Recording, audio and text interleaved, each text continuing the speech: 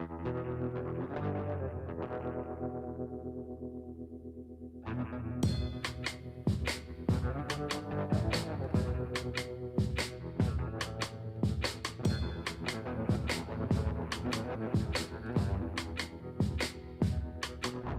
soil and the dust are trailing behind my boots.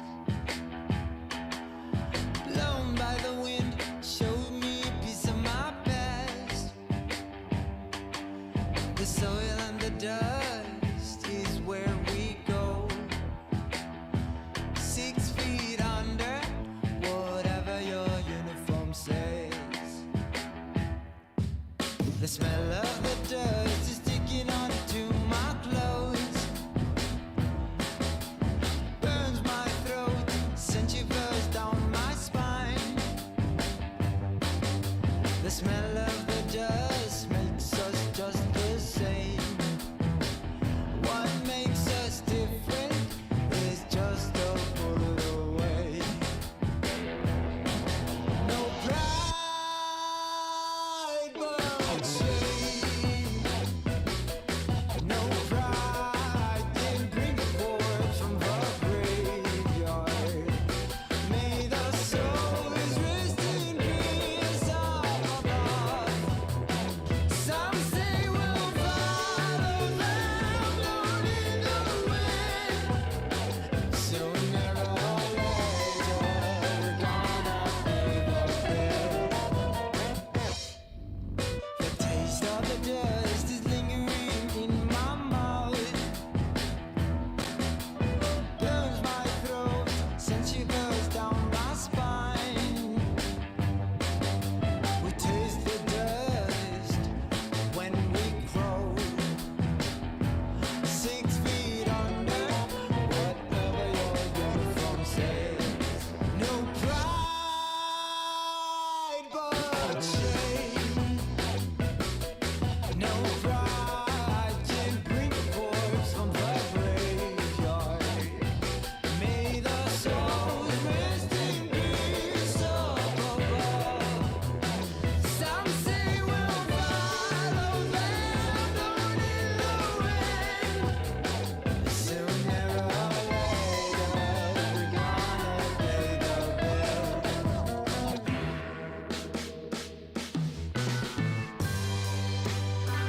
We'll fly in the sky, blown like the dust, the soil and dust. Ooh, I find on with smoking guns.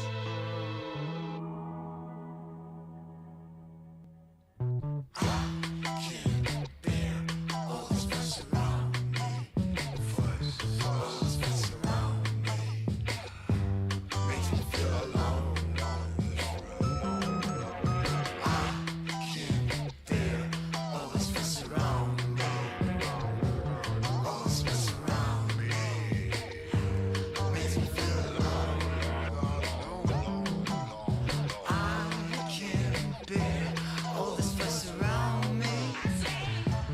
all this mess around me, makes me feel alone.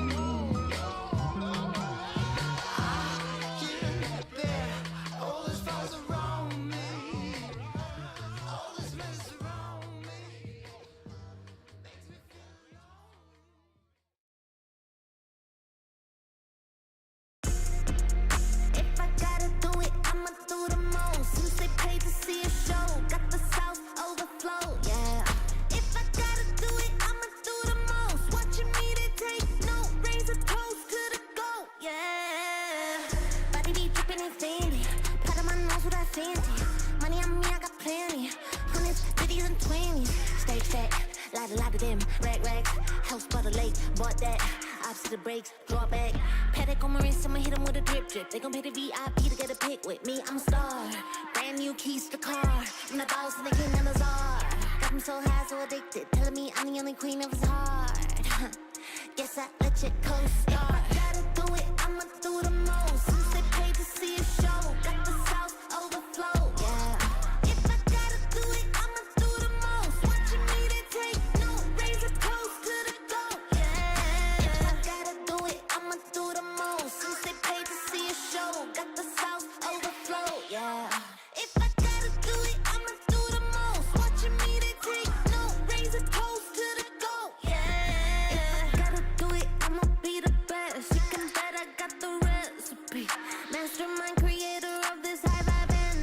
jealousy. Only thing I'm loyal to is building a legacy. So quit testing me. Lot of commas in the bank, I'm a provider. Tell the amateurs stay in their lane, ain't no outsider. Bought a mansion in LA, right next to Mariah. Write a song, get filthy paid, price going high. If I gotta do it, I'ma do the most. Since they paid to see a show, got the South overflow. Yeah. If I gotta do it, I'ma do the most. Watching me to take no, raise a toast to the goat. Yeah. If I gotta do it, I'ma do the most. Since they paid to see a show, got the South overflow. Yeah. If I gotta do it, I'ma do the most. Watching me to take no, raise a toast to the goat. Yeah. It takes a lot to be the best.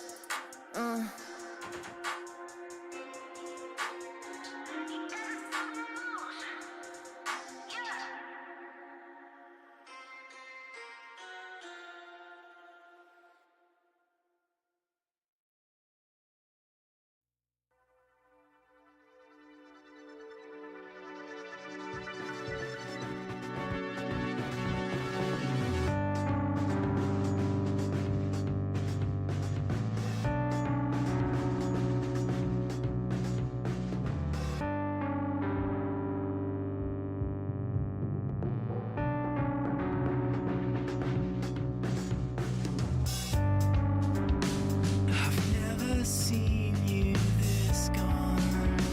You're further than you've ever been, and you're fading out.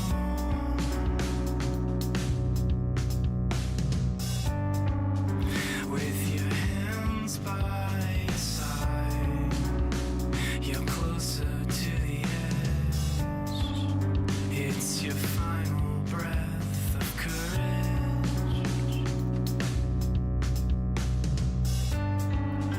And you're ghost white, with a head full of pain.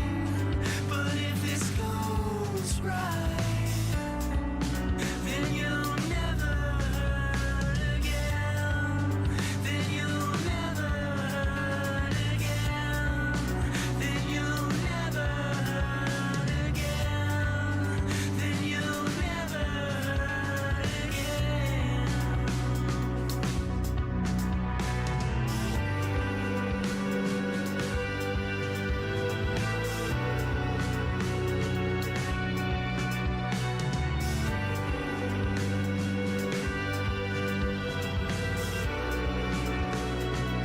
I know you've got it in you. You've gotta face it all. This life will continue, even if you fall.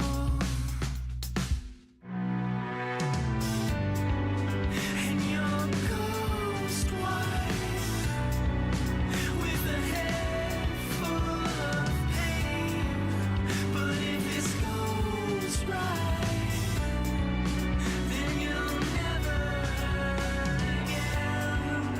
And you're ghost white, with a head full of pain.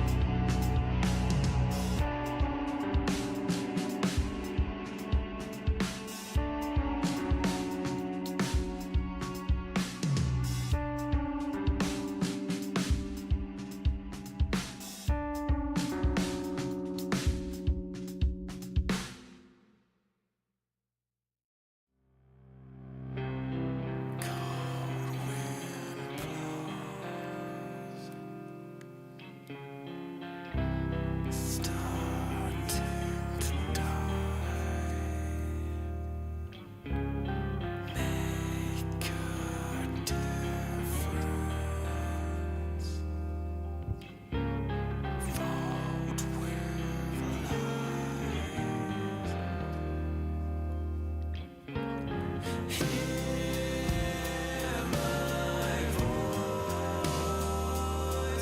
starting to break, I know not.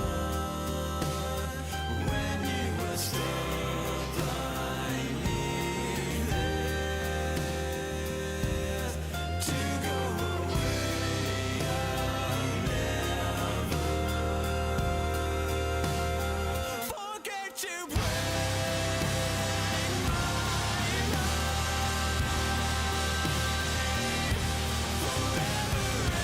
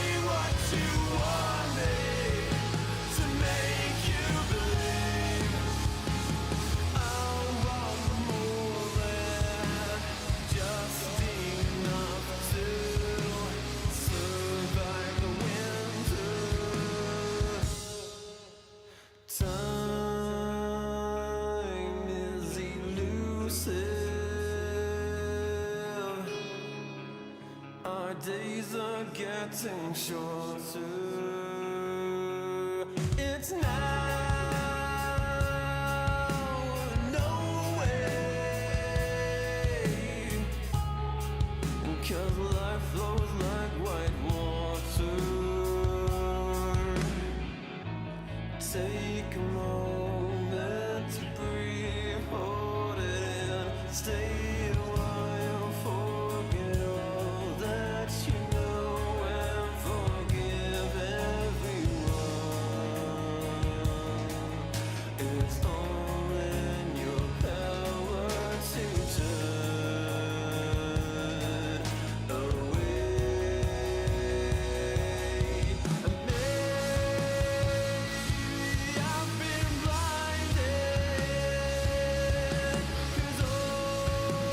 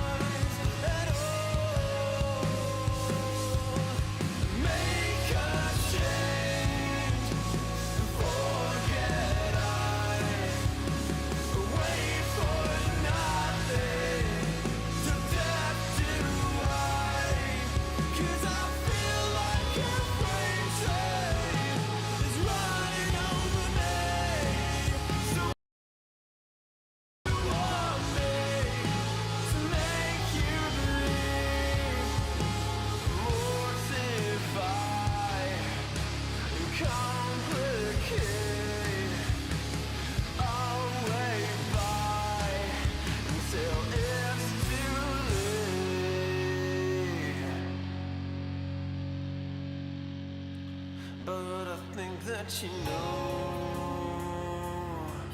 much better. Wait forever. My head is on straight for once, and you will pay for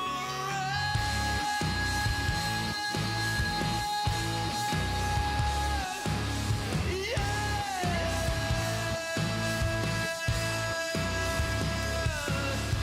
Caught in a landslide of birdside take, and I can't wait to finally get out of here. And I feel like a freight train is running over me, 'cause I know like I know everything to make you believe.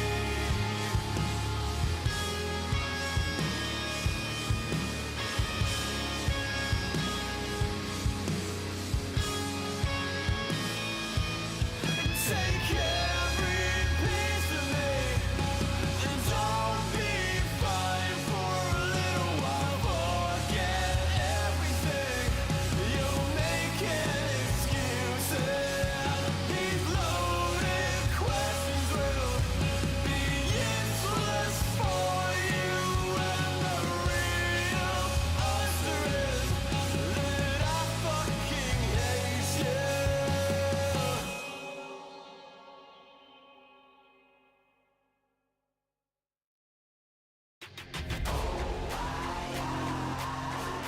Never fall back. We will stay right where we at. We never fall back. Yeah. We never fall back. And you can find me where I'm at. We never fall back. Ha. We never fall back. And you can find me where I'm at. We never fall back. Come up with a game plan. Double XL up in the pen, you can't shake that. All the way gassed up, full tank, man. Moving too quick, keep the cameras in the playback. Dang, tell me how you feel with it. You put a lid on it, I ain't got no chill with it. This right here your problem, you gon' have to deal with it. Lay it on the line, high risk, that's the meal ticket. Yeah, we never fall back. Hold our ground where we at. Never fall back. No lies, no facts. We will stay right where we at. We never fall back. Yeah. We never fall back. And you can find me where I'm at. We never fall back. Ha. We never fall back. And you can find me where I'm at. We never fall back. Been way down, never vaulted. Came with the hands out, get them off us. I'm 24/7 in the office. Pay attention cause I ain't repeating offers. Yeah, never met a man I've been scared of. Careful, you gon' get exactly what you asked for. Here for whatever you bring me getting handled. I answer to no one, I don't need the hassle. Yeah. We ain't never fall back. Hold our ground where we at. Huh. We ain't never fall back. Hold our ground where we at. Never fall back. We ain't never fall back. Hold our ground where we at. Yeah. No lies, all facts. You can find me right where I'm at. We ain't never fall back. We ain't never fall back. Yeah. We ain't never fall back. Welcome back, ladies and gentlemen. We are in for another qualifier. We're in for the Chinese qualifiers now for ESL 1 Birmingham, and it is, of course, MLP Dota and John X5 joining you once again. Jonathan, welcome back, sir. We're now in China. How the hell are you feeling? Feeling great, Mike. We had a pretty fun ride in Southeast Asia. The Chinese qualifiers are going to be an interesting one to watch out for as well. We already saw some cross-region play in a different tournament's qualifier. Only Azure Ray really doing well for the Chinese there, so keen to see how they shape up after that. That was the most recent one. The Dream League qualifiers, maybe a more even affair, one could argue, in that one, but that was also earlier in the year. We do have G2IG up against Magiolo here, which is a rather interesting stack. It's got Candyloon and CZY, which are the two players that we're familiar with. Beyond that, I don't think there's too much that I honestly can find out about good old Magiolo. So, interesting to see how this open qualifier team does against G2IG, who have looked great, but it's been a little bit up and down for them in the qualifiers. You know, they haven't managed to go into a LAN just yet for this year. So they've got a lot on the line. Again, every single series counts, every single game counts now in these qualifiers. This is all you have unless you go to a LAN. So G2IG has to bring that A game. There's a lot of excitement. I still have a lot of excitement for the side of G2IG though. I just keep thinking about JT and his Magnus, and you know what, Mike? Magnus is still a great hero to pick up. So I'm pretty sure G2IG, if it's not banned, that's going to be something that I want them to pick for JT. I want that man to be happy, Mike. Yeah, I look forward to it. I hope they do go into the mag that we have been seeing quite a lot of as of late. I mean, we'll see what happens. We'll see what the draft is gonna be for these guys. Of course, for the side of Magiolo, I mean, you kind of already said it. We don't know too much about these guys. They're an open qualifier stack. We only really know two of the players from the whole stack, and of course, those two players I believe are from SCA, which is probably why you and I know them a little bit better. But Magiolo, I mean, this will be interesting. Obviously, G2IG are going to be the heavy favorites going into this matchup, I'd assume. I know G2IG's looked a little bit rocky here and there, but I think they should just still be heavily favorited going into this matchup. I suppose open qualifier stacks can surprise you. You know, we saw a lot of surprises in the SEA qualifiers, so I can't say that we are not going to see some surprises here in this this best of 3 series. Of course, winner will proceed through the upper bracket, and loser does have to go down. So, you know, if you're going to surprise anyone, you'd rather do it now. For sure. They've got to bring something out here on Magiolo. I just quickly checked their best of 3 in the last game of their open qualifier number 2.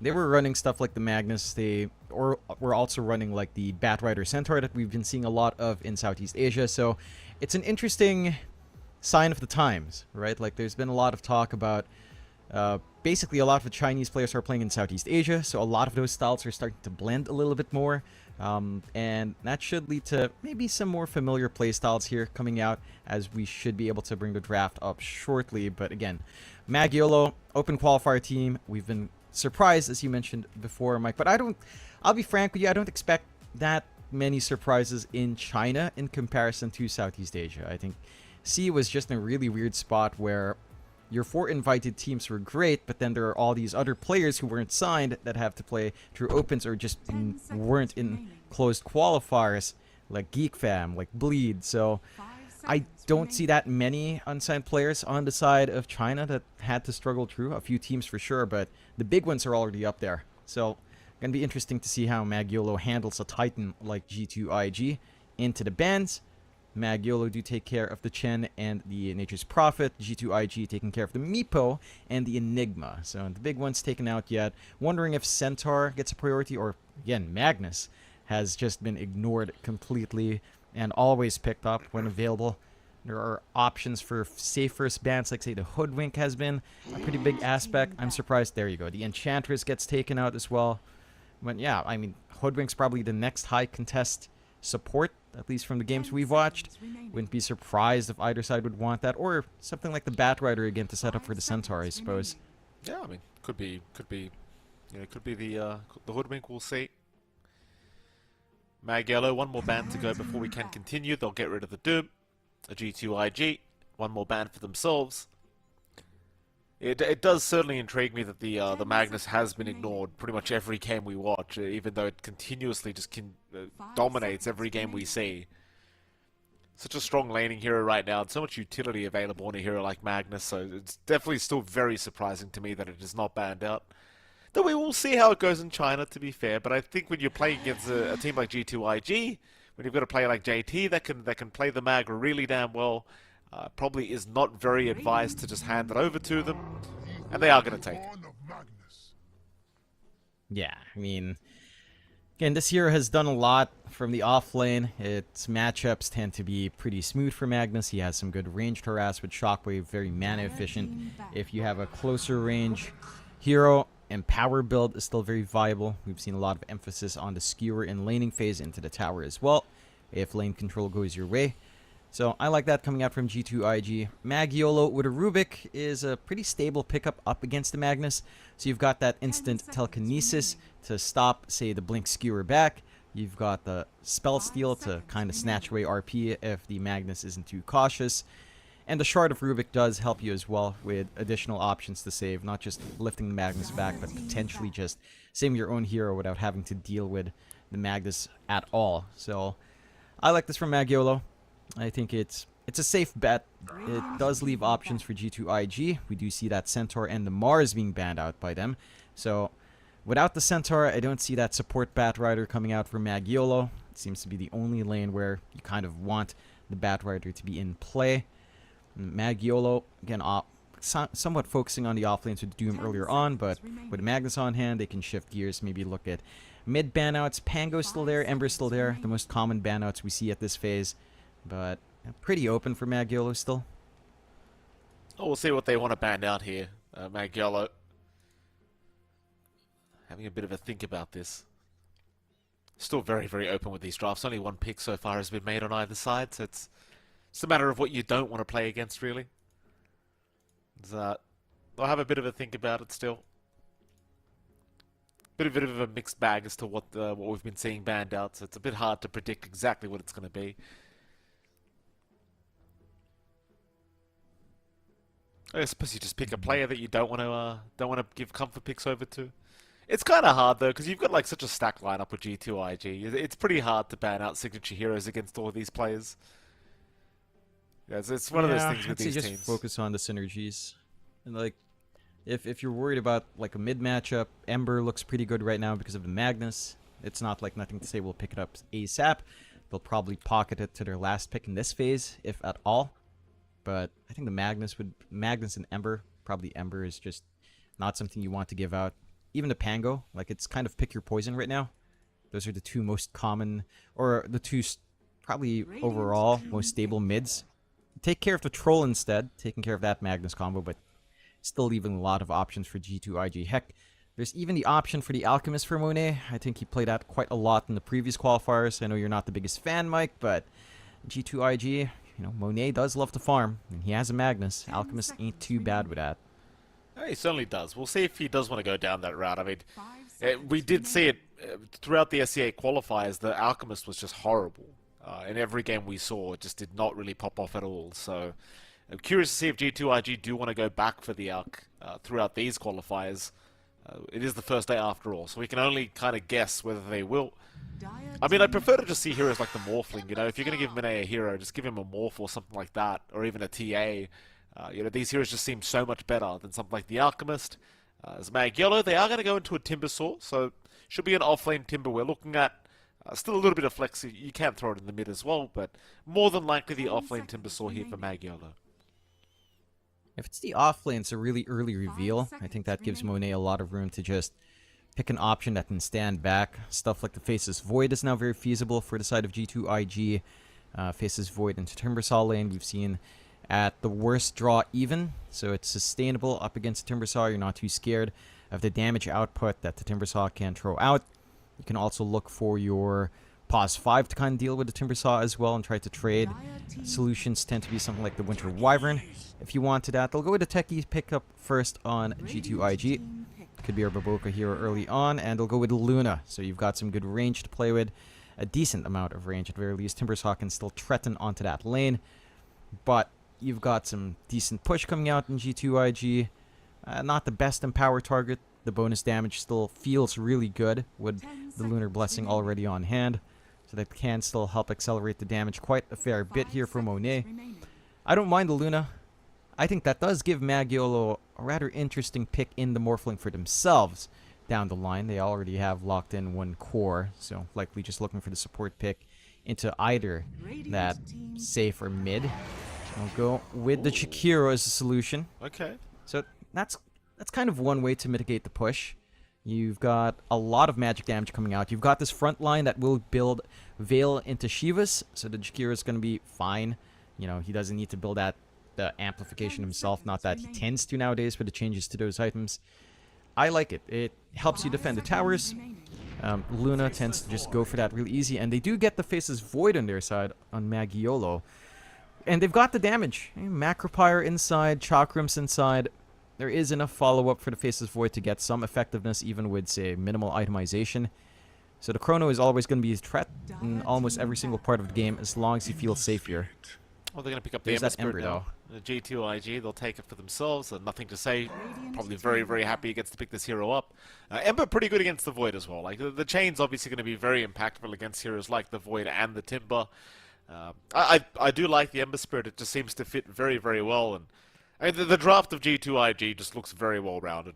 Right now, I would argue. You know, just the lanes look good. The team fight looks good. You know, your late game scaling looks good.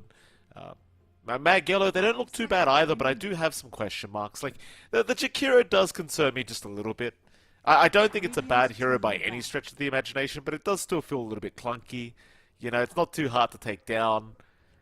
Laning stage-wise, yeah, you tend to dominate, but that's usually where the strength of Jakiro ends, is the laning stage, I want to say. And well, we shall see what Mag Yellow have got up their sleeves. Perhaps they're going to show us something special with this hero. I'm not sure what to expect from it, John. I'll be frank with you. 5 seconds remaining. I think it's really good, just because you pick that Faceless Void up as well. The concern really is the Ember.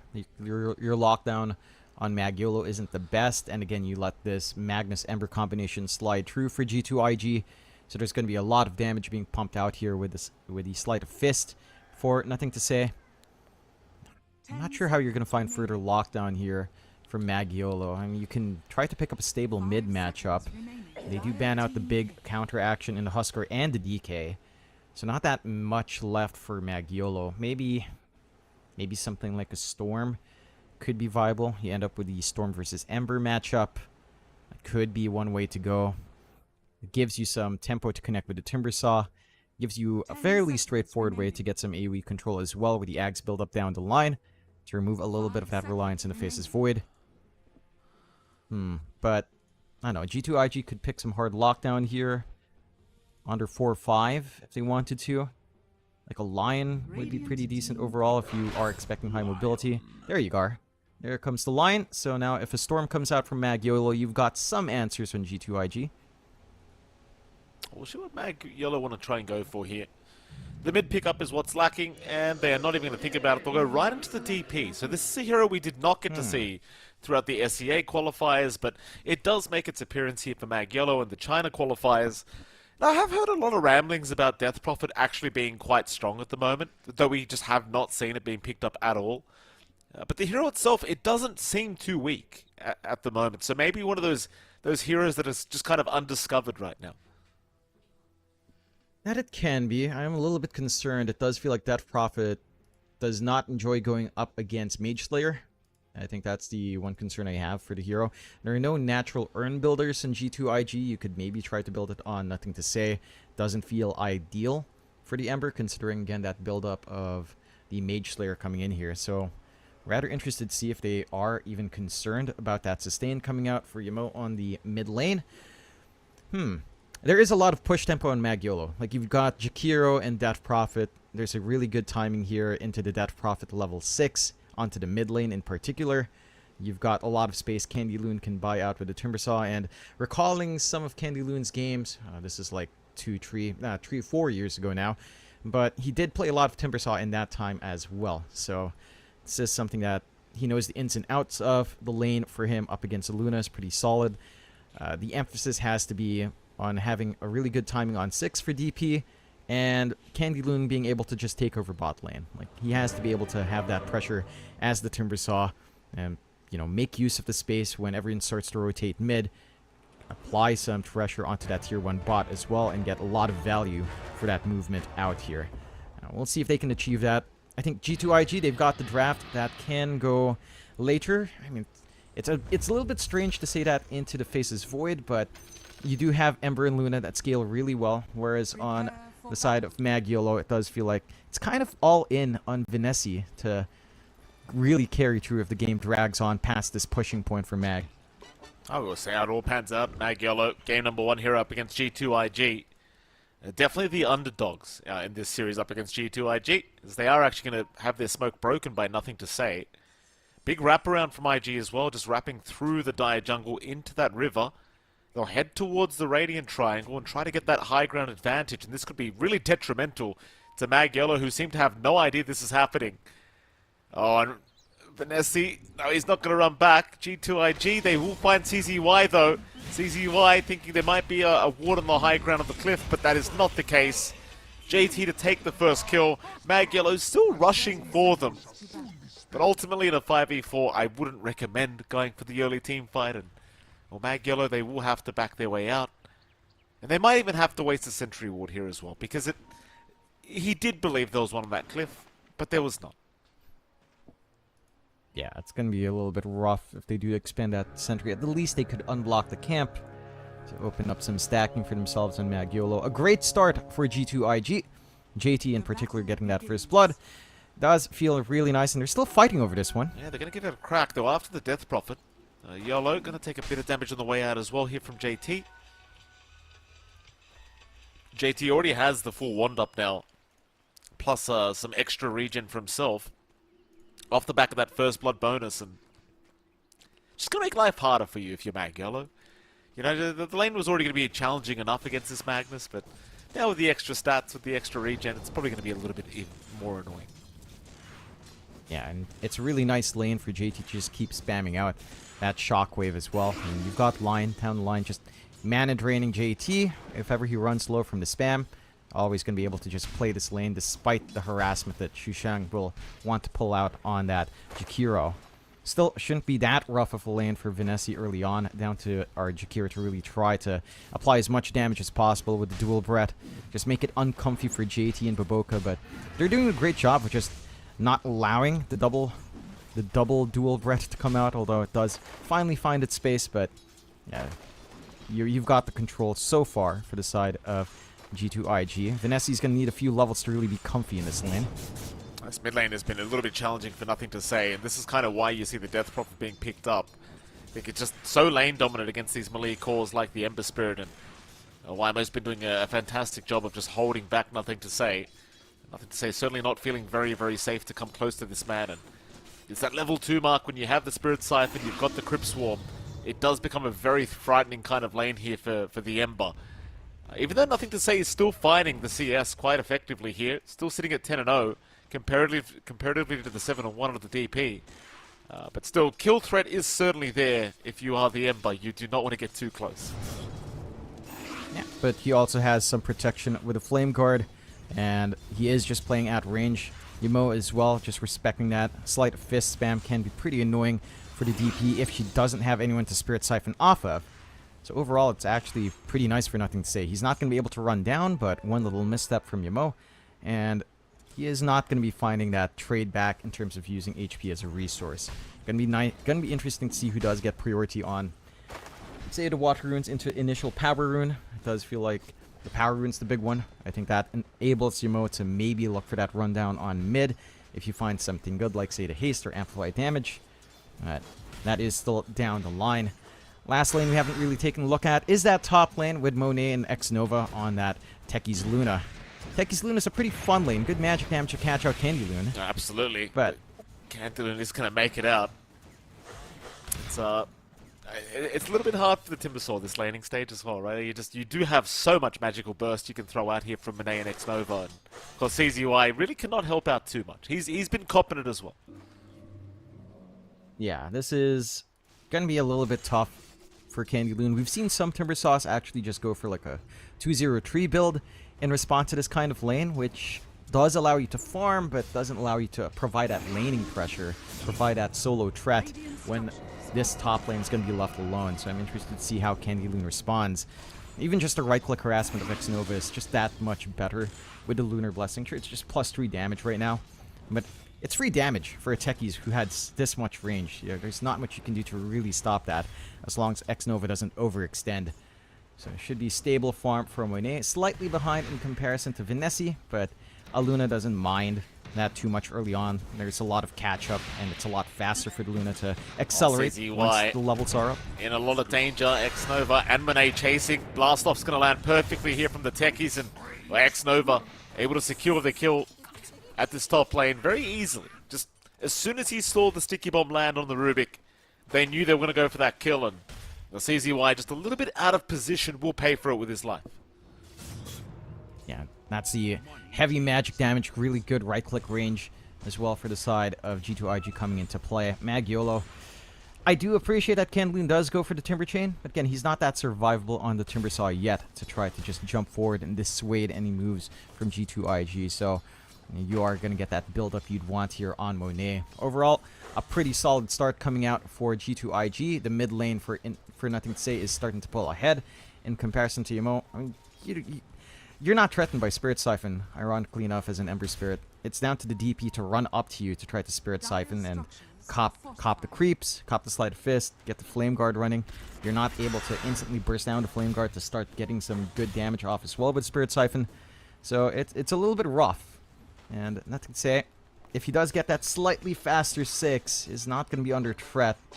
I don't see Yamo. Yeah, he's not going for the value point in the silence, so the Ember's going to be free to run out at that point and start to play a little bit more aggressive on top of the DP if he so wished. I think nothing to say, yeah. Very, very happy with the way his laning stage has gone. And so he should be. He does win out the lane when he probably shouldn't have based on the hero matchups. So happy days for G2IG so far, because it feels like every lane has been won by them. The mid lane, you can make the argument it is quite even, but you look at the side lanes, JT and Baboka have had a fantastic time down bottom, and of course Monet and Xnova have had an even better time up at the top lane. So certainly the side lanes are going extremely well. Magyellow not too far behind, but the thing is with the draft that they did pick up, it did feel like they wanted to win out these lanes single-handedly, and it just doesn't feel that way. It feels like they've at max evened out, which is not exactly what they wanted with these picks. Oh, Andy there? Bit of a fight over the 6-minute power rune timings. Mo able to pick one up. Nothing to say though, he's going to find himself a Jakiro thanks to Baboka. And eventually, he probably will do... Oh, nothing to say, never mind. Messes up just a little bit. Assuming there was enough damage there onto the Jakiro, but there was not. And so with that, he will be able to back his way out.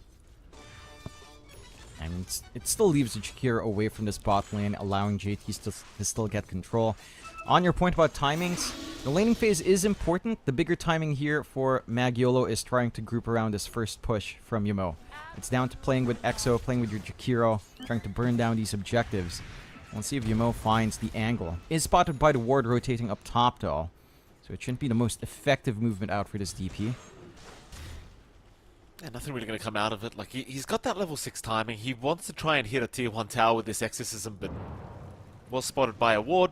We'll probably just head back into the mid lane. It's kind of the thing as well. Nothing to say is not exactly made it easy for him to start pushing in that mid tier 1 tower. Top lane, Candaloon's going to be chased down. Blast off. It will land perfectly from Xnova. Candy, he gets to the low ground, but oh, he's going to make it just barely.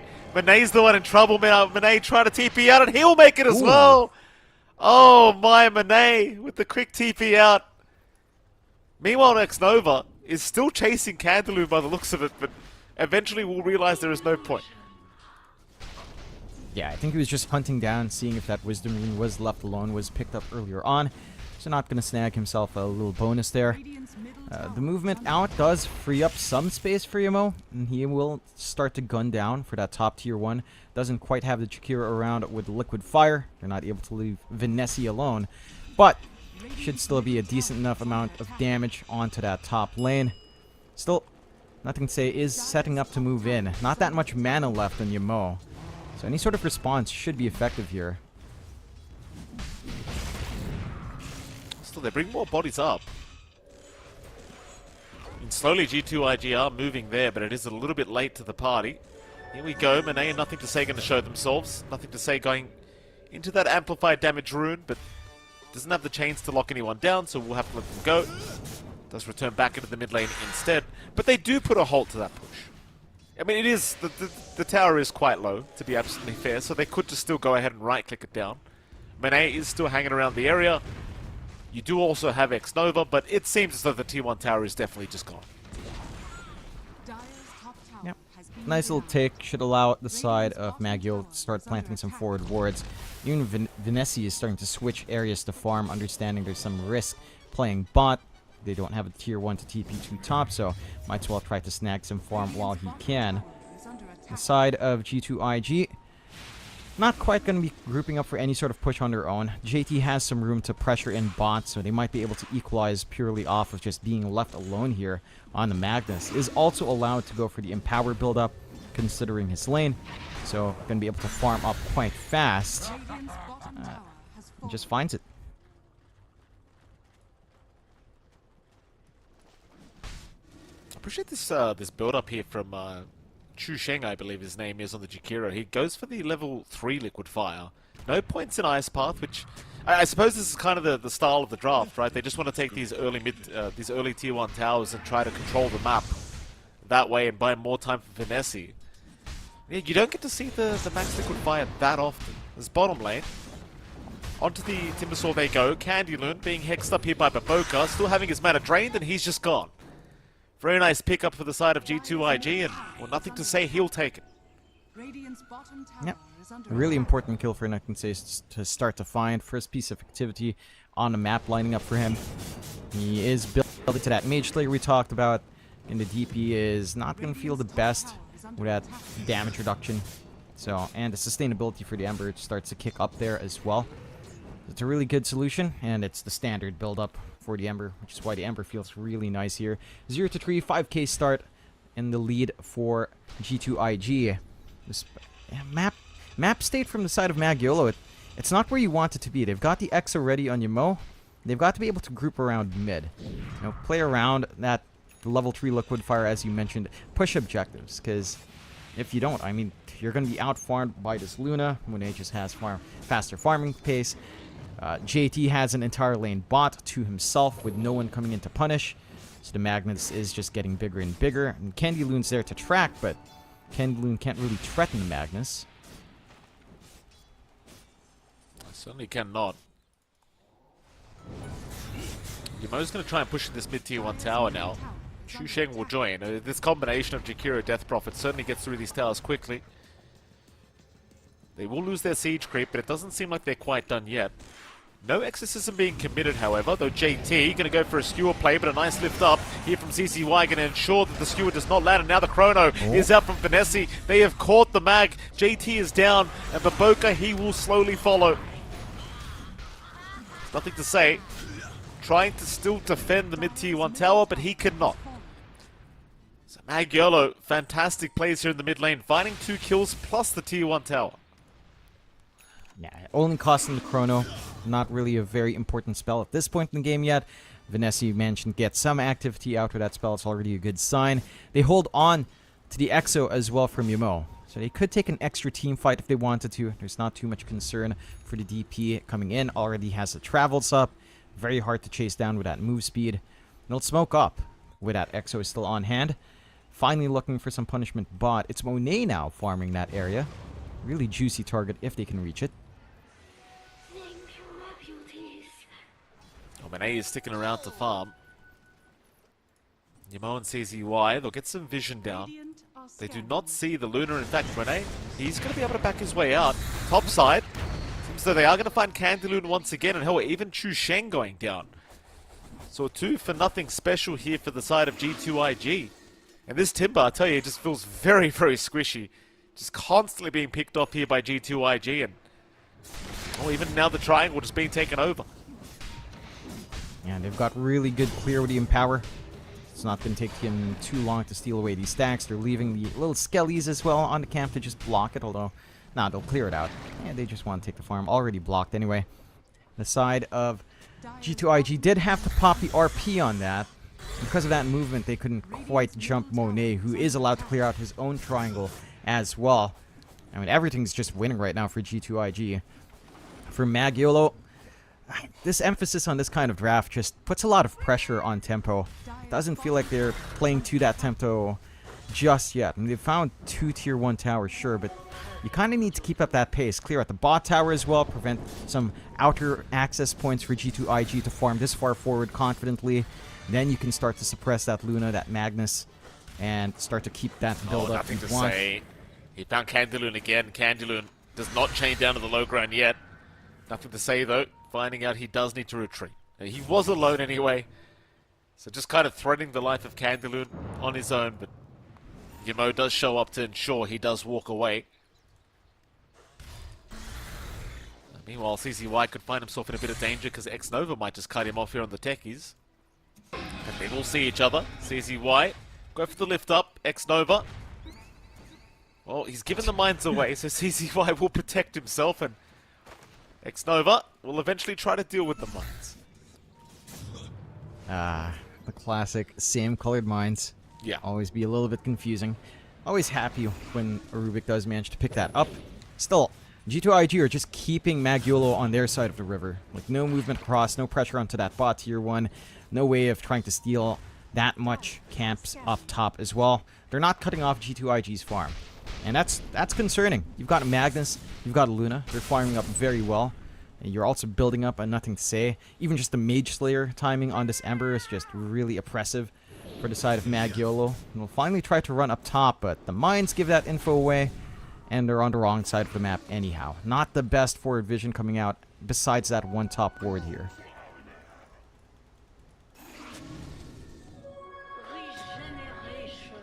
Magyolo, they're still going to have a look around this top area of the jungle, see if they can find somebody, but certainly nobody around from G2IG. Magyolo, I mean, they could commit for the top tier 2 tower. You do still have a Jakiro DP that you could kind of abuse, but it would be very, very early, regardless of the draft they do have.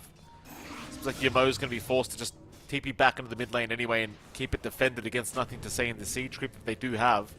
Oh, even JT and Monet are here. In fact, RP does come out. JT, he found 2 of them. The Eclipse will fly through. Yamo and CZY both gone. Magyolo trying desperately to respond, but they are too late. It just happens too fast. Radiant's middle tower has fallen. I'm a little bit surprised that Magyolo opted for that kind of fight as well when they had this position up top. Like, they have these wards planted off the back of that smoke. They had a good position to fight off the defense if G2IG were to respond. Instead, opting for a tier 1 mid at 16 minutes in. It feels like that tower's already served a very good purpose. And you could have gotten a little bit more on the top lane instead. Good punishment from G2IG. Just getting that initial jump, starting to jump early on Yamo. Probably led to that response out from Magyolo when they recognized that Nothing to Say was on the hunt.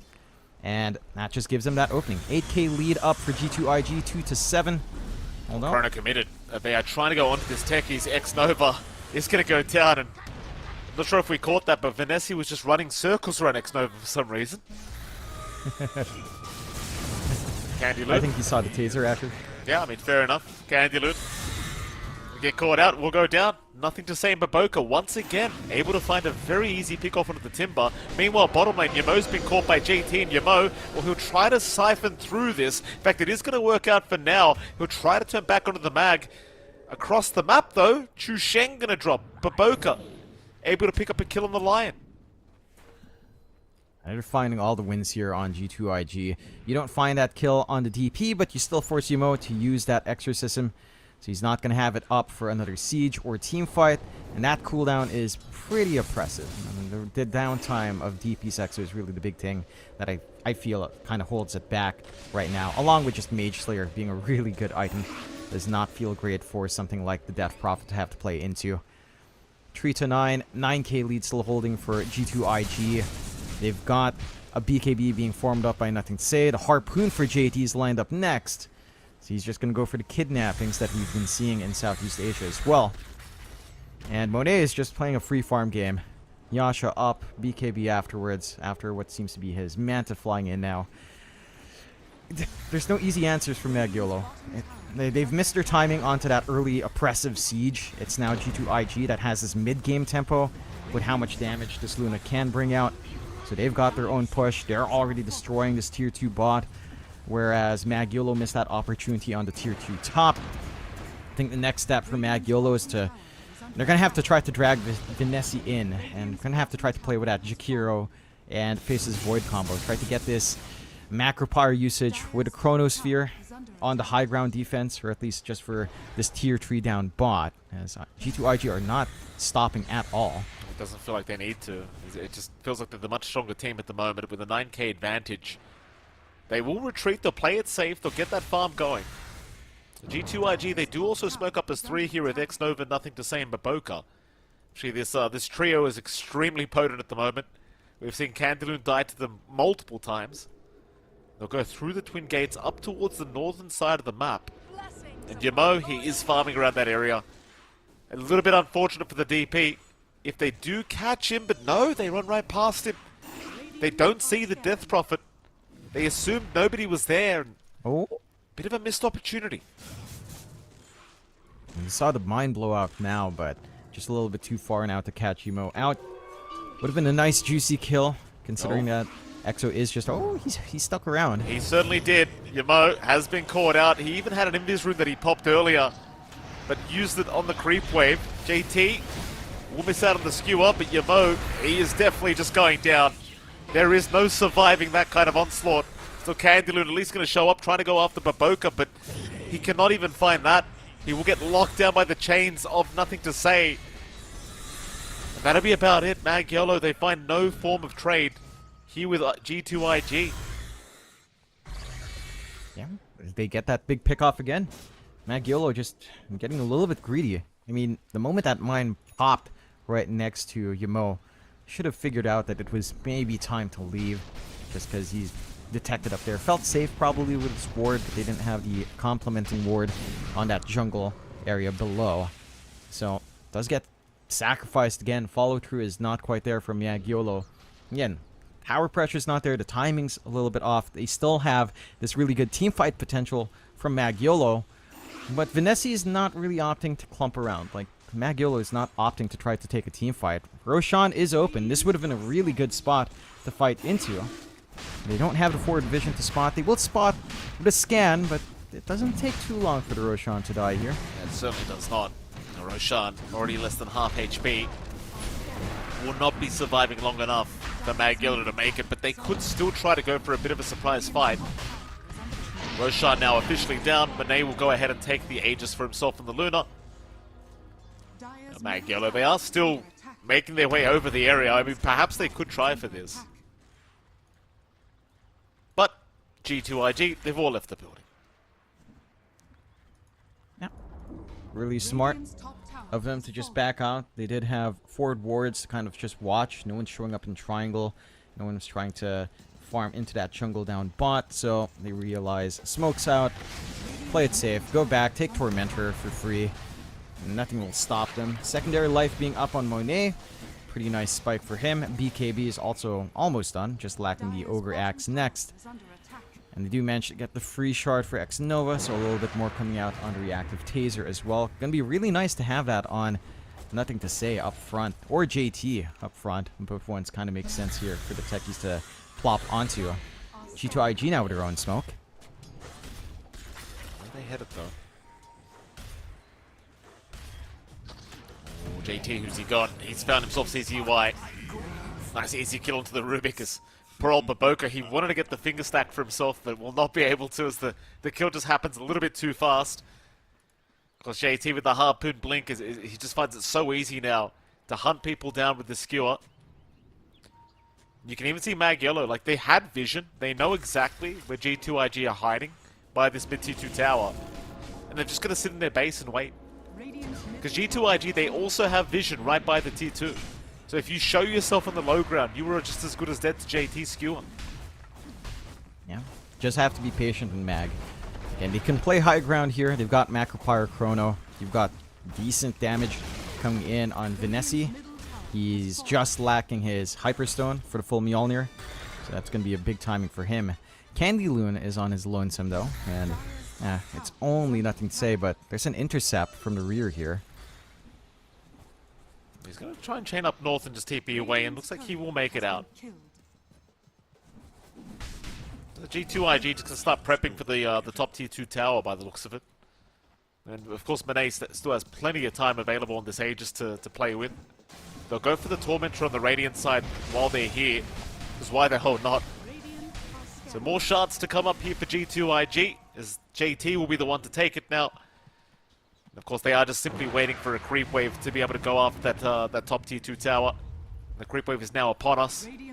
A big smoke up from G2IG as well. They'll leave Monet alone. They'll use Monet as this kind of distraction play at the top lane. While the rest of G2IG, they'll head through to the Twin Gate. They want to go down to the bottom side of the map where Yamo is currently farming. And I'm not sure if they actually saw him with that Observer Ward. Oh, Yamo, he's going to back off at the right moment. He did catch him. So G2IG, sadly, unable to find a kill with that smoke rotation. Oh, they got a good read. They know Monet's alone. They still have that full team fight ready here. Radiant's top tower. Baboka going to break the smoke for them. Nice blink away as well. Baboka is still alright. They'll use him up, but the team is incoming. Baboka will be lost, but nothing to say. He finds both supports in the backside. And there you go. CZY and Chu Sheng are both gone. It's Candyloon trying to get his way out. Monet with the chase, however. The sticky bomb will land. And Candyloon, he will be going down with both his supports. Now even Yamo being stalked here by nothing to say. Oh. Running right into a double mine situation. JT trying to get closer. Won't have the kill, but nothing to say will. 4 for the price of 1. The only survivor was Vanessa on the Void. Under attack. Radiant structures are fortified. Yeah, that does not bode well for Mag. They get a good read to try to get a rotation out, but they run the wrong way. If they went into the triangle instead, Monet would have been a juicy target to kill twice over. Now the high ground doesn't take too long with Luna. They still have the Chronosphere to play with, but without the macro power for a few seconds, it's not going to feel as safe for Vanessa. Does have his full Mjolnir out, but doesn't have the TP home. So they're just going to have a free ride here in G2IG. And Baboka made them work for that kill. Just pushing them even further back out of position, isolating the two Vanessa. supports. Because Oh, he's been scanned out on the Void. He'll walk right into JT. JT just casually waiting for the time walk. Obviously didn't need a RP, but he does anyway. It's just all about sending a message. and just guaranteeing, I suppose, that they had just enough lockdown. Perhaps Baboka just a little bit out of range. Maybe wanting to just claim that kill. You know how JT is when he's playing his mag. Next set of racks not going to take too long to melt. Macropire being thrown out because the Void's not around. Not enough to stop this push out from the side of G2IG. And they'll just find everything. Like, without that Chrono and Mac combination, it doesn't feel like you've got defense here. You certainly don't. The bottom racks gonna fall very, very quickly here to G2IG. That'll be Mega Creeps now on the way for G2IG, and sadly for Magiolo, they just haven't really shown any signs of strength here in this game number 1 against this team. The G2IG is still going to pay the respect of backing off. They'll let the Megas come in first, they'll really force them back into their base. But I do believe they don't really need to retreat too much here, G2IG. They can still maintain their position. Not really too much to be afraid of. With a 27k advantage, yes, the game's still throwable, but it would be a bit of a mission to get that done. In fact, Dota Plus has already given up. 100% the way of G2IG. Yeah. And they'll try it one last time for Magiolo. Got that Face's Void back up. Nothing to say. Lift is there. Chrono committed onto nothing to say. They should have some form of damage for this guy, surely. They will take him down. But now Monet rushes in. Chu Sheng is gone. Candyloon will be able to chain away for now, but not for long, as they do lose Yamo. They'll lose Candy as well. Triple kill out for Monet. It might be an ultra to boot. CZY down. They won't find a rampage, but what does it matter? GG is called. G2IG, they'll take the first game in 27 minutes.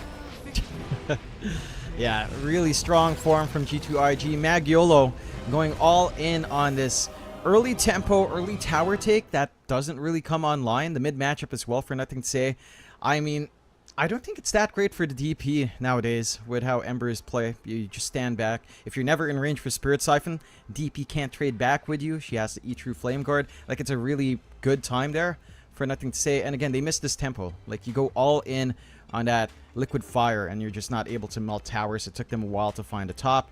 The mid as well was an effort, and then they just gave up in the top tier 2. That was the big move that I think cost Magiolo a lot of momentum. If they just stuck to that tier 2 push up top instead of the mid tier 1 defense, they could have had a little bit more time to play here, but G2IG punishes, and they punish really hard. Yeah, absolutely. I mean, obviously, G2IG are the heavy favorites going into this matchup, so it is somewhat expected that these games might be a little bit one-sided, and this one certainly was. I can only imagine what Magiolo are going to be looking to try and change up to try and give themselves a better chance in game number 2 up against G2IG. Of course, G2IG, though, no messing around here in this series. Just want to get a quick 2-0 and move on with their day.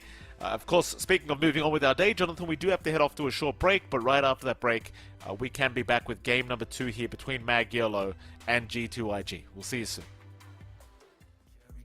Allein unter Palmen und dazu kalter Cider, Sommerwind, Küstenstraße, Sonnenbrille, Alpha Spider, Hors d'oeuvre, schwerer Wein und klarer Kopf, Zigarren aus dem Humidor, Cohiba und Davidoff, Candlelight, sanftes Licht, Candelabra, deine Haut, China White, Seidenkleid, Balenciaga, was die Leute denken, wenn sie uns reden hören, Open Water, Seychellen, Hochsee,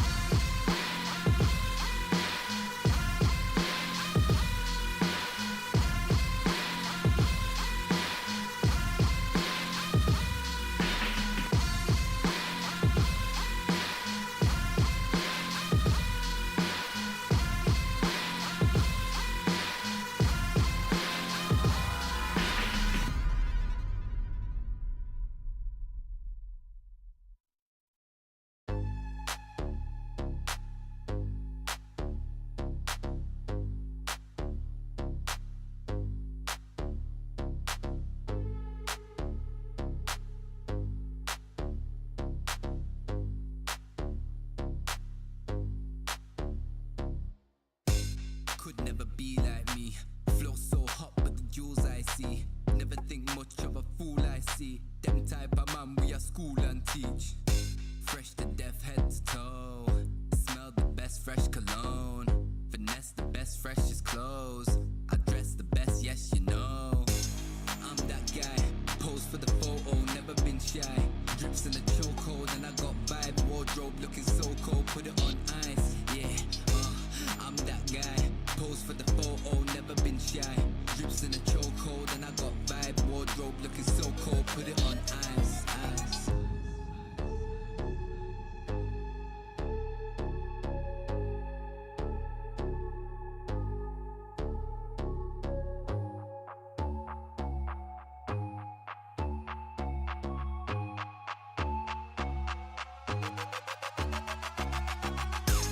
I'm that guy, pose for the photo, never been shy.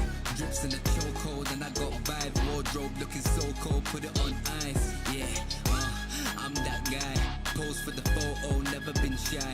Drips in the chokehold and I got vibe. Wardrobe looking so cold, put it on ice. Ice. I'm that guy. I'm that guy. I'm that guy. Put it on ice. I'm that guy. I'm that guy. I'm that guy. Put it on ice.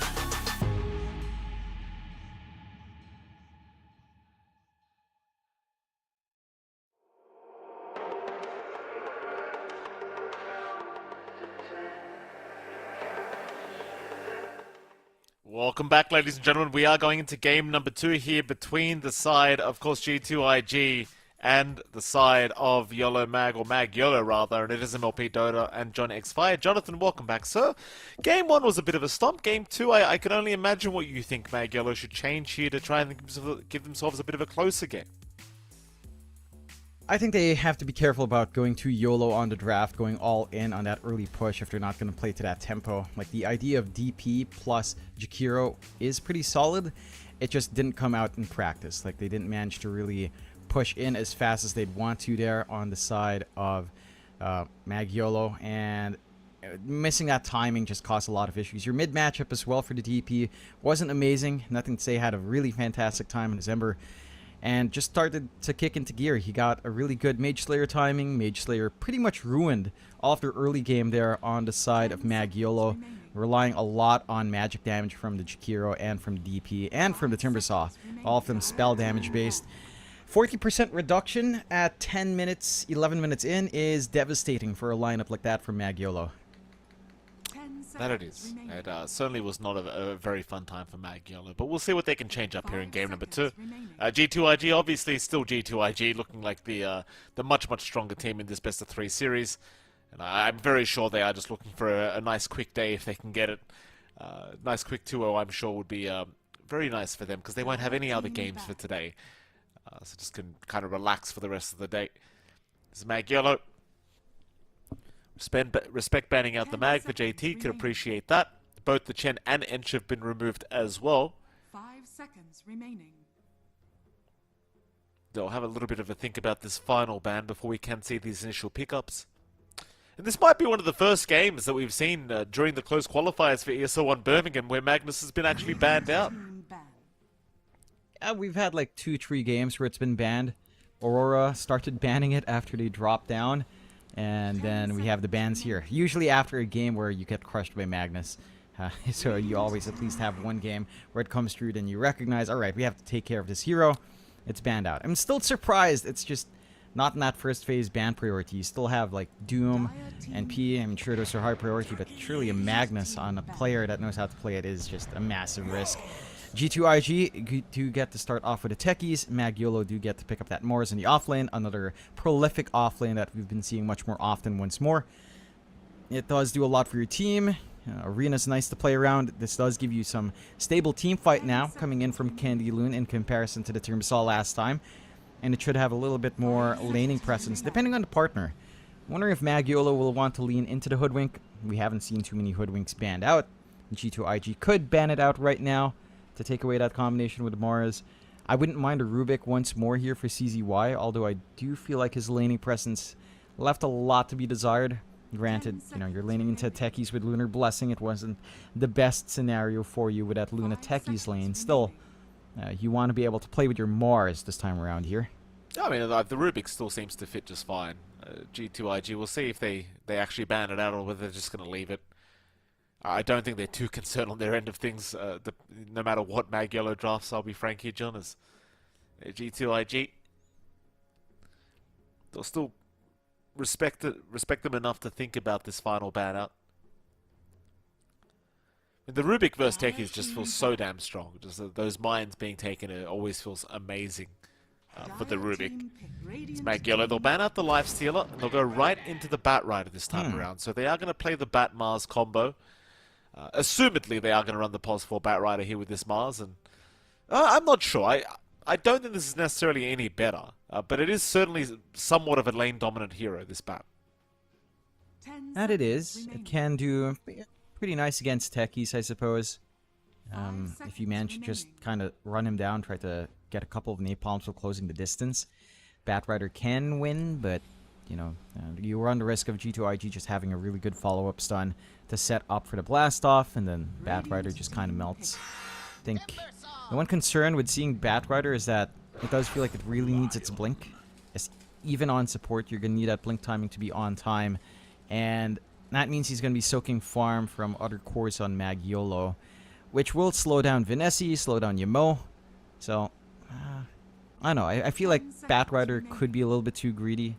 Does feel like you want supports that can just play like what you have in G2IG. They get the Lion once more. Lion does a lot of work without too much farm. Is very happy with just Tranquil boots up and you're kind of set to go. Timbersaw combination as well here for JT is pretty strong. That's a really hard lane to go up against. It's a lot of spell spam that can come in.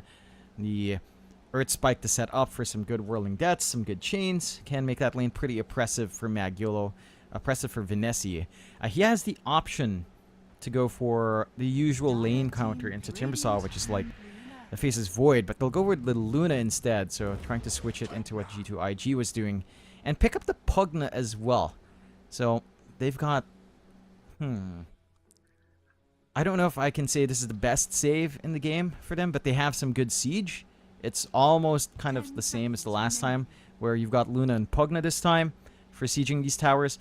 On the other hand, it's not as tied into that tempo. It's still important to find those towers, but if you do fall behind, it's not as devastating as it is for like a Jakiro and for a DP in Game 1. So I like this blend for Mag Yolo. You get the siege, but you can also fall back and farm a little bit. Yeah, my issue is though that there's no real reliable stuns for Mag Yolo. Like you've got Lasso, you've got Spear, neither of which are really that reliable. Like Lasso's obviously quite nice, but it's quite a long cooldown. Spear is not a reliable stun, but not too hard to land either. But yeah, I mean, you see this Ember Spirit pick up by Nothing to Say. He knows he's just going to have the freest game of his life. There's just no lockdown for him at the moment.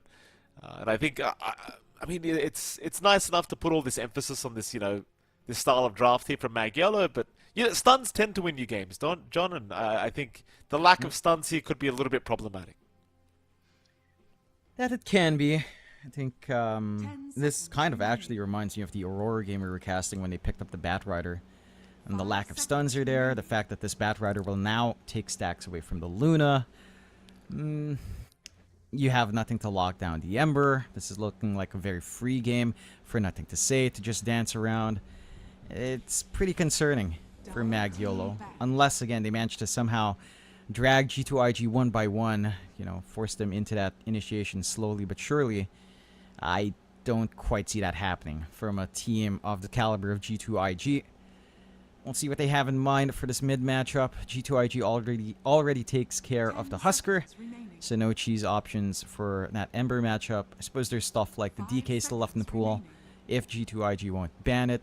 Mag Yolo looking at Monet heroes, taking care of that Ursa.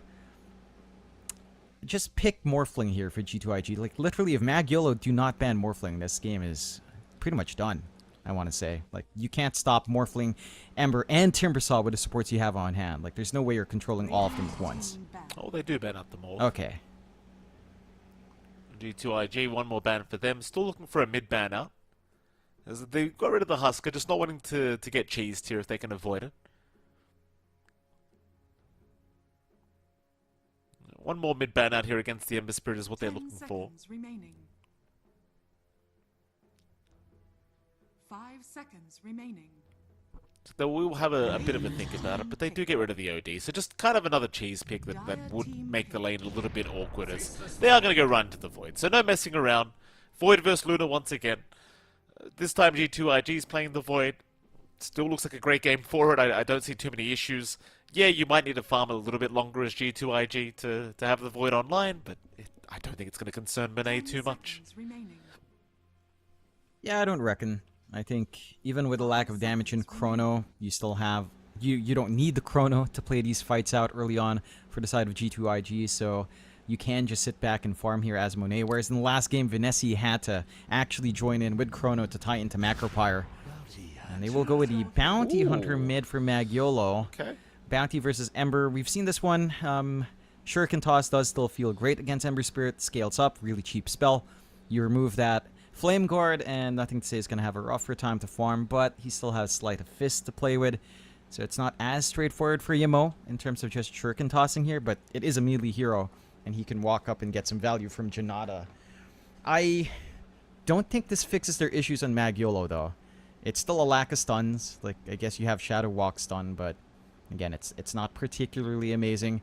You have some good soft targets you could try to blow up with a track. Like, the Techies and the Lion are going to be tasty targets if you can start hunting them down. It's going to be interesting. I think I definitely heavily prefer G2IG's draft. Much more well-rounded. Their lanes look really solid, like this Lion Timbersaw lane is a threat. Techies Faceless Void is actually a threatening lane, especially with, again, a lot of Faceless Voids recognizing the value in time dilation. That is decent setup for a blast-off if there are enough spell spammed when Monet pops that. So the slow is just already enough to jump in. I think Magiolo, they've got to come out of these lanes looking great. And I did say, you know, there's less emphasis on that push because you've got Luna scaling. You still want the push here. You want to get some value from Chusheng and just try to Nether Blast down where you can. The issue is you're going to have to connect with Vinessi. If they can't shove in the bot tier, or if they can't shove in the top tier one, I don't see Vinessi rotating for the mid tier one early on, unless it's a guaranteed success for Magiolo. And even in a big commitment onto the mid, with the threat of just an early Chrono for Monet, it can be a little bit dicey. That should be a very interesting game number 2 here between these two teams. G2IG one game away from proceeding through the upper bracket into the upper bracket semi-finals.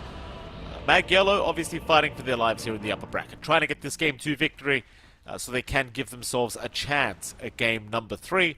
Judging by how game 1 went, in case you weren't watching, it could still be a very one-sided story for the side of G2IG, but let's wait and see. I don't want to say anything too early here for Magiolo, John. They've got another interesting draft that it could work, you know? With these Bounty Hunter mids, you just never know. I know a lot of the viewers probably aren't going to be big fans of seeing the mid BH coming out, but it is very hit or miss. It can work in the right hands, in the right kind of game, but it is kind of hard to pull off. That it is. At the very least, your first 2 levels, or your first 3 levels actually for Yamo, should be consistent. You're not going to get that much value from Flame Guard from Nothing to Say. But we've also seen Embers go back for like a 2-3 build with no points in Flame Guard. That could be one way to control down this Bounty Hunter. Really interested to see how Nothing to Say challenges that lane. Overall, Magiolo, they've got to play to their strengths.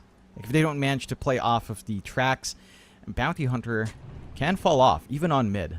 Like, it's better on mid than support, I'd argue, but again, if you don't play with track, it just kind of feels dead weight for a lot of the game.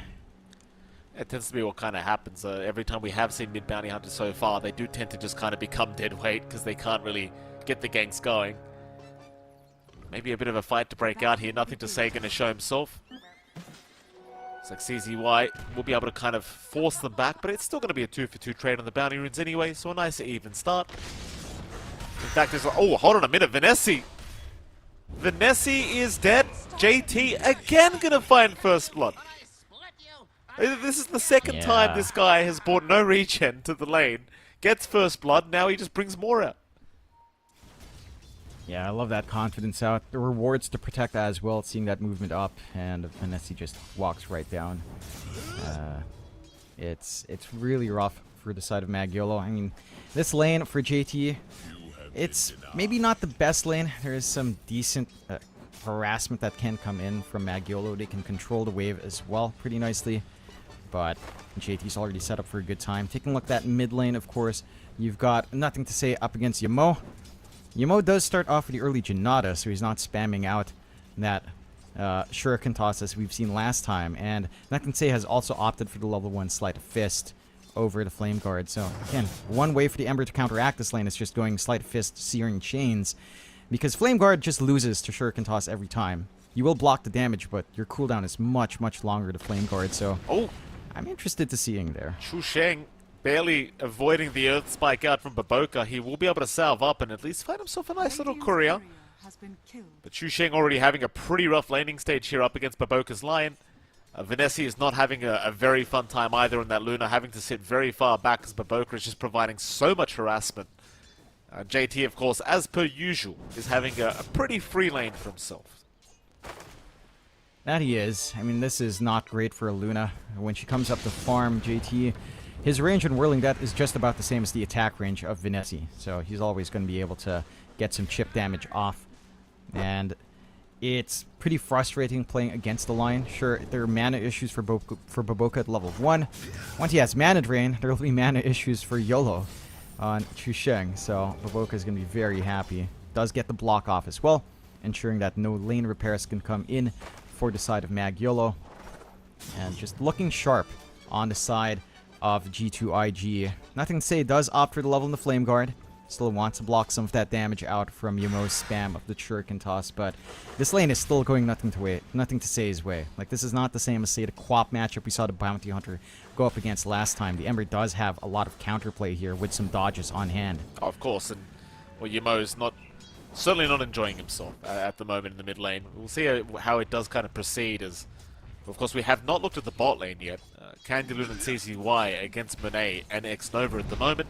And Monet is having a very good time. There is going to be a bit of a chase from CCY onto X-Nova, but it is not going to amount to too much. In fact, X-Nova probably going to be able to provide quite a bit of harassment on the way back out. In fact, CCY trying for the Healing Lotus will miss out on that as well. X-Nova absolutely not giving anything to the Batrider. And again, with all these plays, Monet is basically free farming while all this is happening. That he is. Not under too much threat from Mars. It's a really decent lane for Monet anyway. If they do jump him, he's always got Time Walk, and the follow-through can be a little bit rough for the Mars. Kind of more contingent on the Batrider to provide that stable harassment. Overall, every lane for the side of G2IG going swimmingly well.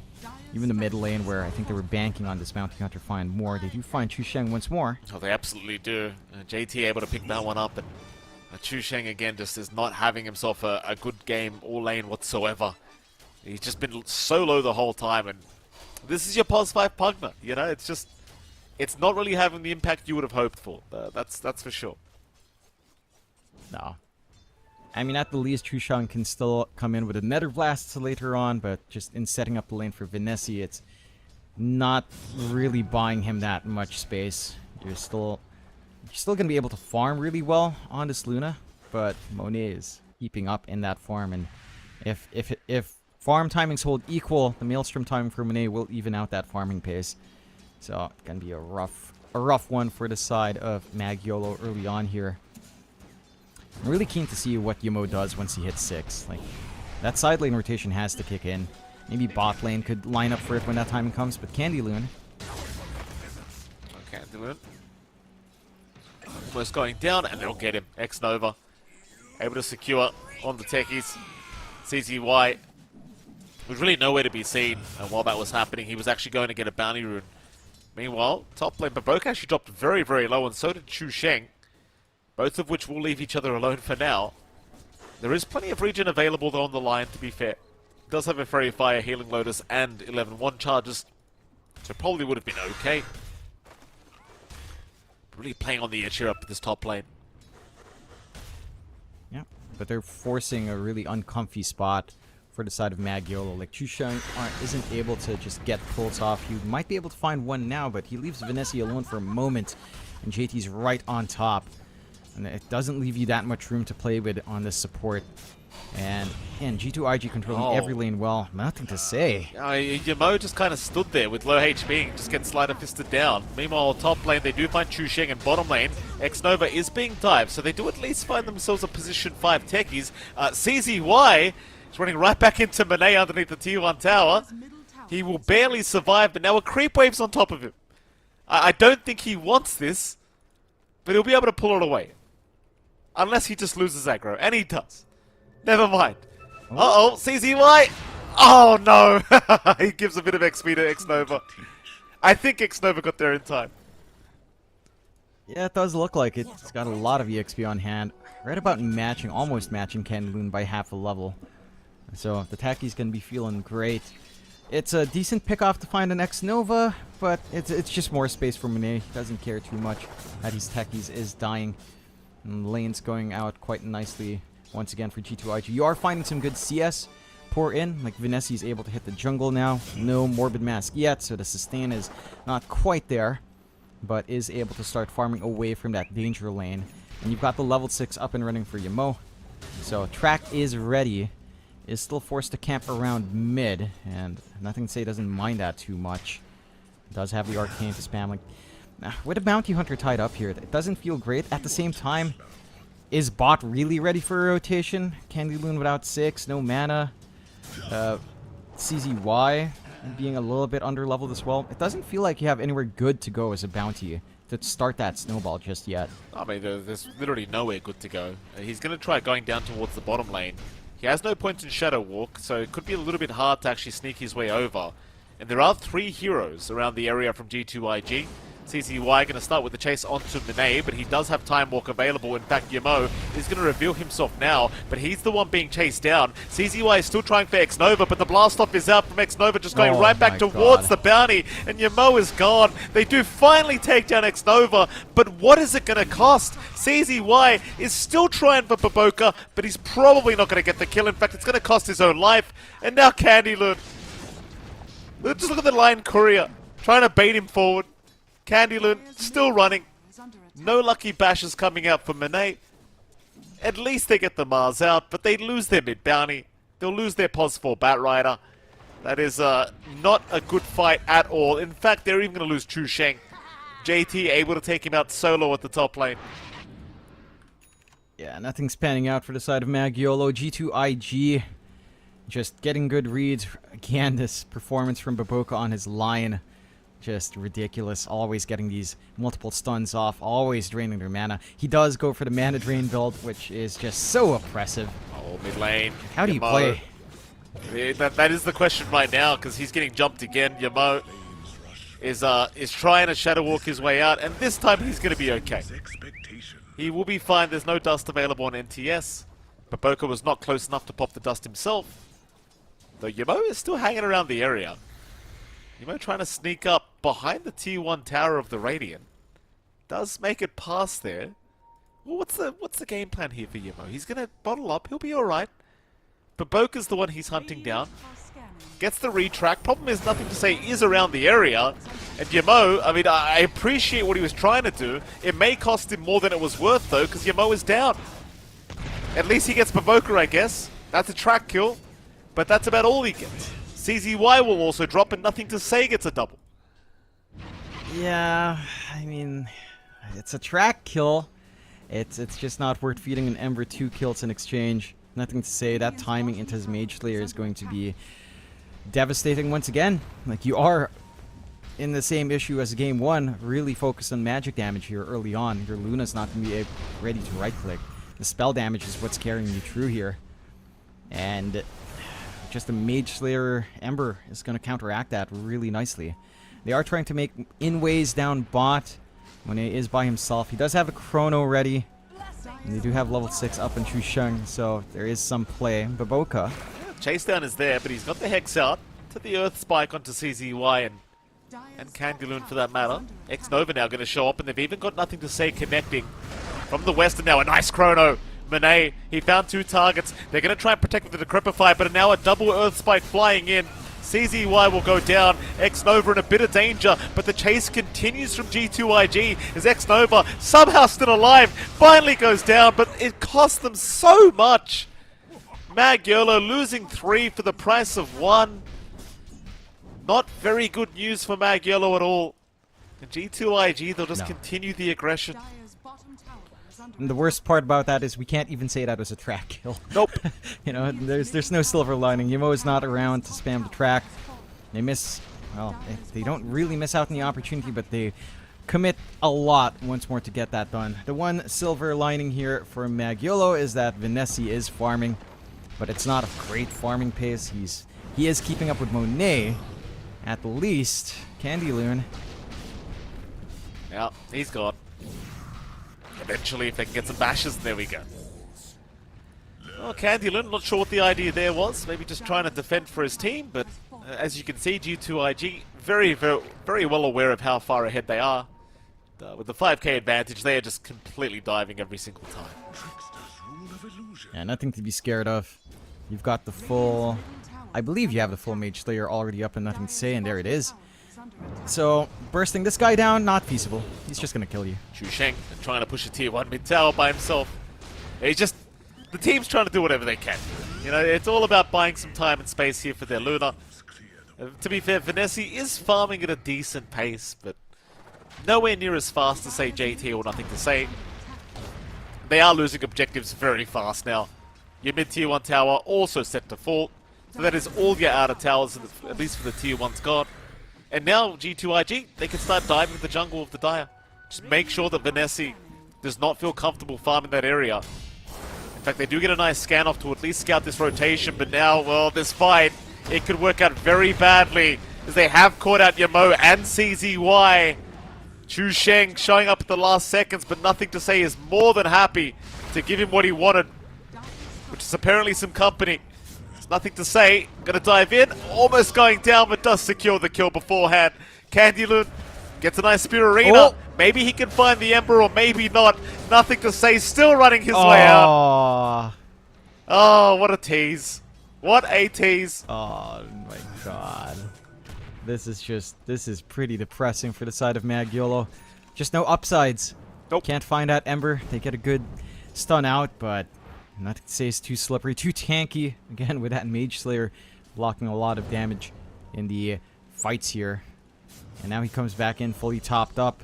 You still got the finger ready on Baboka, looking for that secondary charge. Nowhere is safe. They've got good wards watching on the side of IG, just watching close to this central area on mid. Oh, They're already setting up for a short siege. Oh, Yeah, fun. this is one of those games as a support where you just can't show on the map because this Ember is just way too far ahead now. Yamo, he's going to stalk them for a little bit. CZY is going to show up.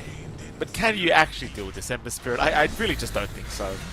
And you can't. Yamo just gets deleted here by JT.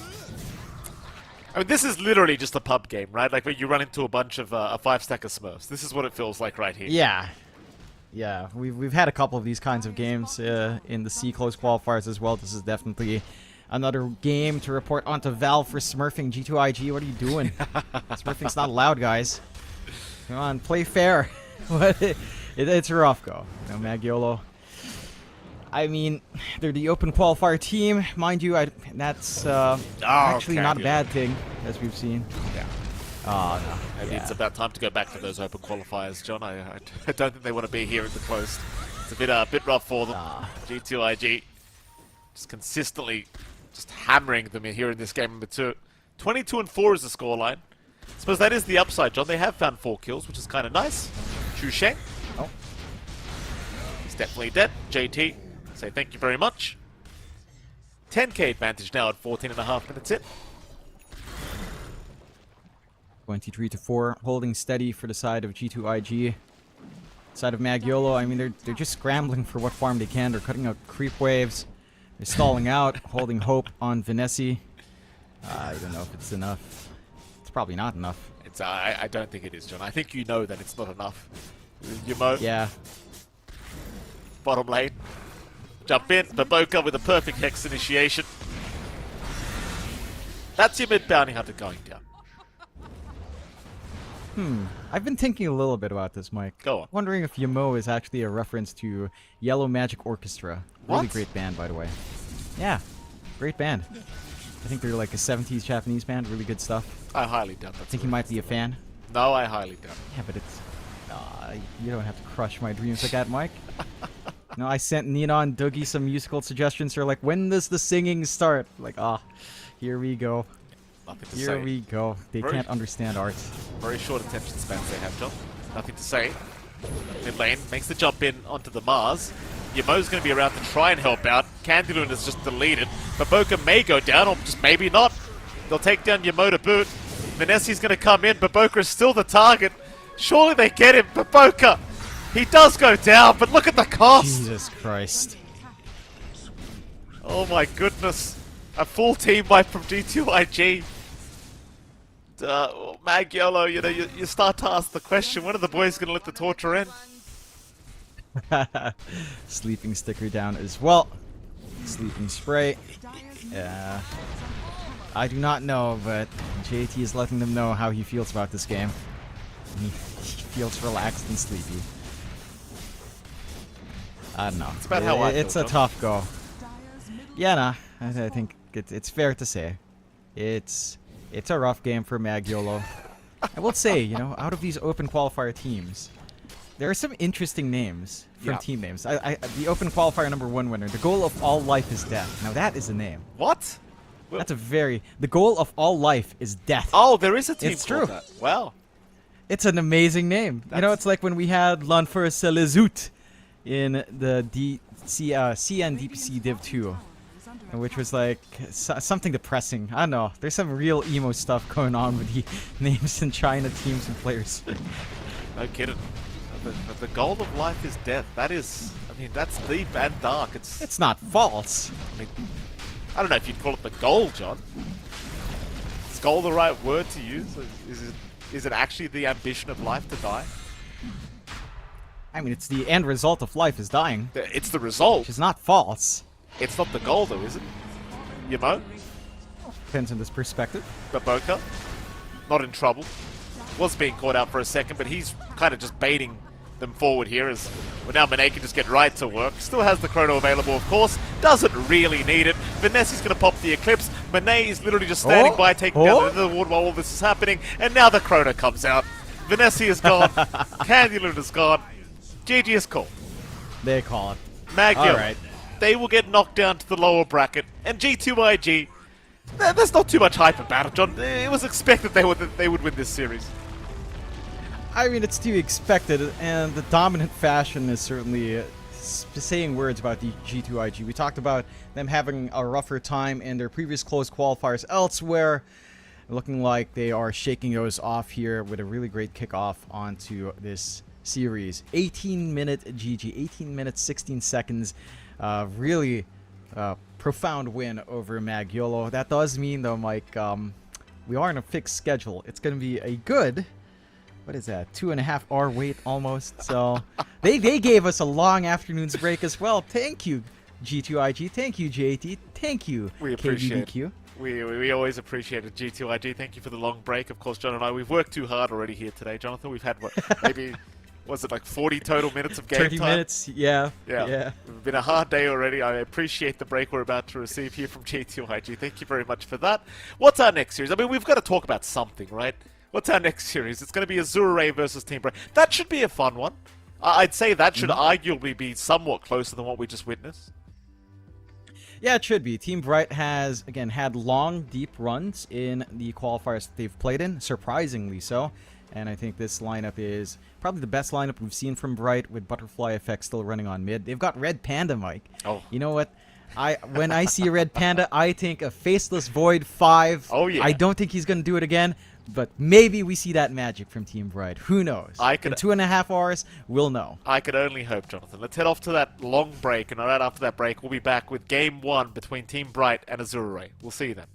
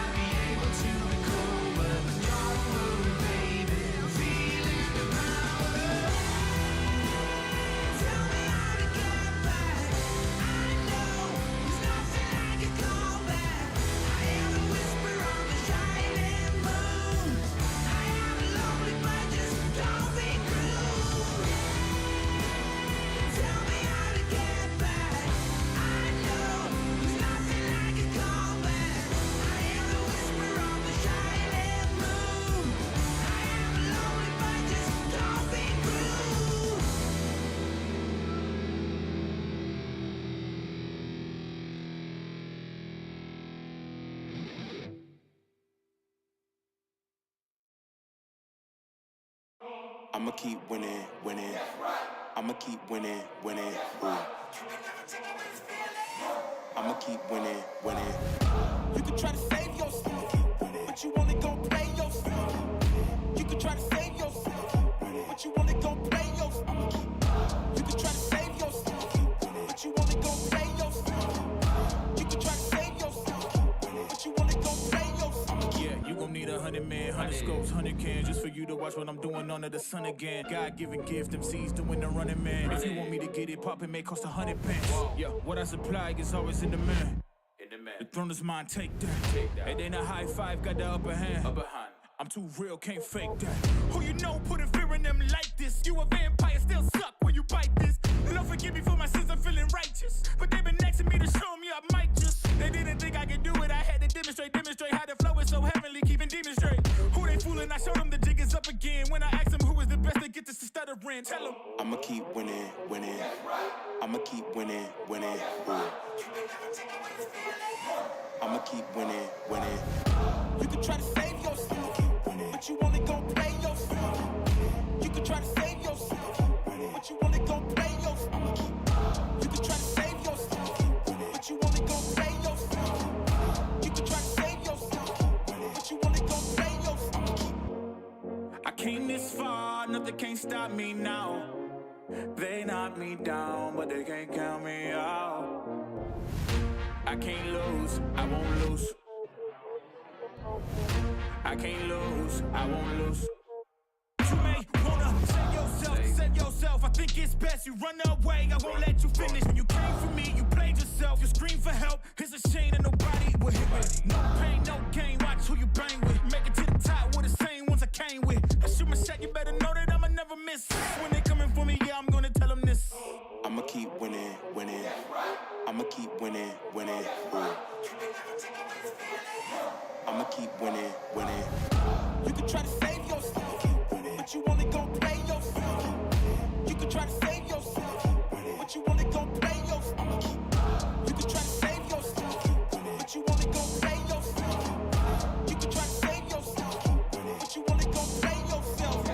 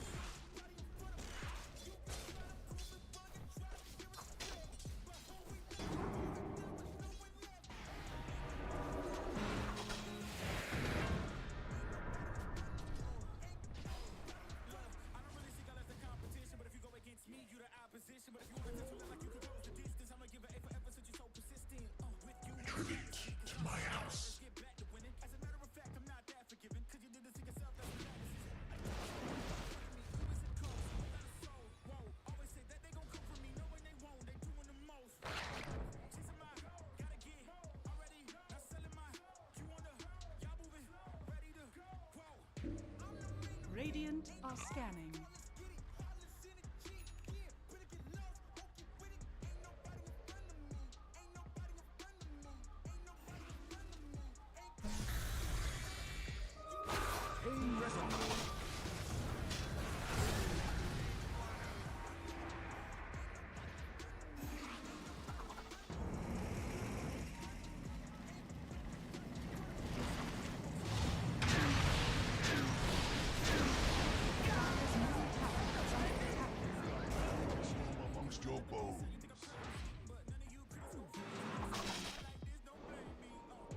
Radiant's top tower is under attack.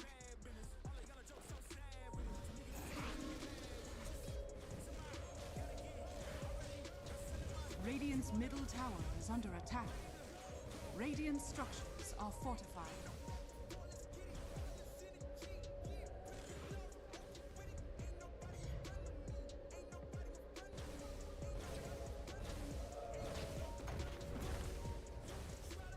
Radiant's middle tower is under attack.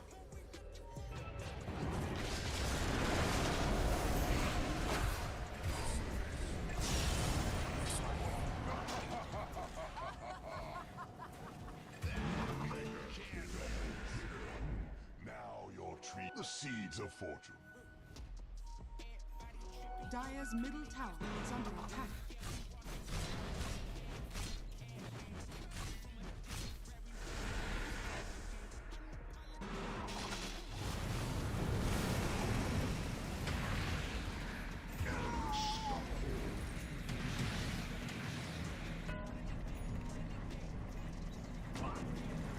Radiant's top tower is under attack. Radiant's courier has been killed.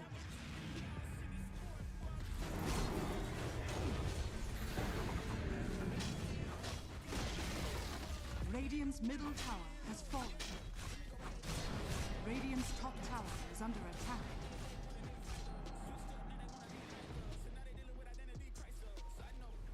Dire's bottom tower is under attack.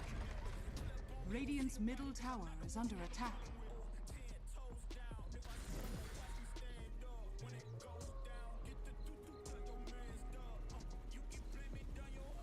Radiant's top tower is under attack.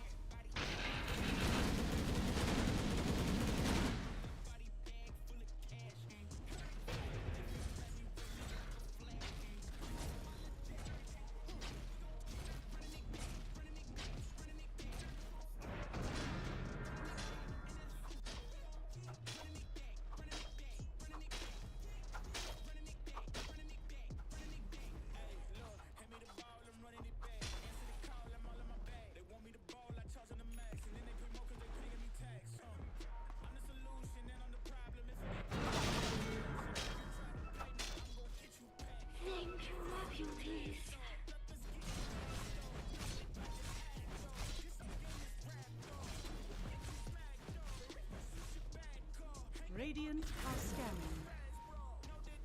I could look at you all day.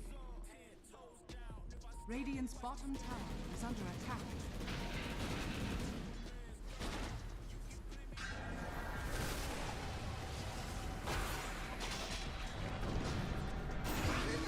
Radiant's top tower is under attack.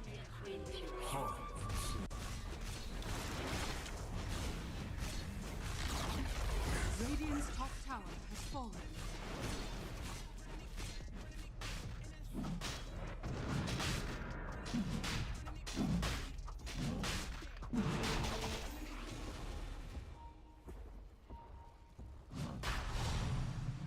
Dire's bottom tower is under attack. Dire's structures are falling. Dire's middle tower is under attack. Dire's bottom tower has fallen. Dire's middle tower is under attack.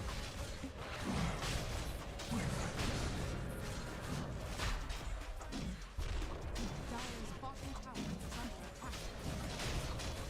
Your shaman has fallen to the dark.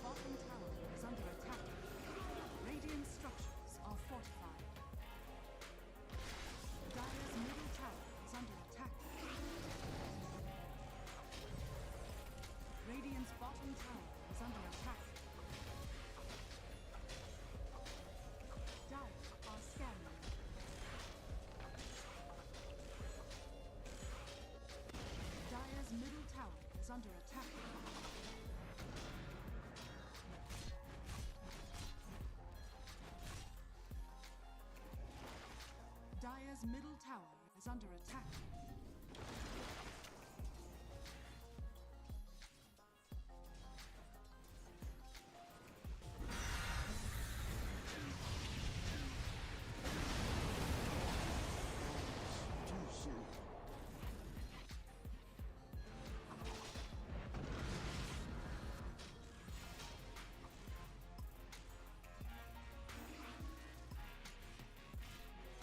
Where's my kitchen?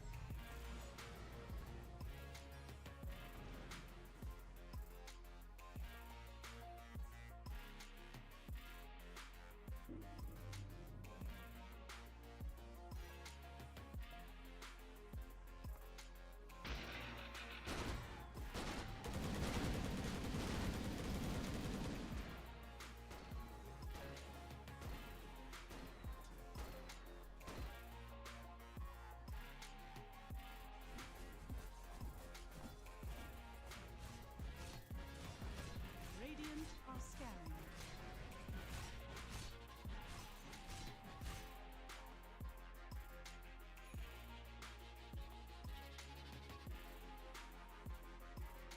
Radiant's middle tower is under attack. Dire's top tower is under attack.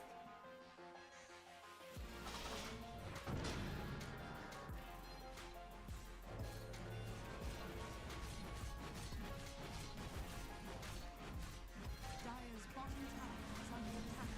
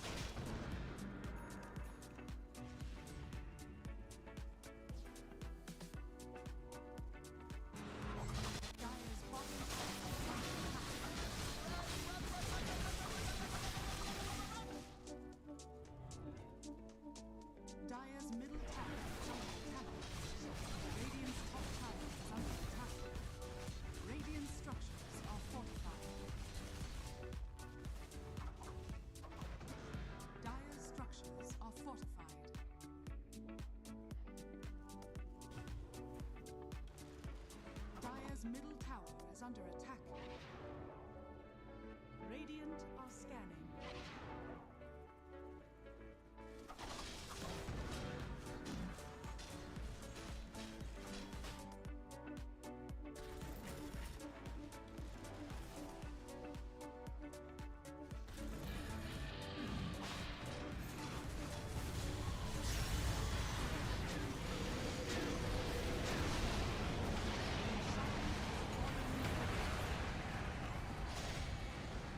Radiant's top tower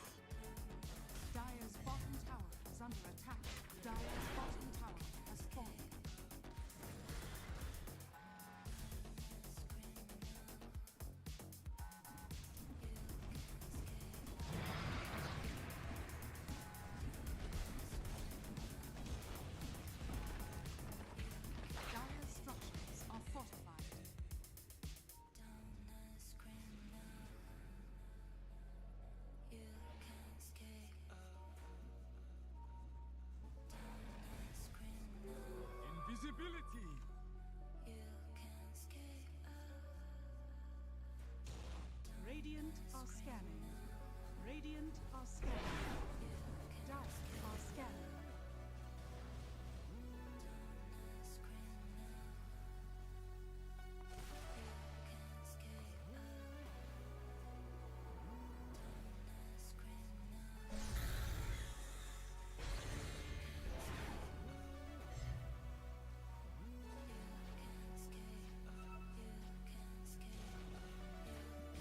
Dire's bottom tower is under attack.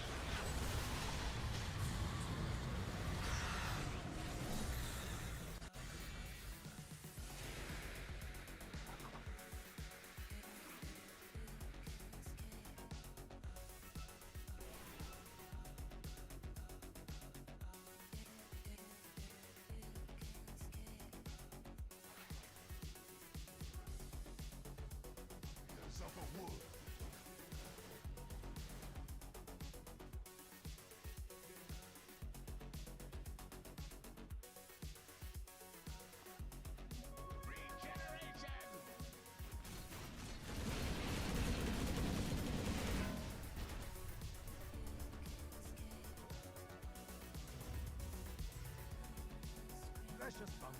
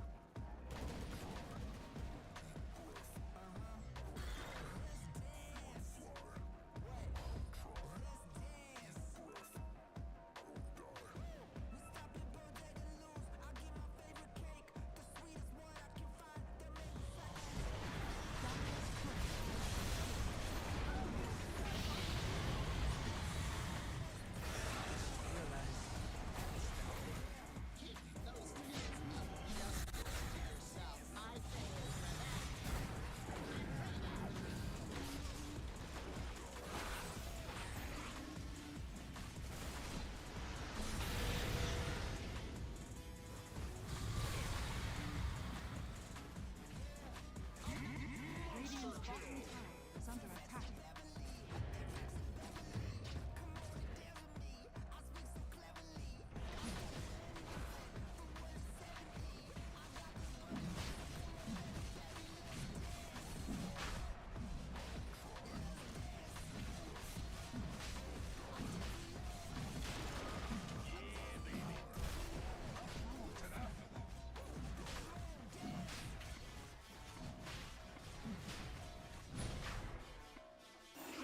Are scared. Dire's middle tower is under attack.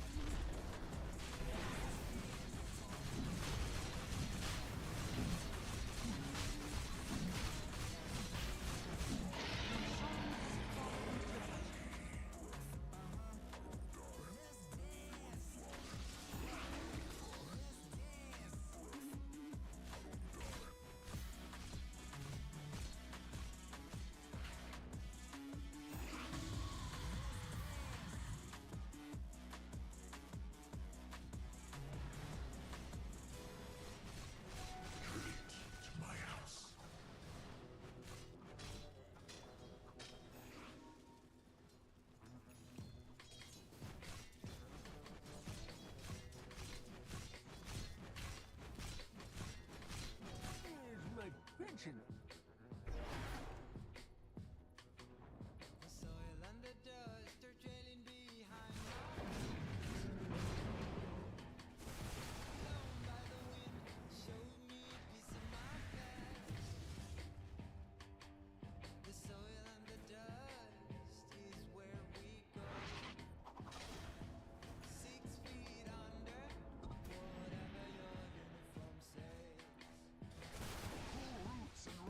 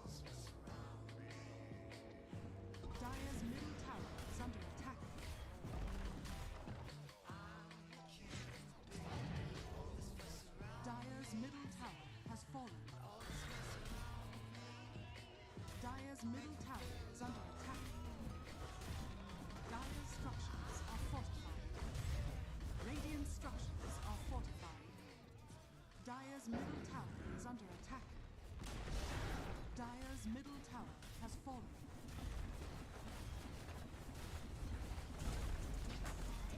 Dire structures are fortified.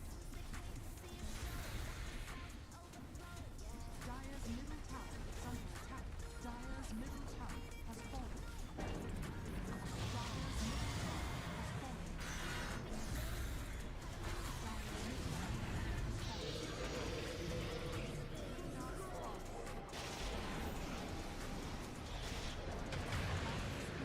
is under radiant victory. They gon' pay the VIP to get a pic with me. I'm a star.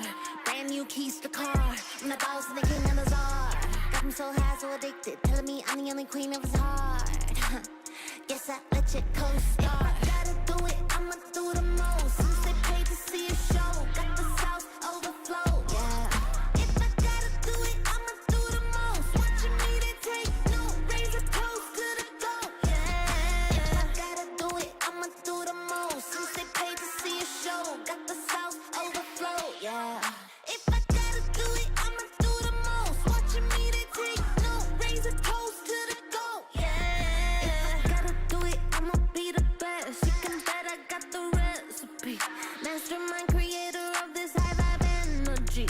Only thing I'm loyal to is building a legacy. So quit testing me. Lot of commas in the bank, I'm a provider. Tell the amateurs stay in their lane, ain't no outsider. Bought a mansion in LA, right next to Mariah. Write a song, get filthy paid, price going high. Yeah. If I gotta do it, I'ma do the most. Since they paid to see a show, got the South overflow. Yeah.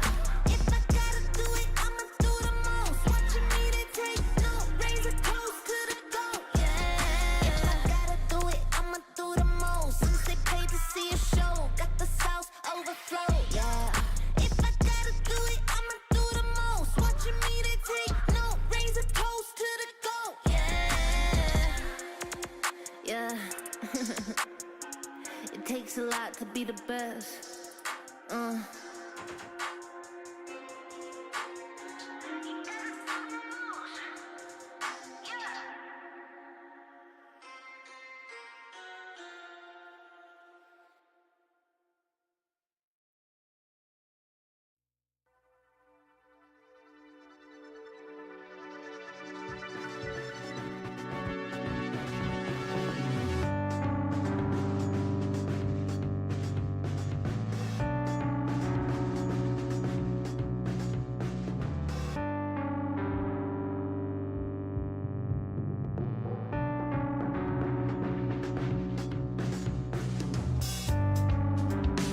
I've never seen you this gone. You're further than you've ever been, and you're fading out.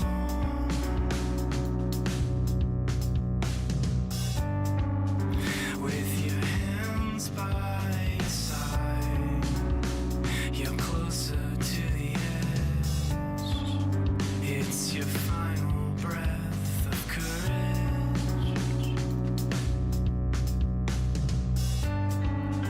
And you're ghost white, with a head full of pain. But if this goes right, then you'll never hurt again. Then you'll never hurt again. Then you'll never hurt again. Then you'll never hurt again.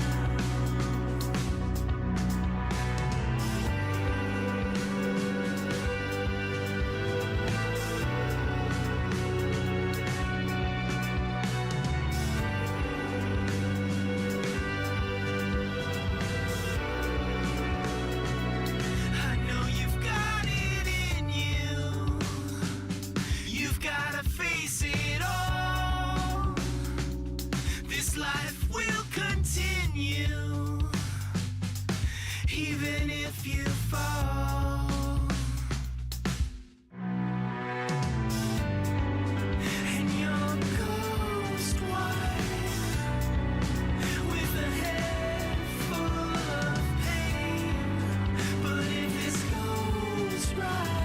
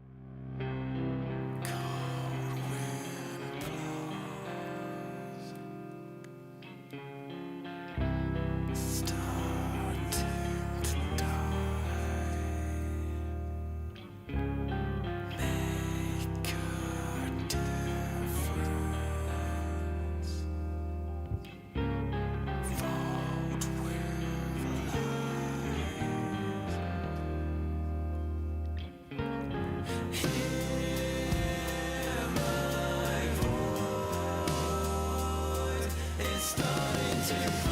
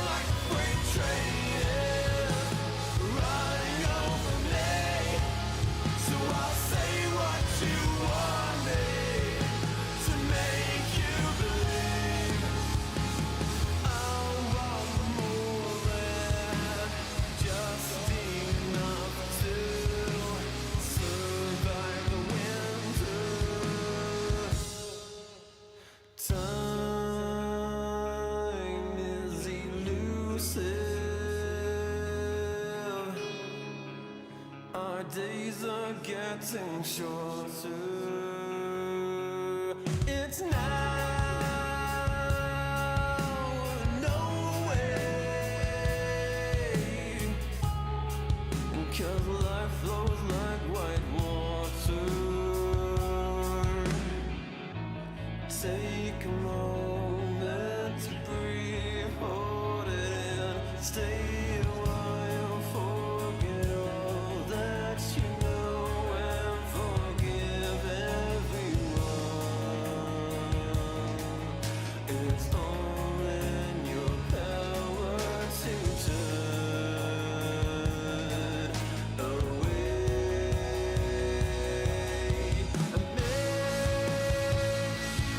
I've been blinded, 'cause all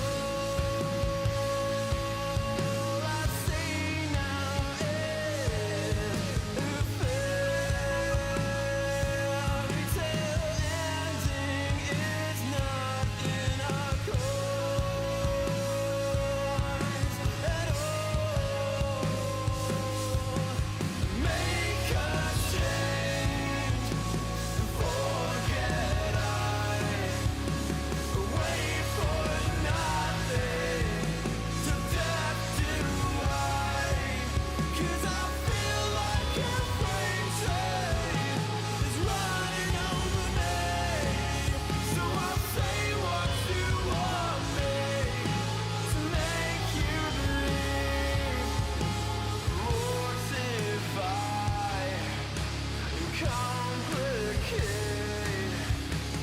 I'll wait by until it's too late. But I think that you know much better. Wait forever. My head is on straight for once, and you will pay for it.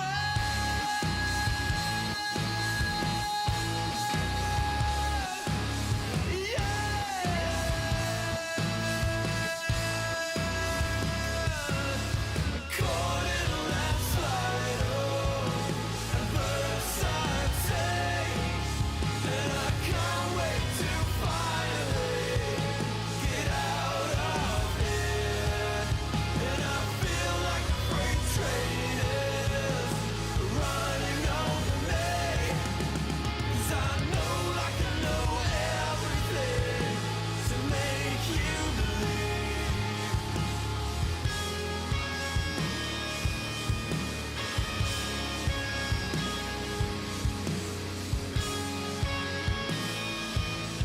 Take every piece of me, and don't be fine for a little while. Forget everything. You're making excuses. These loaded questions will be useless for you. And the real answer is that I fucking hate you.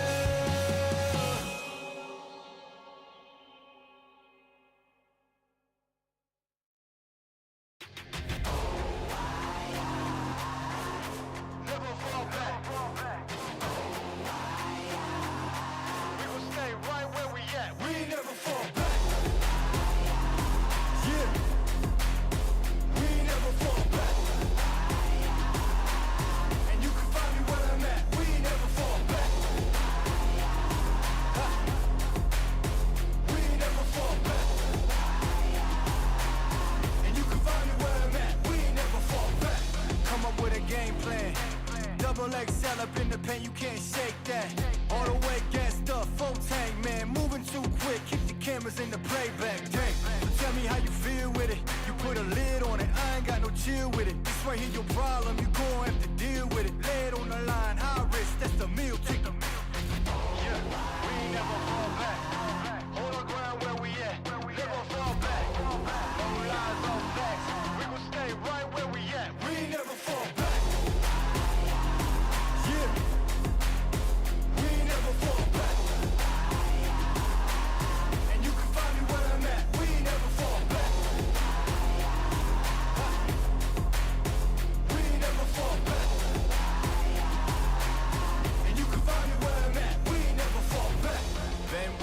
never falter. Came with the hands out, get them off us. I'm 24/7 in the office. Pay attention cause I ain't repeating offers. Yeah, never met a man I've been scared of. Careful, you gon' get exactly what you asked for. Careful, whatever you bring me getting handled. I answer to no one, I don't need to hassle. Yeah. We ain't never fall back. Hold our ground where we at. We ain't never fall back. Hold our ground where we at. Never fall back. We ain't never fall back. Hold our ground where we at. Yeah. No lies or facts. You can find me right where I'm at. We ain't never fall back. We ain't never fall back. Yeah. We ain't never fall back. And you can find me where I'm at. We ain't never fall back. We ain't never fall back. And you can find me where I'm at. We ain't never fall back.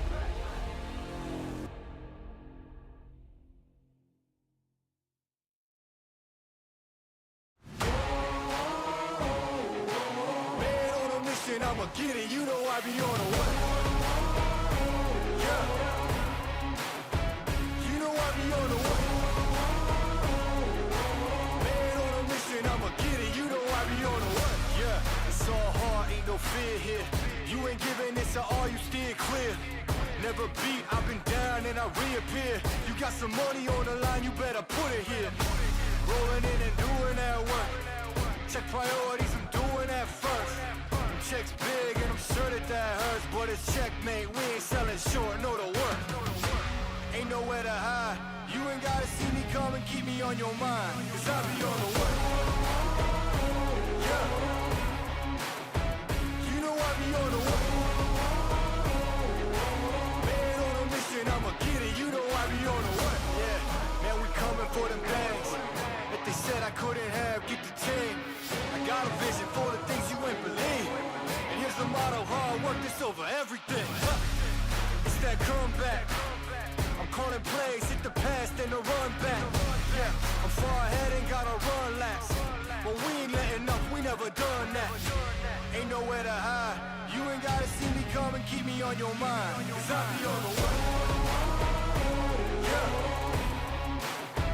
You know I be on the way. Man on a mission, I'ma get it. You know I be on the way. Yeah. I'm on the way. On the way. Yeah. On the way. I'm on the way. I'm on the way.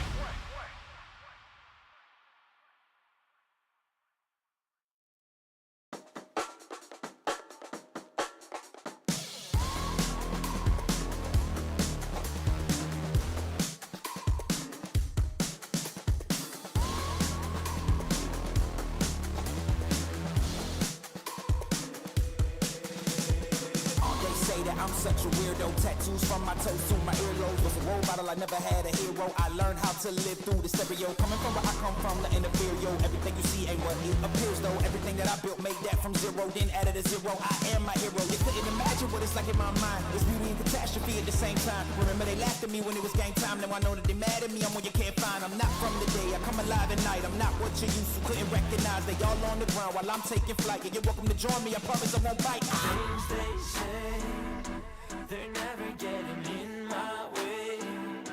And even if I make mistakes, I will always see them through. Cause I don't wanna play your game. I had enough, I'm burning up so hot I just break your chain. You can never stop what's building up inside of me.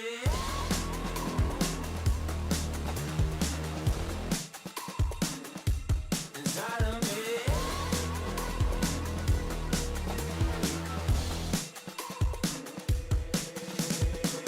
They call me a monster. I guess I don't fit in with the imposters. I'm taking the mask off. Prepare your conscience. Prepare for honest. Cut off all the nonsense. I'm all in your chakra. Wonder who shot you. Go call the doctor. Boom like the chopper. Don't you get chopped up. I'm here to stop you. Whoever wants smoke like a roster, break you off proper. Things they say, they're never getting in my way.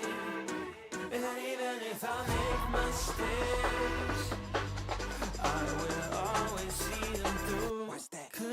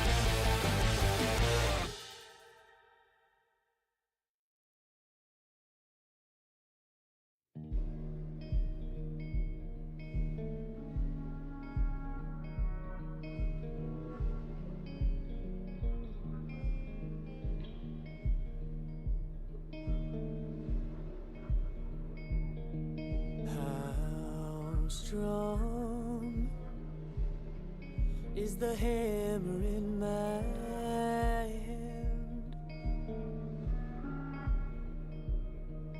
How long can you force me to dance? There's a crisis in my heart and in my world, and I saw you smile, and I fell into the dirt.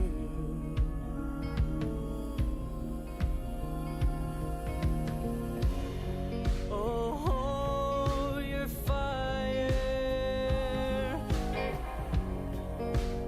I don't belong here.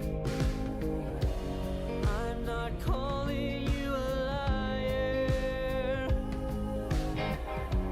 but I know you don't know me.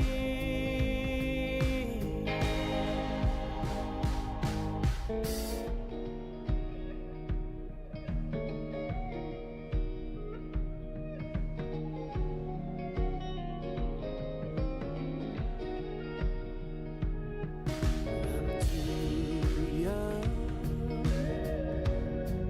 for bitterness like this. I've grown too old to forget. I'm not a killer, but killing never fails.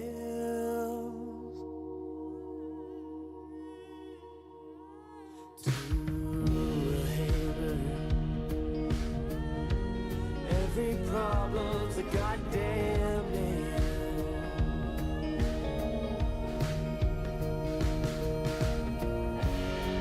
Oh, your fire, I don't belong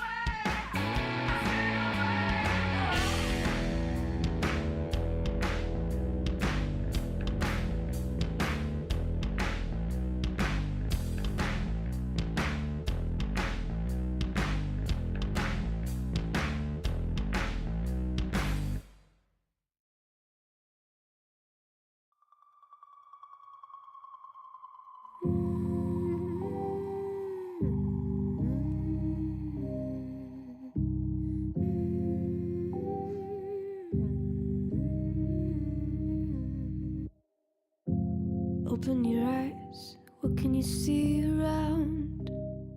Wind of the open sky, over the siren sounds. This is a dream, getting the royal scar, holding a diamond blade, throwing it far. Holding your breath still, you jump the fire. We'll just sit and wait till you see me fly. You know they'll never catch me for it. See me fly, the way I put my finger on it. See me fly, you got it, then try to tell me you got the wrong guy. See me fly, you know they'll never catch me for it. See me fly, the way I put my finger on it. See me fly, you got it, then try to tell me you got the wrong guy.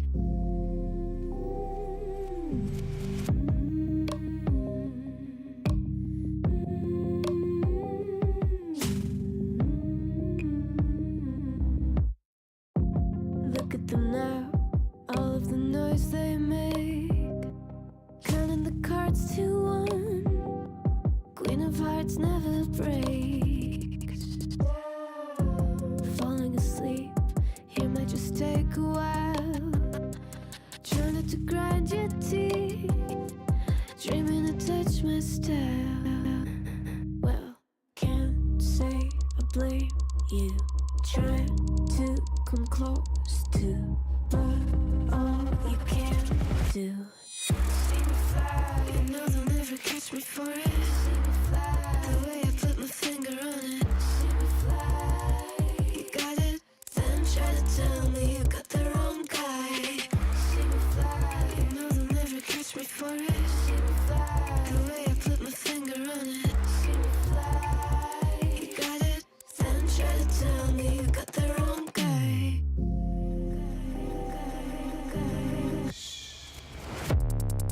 Got the wrong.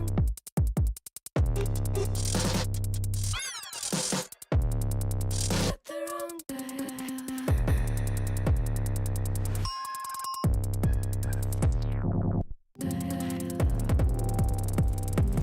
Then try to tell me you got the wrong guy.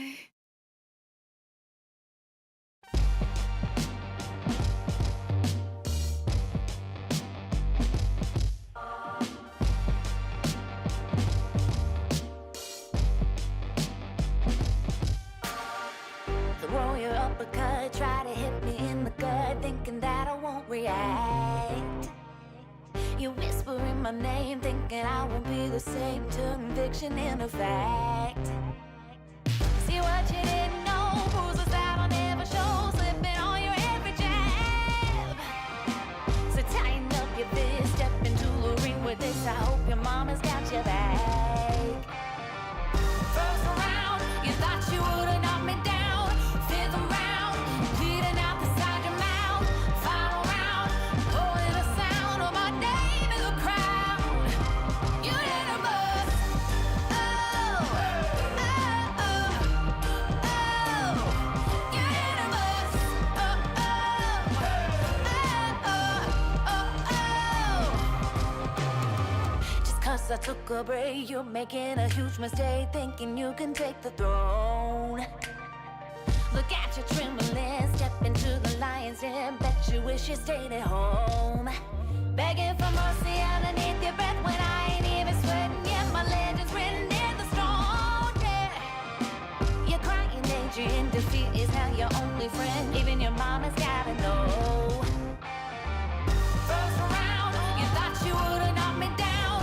Fifth round, bleeding out the side your mouth. Final round, only the sound of my name in the crowd. You did a bust. Oh, oh, oh, oh. You did a bust. Oh, oh, oh, oh, oh, oh.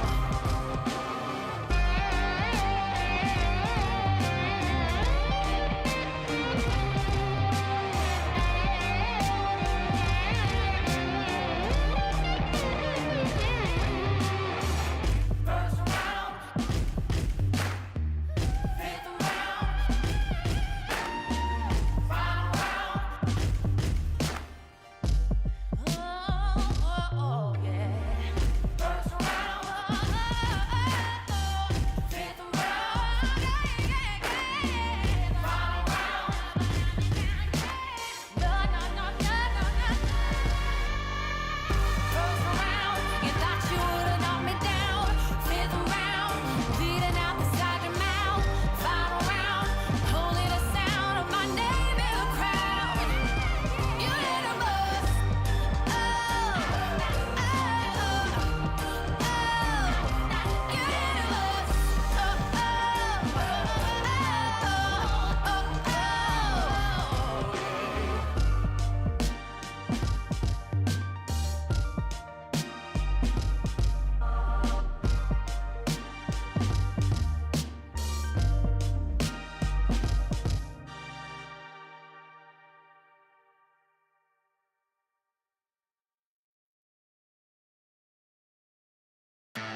You're so cool.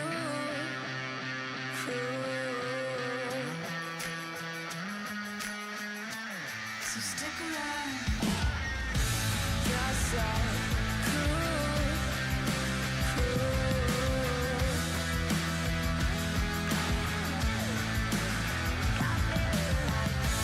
You're so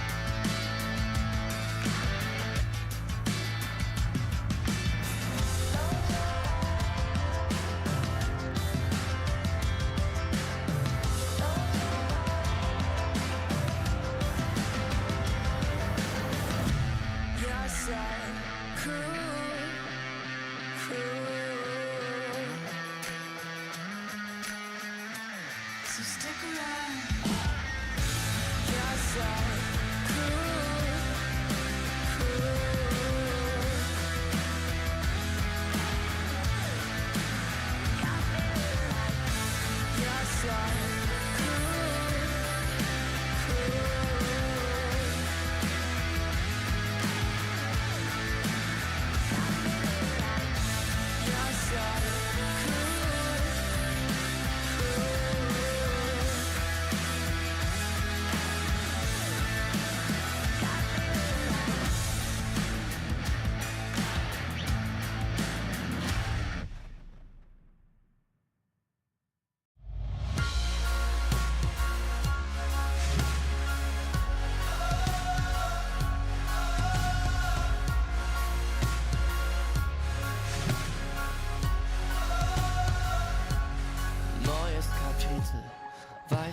Papier, Seite um Titel, Mitte 20 und hier Zeile für Zeile, offener Blick, find nur beim nach vorn sehen zu mir selber zurück.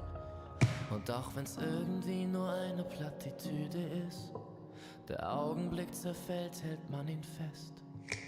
Und wenn ich's richtig sehe und verstanden hab, dann sagt er selbst, wenn man ihn ziehen lässt, ich geh einfach nur los, irgendwo hin, auf jedem Weg. Ob klein oder groß, wartet ein Sinn und wir haben's erlebt. Nein, ich hab noch nicht genug, wart mal wieder auf die Flut. Schwimm oder schweb, Leben ist Leben, Leben ist Leben. Solange sich alles bewegt, solange sich alles bewegt. Lieber neue Gedanken aufleisen sollen, statt ewig im Gestern mit den alten Parolen.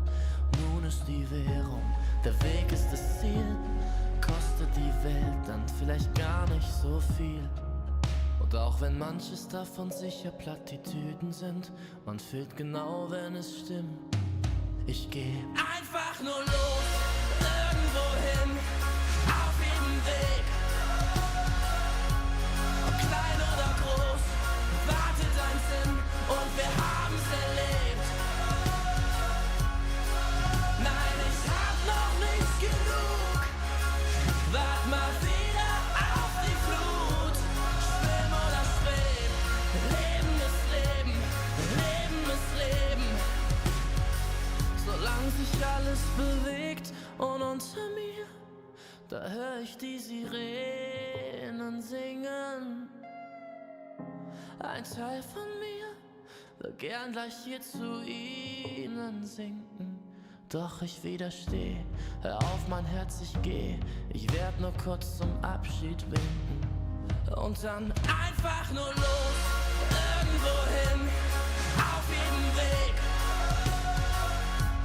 Ob klein oder groß, wartet ein Sinn und wir haben's erlebt. Nein, ich hab noch nicht genug, wart mal wieder auf die Flut. Schwimm oder schweb, Leben ist Leben, Leben ist Leben. Solange sich alles bewegt.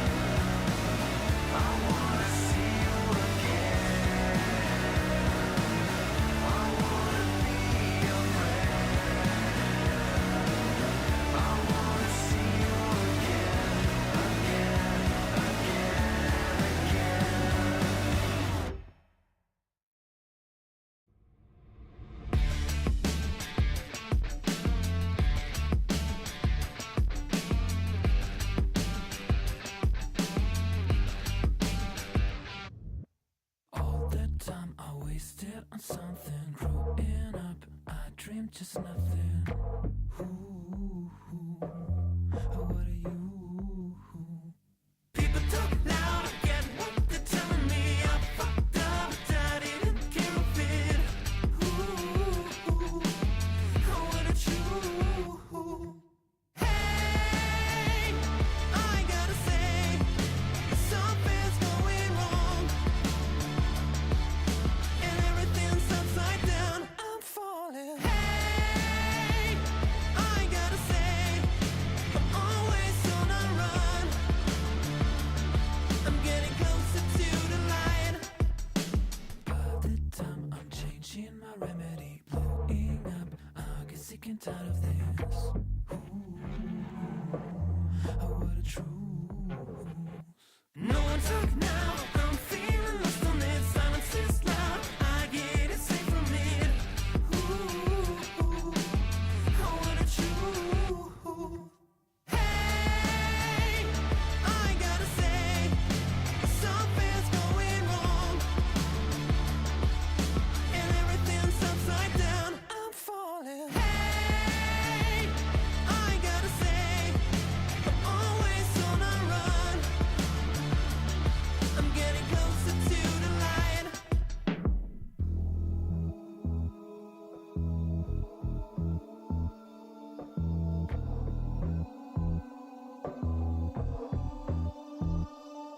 And everything's going down.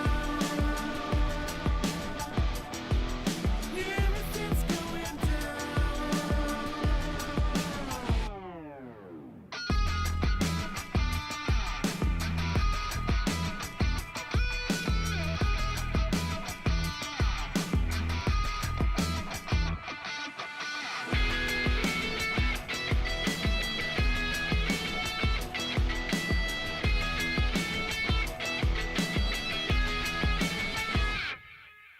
Hey, I gotta say, something's going wrong,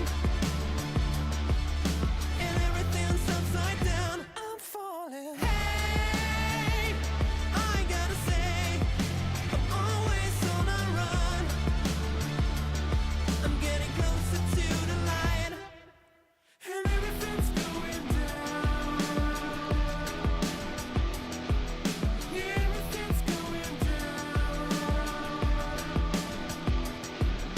And everything's going down. Yeah, everything's going down.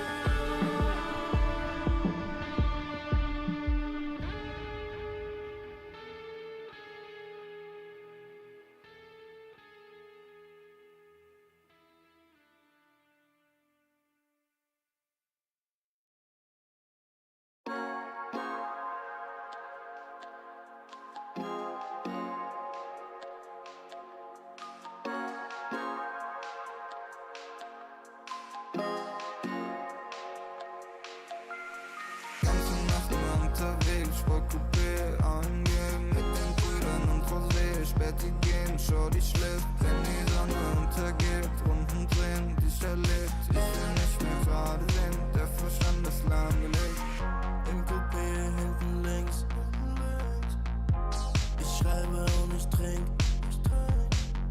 Mit den Brüdern und wir chillen. Heute Abend ohne Sinn. Sie will, dass ich sing. Doch ich mach mir noch einen Drink. Ich brauch nur die Klick. Und sie weiß, dass es stimmt.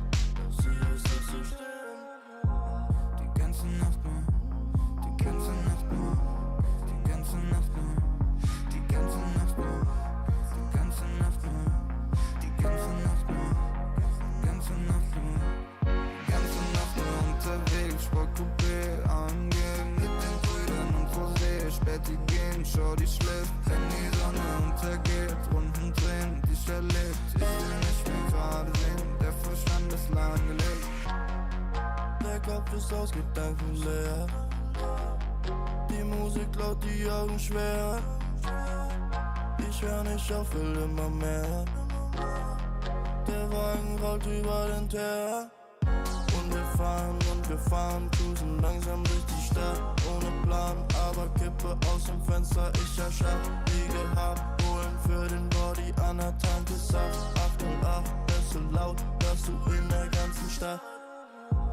Die ganze Nacht nur, die ganze Nacht nur, die ganze Nacht nur, die ganze Nacht nur, die ganze Nacht nur, die ganze Nacht nur, die ganze Nacht nur, die ganze Nacht nur unterwegs, Sportcoupé angehen mit den Brüdern und Rosé, Späti gehen, schau die schläft, wenn die Sonne untergeht, Runden drehen, dich erlebt, ich will nicht mehr gerade sehen, der Verstand ist lahmgelegt.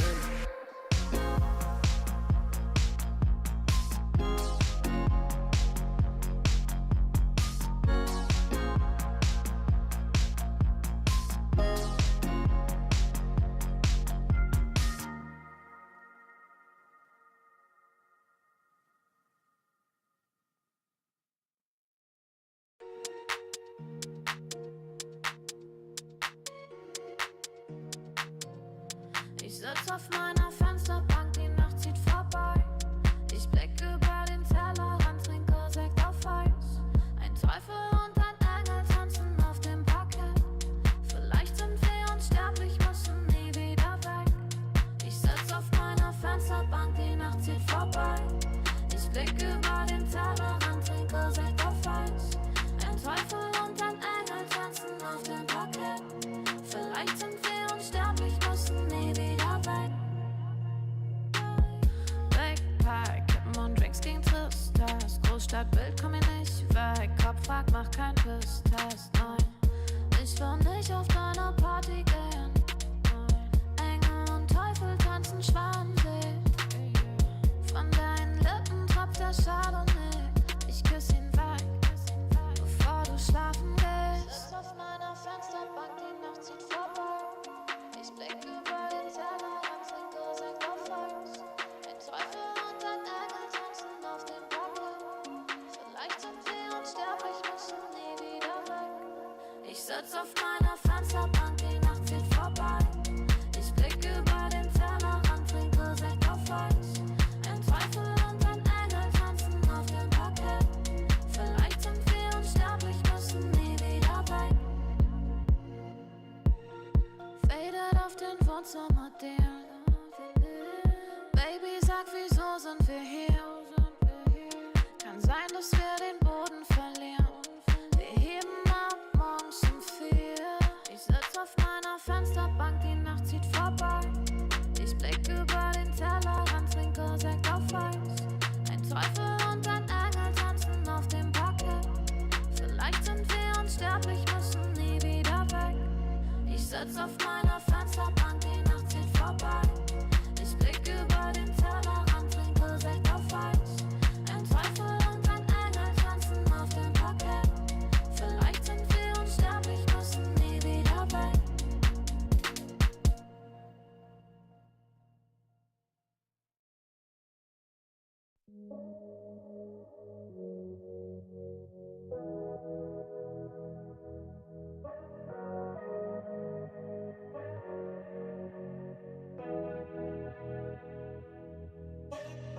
Landstraße in den Süden, Kickdown, Moto Guzzi, Sozius, Traumfrau, Monika Bellucci, High-Res, Roadtrip, Neapel, Rom, Overnight, Truck Stop, Insta, Snapshot, Polaroid, 40 Love, Korken knallen, Karte Door, Spa-Time, Bubble Bath, Aftershave, Miyake Sport, Private Coach, Crunches, Lunch Break, Yacht Club, Seafood, Aperol und Lachsteak, küsst den Ring.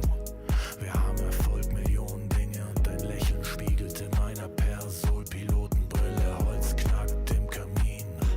Es werde hell, wir lieben uns die ganze Nacht, nackt auf dem Bärenfell, Wüstenstraße, weiter Himmel. Kawasaki, Speedboat, Karawane, F1, Abu Dhabi, bist meine Nummer 1 und nicht nur diese Nacht. Ich nehm dich zur Frau, trag dich die Marmortreppen zum Palast. Eine Stunde Promenade, Lippenstift an deinem Glas, Soda, Zitrone, Haut glänzt, Haare nass. Ich schenk dir nach, du sagst, wie schön ich bin. Ich küss deinen Hals und du lachst wie eine Königin. Leck die Lippen, ich bin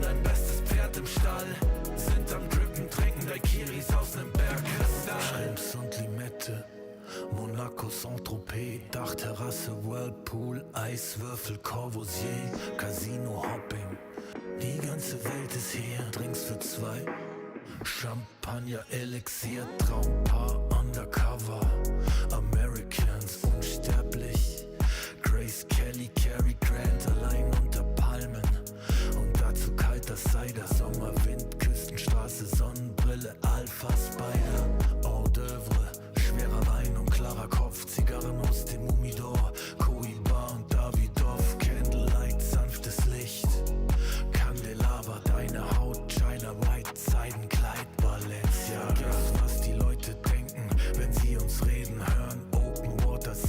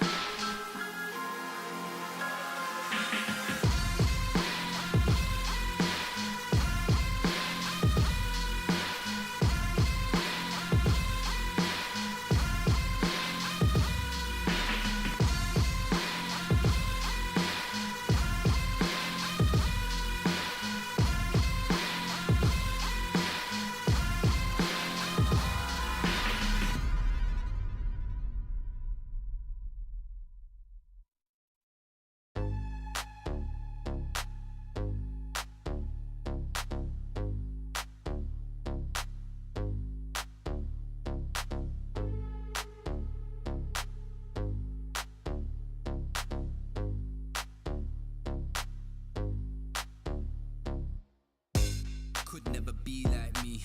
Flow so hot, but the jewels I see. Never think much of a fool I see. Them type of man we are school and teach. Fresh to death, head to toe. Smell the best fresh cologne. Finesse the best freshest clothes. I dress the best, yes you know. I'm that guy, pose for the photo, never been shy. Drips in the chokehold and I got vibe. Wardrobe looking so cold, put it on ice. Yeah, I'm that guy, pose for the photo, never been shy. Drips in the chokehold and I got vibe. Wardrobe looking so cold, put it on ice. Ice.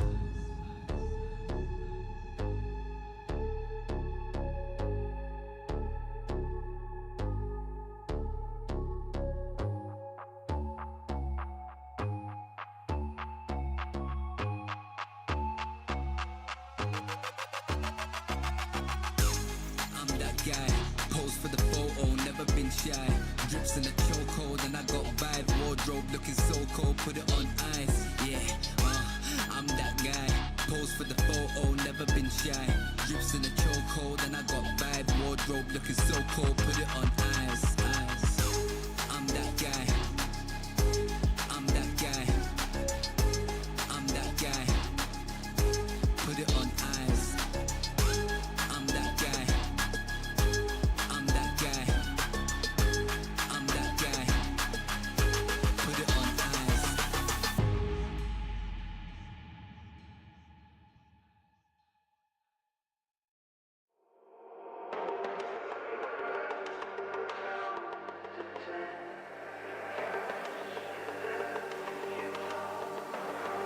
Scream out. I see you turn around.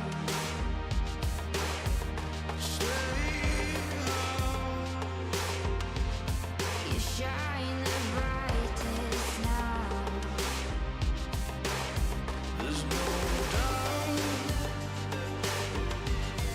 This current's changing, changing. Still about. There's danger waiting, waiting.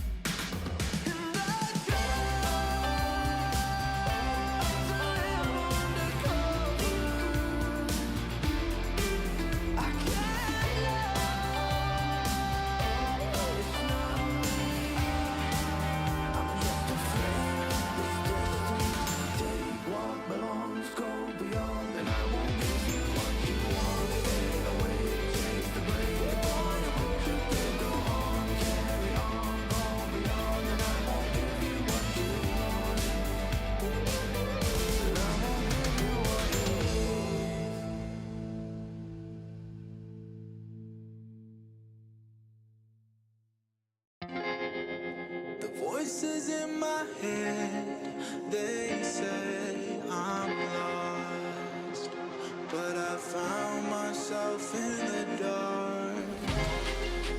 Voices in my head, they said I'm lost. Blow me like a C4, give me what I want. Mad Max whip you while I'm rolling up a blunt. They asked me where the body's at, I told them check the trunk. She asked me who the man is, I told her I'm the one. I told her I'm the one. You can figure where I'm from. I told her I'm the one. You can't make it where I'm from. Couple warrants and a gun to my name, low-key. Wood grain dripping and I keep it on me. Whole lot of new faces, I'm the real OG. Keep talking shh, and I'll put you on a white tee. The voices in my head, they said I'm lost. Blow me like a C4, give me what I want. Mad Max whip you while I'm rolling up a blunt. They asked me where the body's at, I told them check the trunk. She asked me who the man is, I told her I'm the one. I told her I'm the one. You can figure where I'm from. I told her I'm the one. You can't make it where I'm from. The voices in my head, they said I'm lost, but I found myself in the dark. The voices in my head, they said I'm lost. Blow me like a C4, give me what I want. Mad Max whip you while I'm rolling up a blunt. They asked me where the body's at, I told them check the trunk. She asked me who the man is, I told her I'm the one. I told her I'm the one. You can figure where I'm from. I told her I'm the one. You can't make it where I'm from.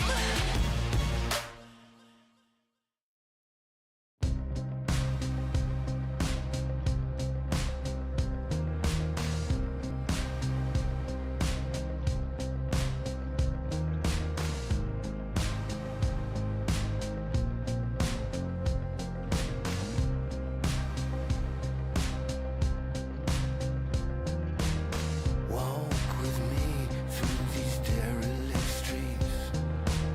Threatening behavior spreads like disease.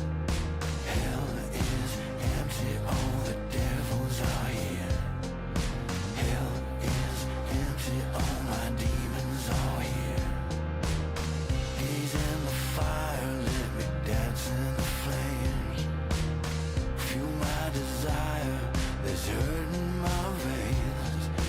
Hell is empty, all the devils are here. Hell is empty,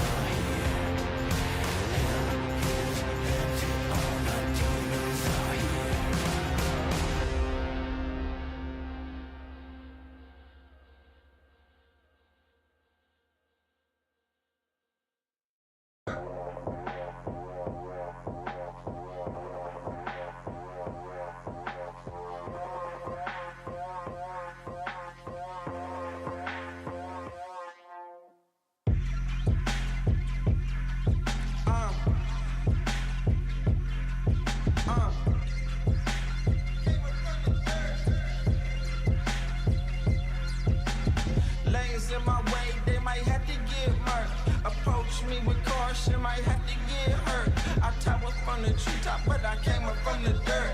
That shotty like a detox, hit the pump and go berserk. Yeah, I don't care. You might get found in the middle of nowhere. Approach me with caution, might have to get hurt. That shotty like a detox, hit the pump and go berserk. That shotty like a detox, hit the pump and go berserk.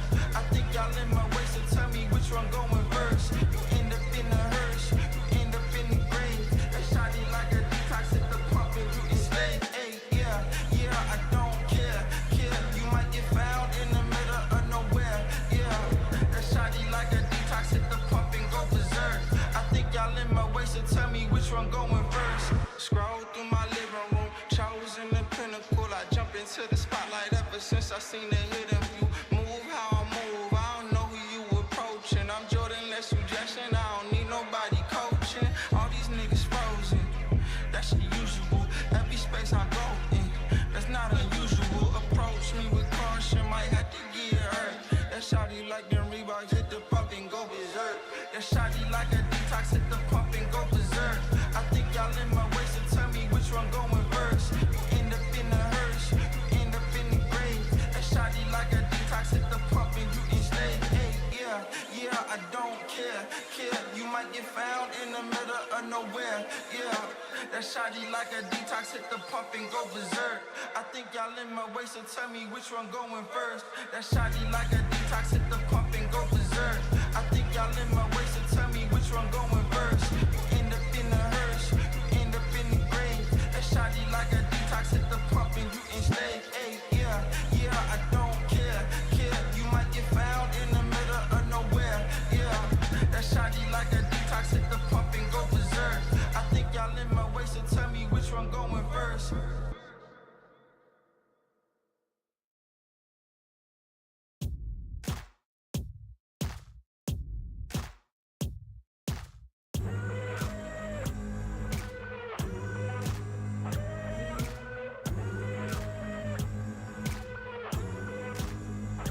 I've been shot down, I've been hurt,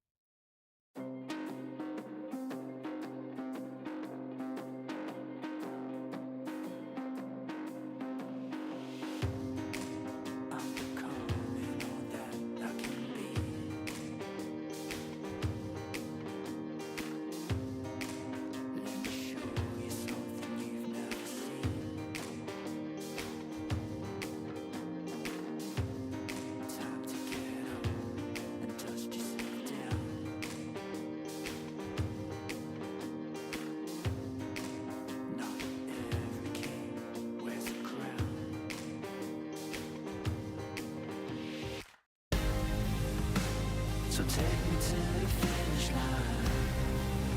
'Cause you're never gonna stop me trying. Yeah, what's real is never gonna die. So take me to the finish line. Take me to the finish line.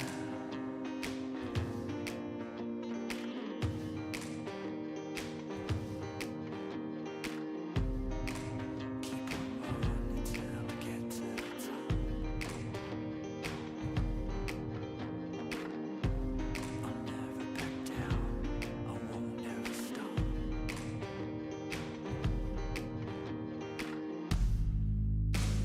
Take me to the finish line. 'Cause you're never gonna stop me trying. What's real is never gonna die. So take me to the finish line. Take me to the finish line.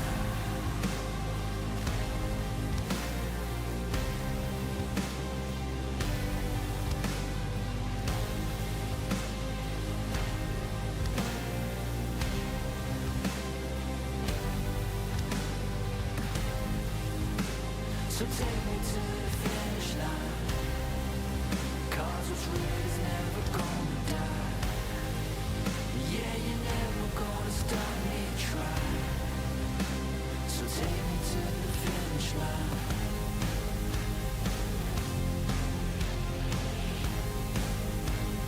Take me to the finish line.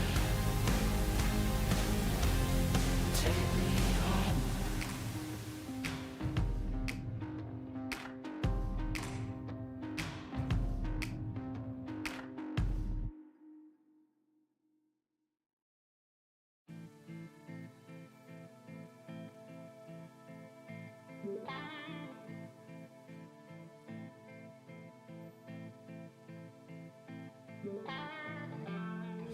Takes more than money to force a change.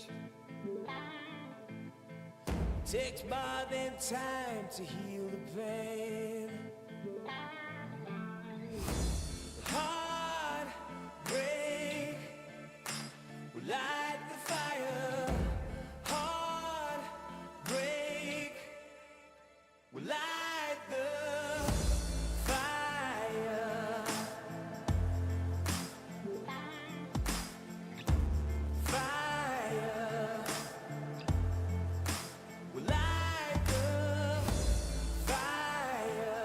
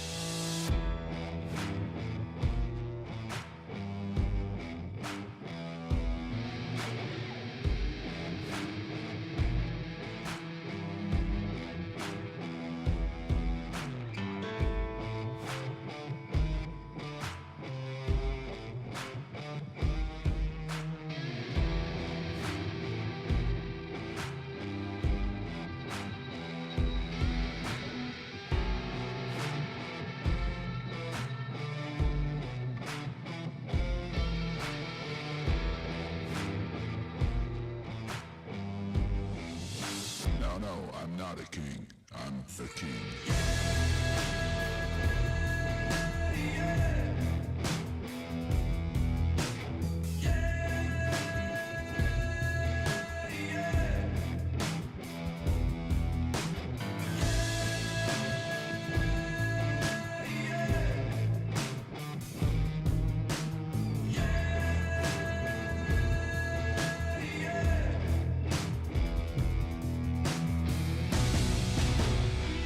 I'm just waiting.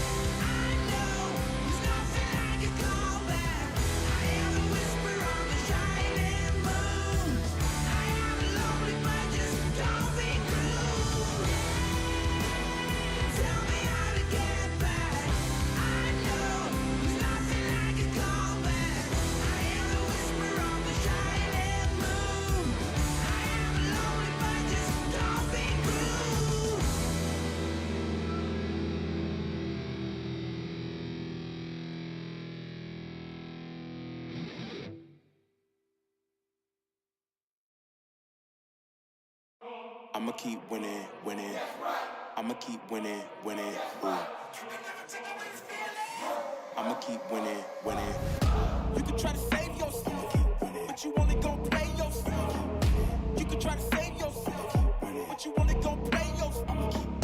You can try to save yourself, but you only gon' play yourself. You can try to save yourself, but you only gon' play yourself. Yeah, you gon' need 100 men, 100 scopes, 100 cans just for you to watch what I'm doing under the sun again. God-given gift, MCs doing the running man. If you want me to get it poppin', may cost 100 pence. Yeah, what I supply is always in the man. The throne is mine, take that. It ain't a high five, got the upper hand. I'm too real, can't fake that. Who you know putting fear in them like this? You a vampire, still suck when you bite this. Lord forgive me for my sins, I'm feeling righteous. But they been asking me to show me I might just. They didn't think I could do it, I had to demonstrate how the flow is so heavenly, keeping demons straight. Who they fooling? I showed them the jig is up again. When I asked them who is the best to get this to stuttering, tell them I'ma keep winning, winning.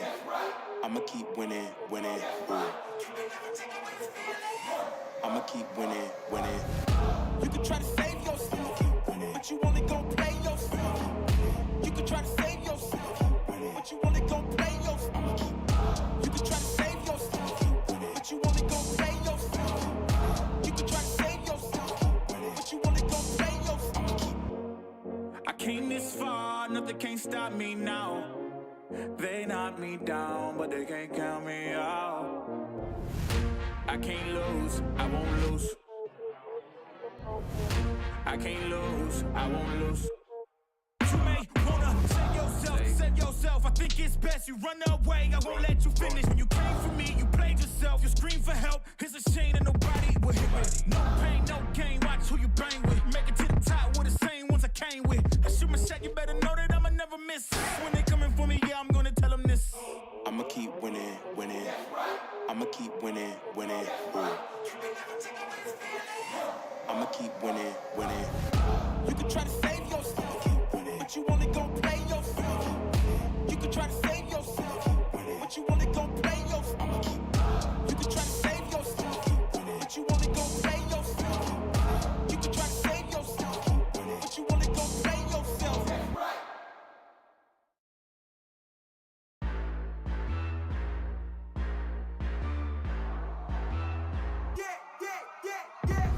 I'm the main event, ain't no back and forth, let's get it. Heartless energy, yeah, better get lost, don't get with it. Ain't nobody in front of me, ain't nobody in front of me, ain't nobody in front of me, ain't nobody in front of me. You can try to prove me wrong and try to give respect, but who we looking for if there was no one left? Ain't nobody in front of me, ain't nobody in front of me, ain't nobody in front of me, ain't nobody in front of me. Look, I don't really see y'all as the competition, but if you go against me, you the opposition. But if you wanna test to look like you could close the distance, I'ma give it A forever since you're so persistent. With you, I'm just practicing, cause I'm back to back, let's get back to winning. As a matter of fact, I'm not that forgiving, cause you did this to yourself, that's a bad decision. I don't see no one in front of me, you is a ghost, you ain't got a soul. Whoa, always say that they gon' come for me, knowing they won't, they doing the most. Whoa, chasing my, gotta get already, not selling my, you on the, y'all moving, ready to, whoa. I'm the main event, ain't no back and forth, let's get it. Heartless energy, yeah, better get lost, don't get with it. Ain't nobody in front of me, ain't nobody in front of me, ain't nobody in front of me, ain't nobody in front of me. You can try to prove me wrong and try to give respect, but who we looking for if there was no one left? Ain't nobody in front of me, ain't nobody in front of me, ain't nobody in front of me, ain't nobody in front of me. This my game won't stop. No, I can't fit in your box. Whoa, that's demolish shot. Froze, set the scene, no plot. Hoes, whoa, please don't play me. Cause when I let the beat sound, you think I'm crazy. But none of you critics gon' phase me. So when I talk like this, don't blame me. I know I'm bad with it. Go against a goat, that's bad business. All of y'all are jokes so sad with it. To me, you're just a ghost, don't get mad with me. Just, it's a mind, gotta get already. Not selling my, you on the, y'all moving, ready to, whoa. I'm the main event, ain't no back and forth, let's get it. Heartless energy, yeah, better get lost, don't get with it. Ain't nobody in front of me, ain't nobody in front of me, ain't nobody in front of me, ain't nobody in front of me. You can try to prove me wrong and try to give respect, but who we looking for if there was no one left? Ain't nobody in front of me, ain't nobody in front of me, ain't nobody in front of me, ain't nobody in front of me.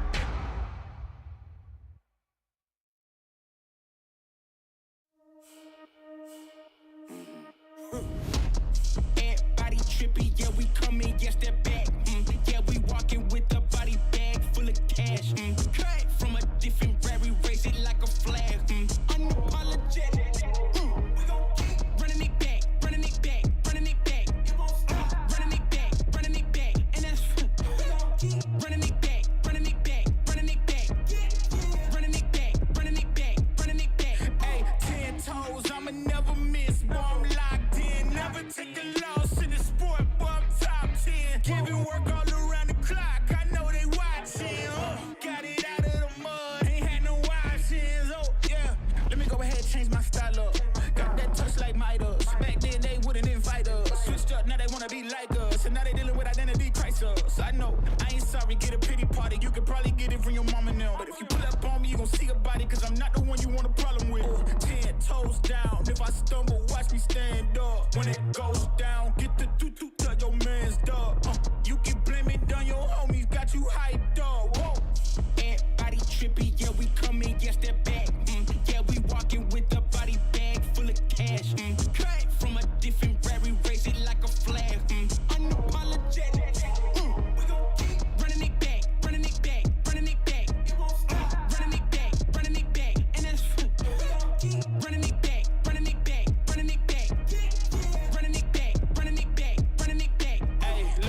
me the ball, I'm running it back. Answer the call, I'm all in my bag. They want me to ball, I charge on the max. And then they pay more cause they paying me tax. I'm the solution and I'm the problem. If it ain't profit, it ain't an option. If you try to play me, I'm gon' get you packed up. If it's something nasty, nothing's getting passed up. No, we bout to act up. This whole game is wrapped up. Talk will get you smacked up. Refresh, you should back up. Hanging up these plaques up, it's fast, bro. Know that I'm a menace, catch you lacking with your hands up. 10 toes down. If I stumble, watch me stand up. When it goes down, get the tutu, tell your man's dog. You can blame it on your homies, got you hyped up. Whoa. Everybody trippy, yeah, we coming, yes, that back. Yeah, we walking with a body bag full of cash. Cut from a different rare, we raise it like a flag. Unapologetic. We gon' keep running it back, running it back, running it back. Running it back, running it back. And that's we gon' keep running it back. Alright, ladies and gentlemen, welcome back. We are back after a very long break here for the ESL 1 Birmingham China qualifiers, and it is, of course, MLP Dota and John X5 joining you. Jonathan, welcome back. So we have a brand new series between Azure Ray and, of course, the side of Team Bright. How the hell are you doing? Doing great, Mike. Really refreshed after such a long break.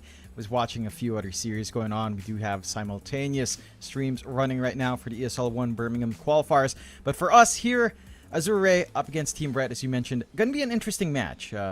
You would say that Azure Ray should just straight up be the favorites here. Team Bright has gone surprisingly far in a few of these qualifiers, but Azure Ray, in the latest qualifier for Dream League Season 22, did not drop a single game in the Chinese qualifiers. Like, literally 2-0, 2-0, 2-0 qualified. That's it. 3 series, 6 games, that's all they had to play, and I'm sure Azure Ray will want to repeat that performance here. But Team Bright have looked revitalized with this new roster. You know, I remember casting some Div 2 for China for a while with the old roster of Team Bright. It was a little bit hit or miss. This roster that they are fielding for this part of 2024 is looking sharp, and I wouldn't be surprised if they can bring a challenge up to Azure Ray. Should be an interesting match at the least. I don't believe these two teams met each other in the last 2 qualifiers running, the last one Dream League and the outside tournament as well. So this is the first time they faced off since that DPC system. It should be a fun one to watch. Yeah, I mean, I certainly agree with the Team Bright does look like a stronger team from what I remember. I do remember there was an old squad that wasn't quite as good as what it looks like right now. Well, hopefully they do put up a good fight, John. Azure Ray, like you said, they're a pretty strong team. They don't exactly struggle too much against many teams here in the region, and it's always nice as well to see the names in Azure Ray. Like, we've got Faith Beyond back, we've got FY in the squad. It's a kind of a fan favorite team, I want to say, as well. This Azure Ray, and it should be interesting to see if Team Bright can actually put up a good fight. So we do actually require you to join the casting slot, Johnny. There we go. Thank you for that. But it should be a very fun series, I think, here between. It's just a question of whether Team Bright can actually put up a fight, or whether we're going to have a similar kind of match to what happened in the last series, which was very, very fast. I don't expect it to be that fast. I think this one is definitely a lot more competitive between both teams. Again, Team Bright has gone deep in these qualifiers before. Team Bright did manage to beat out, say, Aster. They managed to beat out Titan. They drag it to 3 games with G2IG, and the last time they faced up on those Dream League qualifiers. So again, should be more competitive between these two sides. But in Azure Ray, they have shown that they've got something to prove here. Of course, with their roster, bringing in Fate Beyond back, renaming himself Bach, like the composer. A rather interesting choice for him. Should be fun to watch. I'm keen to see how highly prioritized some of these higher contest tiers will be. Like something like the Magnus, I think, is something that goes across both teams here. So that should be something that maybe gets banned by the second phase, or just gets picked up in first, along with a Rubik counter. You have some quirky stuff coming out here. I believe Low has played safely an Arc Warden in one of his qualifier games, Mike. So Arc Warden is a possibility to come out here as well. And it's going to be fun to see if they manage to pick up that Arc Warden for Low. I don't know if they're going to flex it on Azure Ray. You know, it's not like... it doesn't sound like a very Fate Beyond hero on the off lane, but at the same time, considering how Bach plays, I guess the Arc Warden could fit in as well. So there's some flex. But yeah, the Magnus is the question in my mind. You and I have been talking about it over these days of qualifiers. This hero has just been let through. I guess in the first phase of bans, I mean, you have to take care of Doom, Chen, Ench, sometimes the Venge, NP. So there's no room to ban Magnus, but almost begs the question of whether or not you should just allow one of those through and just ban this Mag, because it just does so much work. Yeah, I mean, Mag has felt incredibly strong. We'll see if either side are going to go ahead and ban it out, or whether they're just going to give it away to each other. As Magnus has definitely felt like the hero to be banning if you are playing in these qualifiers. It's like both teams are almost about ready to go, so we should be able to get this game underway very, very soon and see exactly how Team Bright is going to do up against Azure Ray. Of course, Azure Ray are going to be the heavy favourites going into this matchup, but we're always hoping for an upset here in the casting desk. Apart from that, not much else to say. We got to get into the draft very soon, but it has not started as of yet for some apparent reason. Apart from that, their future competitors, LGD Gaming and of course Go Along, is who could be up against the winner of this series between Azure Ray and Team Bright. So one would imagine it should be LGD. You never know. You really do never know. Yeah, I think that matchup for the other upper bracket quarterfinals matches is very similar or very close. I don't think you can underestimate Go Along. These are veteran players. Same with Team Bright, honestly, but Azure Ray is just on a different level right now. I do want to say your comment that Azure Ray should be the favorites. You know, you're doing pretty well here in China, Mike. You're 100% correct when you are calling these advantages with G2IG earlier on. So maybe it's a flip. You know, Southeast Asia didn't treat you well. You'd say so and so is better than so and so, and then you'd be 100% wrong. That record could flip here, Mike. I think it could, John. I think China might be a little bit easier to call. We'll have to wait and see. I mean, as far as I'm concerned, I was right every time, John. They were the favourites. Whichever team I did call, I did look up the odds every single time, and they were certainly the favourites. So, you know, what can I do, John? If the teams aren't playing up to their standard, then, you know, am I to blame if teams fail, Jonathan? Of course not. Of course not. In fact, I'm praising them by calling them the favourites, John.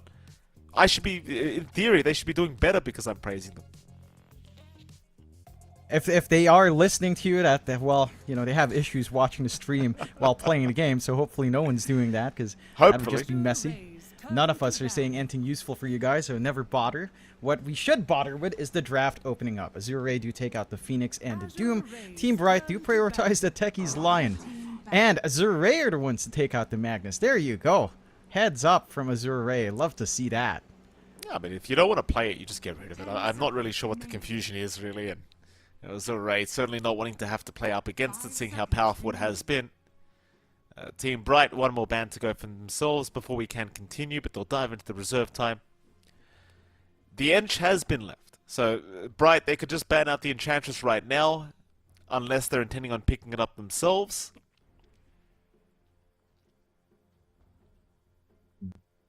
They'll have a think about it, though, of course.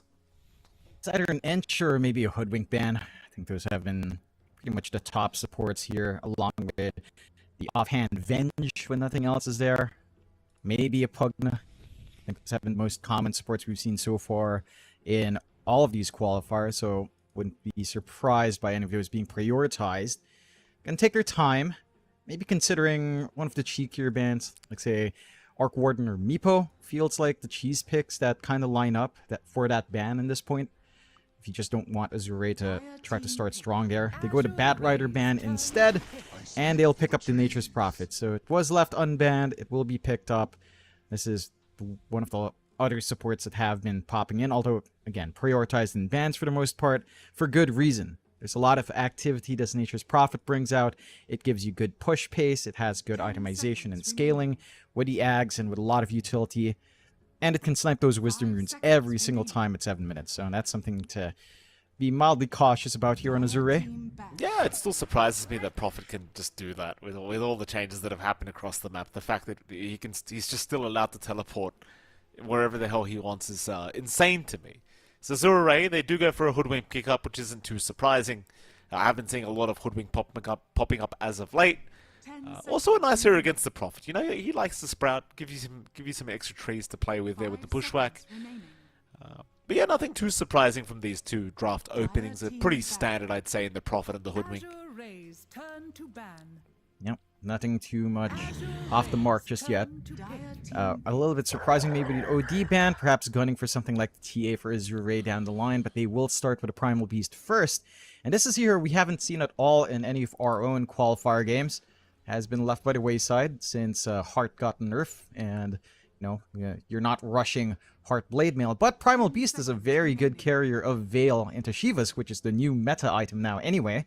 So I'm keen to see what exactly the plan for Azure is. This does feel like probably more of our Bach hero. I think the Hoodwink Primal Beast lane can be pretty oppressive to play into, but you always have the option to toss this onto mid. And on the mid lane for Ori, Primal Beast still does the same things as he used to if the matchup is favorable. We'll have to see what they get up to. At least we know why they ban out the OD now with the Primal Beast pickup, so that OD ban out becomes a little bit more obvious now as Team Bright. They will go into the Clockwork, which is another hero that's pretty damn good at dealing with the Primal Beast, so nice little counter pickup here from Team Bright. See some very nice setup as well for the Prophet to just TP in and follow up with. The Team Bright, though, looking for some cores now. In fact, hold on a minute, they'll go for the Shadow Demon pickup, so perhaps a core Prophet, perhaps a core Clockwork. Yeah, either one can come out for Irving. I think we've actually seen Irving play both of those heroes before on the offlane as well on different teams. So it does make sense. The Shadow Demon does the exact same thing as the OD. You've got that save from the Primal Beast. You've got a really good way of just holding him as well with the Demonic Purge. It's going to be a little bit trickier for him to trample around in the middle of the team fights. Love this solution out from Team Bright. Combine that with maybe a Luna pick down the line. You've got an insane amount of push as well. Very good coverage from Team Bright. Just this flex on NP Clockwork maybe cause a couple of issues for Azure with Shadow Demon. Not much can really stop the Shadow Demon from getting his saves.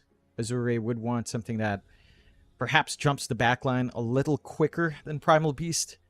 I mean, when he charges in, it's pretty telegraphed unless you're in fog charging into trees. That's probably the only situation where you can reliably catch that Shadow Demon without him getting the disrupt save and kind of just prevent that from being an issue. They will go for the Luna on Azure's end, so they'll prevent Team Bright from picking that up themselves.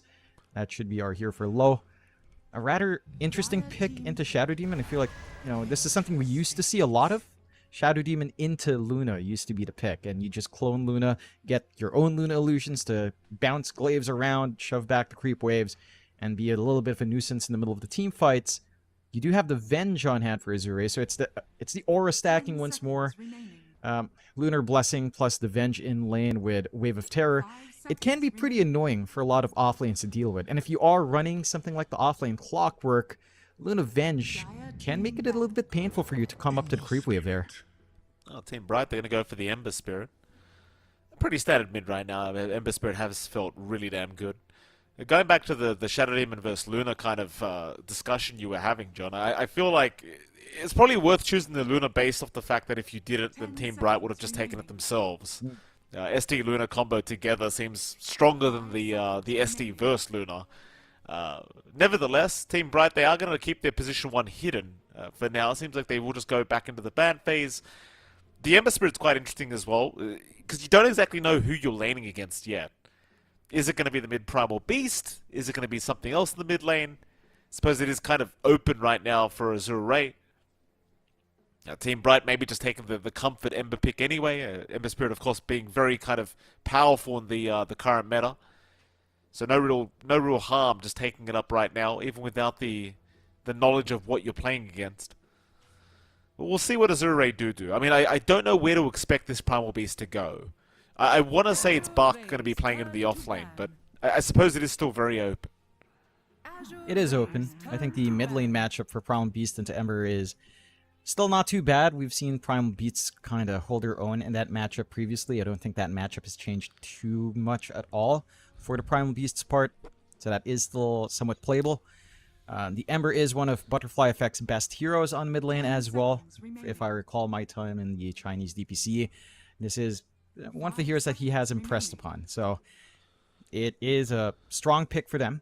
I'm curious about what Azure will want to do. They're still thinking that there's a different offlane coming out for some reason. They're banning out the Darkseer, just preventing more combinations with the clockwork, perhaps. Yeah, assuming clockwork support. Maybe they're assuming actually the +1 NP at this point, which also kind of works and does make this draft maybe a little bit more understandable. Nature's Prophet with a lot of farm early on does still provide you with great push, but has a lot of damage with the teleportation in with some items up. So I don't mind them going that route for Ulu. Like it can shape up. Like it can counter, it can provide you some momentum here and just play active. It's almost like a Spectre, right, with Shadow Step as a +1 NP. You're just farming out. If someone gets a jump in, you just come in. You will have to commit your body, but it still kind of plays around that tempo, except a lot quicker. Final ban. Still being thought about here for Team Bright. They'll get rid of the Dragon Knight, so they don't want that. They want that very boring kind of matchup here for the Ember. Now, the DK obviously just one of those the laners that you just throw in the mid lane where you don't have anything better to pick. Just does a very, very good job of just winning out the lane, or at least evening it out and just pushing in that mid tier 1 tower early. Well, Team Bright. 5 seconds remaining. Final pickup, still lacking a position 1. Back into the reserve time they go. They'll use all the time they have for this. Team Bright. No, it is going to be a Tide Hunter coming out, so perhaps it is going to be the +1 Prophet. It definitely should be. I think they're just going to try to play around that concept of using it like a pseudo Spectre, have some decent laning presence as well. I'm really curious about what lane they're planning to run. So this should be a Shadow Demon +4 now. They've got access to the triangle with the stack, and they can try to play mildly aggressively into a Luna, actually. Luna into Tide is not that great for Luna. You are within striking range of the Anchor Smash. It shouldn't be too rough here for Irving to just try to control that lane. And there is enough room once the Tide's like level 3 for the Shadow Demon to go back and just stack between waves. So you're going to have some good economy flowing here for Team Bright. For Azure Ray, it's time to figure out that flex. Again, this should still be the Bach Primal Beast, but they've still got the option to just give Ori it onto the mid. If they are looking for a different mid for Ori, Storm's still on hand. If you want to end up with a Storm versus Ember, the hold of Team Bright isn't the most reliable, but they can chain control pretty well if they catch that Storm and get their timings right. So it's not the worst thing in the world for Team Bright to handle, but it's still mildly slippery. They're going to think about it really hard in Azure Ray. And they'll go with the Lone Druid instead. So that should be our mid matchup coming here for Ori. They've got a great way of just rooting down the line with the bear. It's a hard hero to shove away from the mid for the Ember Spirit. And you've got a really well-rounded lineup from Azure Ray for that push, right? You've got this really nice lane of Luna Venge that we've seen time and time again. So Ori and Chanming should just be able to sit back, farm for the most part, have to be slightly cautious about the Anchor Smash, but not the biggest worry in the world. I think as long as they play their positioning right. Overall in draft, I would say I'd lean more towards Azure Ray. I think Team Bright with this kind of lineup is pretty tempo-based. Like, NP can scale.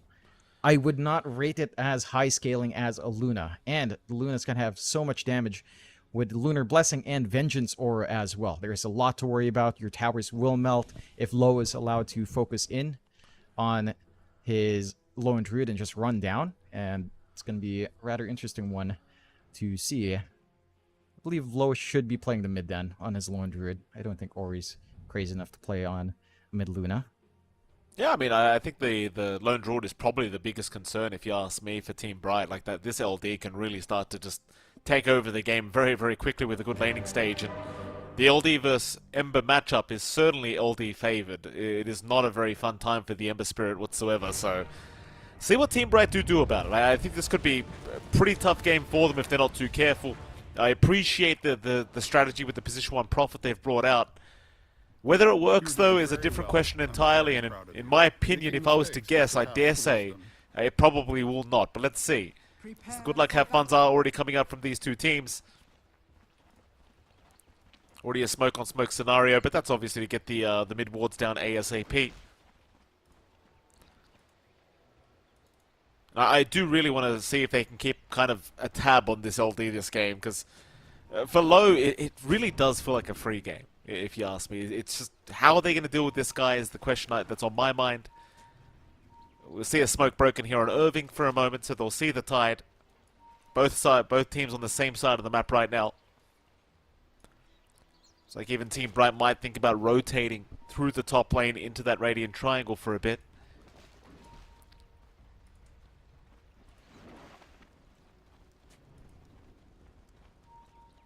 30 seconds to battle. Hello, we'll send the Spirit Bearer out, just have a gander as to where these guys are. It seems as though Team Bright might just kind of accept the fact that they should head down bottom and secure the other bounty runes instead.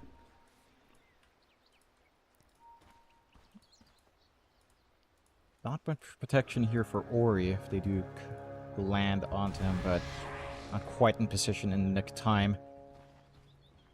The battle begins. FY. It's in a bit of danger there for a second, but ultimately he's okay. 2 for 2 trade on the bounty runes anyway. Nothing really to write home about. Of course, we can start with that mid lane as well. You've got Butterfly Effect. He's going to be up against low on the LD. Kind of already went over this. I do not think that Butterfly Effect is in for a very fun time into this mid lane. It feels like any kind of melee core in the mid lane against the lone Druid is probably going to suffer. But what are you thinking here, John? Yeah, no, it's not going to be too fun for Butterfly Effect. Low is going to be fairly well protected from harassment. The bear is really durable. It's not going to be easy for Butterfly Effect to just try to burn it down. Lane control is going to be the most important thing for Butterfly Effect. He does manage to at least shove in his wave just a little bit more. But it's not really going to hold back low too bad. Ooh. Yeah, already finding first blood here. FY going to go down. Ulu at level 1 finding first blood, so I'm not really sure how that happened. I didn't quite catch it, but FY perhaps with a rare mistake getting caught with his pants down. In fact, there you go, battery assault. Yeah, just running a little bit too far forward. Doesn't have the best move speed to disengage from Red Panda, both at 310. They've got a lot of control as well with the early sprout on Ulu. So it's fairly easy to trap someone in and stall for time, force a tango out as well. Bach? In trouble again. I forgot how effective Red Panda can be on this position 5 clockwork. Something we used to see a lot through the Chinese games we used to cast is Red Panda used to play a lot of position 5 clock, and as you can see, he's still very effective on this hero. And he is. Hits his level 2 now as well, so they've got the additional entrapment with the cogs. It's a little bit rough for FY. Just has to leverage his range as best as possible. Does not have the Blightstone start that we tend to see on Hoodwink supports, so it's a little bit more manageable for Red Panda. It's not as much of a pain to get twacked away, but he's already done his job, making this lane as disruptive as possible. You are still getting some good farm on Bach, so the Primal Beast is still finding that initial build-up he'd want, but you're not going to be too far off for Ulu. He's going to be relatively safe. Has the teleportation ready as well, and that's the one thing I'm keen on seeing. How frequent is Ulu going to try to play around the map if there's an opportunity? We'll see as we do get a pause. I have no idea what Ulu was trying to say, but I believe he's trying to say lag, as Red Panda perhaps stepping in to give us the translation. That bottom lane, the only one we haven't really discussed too much yet, of course, you have TK and Irving rather, except against Tianming and Ori. This bottom lane seems to be going quite swimmingly for both sides. There's not really much in the way of getting kills here, I don't think. Both sides going to just try and remain safe and get some CS. Seems like Irving might have a slightly better time, just based off the fact that he is playing Tide. Tianming and Ori not really able to pressure so much with that double aura. In fact, they haven't even gone for the Vengeance aura anyway, so you're not really trying to abuse it. Nah, you're going to have to wait. I don't think Venge loves to pick up Vengeance aura in the lane. You're still going to go for a standard 3-2 build by 5. You're just looking to get a little bit more control, some safe harassment out, but it's like we talked about. Tied into Luna, you've got the range for Anchor Smash whenever Ori's near the creep wave. Relatively free time. TK can eventually just go back, stack Triangle when he can leave this Tide alone, which honestly is pretty soon, with Irving already at 3. So you're going to have that economy built up for the side of Team Bright rather soon. They also managed to unblock the camp, so they're going to be able to get some pulls going as well. Relatively easy with the Shadow Demon. Overall, rather even on the laning phase. I am a little bit surprised by how much Butterfly Effect is getting in CS down in mid. Like, Butterfly Effect is just not slowing down at all by low. He's playing a little bit further back, just burning what creeps he drags back with him, using the Sleight of Fist to clean up. So not being in the firing line of that bear and the entangle. And is causing some issues for Low. It's a decent enough lead here for the Ember. Yeah, he's doing a really damn good job. It's quite impressive here from Butterfly Effect. He's winning out the laning stage against the Alone Druid, and you know, he's even gone the Max Flame Guard build, so he is going to just be able to rotate into the jungle and flash farm there as well, in case the lane went badly, I guess, but it didn't, so he doesn't really need it anyway. But you know, if he felt like going into the jungle for a while, he probably just could with the Flame Guard and just spam that instead. And, well, for Low, he's still finding farm on the LD, but just perhaps not finding as much aggression as he would have liked. I suppose the threat of the LD is always there, though. Like, Butterfly Effect probably will not be able to freely leave the lane. Slow probably will just start pushing in that mid-tier 1 tower early. In fact, Butterfly try and get aggressive here against Low. Does actually get a lot of damage off, but we'll have to let him walk away. Yeah, does manage to chip away at Low and force the Summon Spirit Bear usage once more. So, at the very least, you don't have to worry about that for a few minutes. Butterfly Effect, again, has been doing a great job of just chipping away at the resources of Low, and is kind of just working his way up now in that lane. They are starting to get a little bit aggressive up top here. Oh, nice rotations. Top lane, they get Red Panda, but mid lane, Low is going to go down as TK and Ulu do rotate to secure the Lone Druid kill. And that makes life even worse here for Azure. Low going down, Butterfly Effect having an even better time now. Very concerning signs for the Radiant. And he just resummoned, right, on that movement out from Butterfly Effect. So that's going to bite Low in the bum just for a bit. 1 minute without the bear. Not going to be able to do too much in that lane. This is when Lone Druid just kind of feels sad. A minute without the damage, a minute without his frontliner. And that's a minute where Butterfly Effect will have a lot of control. They're still keeping that rotation on mid, looking to camp around for the 6-minute power rune. Azure not going to be able to contest, and there's really nothing Low can do. Like, he has to hug that tower. Without a bear, he's nothing. FY was almost in trouble. Red Panda just going to ensure that FY can't take the illusion rune away from Butterfly Effect.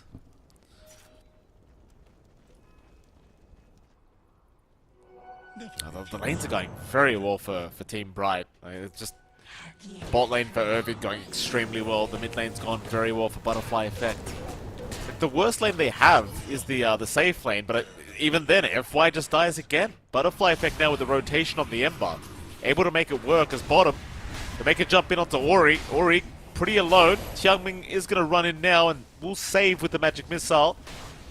You are kind of seeing how fast they can get through the HP pool of Ori with just one disruption into some anchor smashes. And but once Irving has the Ravage up, that's just a guaranteed kill if he's alone. Yeah, just gives you a lot of room to just try and get that jump in. Love the aggression coming out from Team Bright. All of their movements are just lining up in the side of Azure. They're forced to play a farmier style. This kind of boils down to having that Lone Druid mid. Yes, it does apply a lot of pressure. It can start to solo push, but it doesn't really rotate into these lanes the same way as Butterfly Effect can, just with a phase boots. He's already trying to be a nuisance here, still camping around, clearing out some camps. They are under vision from Azure, so they shouldn't be able to get any more than they already have, but they're still going. Tianming will get dived. Ori just completely abandoning his support. Absolutely no reason for the Luna to stick around. So they will lose Tianming. Irving will pick up that kill. Ori will now come back into the lane and just secure the creep wave, believing that it is safe, and well, indeed it is, but things get more and more challenging. Azure right now sitting at 1-4 against Team Bright. Again, the laning stage has gone really well for this dire end, though. Top lane, Bach gonna move in. Ulu in danger. Ulu is down. One saving grace for Azure is Bach's lane has been fantastic.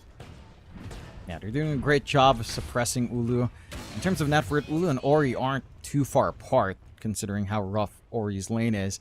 That is certainly good news for the side of Azure. Their farming pace should be pretty much the same for the most part, so I don't expect that to grow too wide, but still sets a good tone here. They're trying again. This time Bach should be in trouble. FY is going to rock up, but a bushwhack is only onto the SD. Onslaught up, and oh, Bach! ends up getting a little bit short. The chase is on. Disruption will hold him down, and there is certainly no saving him now. As TK is able to secure the kill. Well, the onslaught just a couple of pixels short. It does cost him his life. It's a nice pickup for Team Bright. Good punishment on that dive. But I think that distraction by Bach does open up a lot in the map. Low does manage to solo siege mid. One of the benefits, of course, of that lone druid. Very fast push potential coming out there. You are still getting this relief coming through for Ori to just farm up on the Luna. If there's any core that kind of doesn't mind that pressure, it should be this Primal Beast. And Bach is doing his job, just dragging attention away from these other sensitive cores in terms of farm, and just buying that time. Like Lowe's managed to eclipse Butterfly Effect in that farm, despite that earlier death.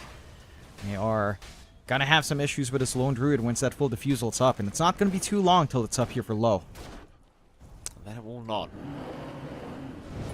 That's kind of the issue, like, Butterfly Effect, even while winning the lane, still loses that mid-tier 1 tower. It's not going to feel very good. Top lane, a jump in onto the Primal Beast once again. 3 heroes up here trying to secure Bach, but Bach now going to turn right back around with the onslaught. Looking at TK. Well, TK definitely going to get caught, does go down. Oh, Centaur! The Centaur killed The him. Centaur just ran right up, right-clicked him in front of Bach. My goodness. Alpha How Centaur? did it aggro to him? That's a Sigma move right there. I believe they call it these days. The young'uns shot. Top lane. Red Panda sticking around to try and defend that top tier 1 tower, but Low is here now. This is where it's like, well, you gotta let this one go. That tier 1 is not gonna last. No, it certainly won't. You do have the hook shot ready on Red Panda, but I don't foresee Ulu being willing to just TP in the middle of all of that action. Again, the fast push coming in here from the side of Azure Ray. This is opening up the map quite a fair bit. Smoke out from Team Bright on the southern flank, though. Could find a good jump in. No vision to scout that out from Azure Ray. Just need to kind of finagle and angle in. Bach does get hook shot.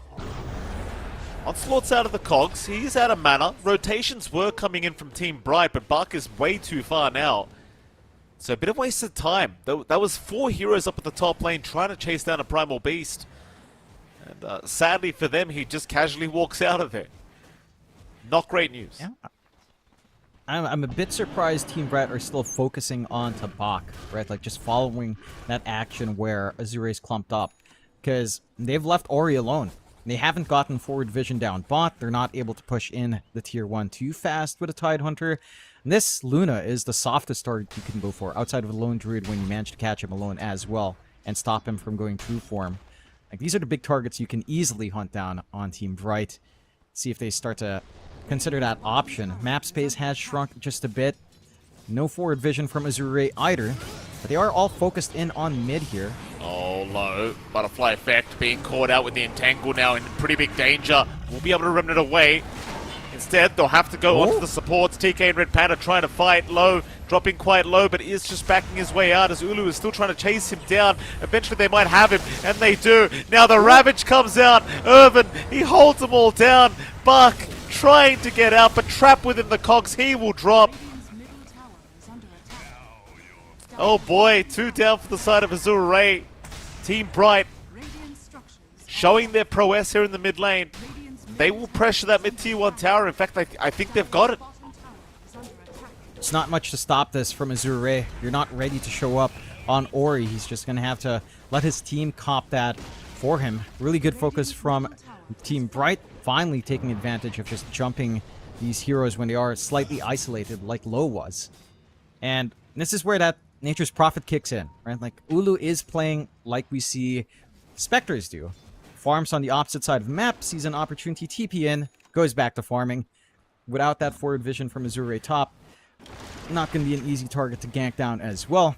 And Team Bright managed to equalize a little bit of that map control with mid taken away. You would still want the side lane taken out to take control of the triangle or bot jungle, but doesn't seem to be a high priority. Ooh, Red Panda. Hookshot off the mark. FY. We'll be able to get the ulti off with that Red Panda. Still alive, able to get away. The swap is there onto TK, so TK is going to be the sacrificial lamb. Irving is walking in though, and so is Butterfly Effect. They seem to want the fight. Ulu will TP in as well. Red Panda is still on the run. He finally goes down, but it's going to be FY trading with him with his own life. It's low. He'll move back in, but the Spirit Bear is dropping rather low. And it is gone.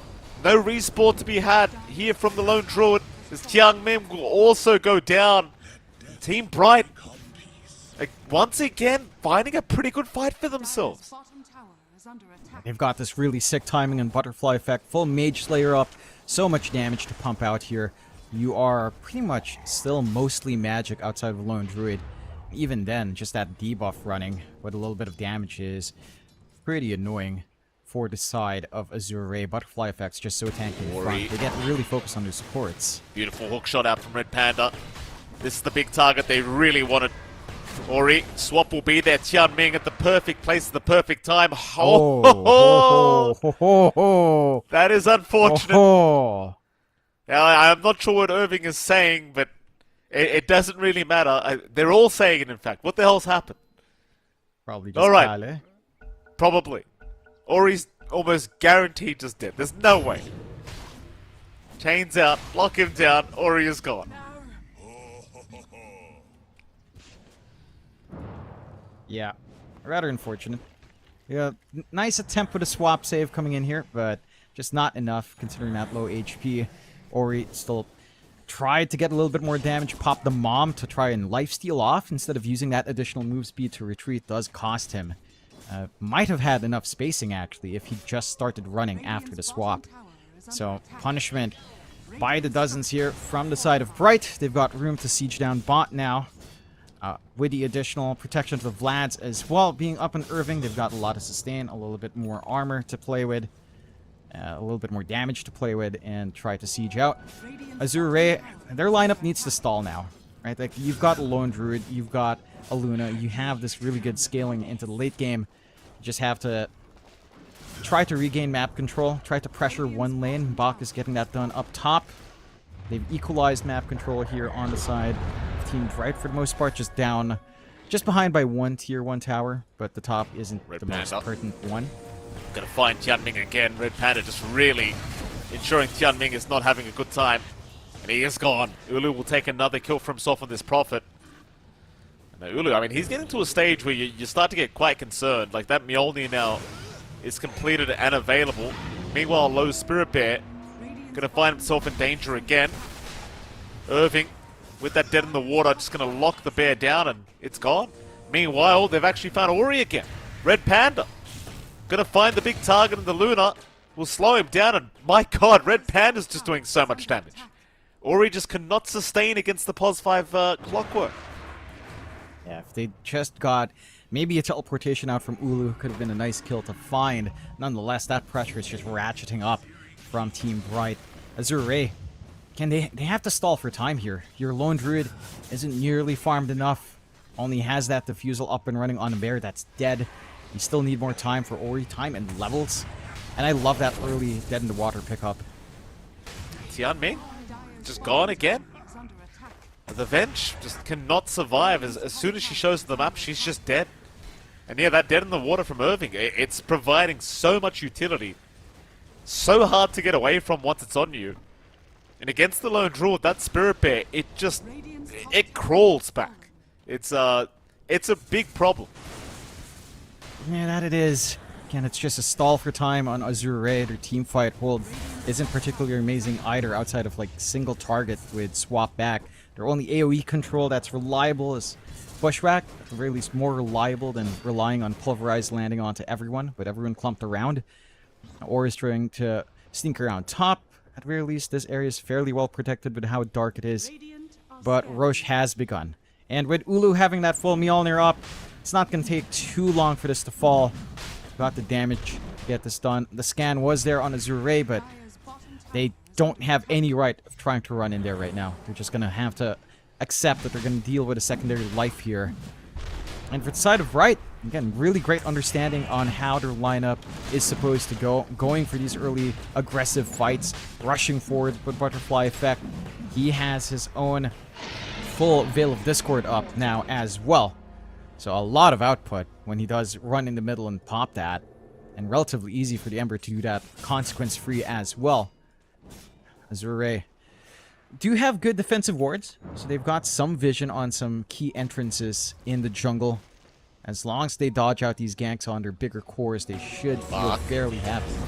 Certified Red Panda. Red Panda actually try. Oh boy, that's a teleportation! But he's just gonna get stunned immediately. Still Bark dropping very low. Tianming has gone to boot, and now a Ravage to fly out, just destroying Bark and FY. 3 down for the price of 1. Team Bright, they can't stop winning team fights. I mean, they've got all the control. They've got that damage coming in with the NP, playing like a Spectre would. You aren't playing as a unit on Azure Ray, because you can't play as a unit right now on Azure Ray. You just have to farm these 2 heroes. Low and Ori need so much more to really start to have some impact in these games. And at the least for Azure Ray, again, if there's any hero that should get ganked, it is the Primal Beast and the supports. So it's not the big targets just yet. Although map space is really tiny right now between Ori and Low. Already being surrounded for Low. I mean, can you actually go for this like Red Panda? He does have some help in the form of TK. Here comes Irving. This is the help you really needed. TK will go for the disruption out onto the Lone Druid. Low's going to try and go into the melee form, but he has been caught out. TK does die to Low, but he is going to drop anyway. They've got the Lone Druid again. Team Bright, they'll happily accept that trade as Bark's going to move in though. Red Panda is gone. Bark, he'll go for the Pulverize. Irving though does get the Kraken Shell to remove it. And the Sharpshooter also just kind of being whiffed. The chase is on once again. Irving wants to keep going. Has the Dead in the Water available. Onto Bark. Bark is just trapped up and rooted up here by the Chains of Butterfly effect. He is going nowhere. They will try to lock them down with a nice bushwhack from FY. But it is just not enough to make the difference. Now FY also in danger. Ulu going to ignore him, instead going after Ori. Ori will retreat back to the high ground. And FY unable to find the teleporting Nature's Prophet in time.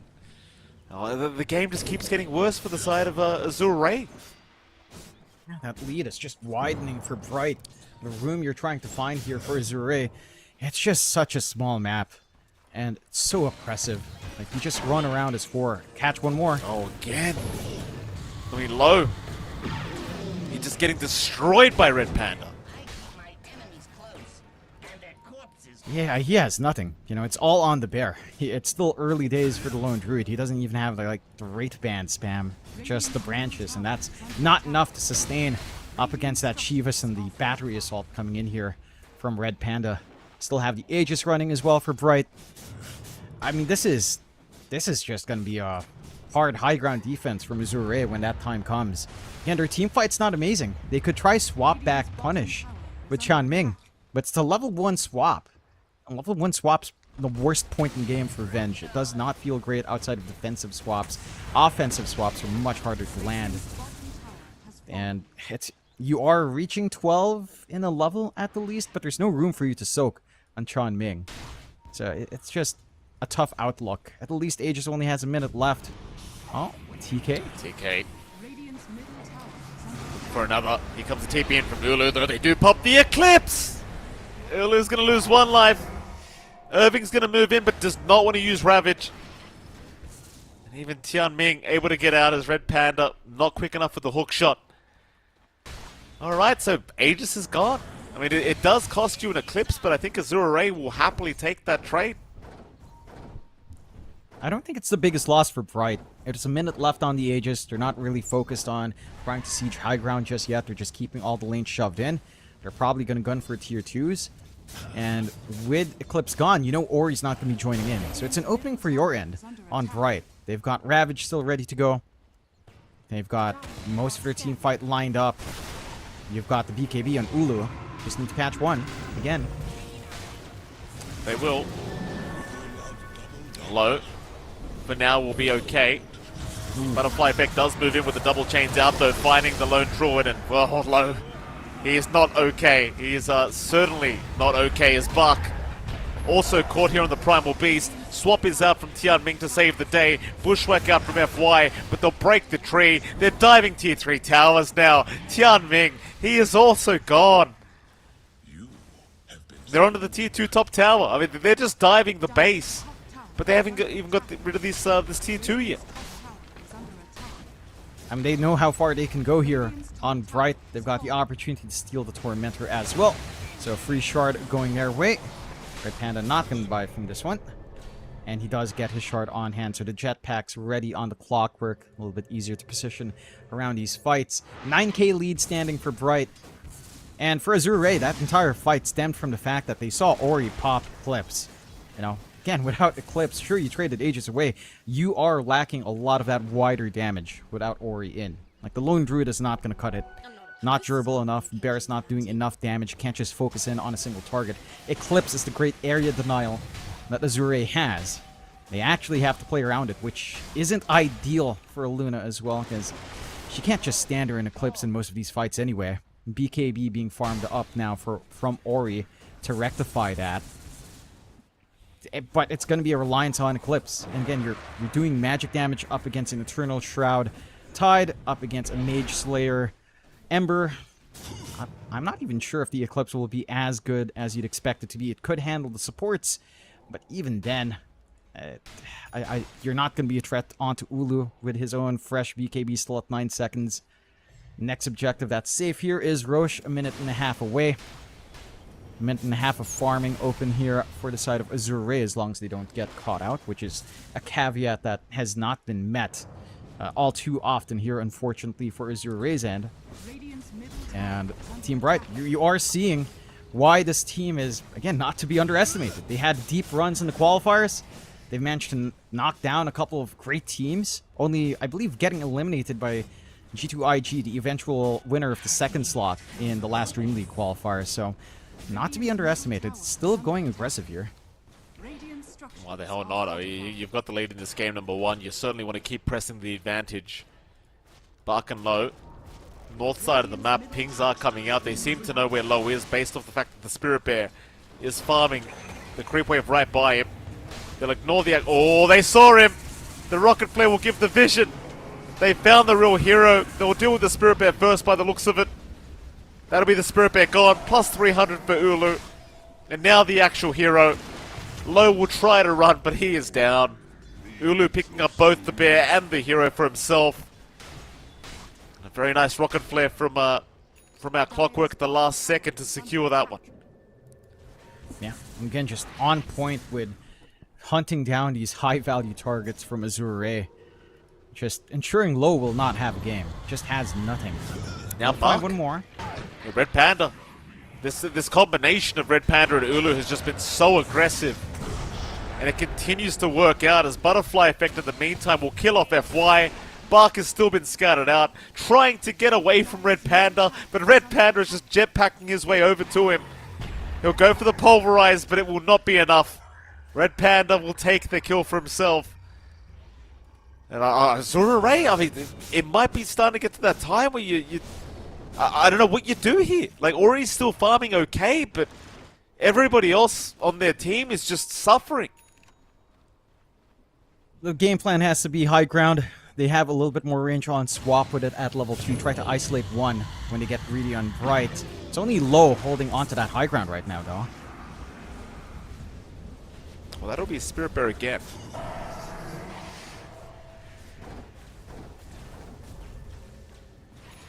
Yeah, I mean, the high ground defense this time around does work out. I wouldn't say so for Azure Ray. Losing the bear for a minute and a half again is... and you're not a hero right now on Low. I'm a little bit surprised they didn't TP earlier. You know, maybe even just to the fountain to try to swap someone back, get that coordination in, because that has to be the play. That's literally the only play they have for high ground defense. They'll try to smoke out with Bach taking point. It can be a little bit easier, just trying to rely on the Primal Beast, but without a BKB, I don't know how well you can pin one hero down unless he's isolated, which would be Ulu, but they are running in blind here on Azure Ray. I mean, they'll take a Watcher for their trouble, but they're not really finding the target they would have liked. It seems as though they're not going to find anything. Like, FY at least might get himself a wisdom room, which is kind of nice. It's the level 16 mark now for himself, but Butterfly Effect's going to find his wisdom rune anyway, so just trade. They see Roshan at the very least. So Bright can just go for that safe objective into the high ground now. And that they will. Straight into Roche with the teleportation. Azure Ray on the opposite side of the map, not going to be able to contest even with that roar. At the very least, BKB is up for Bach, so he can stand forward. But the Pulverize is just not going to be feeling great. As long as TK is alive, Disruption is just going to ruin that. So even just a hook shot can still cancel that off from Bach. So the BKB's usefulness, it makes it a little bit easier, but not easy enough with the 2 lives up on Ulu.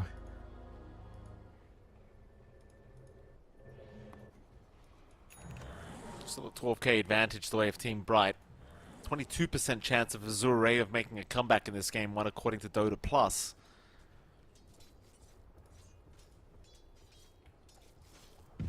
Some nice power spikes coming eventually, like the Kanda and Ori should make a decent difference. Ags being built up on Tianming obviously will help quite a lot because he is just dying immediately as the fight starts. Or even Bark is going for the Ags up on the Primal Beast. And FY is going straight up for a Daedalus on this Hoodwink. You are kind of at that stage of the game where he just needs to go for as much damage as possible as they do jump in onto FY. FY looking for a sharpshooter onto Red Panda. Does actually land it, but Ulu will still have his way with him eventually by the... Oh, never mind. The scurry will be enough. Ulu could still chase. Does go for the Wrath of Nature. FY, oh, he just cannot escape. TK's there as well. FY still trying to get out of here, but here comes Irving. But I guess you could make the argument that space. Low? Oh, not low. Ah, boy. Yeah. Nah. Never mind the space comment. There's no space.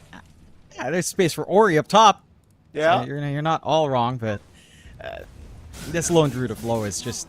it's not here. It's 4v5 right now for Team Bright. There's just no 2 ways about it for the side of Azure. The Butterfly Effect just got way too much on mid. And high ground siege with a Nature's Prophet does not take long. I will say this, like, Ulu playing this Nature's Prophet like a Spectre just has been substantial as they find one more. Yeah, Bach has been caught out. He'll go for a bit of a run, but Red Panda is just chasing him down. And Bach, bit of a pulverizer for the clockwork, does actually kill him. Red Panda gets left alone. Ulu does not want a bar of it. And now Team Bright, they've actually backed off from the mid lane. So it felt like they should have just had a free mid-Rax. They do get a T3 tower, but Red Panda dies trying to go after Buck. Now there's going to be a 4-man smoke out from Azure. Seems as though Team Bright are very well aware this could be happening. Irving will move in. He does have Ravage available. Bushwhack will lock him down, though a nice chains has caught Low again. Eclipse pop by Ori. Low is being saved here by the swap of Tianming. Meanwhile, Buck trying to move in. They do get the Aegis on the Prophet, but there's your Ravage from Irving. It only lands on 1 though. Maybe he does go down. Irving, he is gone. And Ulu, not looking the best either. He is still trying to fight, does take down Ori, but Ulu is forced to get away. He was quite low in the HP department. Meanwhile, Buck, not out of the woods yet. Butterfly Effect just taking him down on the Ember. And ultimately, Team Bright will still get a nice team fight victory for themselves. A 2-for-4 trade. So we are going to have the buyback being committed by Tianming. They will continue trying to fight this one out. FY, he'll pop the sharpshooter. Meanwhile, Tianming is going to buy back immediately. Buck has also bought back on the Primal Beast, but he doesn't have a carry to play with. It's just him and FY. And FY looks like he's been caught out with the chains of Butterfly Effect, so it's probably just going to be Buck at this stage. And FY trying to buy as much space as possible, but he is down. Ulu will be able to pick him off. Yeah, this defense is just way too fragmented from Azure. I'm pretty surprised Tianming bought back. There's no one for him to play with, even if he got the swap off. The damage from FY not quite enough unless you're just gunning for support spin. Buying back just to kill off a support in the siege is not going to do much to stop the side of Team Bright. We'll work on to another set of racks. Tier 3 goes down. Respawns are coming back up. Low will have Eclipse in 10 seconds with his BKB up. So you do have that to play with, but again, it just doesn't feel like that's going to be enough here. Up in disruption. He's out. Ori. Oh, he's been caught by the hook shot again. Red Panda locking him down there for a moment, though Ori's still able to back off for now, but not for long. Butterfly effect catching him right in front of the fountain. No buyback available. That'll be GG called. And Team Bright, wow. A game 1 victory, and they made it look kind of easy. Zure just unable to fight back. And you can see why the Nature's Prophet is a top tier ban, not only as a support, but even as a carry. Especially when you consider, how a Spectre functions. Nature's Prophet carry functions the exact same way. Big weaknesses for Azure were probably the laning phase, like Luna into Tidehunter wasn't very comfy. Luna Venge isn't the most active into tanky heroes like that. So you aren't able to do as much. The Shadow Demon pick into the very early Primal Beast pick was also a genius pick up there from the side of Team Bright. And I think this Gambit with Lone Druid mid up against Ember was just not the way it should have gone. Like, that should have been a much better lane for the Lone Druid. But Butterfly effect, again, showing us why his Ember was something to watch out for back in the DPC season. Certainly making work happen there for Team Bright. Azure, I'm going to have to rally.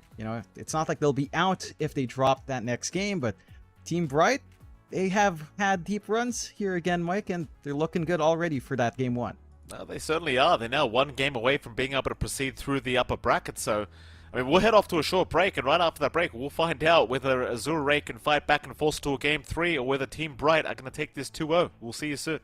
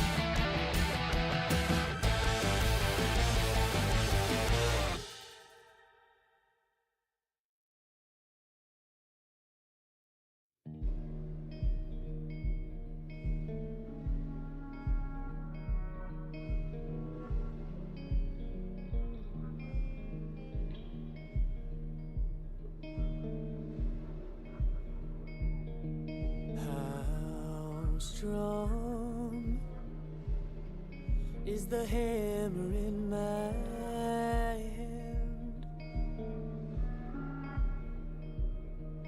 How long can you force me to dance? There's a crisis in my heart and in my world, and I saw you smile when I fell into the dirt.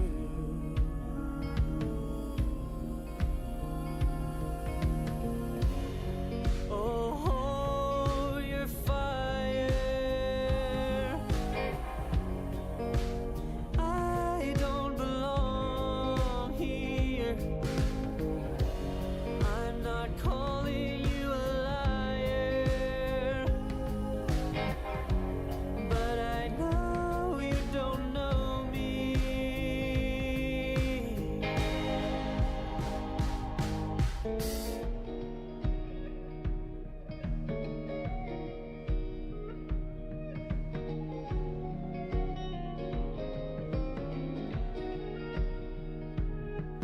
I'm too young for bitterness like this. I've grown too old to forget. I'm not a killer, but killing never fails.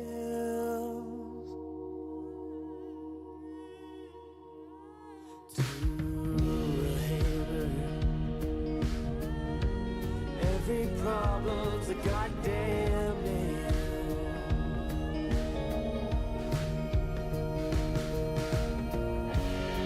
Oh, your fire, I don't belong here. I'm not calling you a liar, but I know you don't know me.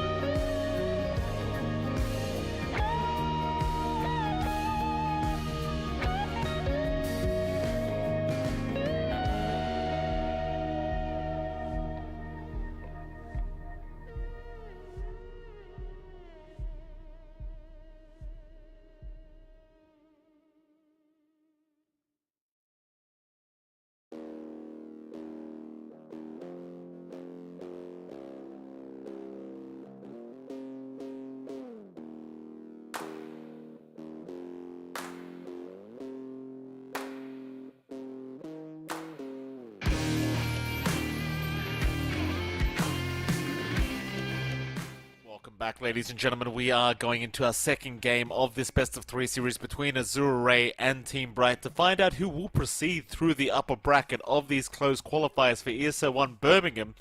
Jonathan, I was not expecting Team Bright to put up such a dominant kind of game here up against Azura Ray, but not only were they dominant, they just outright won very, very quickly.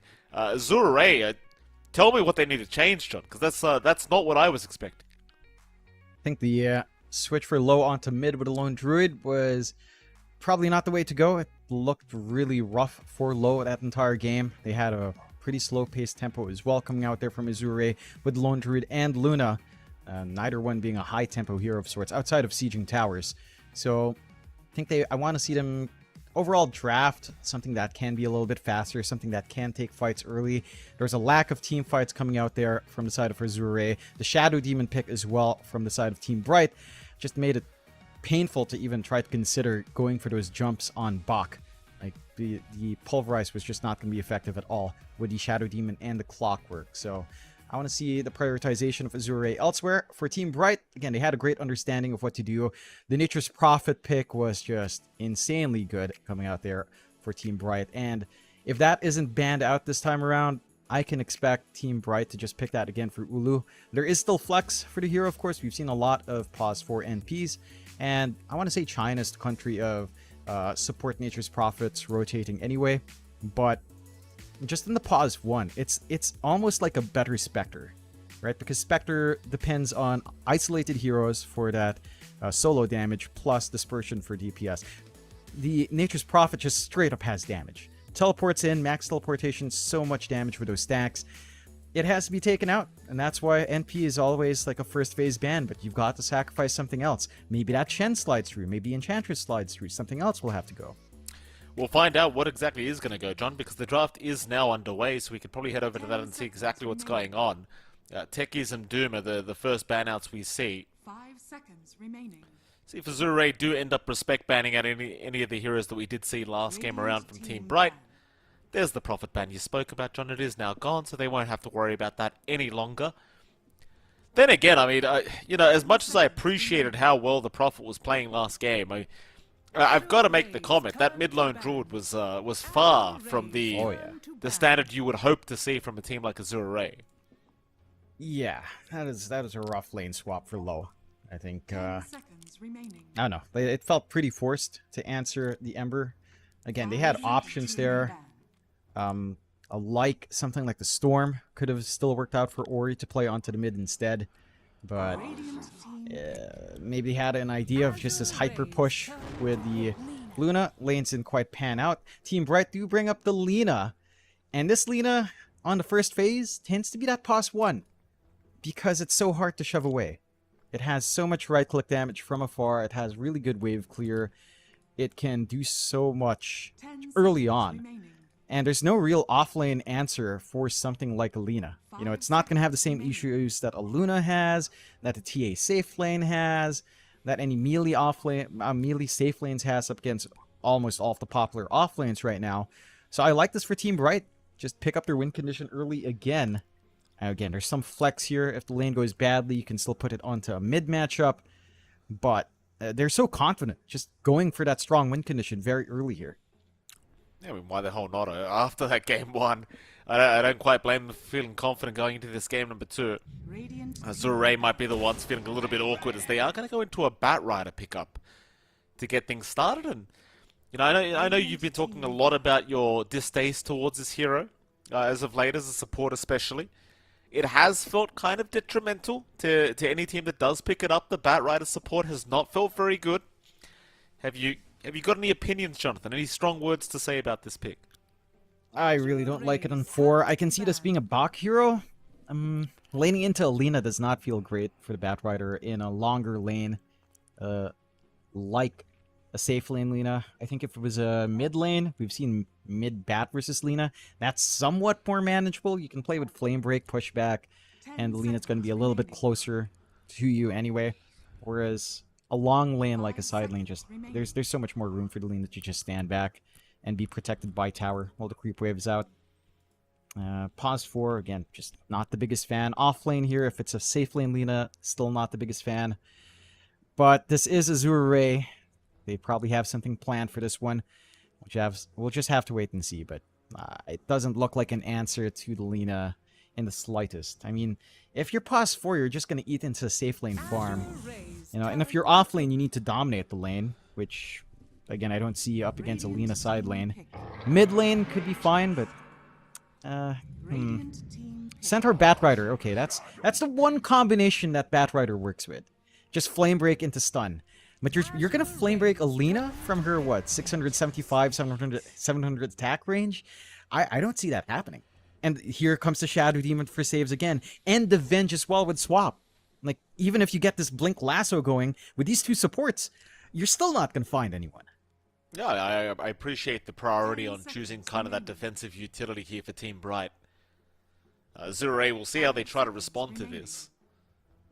But Team Bright already just confidently choosing these defensive supports in preparation for the aggression that Azure should be showing with this draft number 2.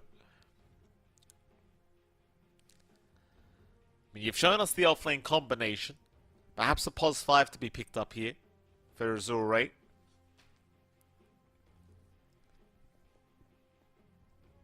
Because Chanming was suffering quite a lot last game on his own bench. Was not a very fun time for him.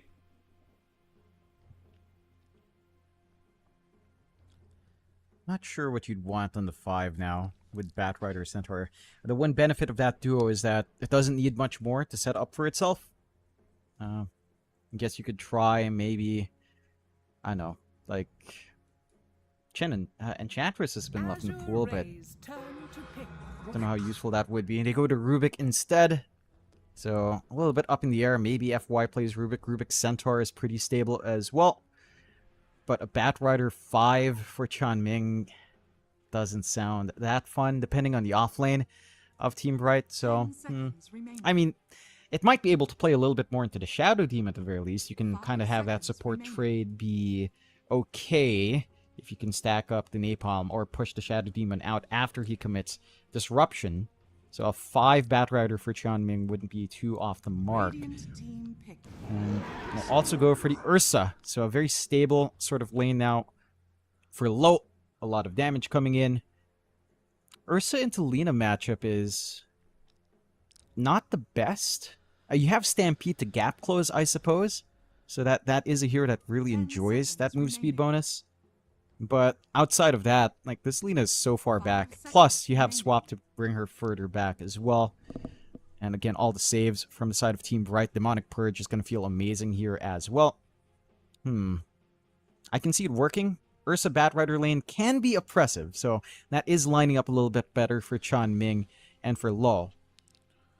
But, I don't know, like, just with the 3 picks of Team Bright, it feels still pretty tough. Like, you look at the Lina into Centaur lane. Centaur loves going for Hoof Stomp and Double Edge nowadays. A Retaliate Centaur into Lina is probably the only way to play that lane, but it doesn't sound great. And if you do go for Hoof Stomp and Double Edge, you're not going to reach the Lina with her attack range. The lift back from Rubik is also not going to be consistently applied as long as Ulu plays at range safely. So it has to be Retaliate, but Retaliate just doesn't sound great for how that hero is played. Ember Spirit out for Bright as well. Lack of hard single target control going to be an issue here for the side of Azure. And we saw Butterfly Effect just do amazing work in a matchup that should not have completely gone his way as hard as it did. 10 seconds remaining. I mean, Butterfly Effect, if he can have a repeat performance of what happened last game, it's going to be a very good time for Team Bright. Let's see what they give Ori in the mid lane to try and counter out this Ember, because Butterfly Effect made it look real damn strong last game around, and that wasn't a matchup that shouldn't have felt that good for him. So Ori surely looking to get some revenge here for his carry. Team Bright, final bans to come out. They'll get rid of the Zeus. Zure still looking for what appears to be an offlane ban out here against Team Bright.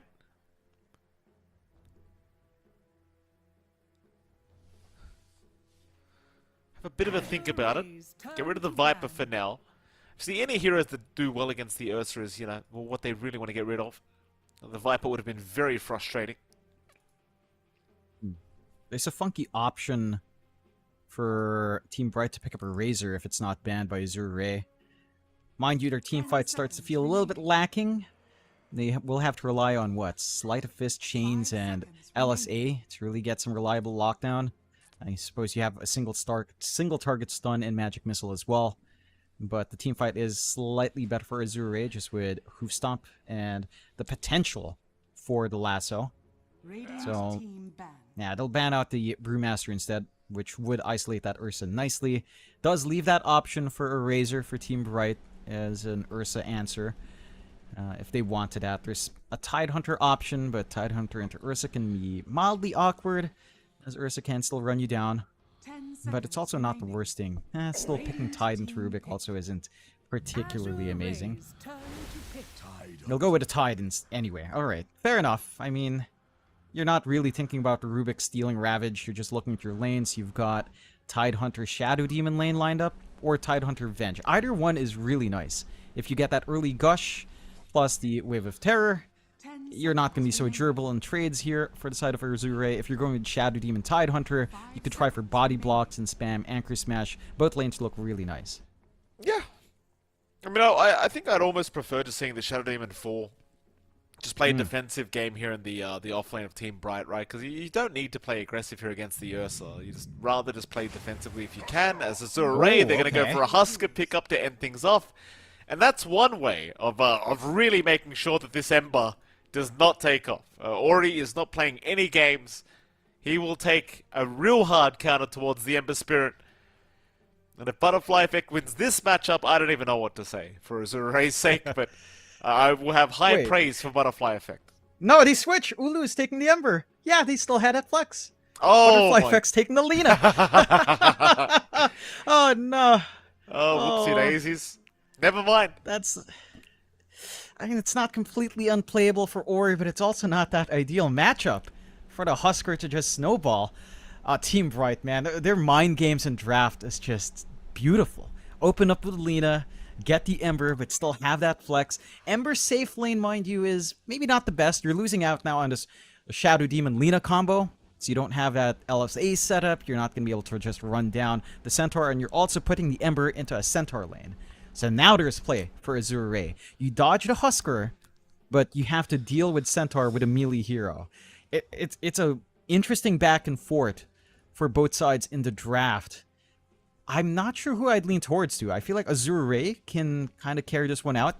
Again, the kiting issues for the Ursa aren't going to be as problematic if Stampede is there on Bach and the coordination is there for Azure, which it should be. Your Ursa Rubik lane for Ori and Chanming, for Lo and Chanming should be fairly well lined up here. So you've got some nice aggressive play that can come true. It's going to be interesting. A lot of this game hinges on like this early game for really the mid. I kind of want to see what they can do with this Husker coming out here on Azure. How much can you get for Ori missing out on that ideal mid matchup? And how much can Fate Beyond just slow down Ulu this time? Like Ember into Centaur it's not smooth going. There's some dodge plays you can do with Sleight of Fist, but it's not going to be reliably dodging. Especially if you just, set up with the lift or just kind of get the pushback with Flame Break here from FY. Well, we shall see how this pans out. Game number 2. Tianming, or maybe already caught out. Red Panda just needs a bit of vision. Does get it. First blood already looking to be drawn as Tianming getting caught. A Butterfly Effect of all people will be taking first blood. The perfect hero to take it. He's going to be feeling happy going into that mid. Sentry dropped, so they will get the D ward at the very least. A consolation prize for Azure. But this Lina, again, it's going to have a good time on mid 670 attack range compared to the 400. You're not going to be able to spam the inner fire as often as well. So, Butterfly Effect should be a happy camper on the mid. And he does tend to translate very nicely into the mid game when he does have a good start. I do suspect that Ulu will be playing more momentum here as the Ember, and you'll just treat Butterfly Effect as carry on mid. So, kind of going to be interesting to see how fast Ulu will play, but his NP was playing fast a while ago anyway. Ulu be taking a bit of damage, does get the chains out. Will continue to run, but FY had a blood grenade, just really wanting to amp up as much damage as possible here onto Ulu. Give him the absolute worst start possible here going into this bottom lane. That he will. Ulu losing about 2/3 of his HP. We'll have to burn through a few tangos just to be able to lane here against Bark and FY. And of course, we'll head over to the mid lane where you will see Butterfly Effect and Ori going at it here in the Husker vs. Lina matchup. And poor old Ori thought he had the big advantage in that mid lane, but not quite. Not quite. Can still play around with Inner Fire if he just sneaks closer, I suppose. It's only 170 range difference for Butterfly Effect to kind of be within, so it's still somewhat striking range for Ori, but still not that smooth laning matchup you'd want. Going in for Burning Spears will be punished hard by Butterfly Effect. and should still have some farm. Again, Inner Fire at the least will help you clear out a bit, but this is going to be a very Lina-heavy lane. You're probably not going to get bursted down, thanks to Berserker's Blood just giving you a little bit more max magic resist, but Butterfly Effect's not going to be too scared unless he severely misplays and puts himself in a very bad position. It shouldn't be a problem for the Lina at all. No, it should not. With that top lane, of course, Lo and Tianming going at it against Irving and Red Panda. So, well, bottom lane FY was getting rather low on the bat. He will be alright. Well, we may as well talk about the bottom lane. FY and Bak against Ulu and TK. For now, is seemingly favouring Bak and FY. Ulu not having the worst time, though. The thing is, he did have to burn through all his tangos before the lane even started. So they are trying to abuse the fact that he does not have that much regen. And TK, well, he just gets caught out by the flame break of FY and immediately just gets taken down. That is that combination we've been seeing with a Batrider when it is picked up early. Really nice kill to pick up. I think you're pretty happy on Ulu regardless. Like, he does need more levels to come in. At very least, it's a support dying. It is a pretty nice pickup for FY and Bak to start to hit that point with their skill points. Level 2 start is nice, especially for the Batrider support. Gonna be hard to start to get the pulls though. TK at least has a way of disrupting with a wave of terror. But this is the more aggressive lane for Azure, and the more passive lane coming out here for the side of Team Bright. Again, you had to split the Lina off onto the mid lane, so you're going to have to cop it here for Ulu. His lane does come out weaker as a result of that. Oh, how is that top lane going? Lo and Red Panda against Irving. And, excuse me, Red Panda and Irving against Lo. And, of course, Tianming. Right now, seems to be going okay for the Ursa at the least. Azure Ray having a pretty good time having Lo back in the safe lane. On a hero that he feels much more comfortable on, clearly. And Lo CSing just fine. 19-3. No real aggression. I think the Tide Shadow Demon don't really want to try and be aggressive against this Ursa Rubik. Of course, they would rather just keep the creep wave by their own tower and just keep the farm going here for Irving, I think. Yeah, just going to be a little bit more passive. The kill threat onto Irving is a little bit harder to find at the least, even with Fury swipes. Self-Dispel does kind of make it rough, and you've got the Disruption save on Red Panda. They are getting more controls with the pulls. Red Panda could not block, and could be in danger with good body blocks from Tianming. Could be. Red Panda doesn't really have too many places to go. Will run into Lo, but is going to go down. A nice pickup for the bear. Lo. Definitely a very different game so far for the Ursa. Yeah, he's allowed to build up. No pressure coming out from Irving, or not too much pressure at the very least coming out here. They are getting some rune control, so they will at least grab a water rune away for Butterfly Effect instead of getting the double refill, but Red Panda's in with a TP anyway. The mid lane has been not too bad for Ori. Again, it's pretty hard for Lina to completely shove the Husker away, but again, it's not that early dominance that you'd expect. At least Irving is in danger again. He is Irving. Does get taken down low. Starting to get very aggressive here on the Ursa. Red Panda is going to try and rotate. Meanwhile, Bak does go down at the bottom lane, but they found Ulu on the Ember, so it's not a bad trade whatsoever here for Azure Ray. Tianming trying to deal with Red Panda right now. Red Panda happily fighting back. But eventually, in fact, he will keep going for another Shadow Poison. Does get 4. It won't quite be enough, but a nice bit of damage. Just a little bit more to fly out. Stacks slowly being built up only onto the larger camp. Not quite on the Ancients yet, but any piece of recovery is important here for the side of Team Bright. A much stronger start for Azure, which is what you want to see from them if they want to get that game 3 going in the series. And for the side of Bright, it's a little bit awkward because you've got the side lane Ember. You know, it's not like Ulu's going to hit as fast timings as he would in a solo lane. His EXP is also going to be held back, so his 6 timing is going to be thrown off, which means that you're not really expecting Butterfly Effect to go full tempo on the Lina as well. Again, it's likely just going to transition to the real hard carry. Hard diving down bot. Now TK go for a run, but FY is not looking to leave him alone. Bak will land a very nice hoof stop onto 2. Ulu is still level 4, so the chase can continue. Chains will land, but FY and Bak both still just chasing down the Ember. Even if they can't get the kill, they just want to ensure the Ember Spirit is not farming. Bark actually gets a stun and will secure the kill. Zulu just not having a game. Yeah, it's the worst lane coming out. Again, you swap out so that you don't have to deal with a Husker, but you have to deal with the Batrider Centaur, which isn't that much easier for the Ember. And it's very difficult to try to dodge everything with a sleight of fist. It's very difficult for you to get offensive. I'll try onto top here with low. Oh, he tried for the Ursa. Butterfly Effect will rotate, but misses the Light Strike array. May not matter though, as the Laguna Blade does come out, and low eventually is going to go down. Butterfly Effect able to get the final hit off. Would have been a real shame had they not gotten that kill. It felt like a very desperate rotation as well here from Team Bright. Just something they needed to see is that Ursa die. Yeah, they need to slow down that build up here from low. Just a little bit too fast on the Ursa. Has a relatively free lane. And that's where the strength of Azure Ray really is shining. Just the laning phase has been remarkably better than last time around. Still, Team Bright aren't too far behind despite these losses. Only a 1k lead for Azure Ray. Not too tangible in the core differences, although you are lagging pretty severely on Ulu. But once phase boots and Urn is up, you should be able to start to get active, connecting with that level 6 spike of the Ember. Azure Ray do have really good scaling down the line and are starting to hit that point where Ori should be ready to make moves. He is going for that armlet. Only the recipe and the blades of attack left for him to farm up. And again, like against Alina, sure you're not dominating, but you're allowed to farm as well.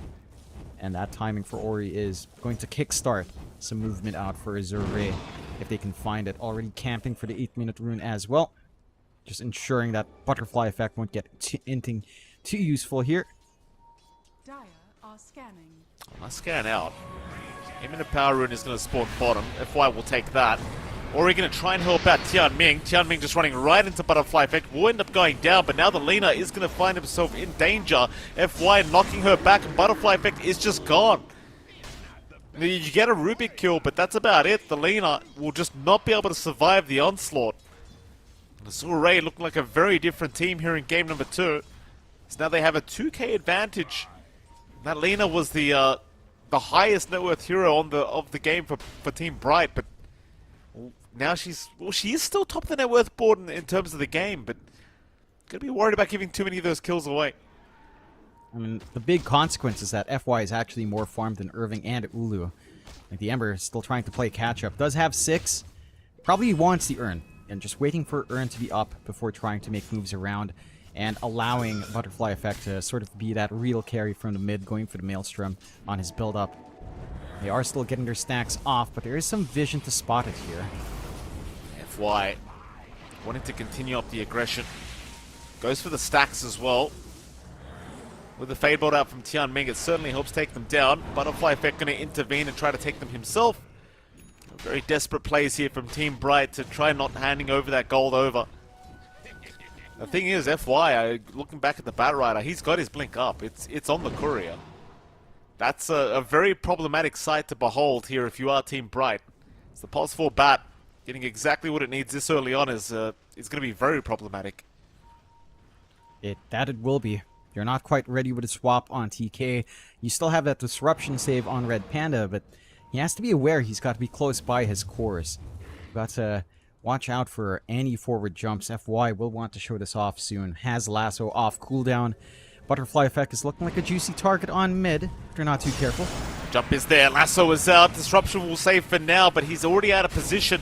Butterfly Effect, they'll swap him away. TK sacrificing himself, but here comes the cavalry. They'll get FY on the Batrider. FY will go down. They want a bit more. Ori is going to be alright. Ulu is out of mana, so we'll not be able to lock down Ori on the Husker. It's a pretty messy engagement, but they do still come out on top here, Team Bright. Yeah, and they managed to, find that Blink Dagger reveal. They force out Stampede as well. Very well timed for TK to actually have his level 6 swap there, just to get that position for Butterfly Effect going. And the follow-through not quite there for Azure to fully clean up. Like, the Venge would have been still a manageable target despite the barrier. Level 1 barrier is not too high, but again, not quite having all the heroes they need to clean up. keeping themselves in the game. Team Bright still 3k behind. Radiant's courier. Network distribution is still with Irving and Ulu taking the hits here for Butterfly Effect to scale. But the Lina is a hyper carry that can scale hard. Bach. In a bit of danger, Bach. Doesn't have the Stampede. Does have Tianming moving in to help out. TK still moving in. Does get the Centaur down. FY going to show up to try and at least get some form of a trade. TK, he'll be more than happy though, I think, with this. Just finding the Centaur kill. In fact, TK, not dead yet. Ulu will ensure that he does remain safe. So they'll get away with the Centaur kill for free. Yeah, pretty nice one to find.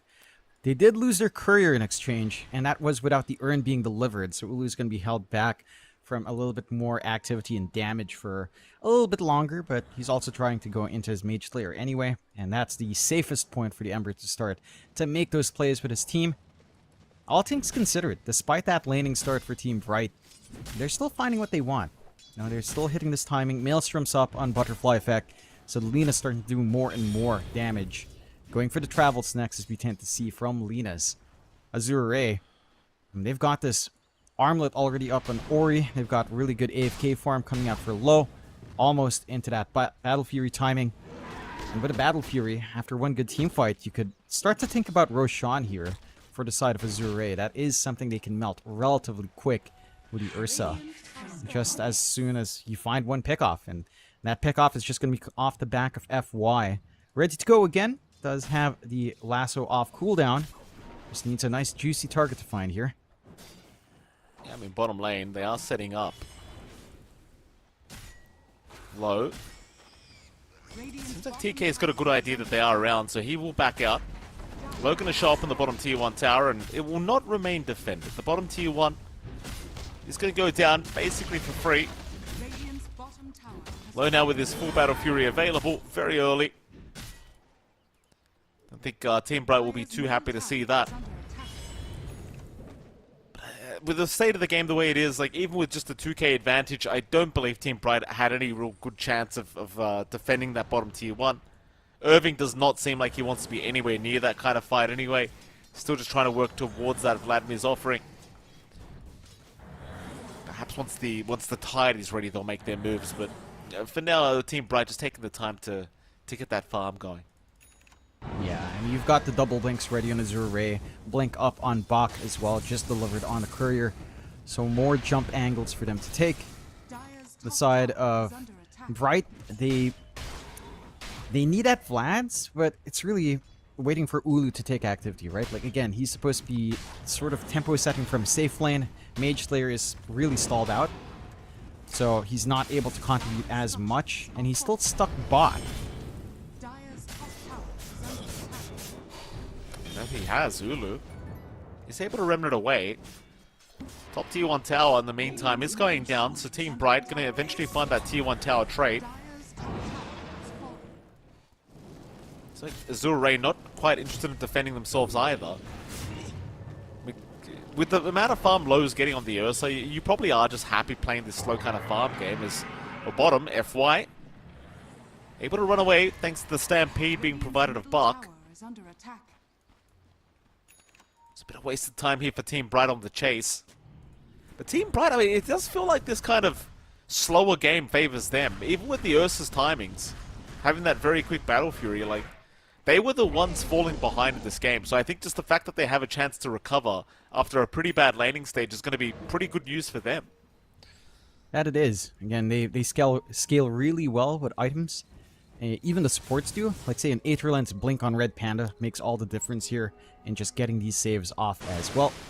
Smoke out from Azure Ray. Trying to hunt. FY is still itchy to get something done with that lasso, but vision is pretty dark. Only really river wards right now and one ward down bot and forward jungle. So a little bit trickier to find that angle here. Mid pressure is underway from the side of Team Bright. You do have Ulu joining in. He does have the Mage Slayer flying out, so this is his timing. Radiant's Yeah, structures absolutely. are fortified. They really wanted to pressure that tier 1 mid tower. They were even glyphing up the siege creep, but not feeling too safe. Irving eventually does move into the tier 1, but they do let the siege creep die. It won't matter too much though. Butterfly Effect doing a lot of damage on that laner. This will be forced from Azure Ray. But the tier 1 mid, it is certainly just going to go down. No real defense to come out here from Azure Ray. As an immediate smoke is out, they're going to head up towards the north and see if they can find this Ursa. Pings are directly where low is, so they have got the correct idea as to where the Ursa is farming. See if low can avoid this. A very nice scan as well, right on top of the bear. Oh, poor old low. He's having the perfect game up until this point where he has been caught out, but the TPs are still coming. Low's got the help in. He'll get the enrage in time and he will remain alive. Do they want to keep fighting? It's a little bit trickier with Stampede down. That repositioning with the lasso is not going to feel as safe. They did spot that smoke with a ward. I'm just surprised Low decided to try to play this bait game. With that Stampede, it feels a little bit rougher. They didn't commit anything on the side of Bright outside of just the smoke. Gonna have to find a good angle from the rear here. Irving does get jumped. They'd love to take down this Tide first, but obviously Irving, a pretty tanky boy, has the Ravage. Bark trying to bait them forward. Nobody else joining Irving yet. Ori going to show himself, does use the BKB. FY will jump in, looking for the blink. Lasso does get it onto the Tide. Irving, no, he never gets the Ravage off. He never gets it off. Bark will die as well, but Butterfly Effect just melts to the damage of Low. And Ori will remain alive throughout all of this. Red Panda is the only survivor on the Shadow Demon, but not for long. He is down. A full team wipe now for Azure Ray, and Roshan is right by, so they'll go right into the pit. That was just not the ideal position for the side of Team Bright. A lot of them were kind of stuck on the low ground near Roshan, just not able to follow through and try to back up this Tide quick enough. If they got the swap save into a Ravage, could have been a different story. Really preemptive BKB pop from Ori made it awkward for Irving to consider the Ravage going through that debuff immunity. And with the Aegis up on Ori, this is a key timing for that Husker. 2 lives up on him, very hard to burst down. We'll try to hunt here though on the side of Team Bright. Chase is on. No chains will land on FY. They do get a disruption. It's going to be onto Tian Ming. So not the biggest target, but they will take it. Azure Ray still happy to hold on to the 10k net worth advantage they have acquired, though. Radiant's bottom tower is under attack. It seems like Team Bright are the ones that are going to need to find these successful kind of pick-offs. But these supports aren't really the value they're looking for at all. They want these bigger cores. For now, it might be back to the slow game. But if you're Team Bright, like you might just have to take the space to get that catch-up farm going. That you should, but Low is so far ahead of you. His farming pace is just insane with a Battle Fury up. What items do you have to fix this on Team Bright? The BKB timing for Butterfly Effect's gonna be nice. The full Shivas for Ulu should help with some burst issues. So that's also gonna be impactful. But this deficit is just massive. It's Irving and Ulu, the 2 heroes that really need some catch-up farm. They want some parity here with at least Bach. Or still a ways off from that. Maybe if they find an initiation with a Ravage, things can clean up here. Ulu? Let's get caught, Buck. It's alright, we'll commit the Stampede and get away. Meanwhile, FY has got a lasso, finding Red Panda. Buck still dropping quite low. Zulu is going to rush forward onto Tian Ming. Tian Ming looking like the big target they want first. And he will go down. That is 1, however they do lose Red Panda. So 1 for 1 in terms of the supports. Buck is actually still in a pretty awkward scenario. But he will be able to TP away, and it doesn't seem like anyone's really going to spot him out. In fact, it is AR that is still moving to try and find some more pickoffs, but everybody from Bright has pretty much left the building apart from Irving. Irving not really out of position either, though, so he'll be okay. They will finally find that tier 1 mid, opening up a little bit more of an invasion on the bot area of the map, or the other half of the map across the river for them. BKB fully done on low. This BKB timing on these 2 cores is going to be hellish for the side of Team Bright. Makes it a lot harder to find that isolation play, Ulu. Ooh. He's alright.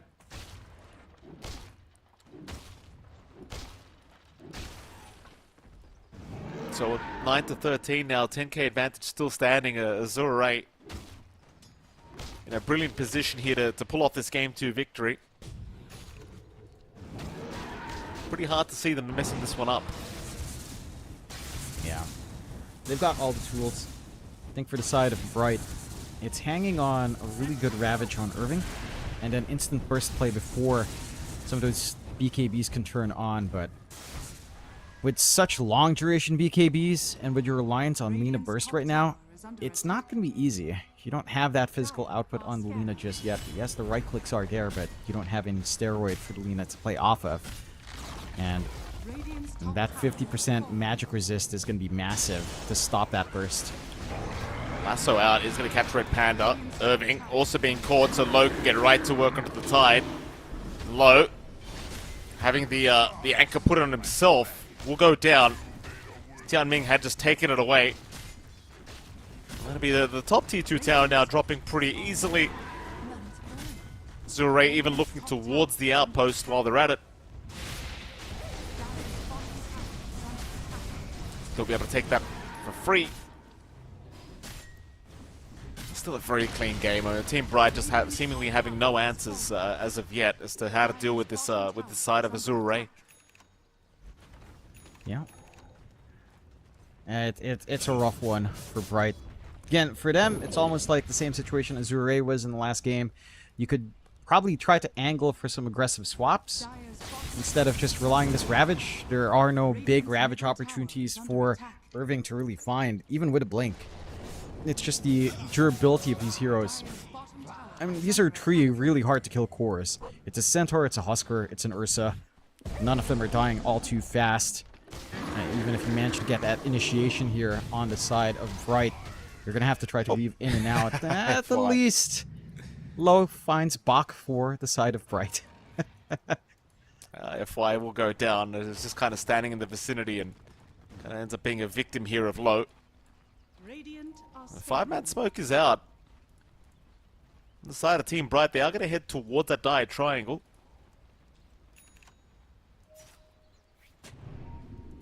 Well, they'd love to find this Ursa Low. He just picked up his Diffusal Blade. He could actually get caught out. Has a BKB available, though, at a 9-second charge, but they do see the Ursa. Jump is there, but he'll pop his BKB and run. So, I mean, the 5-man smoke does amount to something, but it's just a BKB charge, not the biggest deal. Definitely not. Really wanted more. But again, catching any of these heroes is just extremely tough for the side of Bright. Forcing out that resource is pretty nice. And it's still down to just 8 seconds. Still a long enough time for a lot of these engagements here from the side of Bright. And Azure, I mean, they're in extreme control right now. Full halberd up on Ori. So even that physical output of Butterfly Effect is put into question here. Is going for the AC as well for physical protection. And at that point, I'm not entirely sure how you actually kill off Ori. You don't have like a Spirit Vessel ready to go. Even if you did, there are still BKBs once more. You have nothing to slow down that regen. And Azure, I'll just go for their own smoke play.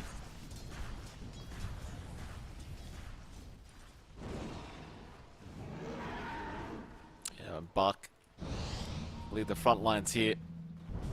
FY, what will they do? Jake to jump in. Ulu, he does juke out the hoof stomp. TK in the meantime with the swap out. Red Panda has gone down to get the team fight started. They have found Butterfly Effect as well. The Lina forced to BKB and just run away as Ulu does get a 3-man chains off. It won't really amount to much though. Nobody from Team Bright is around to try and capitalize.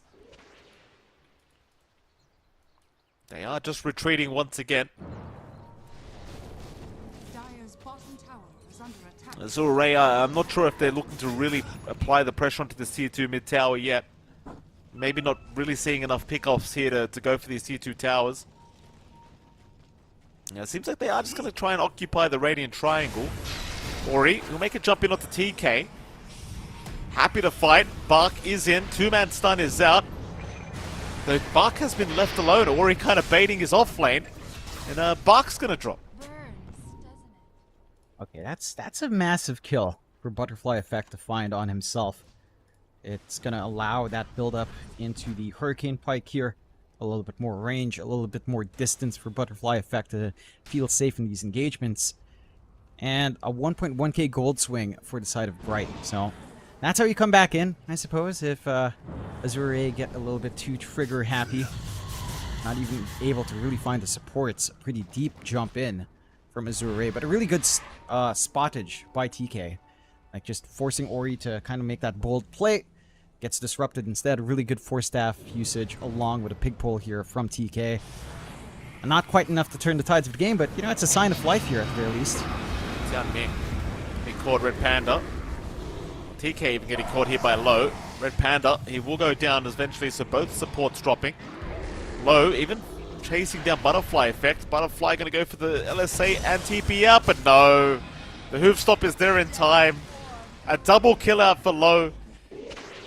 Azure cleaning up 3 of them. And now, I mean, it's just onto the tier 2 towers. There's really just nothing to stop them.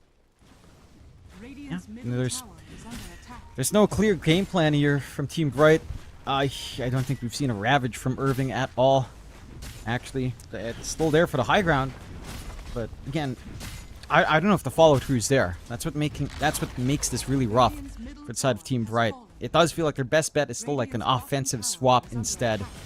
Just relying on the Shadow Demon to try to save with a disruption rather than just saving with swap.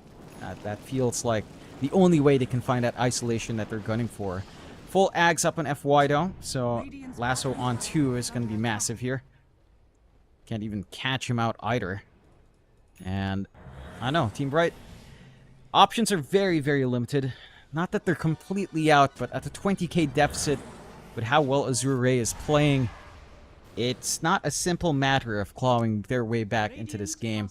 84% chance, or 88 now, probability to win here for Azure. As they will find Roshan, but the smoke is out from Bright. Roshan not lasting very long. They are trying to get there in time, but it is all too late. Remnants forward here from Ulu, trying to move in, see if he can get something for his trouble, but there's nothing left. They'll take the Aegis and the cheese.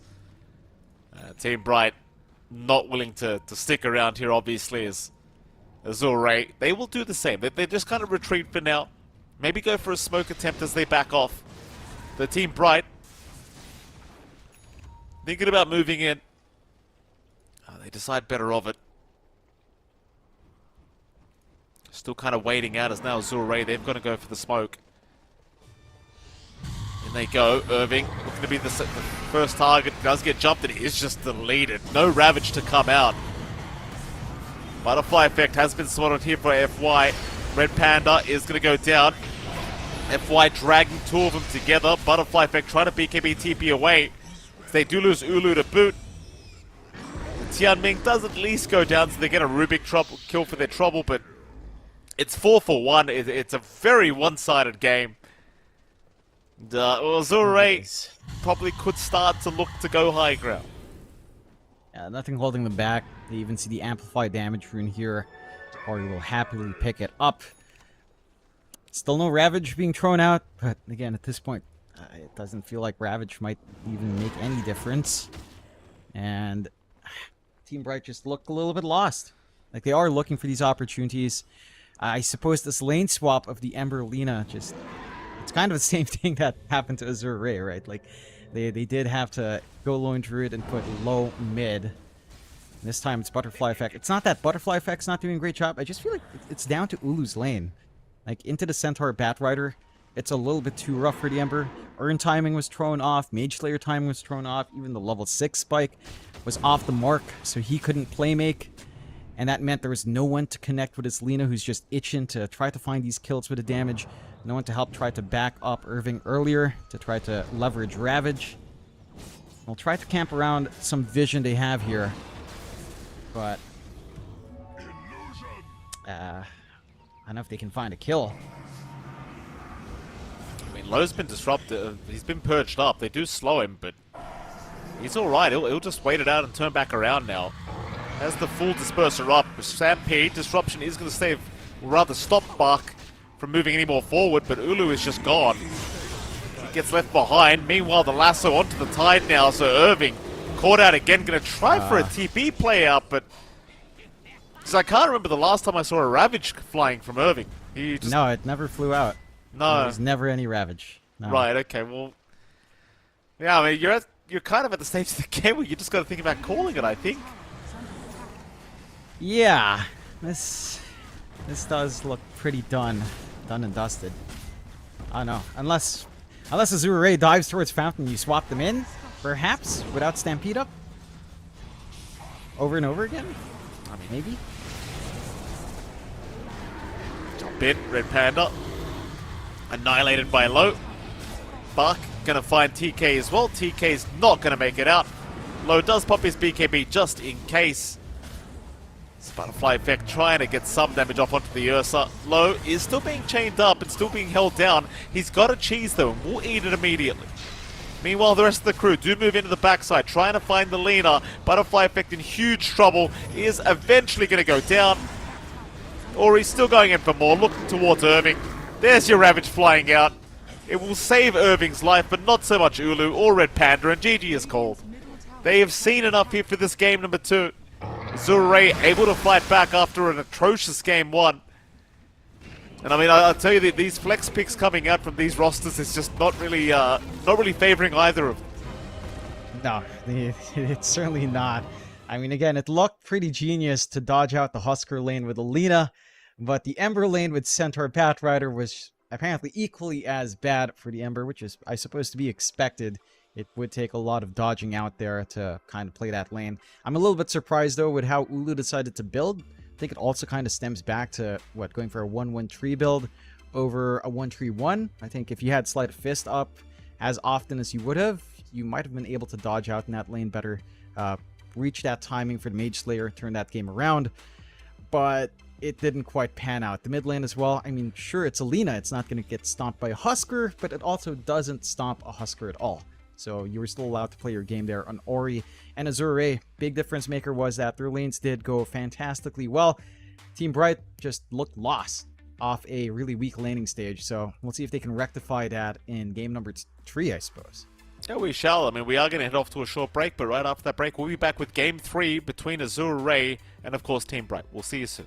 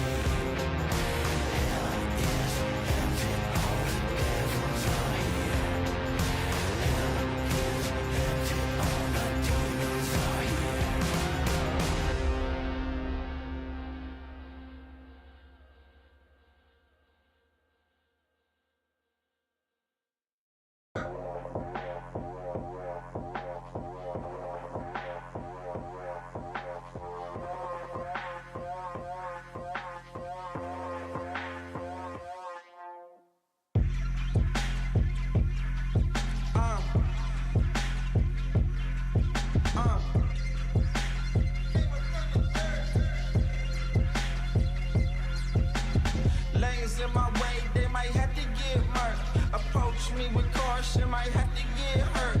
I tower from the treetop, but I came up from the dirt. That shotty like a detox, hit the pump and go berserk. Yeah, I don't care. You might get found in the middle of nowhere. Approach me with caution, might have to get hurt. That shotty like a detox, hit the pump and go berserk. That shotty like a detox, hit the pump and go berserk. I think y'all in my way, so tell me which one going first. You end up in the hearse, you end up in the grave. That shotty like a detox, hit the pump and you enslave. Yeah, I don't care. You might get found in the middle of nowhere. Yeah, that shotty like a detox, hit the pump and go berserk. I think y'all in my way, so tell me which one going first. Scroll through my living room, chosen the pinnacle. I jump into the spotlight ever since I seen the hidden view. Move how I move, I don't know who you approaching. I'm Jordan, less Jackson, I don't need nobody coaching. All these niggas frozen, that's the usual. Every space I go in, that's not unusual. Approach me with caution, might have to get hurt. That shawty like them Reeboks, hit the pump and go berserk. That shawty like a detox, hit the pump and go berserk. I think y'all in my way, so tell me which one going first. You end up in the hearse, you end up in the grave. That shawty like a detox, hit the pump and you enslave. Yeah, I don't care. You might get found in the middle of nowhere. Yeah, that shawty like a detox, hit the pump and go berserk. I think y'all in my way, so tell me which one going first. That shawty like a detox, hit the pump and go berserk. I think y'all in my way, so tell me which one going first. You end up in the hearse, you end up in the grave. That shawty like a detox, hit the pump and you enslave. Yeah, I don't care. You might get found in the middle of nowhere. Yeah, that shawty like a detox, hit the pump and go berserk. I think y'all in my way, so tell me which one going first.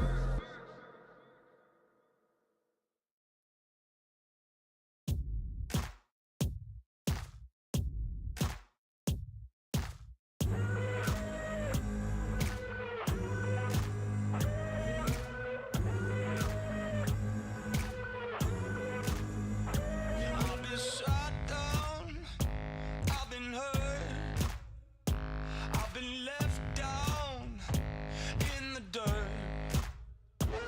I've been lied to, I've been cheated, but I'm never coming to my knees. Needed a way out, needed a way out, needed a way out, needed a way out.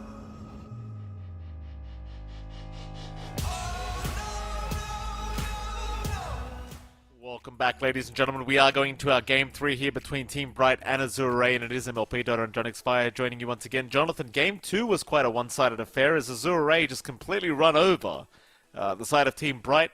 I can only imagine what kind of changes you're expecting to see here from Team Bright to give themselves a chance in game 3. I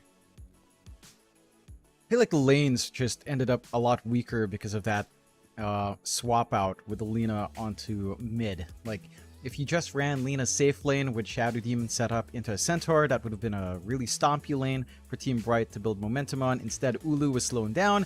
The Ember couldn't hit that timing. You had no presence with Tidehunter versus Ursa. It's a very static lane that leans towards the Ursa, depending on your positioning there.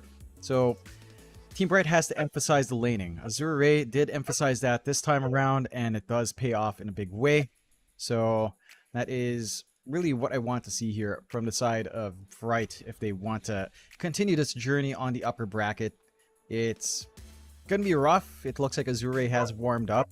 I suppose that early game 1 was just warm up for them, considering how rough that one was. Like, you know, Low having to play mid, Ori going safe for some reason. Like, I don't think Ori doesn't play something like Lone Druid. So maybe just trying something there in game 1 for Azure, but on full force, they are still very scary. I mean, it feels like both teams need to stop flexing these lanes for their carry and mid. Neither side made it work at all. So hopefully everyone just stays to their lanes, as it seems as though the draft for game number 3 has officially gone underway. So we can have a look at that and see exactly what these teams are picking up. Azure Ray already banning out what appears to be the Mag and the Doom, and Team Bright They'll get rid of the Bat Rider straight off the bat here, and they'll get rid of the Techies to boot. So, bit of respect here against FY, who was doing some real fantastic work on that Bat Rider +4. That he was.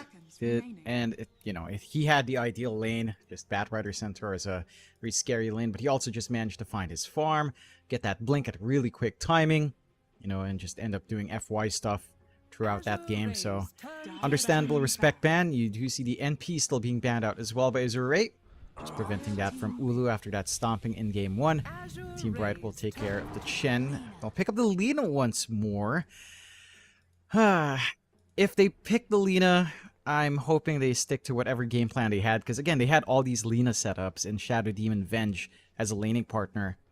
If they just stick it onto the safe lane, stick with that decision. Maybe ban out Husker if you pick up Ember. That's the big corrections here for Team Bright, because honestly, again, Lina side lane with a Venge or with a Shadow Demon would have looked really nice. Like, there was a lot of damage that could have gone out, really punishing for something like the Centaur. We'll see if Team Bright will try to flex this again. Azure will pick up the Vengeful Spirit on their end, so they've got a little bit of save. That laning presence with the Terror Wave coming out is pretty annoying. And overall, it's just been a really solid support with the changes to Wave of Terror. It's just been doing a lot of work. It certainly is. I mean, obviously, Tian Ming had a pretty rough game 1 playing the Venge, but seems to want to run it back and give himself a chance at showing he can indeed have a good performance when it comes to this hero. We did see some more bans coming out, the Nagasaran and the Ursa being removed here from Team Bright's end of things. So respect banning out that Ursa against Low, who obviously had a very good game. Number 2. See the Phoenix being removed here from Azure Ray. One more ban to go before we can see the drafts continue. It seems like Azure Ray will dive into the reserve time for this one as well. See the Phoenix ban. You don't really want to have to give Phoenix away when you're up against the Lina. They'll get rid of the Ember as well. So just kind of respecting that, even though, game 2, Ulu's Ember did not really pop off at all. But just in case Butterfly Effect was to pick it up again, they do not want to have to deal with it. Yeah, I think they understand that if Team Bright were going for the same draft, they'd probably take care of Husker in a different way and still try to run that Ember back, so I don't mind that for Azure to ban out. Keen to see what sort of cores they start to pick up here. We have been seeing Box Hero picked up really early on, and instead I'll just go with the Shadow Demon. So they do get the supports that Team Bright had last time. They will have all the save in the world now on Azure's end. Swap, Disruption, lots of good ways to just keep stacks up as well, and some really good laning presence from both of these supports. So I like that from Azure. Wondering what Team Bright will want to gun for. Probably need their own supports picked up now. There's still options like Hoodwink, like Ench. Those have been left completely untouched in the bans. So those could be stable ways of kind of finding strong lanes for yourself here if they wanted that. We shall see. I mean, they could also just opt for something like a Rubik here for Team Bright, just be able to take the disruption away from the Shadow Demon. You might even think about choosing unless this Lina is going to be POS 1 again, you might consider taking the Luna right now before the Azure guys have a chance at that Luna Shadow Demon combination.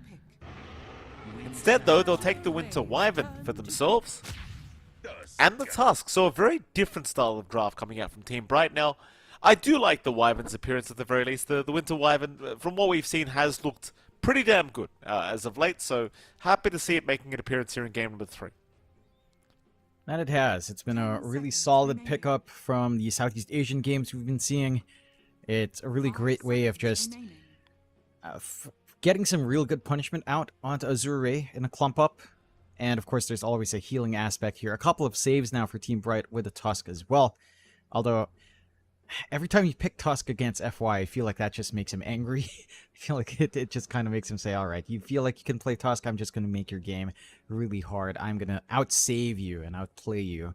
So I'm keen to see if that's the motivation for FY here. But for Team Bright, a blink timing on this Tusk is going to be big. Tusk Lina lane now looks extra juicy. Or a Lina Winter Wyvern lane is also not too bad. Mind you, I do believe we've seen some offlane Winter Wyverns come out in China before in some of the other closed qualifier games. In other closed qualifiers, I mean, like Dream League. So they have sort of experimented with offlane Winter Wyvern as well. Could be an option for Irving, but I'm leaning more into the position 5. Still, again, rather open with Team Bright if they want to flex things around. Also, right. Still using their reserve time for this third pick. Eventually, they will go into the Void Spirit. So even then, changing some things up now. Void Spirit making its appearance. Should be in the mid lane, of course. I highly doubt we're going to see any kind of flex coming out from Azure Ray on this one. Makes you wonder if Team Bright want to run the mid laner now against the Void Spirit and give themselves a decent enough time. Or whether they are still going to stick with this position 1 laner. As Azure Ray now showing the Morphling for low. Yep, and I feel like that covers a lot of bases here for Azure Ray. Really great scaling with a Morphling. Counteracts a potential Luna pickup now on the side of Team Bright. And it just provides a lot of good scaling, a lot of good damage as well with the varied build-ups. Team Bright will still go into the Tidehunter for Irving. And that should lead into what I'm assuming now is just Tidehunter, Winter Wyvern lane, and Tusk Lina. Sounds like a much more well-balanced set of lanes to play into. 10 seconds remaining. It's going to be pretty strong presence on both sides, although Tidehunter into Morphling does not feel like the best of times, but Winter Wyvern can kind of counteract that. At the same time, we've seen Morphling also just enjoy turning into Winter Wyvern himself. So it does give a very nice morph target for low to play with now. I want to see Irving's laning presence just be better. Like, there has to be more play coming out here. And the Winter Wyvern should be able to do that, but it still doesn't sound like the most threatening lane in the world here from Team Bright. It certainly does not. Final bans to come. Azure Ray still focusing on the position 1s. They'll get rid of the AM. Dive back into the reserve time.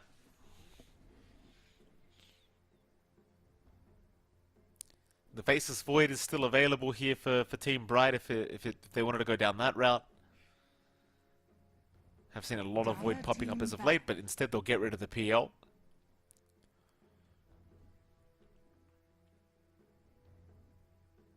Team Bright still looking for some more off-lane bans here against Bark.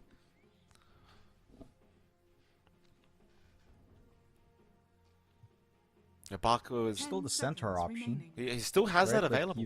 Yeah. You've got the Shadow Demon set up for it. And it's still really annoying here to have to try to deal with. The Stampede is pretty annoying for all of Team Bright's heroes. I don't know. I feel like a Centaur is a pretty straightforward ban. There's also an option for a Mars as well for the side of Azure if Bach wants to play that. It's been a pretty high impact offlaner from other regions, or at least from Southeast Asia. So that could be a safe ban as well. Maybe a bit of a debate whether the Centaur or the Mars has to go.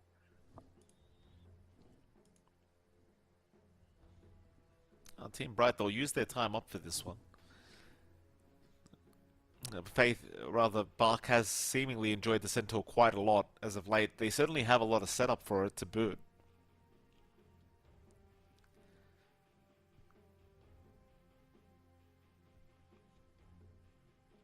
Centaur against Winter Wyvern as well. Like we kind of spoke about this during the SCA qualifiers, but the Centaur didn't really seem to care at all about the Arctic burn. They'll get rid of the puck, so Team Bright just kind of banning out a mix now as they'll actually pick up the Storm Spirit, so it is going to be a position 1 laner we're seeing again. And again, I don't mind that. The lanes are set up for a safe lane Lina. Like Lina Tusk is really strong. So they're just ensuring that Butterfly Effect won't get run down on the mid. If they want to shift a Void Spirit out, the Storm versus Void Spirit matchup is pretty good for Storm. It's one of the more stable matchups for Storm. That double overload charge is pretty good at level 3 for the 1-1-1 sort of build up. So I can see Butterfly Effect having a little bit of a better time. But I am keen to see if Azure will actually want to flex that Void Spirit for a better matchup mid. Like give Bach Void Spirit on the off lane. Mind you, I don't think Void Spirit into Lina actually fixes any of your issues. But you can try to play with Disruption into a Remnant and, I don't know, try to get some chip damage that way. Do you go with the Undying? Wow. So that should be our Bach hero. Yeah, off lane Undying. There No? was a time when it was no, it's the Bach What? Void Spirit still. Ori's playing Venge, And- Bach is playing Void Spirit. Uh, What? mid Venge. Why? Venge, or no, low Morphling perhaps into Butterfly Effects mid, and you run safe lane Venge for Ori. I think that's more sensible. I don't think the mid Venge threatens Storm at all. Yeah, but At least the Morphling can somewhat threaten back. is it really worth switching lanes again? Like we saw what happened last time. Well, it wasn't. it's it wasn't just- good. No, it's the concern for the lane. I think they're really emphasizing that mid lane matchup. Like, Void Spirit into Storm is just not a great matchup for Void Spirit, as we've seen before. Storm does pull ahead.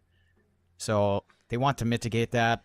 Void Spirit into Lina is also not good, mind you. That is my concern. That was what we were talking about before the last pick came out. It's a lot of range you're going to have to deal with. There's a lot of poking here with Lina Tusk. Again, you have one play here for the side of Azure Ray. It's Disruption into Aether Remnant, but it doesn't sound particularly amazing. It's not like you'll also reach into Lina. You're likely jumping the Tusk in that case. I don't know. This is Interesting. This is strange once more from Azure Ray. I mean, I know. I get the mindset. Like, that is probably the idea, right? You give low Morphling mid, or you can try to farm up on the Venge. Venge carry does still work, but it takes a while to really feel like a threat. I suppose you do have the stat padding that you can play with as a universal type. It's just... At the very least, Undying for Tidehunter is also terrible. So the Tidehunter Winter Wyvern lane's not maybe going to be as scary, considering that Qianming can trade back every single time with the K. So that is something going on here for Azure. Like, See how it all works out. I mean, obviously, you know, we can only talk so much here. We'll have to see what Azure has to show us. Very, very intrigued myself to see how this all pans out. 30 seconds to battle. See if they do break out in the level 1 team fight.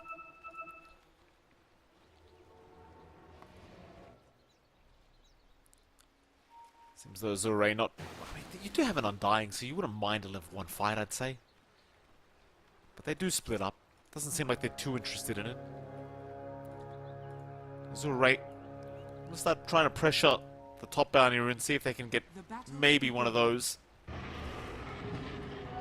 Seems like it is going to end up in a 2-for-2 trade anyway, so pretty even kind of start between these two teams. We'll start off with the mid lane though. You are going to have Butterfly Effect, and he is going to be up against the mid Venge of Ori. So this is not a lane you get to see very often. I'm looking very forward to seeing what Ori does do here, but what do you think about this? I honestly really thought they'd just go with low Morphling mid. I suppose the Morphling, I don't know, first few levels for Morphling is pretty atrocious. His attack range is shorter. This is an okay lane for Venge, actually. And you can always win out right-click trades because of Wave of Terror taking away attack damage, so it's not as safe for Butterfly Effect. He has to walk in melee to use the Static Remnant and to use the Vortex, and Venge just has a relatively safe range to spam out her spells, so this is pretty good. I don't expect Butterfly Effect to snowball hard now, so that is some good bits of news. And I don't think this simplifies at any time for Butterfly Effect. He's probably going to go 2-0-1 now at 3. Vortex not going to have too much value. Again, gap closing onto Ori is painful. And the mana efficiency of Venge is pretty high. That's why she's a shining support right now. It's just very easy damage and very cheap spells to throw out. It's certainly looking pretty good right now. Ori doing plenty of work here in the mid lane. Have a look at the side lanes as well. Of course, bottom lane, you're going to have TK and Irving against Qianming. And Low on the Morph. Low having a pretty damn good time so far. I don't think the Tide Wyvern lane can do too much about the Morphling this game. It does feel like Low's going to have a pretty free laning stage. In fact, I'd say with the Undying, you probably do have some kill potential here as well if you are Azure Ray.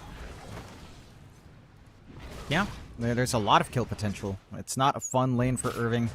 If they get the value point in Tombstone, clearing it out with TK, it's not the quickest thing in the world. Irving can't really help as well on Tombstone, and it's a ton of space out for Low, just with his one Undying running forward. You've got the Mangoes ready here as well for Qianming. He's going to be able to keep up that spam. We saw Irving struggle last time. It looks to be set up for that same kind of lane for him here. Up top is probably where the best lane of Team Bright is hanging. It is Ulu on that Lina, with Red Panda on the Tusk. And you've got a lot of play. Red Panda can cop most of the damage. That disruption into Aether Remnant is ready on FY and Bach, but neither of these targets are really easy to gap close onto and fully commit, so that's their slow lane. Both of the off lanes are going to be slow. It's going to feel a lot slower for Irving, but props to him. He has way more CS than Bach, so that is something here for the side of Team Bright. Yeah, it certainly is. Top lane going pretty well here for Ulu. And oh, FY, he's going to get caught in the shards. Ulu not quite in position to try and go for some damage out onto the Shadow Demon. And FY did have the disruption anyway, so probably wouldn't have amounted to too much. Looking back at that mid lane, Ori's still having a pretty damn good time here on the Venge. 15 and 3 at the moment in terms of the CS board. Yeah, I mean, the mid Venge, as much as, you know, I kind of scoffed at it there for a moment, it seems like it's working very effectively. Of course, as we get into the mid to late game, I do wonder what the impact of this Venge is going to be like as a mid hero, but we'll see. As top lane, FY does get caught in the shards of Red Panda. Will go down first blood to go the way of Ulu on the Lina. Bach not really able to do too much about it. Yeah, this top lane is definitely weaker for Azure in comparison to Irving's lane, and that's going to be the shortcoming. You're questioning the Venge mid. I'm kind of looking at Bach. What's he going to do with his Void Spirit without farm? This hero has not been popular in a while. It still has its place in the meta, but without farm buildup, without fast acceleration for levels in the offlane, it's not going to be as smooth sailing here for Bach. So, I'm not sure.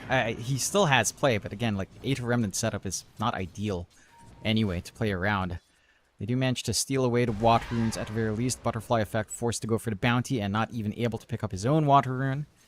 So, TK just preventing inside of Azure from trying to get something done there, but this mid lane matchup is just rough for Butterfly Effect. At the least when he hits 6, it's not going to be a big threat. I mean, or he can try to swap stun, but you're not going to have that burst window for the Storm unless, like, 2 of your supports rotate in. And the big thing for the side of Bright is, again, if they mitigate their losses down bot, they're going to be in a pretty decent spot.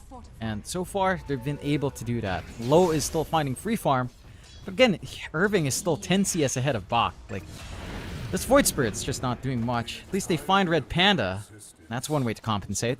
Yeah, Red Panda actually ended up getting quite aggressive there on the Tusk, trying to go for the Shards tag team, but just ended up paying for it with his life as Bach just kind of turns around and mans up against him. Definitely not the kind of kill you want to give over to a Void Spirit who was already struggling as it was.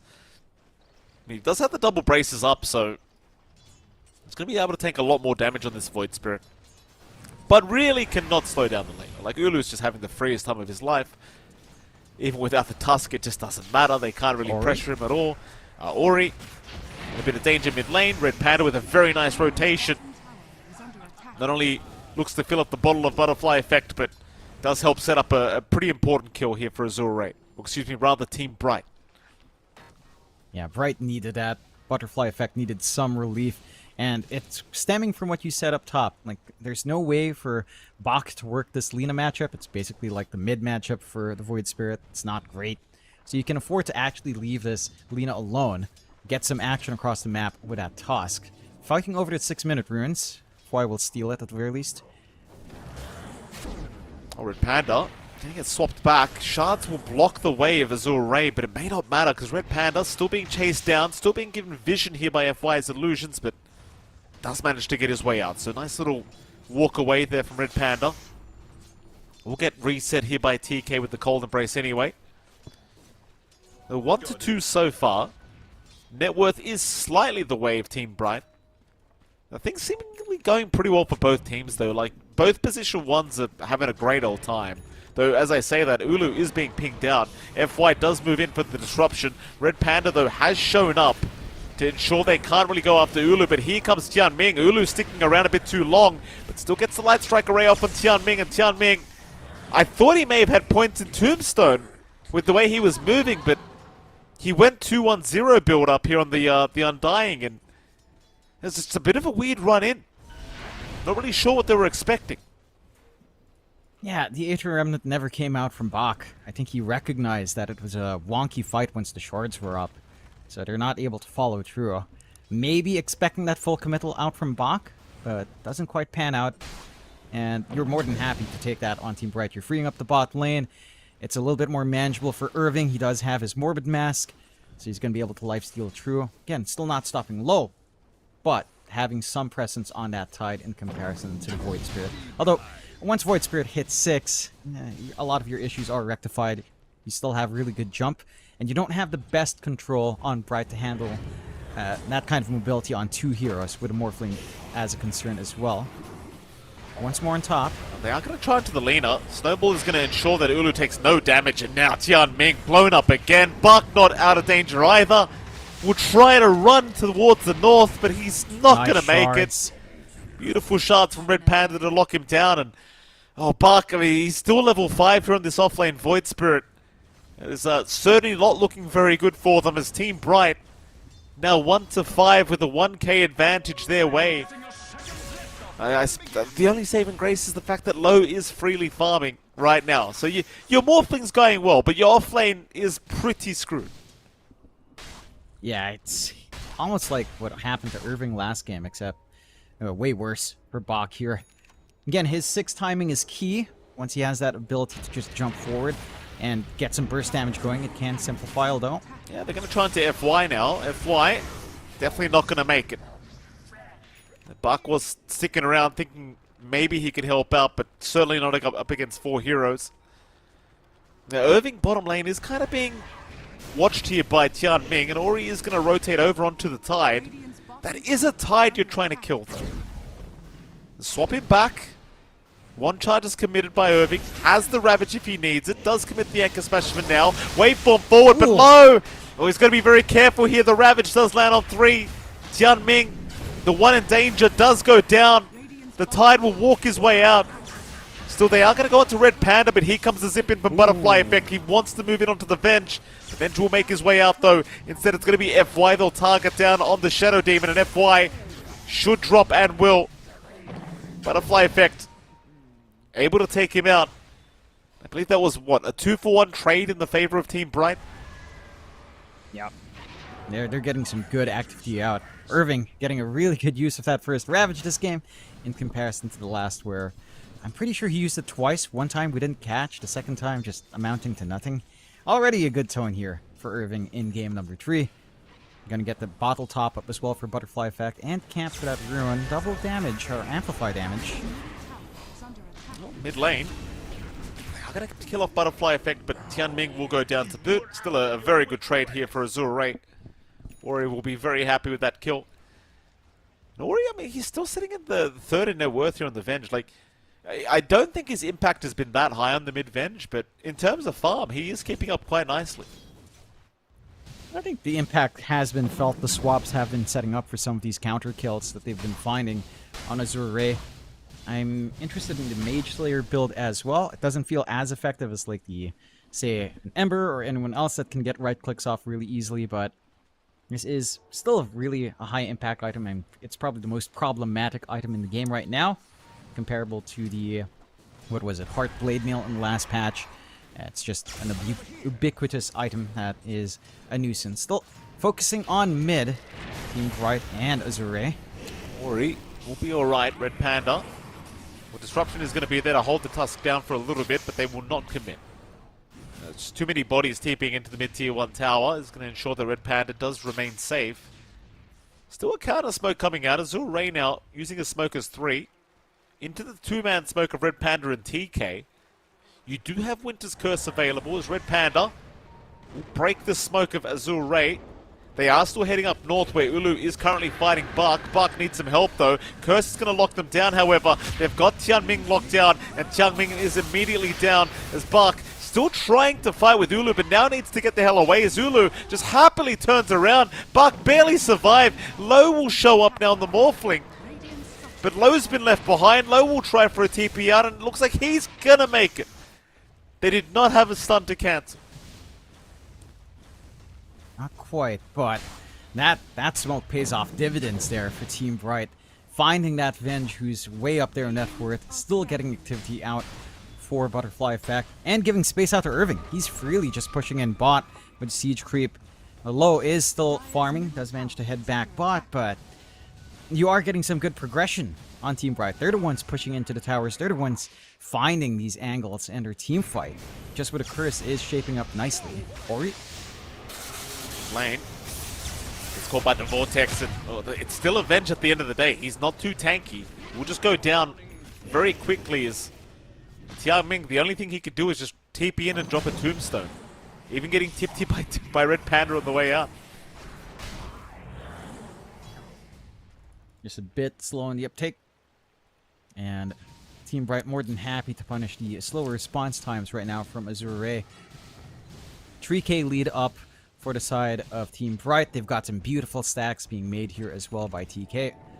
Does manage to get the quad or triple stack going here. So a lot of recovery farm for Irving lined up. Gonna lead to a very good blink timing for that Tide. Top lane for Bach has still been rough. I mean, he can dodge out all this movement now, but his impact on Void Spirit still not being felt. Going for his own Mage Slayer. The multiple Mage Slayers will be an issue for Team Bright. The magic resistance plus the debuff on Alina and on a Storm is going to be devastating. So there is this timing lining up for Azure Ray with two Mage Slayers that they are farming up, but they just need to kind of sit back and farm.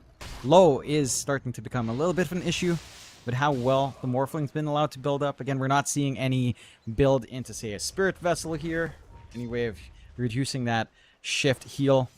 So he's always going to be tanking in front, but you might not even care if you just keep killing everyone else for quite a while here. Mid lane.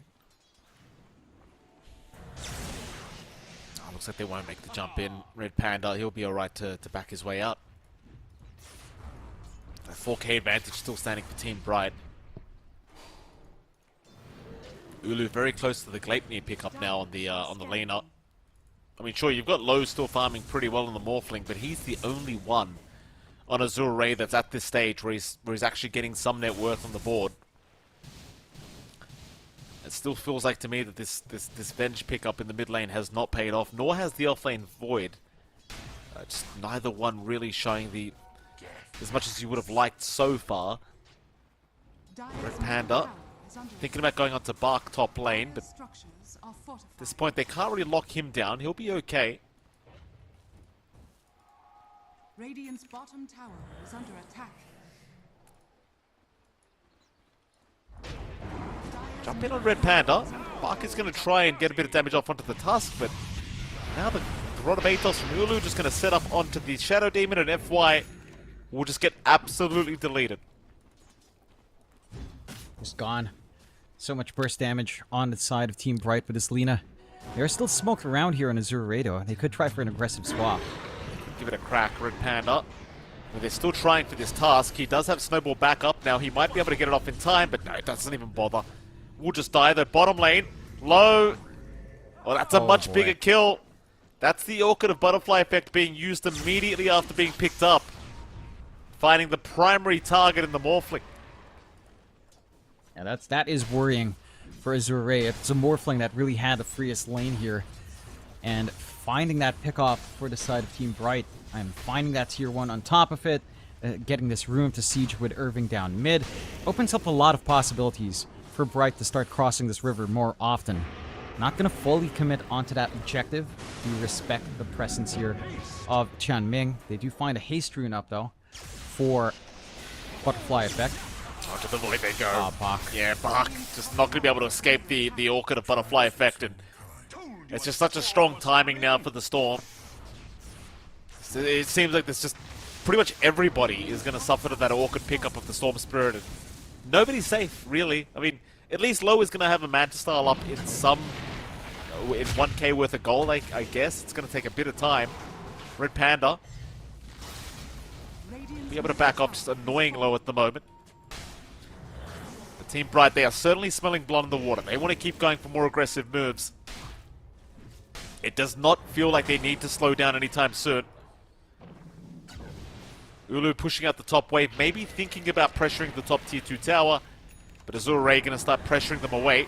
Red Panda will get swapped in on the Tusk. Red Panda, he is gone. So pos 5 kill is going to be there for Azure, but that's about all they're going to get. It's a lot of map space gained by the side of Team Bright, finding the mid and top tier 1. There's still some good wards watching the river from the side of Azure, so they'll know when the side of Bright are trying to take advantage of that map control. But Team Bright's wards are also pretty good, just watching that northern area in the triangle and the ramp. And they're going to gun for the Roshan. They've got decent damage coming in here with Ulu. And, you know, just having Gosh, having the Anchor Smash simplifies this prospect onto Roche. The team fight for Azure into that area is not great. They get the scan, but really, what do you realistically want to do there? You don't really have much to throw into the pit. Yeah, I mean, they'll get the information, but that's about all they can get. They will be able to do nothing with it. Mid lane, Gleipnir, it does land on 2 in the mid lane. Ulu, of course, going to go after the Venge. Ori can do nothing on this hero. He just gets deleted. Onto the tombstone they go. The tombstone is down. FY, he will be the second to fall. Tianming trying to juke out the best he can. Does narrowly avoid them for now. But this game just continues to get worse. I mean, it just feels like they haven't got heroes in the mid and off lane. It really just doesn't. It doesn't feel like anything right now. No. I honestly think this stems from just the offlane slowness for Bach, right? You think so? The Venge, yeah, I mean, again, the Venge is getting some decent swaps. It had good laning presence up against the Ember. You can't even say Bach had good laning presence up against the Lina. Right, so that's a bigger pertinent issue here for the side of Azure. Like, yes, you do have your Mage Slayer up. You can try to jump in with the Astral Step. But where's the follow-through for that initiation on this Void Spirit? Like, who jumps in with him? Is it going to be Low? He's not comfy to do that just yet. And Low... Yeah, speaking of the devil, Low, he does not get the Strength Morph off either, so he is just dead. Butterfly effect looking at Tianming. Tianming getting a Vortex up, completely silenced, is also set to fall. You start to wonder whether Azure are thinking about making an early call here, because... I mean, well, Bach is going to make the jump in on the Lina. Ulu may end up going down. Bach trying to set up perfectly, though he's still not down yet. Swap in from Ori. Ulu's going to be just fine to survive through the cold embraces. Ori is still desperately trying to take him down, but the disruption going to buy a bit more time for Ulu. They'll finally get the Lina down, but Ori will fall. As Bach desperately still trying to find a little bit more, does find TK, but they will lose FY in the process, and Bach, oh, he's been silenced up. He's looking as good as dead, and TK will survive. So you get Ulu on the Lina, but that's all you're getting out of this. It costs you 3 heroes. Yeah, it costs way too much. It's a nice pickup. It's worth a lot of gold, but bleeding that many heroes away is still a massive win for the side of Bright. Again, the synchronization from Bright just looking a lot better right now in comparison to Azure. And for Azure, all their hopes are hanging on Low now. This Morphling has to be that hyper carry, has to carry that dream of a game, of a journey on the upper bracket for Azure, replicating their success from Dream League qualifiers, but it's just not showing up. 9k lead for Team Bright, still 2 minutes on the Aegis for Butterfly effect. Has the Witchblade up now, going for the Sange for a little bit of stat resist. Did he buy out his Kaya? He was queuing up a Kaya earlier, so yeah, has the Kaya into the Sange. Oh. Caught out on the Shadow Demon, will go down. Well, tier 2 bottom tower now also set to fall. There is not too much they can do about it.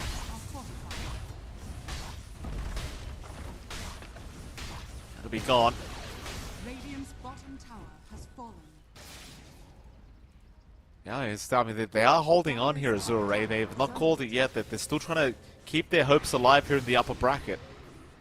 It certainly is not game over yet, but it really is all about Low. It's just that the farm's not even close to being there yet for the Morphling. So much time needs to be bought here. Stupendous. It's a little bit scary. I mean, he will have the BKB on top of the Manta at the very least, so the Orchid play is not going to be enough from Butterfly effect. That does mean there's going to be a reliance on perhaps just the Blink Winter's Curse. Being the big setup here from TK into Chain Stunning with, say, Ravage or just Snowball and a Punch. That's still a big enough burst window to play with if you can nail the Orchid in time as well and get that a little bit extra on top. but it's not a simple game for Low. Like, he has to go 2 defensive items. Normally, we see Morphling stick to just 1 into, like, the offensive build-up, like Manta into Akanda, into Butterfly. And that timing's just not going to be there. I don't know. It's a lot of stalling that Azure will need to do. They will find her Tormentor, get the shard up on Qian Ming, and this is where things can be a little bit more interesting. You've got the Tombstone save on Qian Ming, so you can still try to stall out these fights. Whether or not that's enough is a different question, though. Mid lane, the tier 2 tower will go down very, very easily. Team Bright. They'll let the Aegis expire. They'll all retreat. So you're not looking to throw this game at Ori. Being spotted here by Butterfly Effect. Again, Silenced Up is down. Ori, he was about 300 gold away from having the Manta style up to try and avoid that situation happening, but still going to be a little bit of time till he has that up, sadly, now. And I mean, maybe once you have the purge for the silence, you can kind of play the game. Till then, you are basically just screwed, as TK will avoid the gank from Buck. Does have Irving behind him now. So Ray not even going to get away with the Winter Wyvern kill here. Buck is still level 12. Yeah. In comparison, you're level 13 on TK. You are level 12 in Red Panda, but your off-lane Void Spirit is the same level as the enemy support. It's never a good sign for the side of Azure. And, I don't know, it's just, this lineup needs so much to recover. Team Bright's team fight is just way too strong. The threat of the Curse, even just being used as a single target piece of control, true to BKBs, is going to be massive. Rune control has been fully on Team Bright. They've got the Vision game lined up here as well. You do have at least 1 forward ward here for the side of Azure, watching top. So they can at least get an idea and try to play off of that. But, I don't know. They're not even playing in that area right now for Team Bright. They're just pushing elsewhere. We'll try Bach. Oh boy. Yeah, Vortex will catch him. A Butterfly Effect showing absolutely zero remorse here for the TI winner. Take him down. 16-1-2 is the scoreline now for Butterfly Effect. It's been absolutely fantastic throughout this series. TK also caught out here on the Wyvern. Will go down at the very least, so they do find themselves a support pick up here on Azure Ray. The cost just feels so heavy every single time. Maybe they could think about Ulu down at the bottom, but I don't think so. And Azure Ray don't think so either. They're just going to retreat. I think the only play you have right now as AR is maybe just wait to try and fight against the next Roshan play from Team Bright. It's probably about it. I don't know if Roshan is the best spot for them to be in, frankly. It feels a little bit risky, clumping up into Ravage and Winter's Curse. I'd say pick off is their best idea. If you can try to group up, scout forward, use this 1 forward ward you have to get a swap into chain stuns, that's probably your best bet.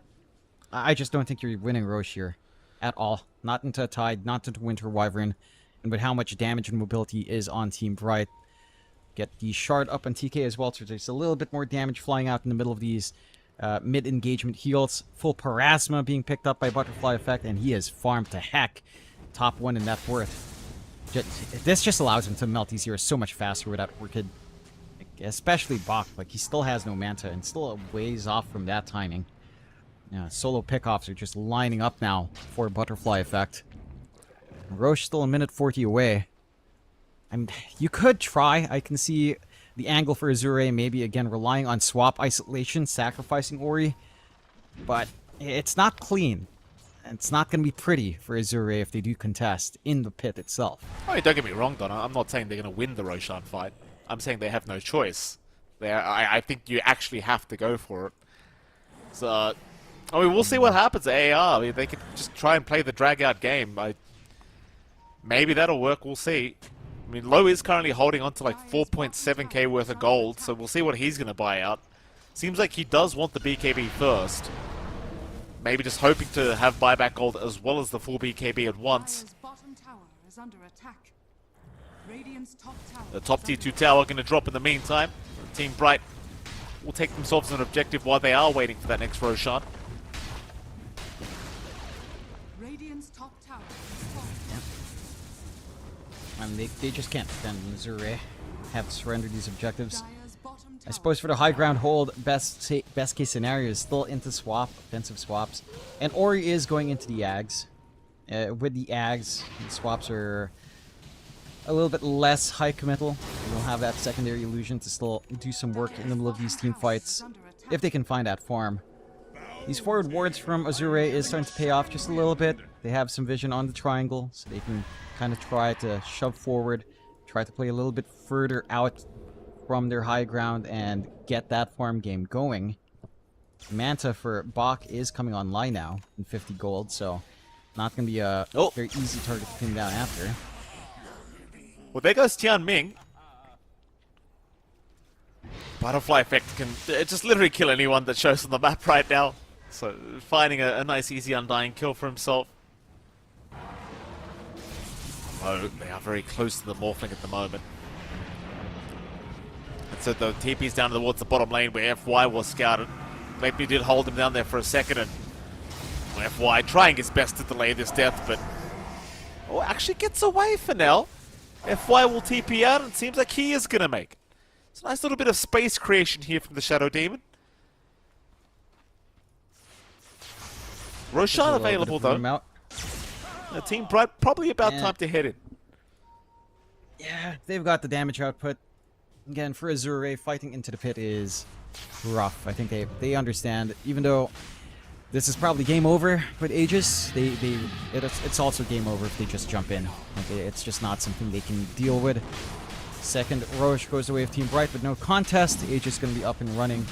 Probably onto Butterfly Effect once more. Does free up the space for it. No, Ulu grabs it. He gets the cheese instead, which is still good. High ground plays from Azure has to be on point. On the mark. Only 800 gold away from Ori's Ags for those offensive swaps to be a lot safer. Even then, I know. I'm trying to sell myself on this concept. It's still rough. Low does have BKB. Is going for the Silver Edge next. So, wants a way of just perhaps softening up someone like Irving, preventing that Kraken from going off. Oh, here we go again. FY. We'll just get deleted. The Butterfly Effect just zipping from halfway through the map.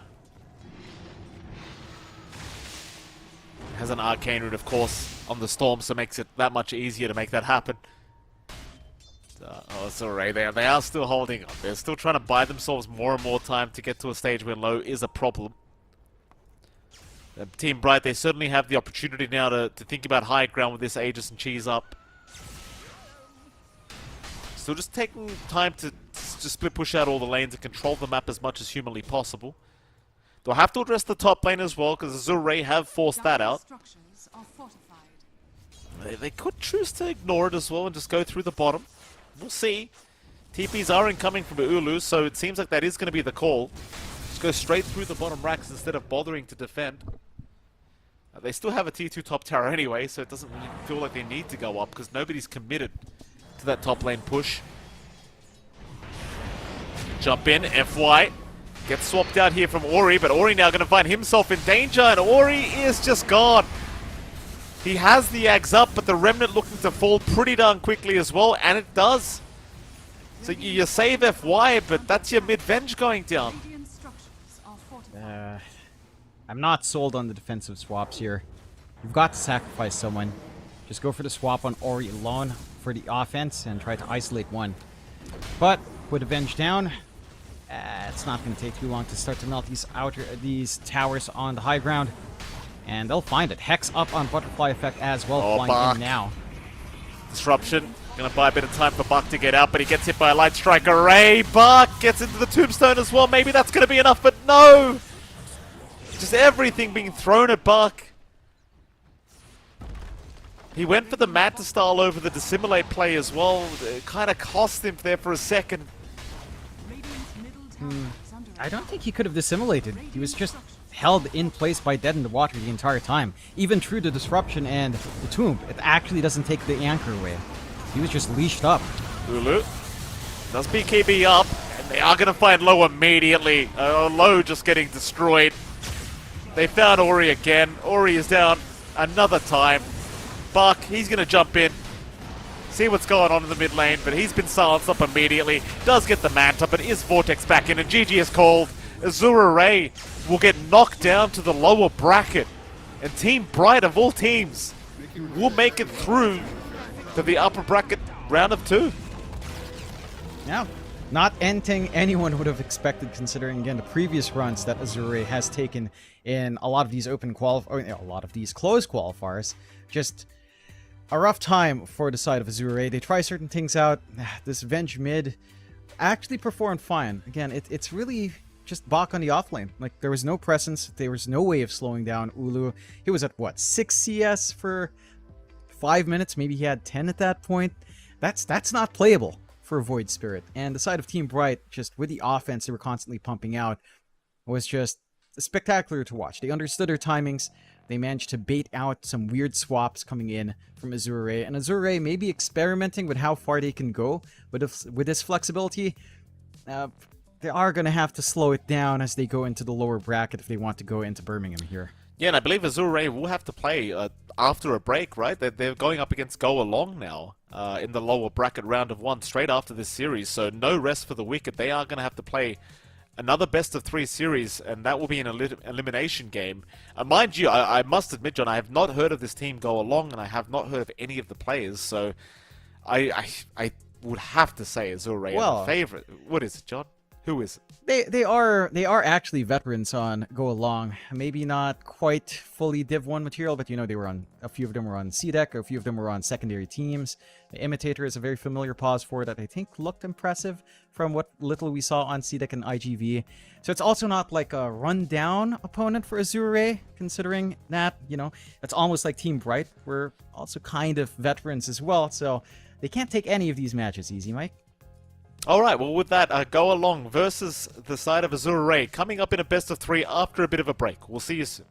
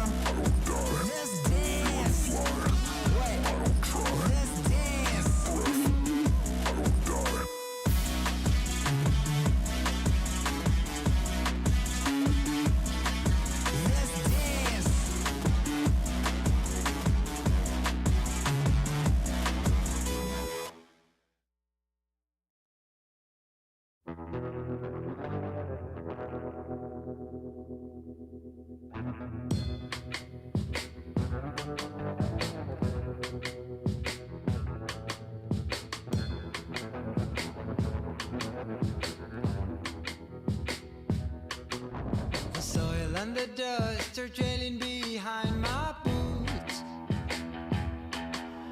Blown by the wind, showed me a piece of my past. The soil and the dust is where we go. 6 feet under, whatever your uniform says. The smell of the dust is sticking onto my clothes.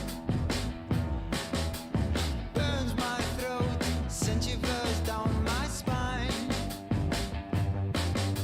The smell of the dust makes us just the same.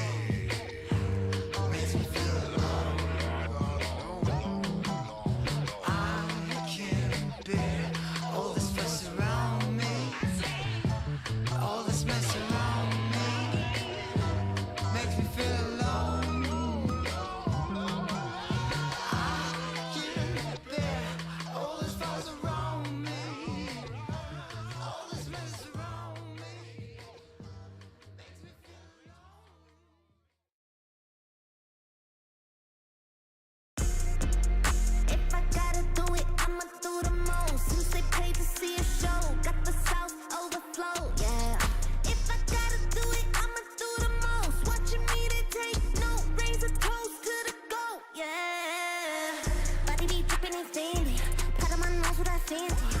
Money on me, I got plenty. Hundreds, 50s, and 20s. Stay stack, lot of them. Racks, house by the lake, bought that. Opposite the brakes, draw back. Paddock on my wrist, I'ma hit 'em with a drip. They gon' pay the VIP to get a pic with me. I'm a star. Brand new keys to the car. I'm the boss and the king and the czar. Got 'em so high, so addicted. Telling me I'm the only queen of his heart. Guess I let you co-star. If I gotta do it, I'ma do the most. Since they paid to see a show, got the sauce overflow. Yeah. If I gotta do it, I'ma do the most. Watching me, they take no razor toast to the goat. Yeah. If I gotta do it, I'ma do the most. Since they paid to see a show, got the sauce overflow. Yeah. If I gotta do it, I'ma do the most. Watching me, they take no razor toast to the goat. Yeah. If I gotta do it, I'ma be the best. You can bet I got the recipe. Mastermind creator of this high vibe energy. Only thing I'm loyal to is building a legacy. So quit testing me. Lot of commas in the bank, I'm a provider. Tell the amateurs stay in they lane, ain't no outsider. Bought a mansion in LA, right next to Mariah. Write a song, get filthy pay, price going high. Yeah. If I gotta do it, I'ma do the most. Since they paid to see a show, got the sauce overflow. Yeah. If I gotta do it, I'ma do the most. Watching me, they take no razor toast to the goat. Yeah. If I gotta do it, I'ma do the most. Since they paid to see a show, got the sauce overflow. Yeah. If I gotta do it, I'ma do the most. Watching me, they take no razor toast to the goat. Yeah. Yeah. It takes a lot to be the best.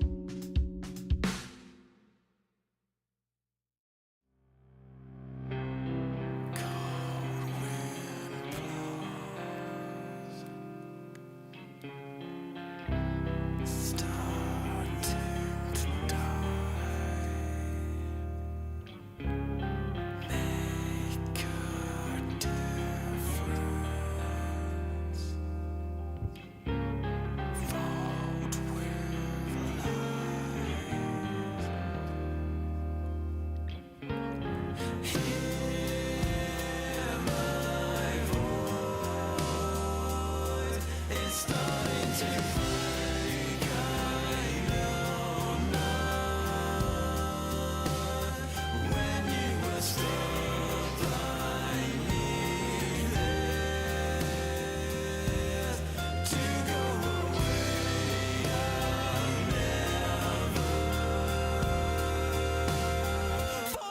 you.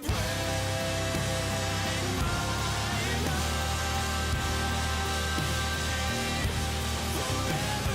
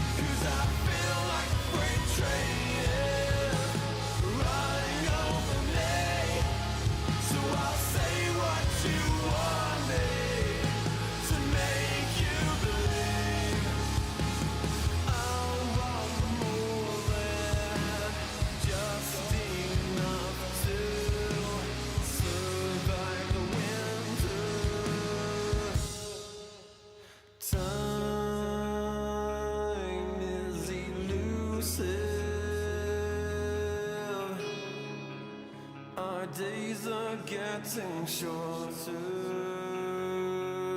It's now. No way. 'Cause life flows like white water. Take a moment to breathe, hold it in, stay a while, forget all that you know, and forgive everyone. It's all in your power to turn away. And maybe I've been blinded, 'cause all I see now is a fairy tale ending. It's not in our course at all. Make a change, forget I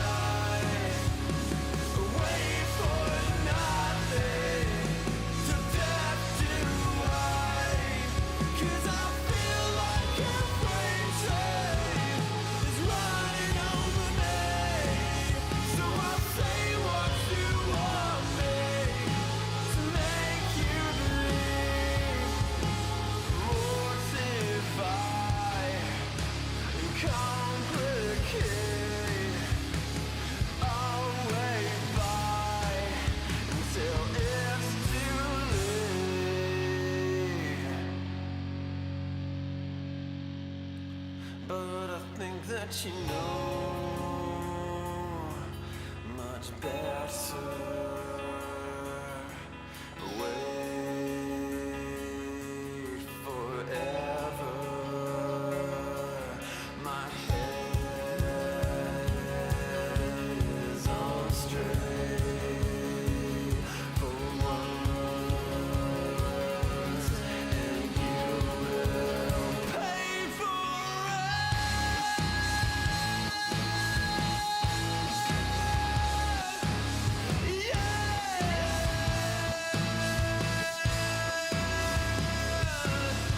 Caught in a landslide, and bursts I take, and I can't wait to finally get out of here. And I feel like a freight train is running over me, 'cause I know like I know everything to make you believe.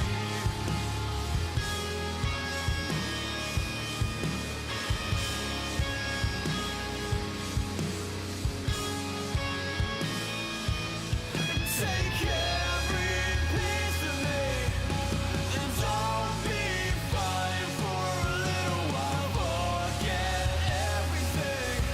You're making excuses. These loaded questions will be useless for you. And the real answer is that I fucking hate you.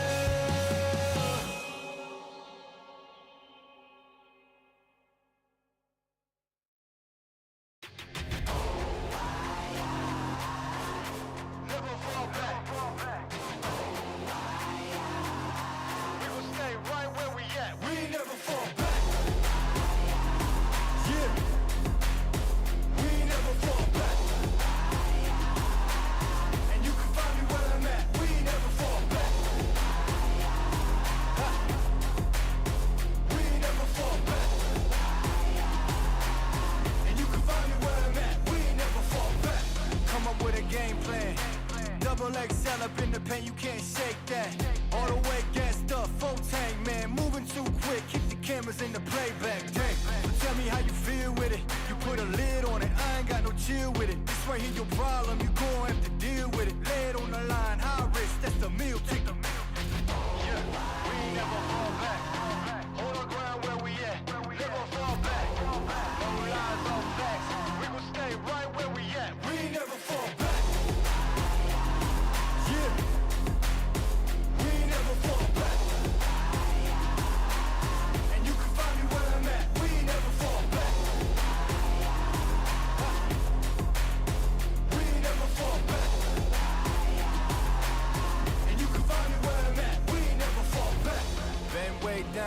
falter.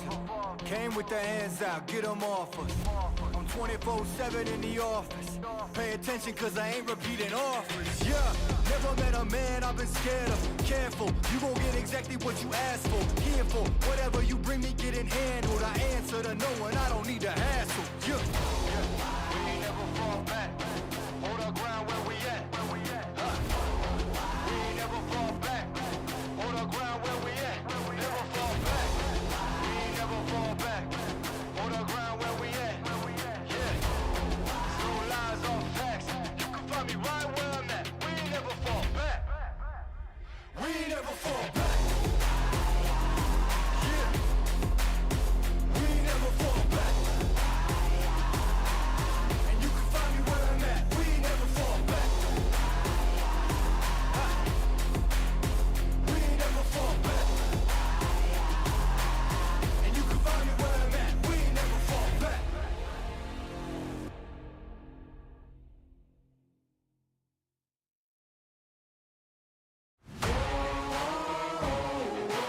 Man on a mission, I'ma get it. You know I be on the way. Yeah. You know I be on the way. Man on a mission, I'ma get it. You know I be on the way. Yeah, it's all hard, ain't no fear here. You ain't giving this at all, you steer clear. Never beat, I've been down and I reappear. You got some money on the line, you better put it here. Rolling in and doing that work. Check priorities, I'm doing that first. Them checks big and I'm sure that hurts. But it's checkmate, we ain't selling short, know the work. Ain't nowhere to hide. You ain't gotta see me come and keep me on your mind. Cause I be on the way. Yeah. You know I be on the way. Man on a mission, I'ma get it. You know I be on the way. Yeah, man, we coming for them bangs. If they said I couldn't have, get the team. I got a vision for the things you ain't believe. And here's the motto, hard work, this over everything. It's that comeback. I'm calling plays, hit the pass, then the run back. Yeah, I'm far ahead and gotta run laps. But we ain't letting up, we never done that. Ain't nowhere to hide. You ain't gotta see me come and keep me on your mind. Cause I be on the way. Yeah. You know I be on the way. Man on a mission, I'ma get it. You know I be on the way. Yeah. I'm on the way. On the way. Yeah. On the way. I'm on the way. I'm on the way.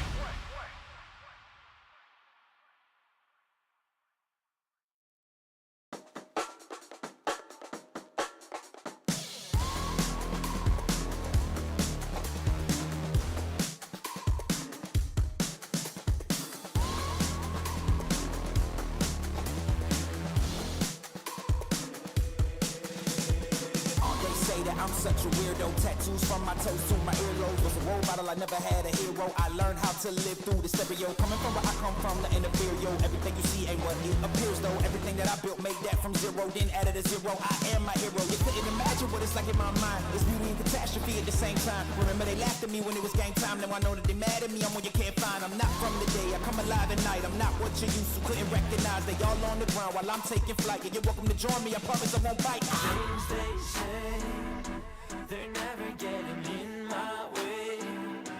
And even if I make mistakes, I will always see them through.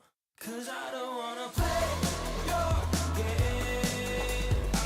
I had enough, I'm burning up so hot I just break your chain. You can never stop what's building up inside of me.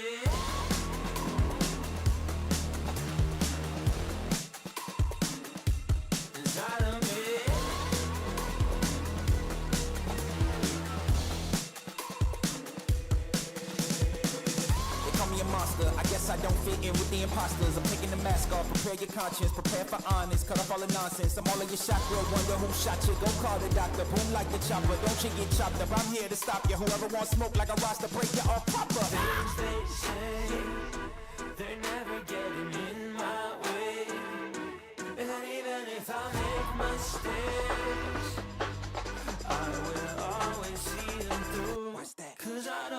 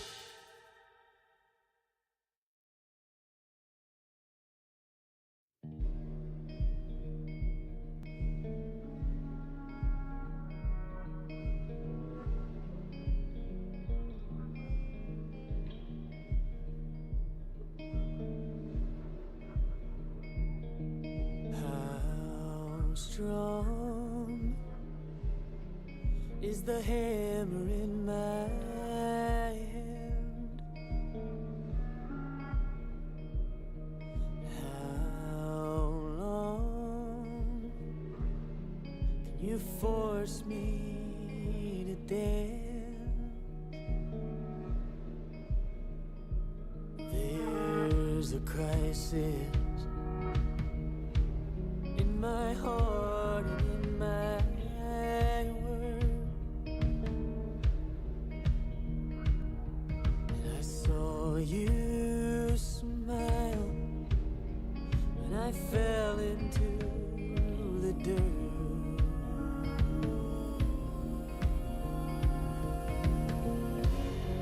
Oh, your fire, I don't belong here. I'm not calling you a liar, but I know you don't know me.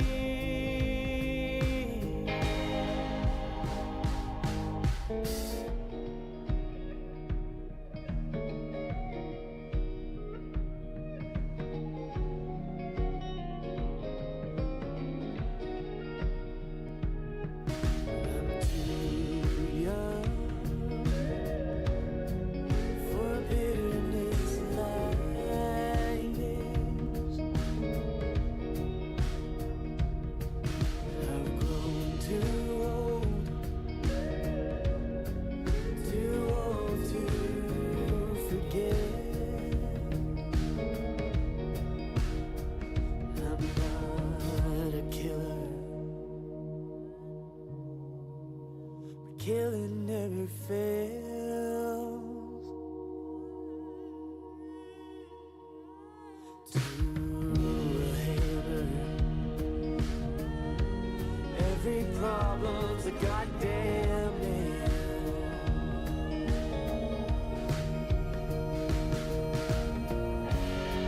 Oh, your fire, I don't belong here. I'm not calling you a liar, but I know you don't know me.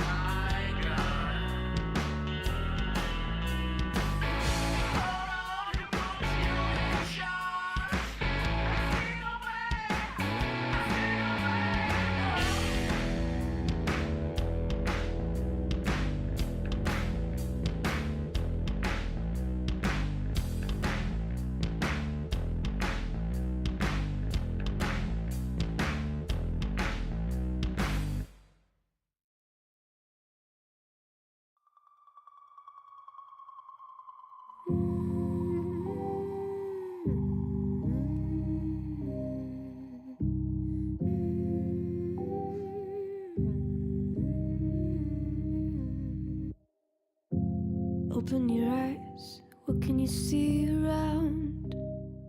Wind of the open sky, over the siren sounds.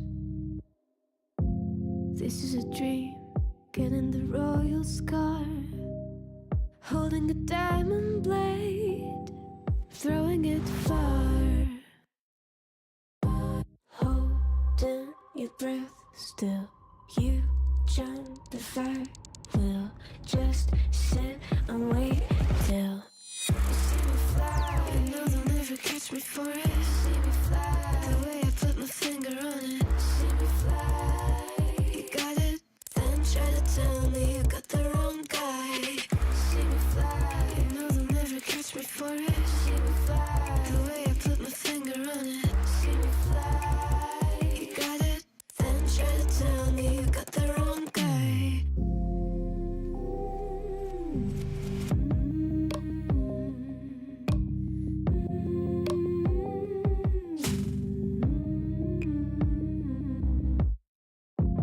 Look at them now, all of the noise they make, counting the cards to one.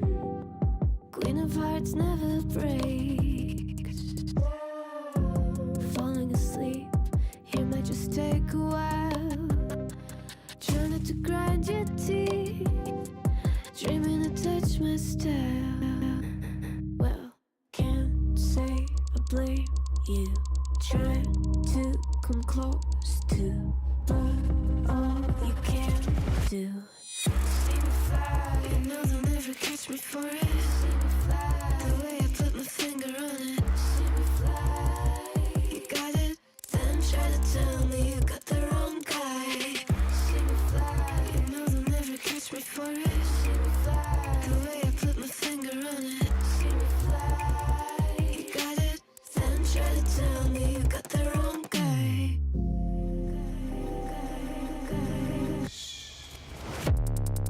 Got the wrong.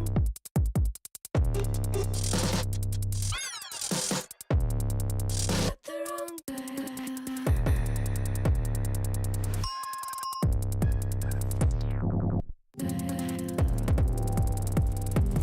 Then try to tell me you got the wrong guy.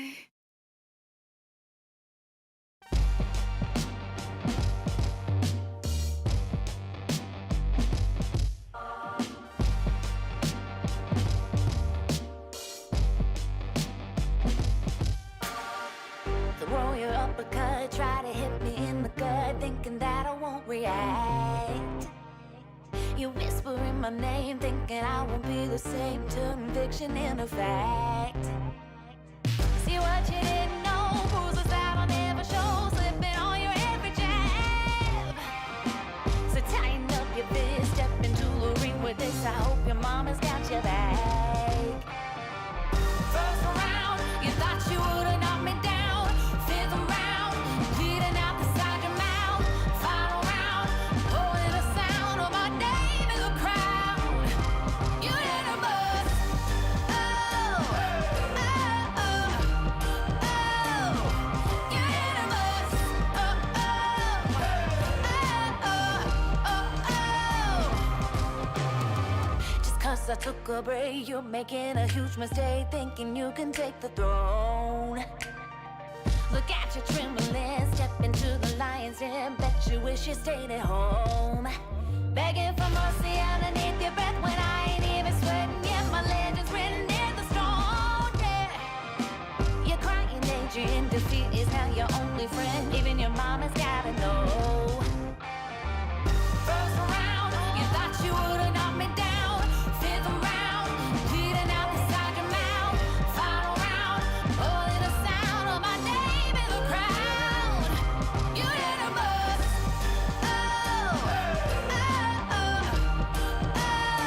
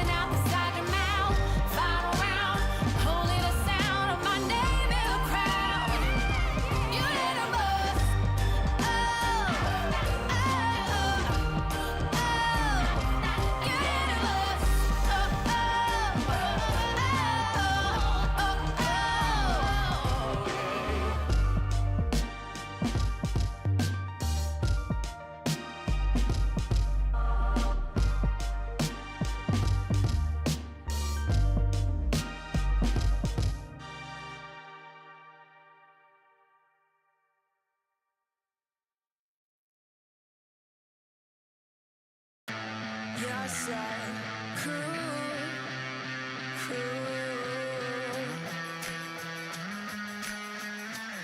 stick around. Yes, I'm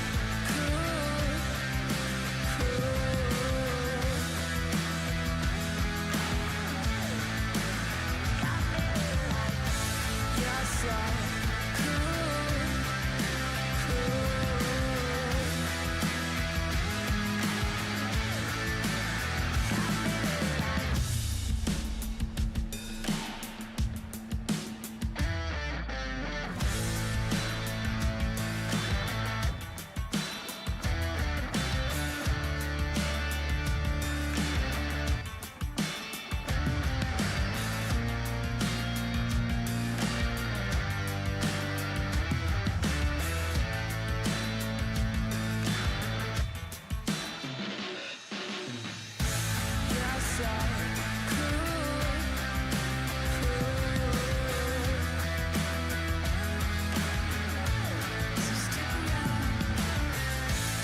So stick around. Yes, I'm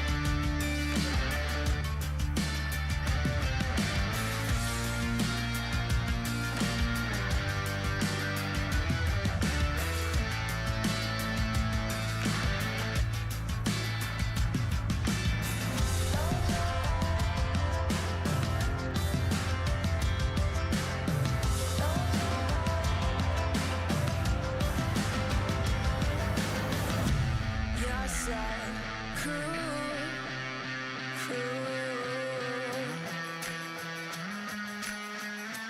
So stick around. Yes, I'm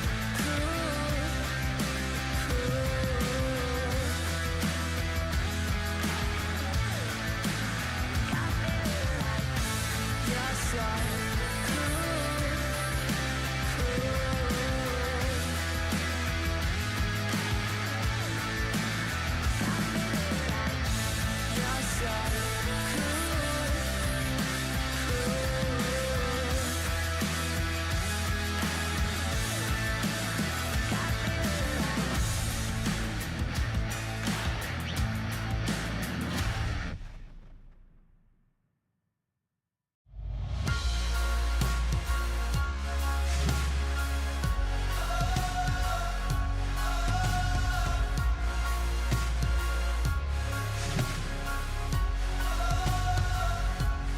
Neues Kapitel, weißes Papier, Seite um Titel, Mitte 20 und hier, Zeile für Zeile, offener Blick, find nur beim nach vorn sehen zu mir selber zurück.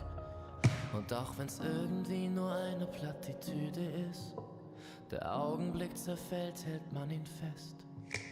Und wenn ich's richtig sehe und verstanden hab, dann sagt er selbst, wenn man ihn ziehen lässt, ich geh einfach nur los, irgendwo hin, auf jeden Weg. Ob klein oder groß, wartet ein Sinn und wir haben's erlebt. Nein, ich hab noch nicht genug, wart mal wieder auf die Flut. Schwimm oder schweb, Leben ist Leben, Leben ist Leben. Solange sich alles bewegt, solange sich alles bewegt. Lieber neue Gedanken, hör auf leisen Sohn, statt ewig im Gestern mit den alten Parolen. Nun ist die Währung, der Weg ist das Ziel, kostet die Welt dann vielleicht gar nicht so viel. Und auch wenn manches davon sicher Plattitüden sind, man fühlt genau, wenn es stimmt. Ich geh einfach nur los, irgendwo hin, auf jedem Weg. Ob klein oder groß, wartet ein Sinn und wir haben's erlebt. Nein, ich hab noch nicht genug,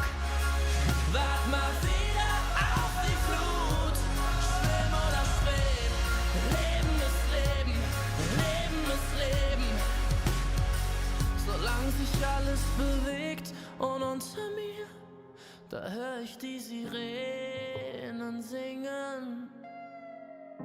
Ein Teil von mir will gern gleich hier zu ihnen sinken.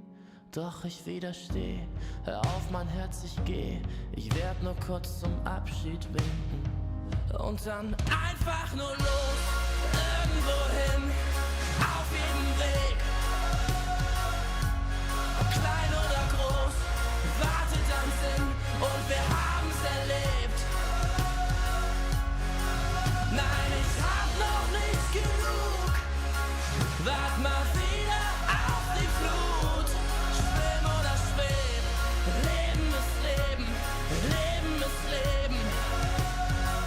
Solange sich alles bewegt.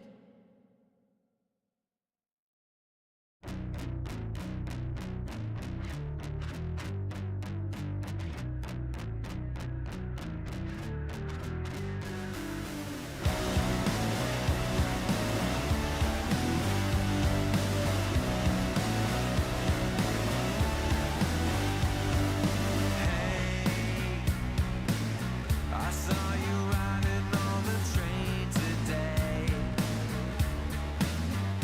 and I tried to figure out a way to stay close. I wanna see you again. I wanna be your friend. I wanna see you again, again,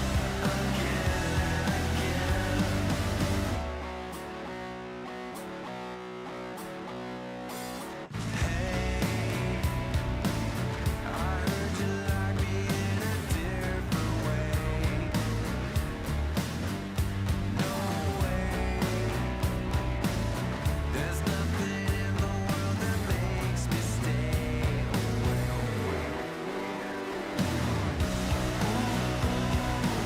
I wanna see you again.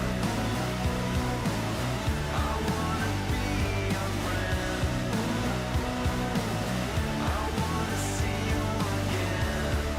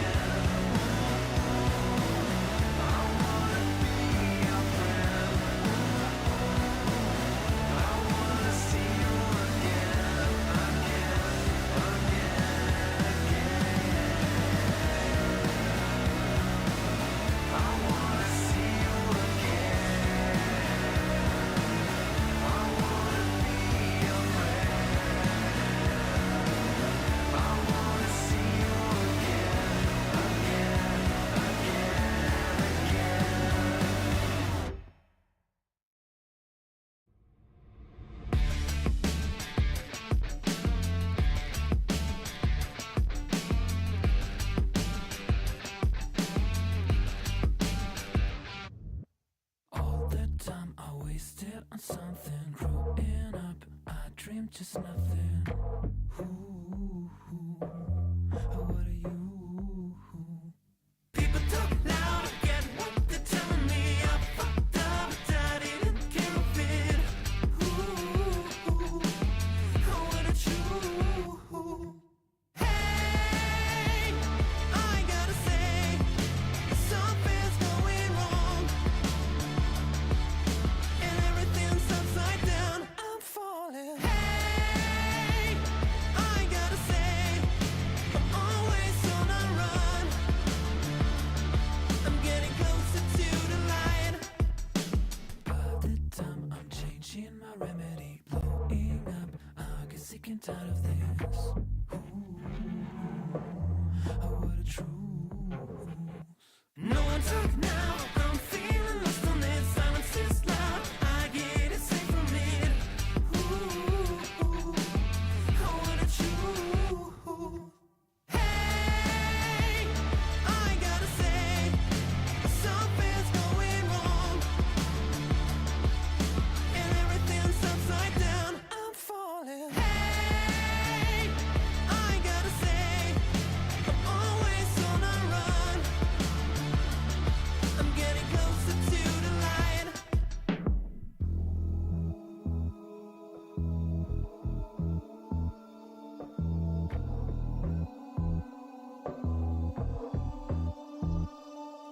And everything's going down. Yeah, everything's going down.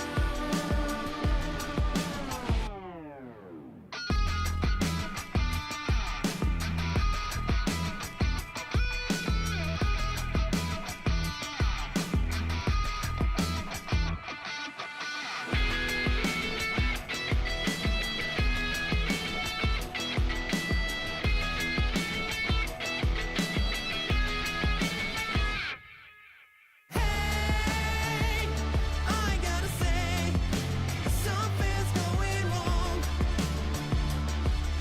and everything's upside down. I'm falling. Hey, I gotta say, I'm always on a run. I'm getting closer to the light, and everything's going down. Yeah, everything's going down. And everything's going down. Yeah, everything's going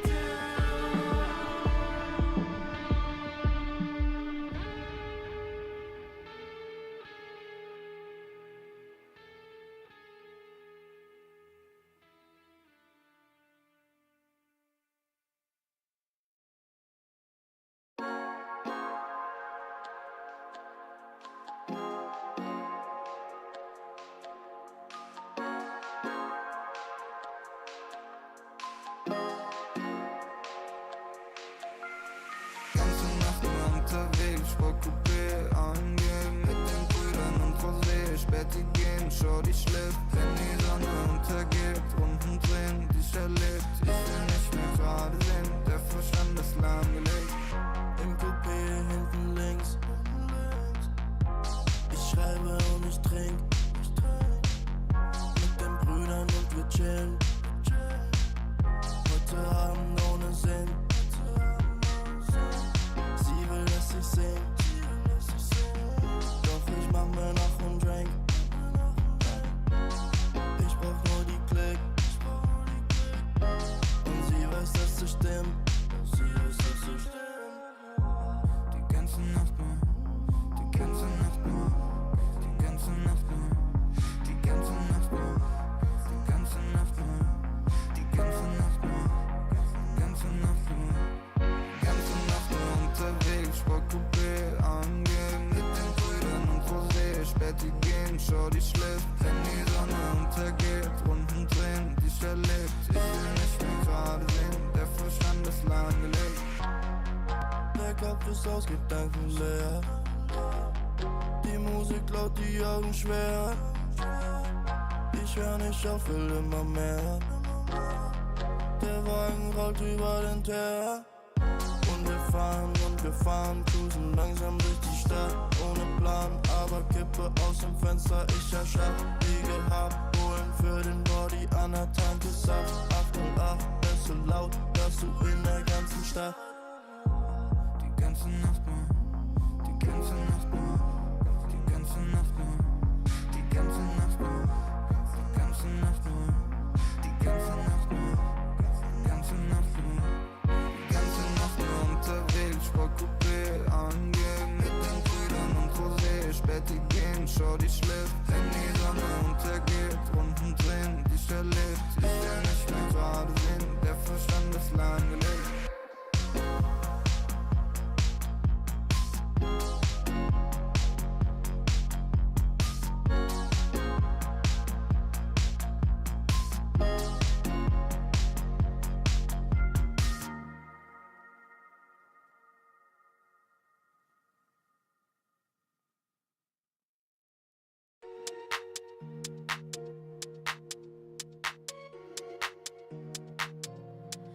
sitz auf meiner Fensterbank, die Nacht zieht vorbei. Ich blicke über den Tellerrand, trinke Sekt auf Eis.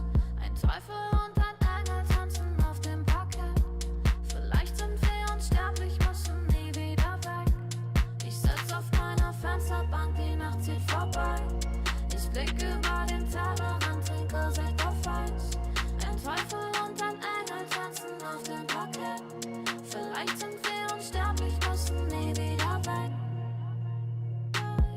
Backpack, Kippen und Drinks gegen Tristess. Großstadtbild, komm mir nicht weg. Kopf fragt, mach kein Pisstest, nein.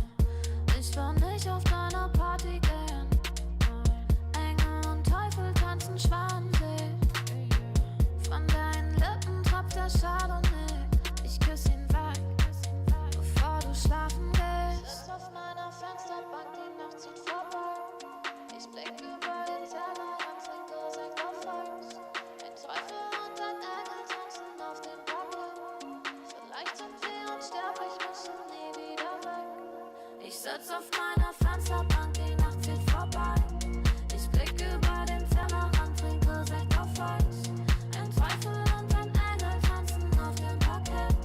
Vielleicht sind wir unsterblich, müssen nie wieder weg. Faded auf den Wohnzimmerdielen. Baby, sag, wieso sind wir hier? Kann sein, dass wir den Boden verlieren. Wir heben ab morgens um 4. Ich sitz auf meiner Fensterbank, die Nacht zieht vorbei. Ich blick über den Tellerrand, trinke Sekt auf Eis.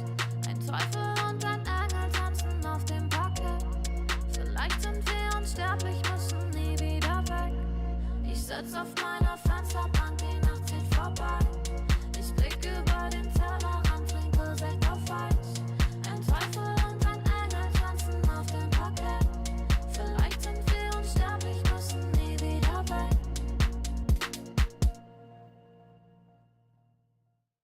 Welcome back, ladies and gentlemen. We have our final series of the day coming right up between the side of Mag Yellow against the goal of all life is death, and it is MLP Dota and John X5. Jonathan, welcome back. So we've got two teams upon us, ready to go for a final best of 3 of the night. How the hell are you doing? Doing great, Mike. It's going to be an interesting one. Our open qualifier teams, unlike Southeast Asia, are ending up in the lower bracket already. And this is going to be a rather interesting one. Of course, there might be a slight advantage for the goal of all life is death, as they did go through OQ once, whereas the side of Magyolo did have to go through open qualifier number 2. So in that sense, you know, since they came in earlier, likely either seeing the side of Magyolo get knocked out or possibly getting knocked out by the side of the goal of all life is death themselves, it should be an interesting one. There's also some fun stuff to note. They've tried a couple of funky things here, and the goal of all life is death. They've, it's so hard to say that entire team name.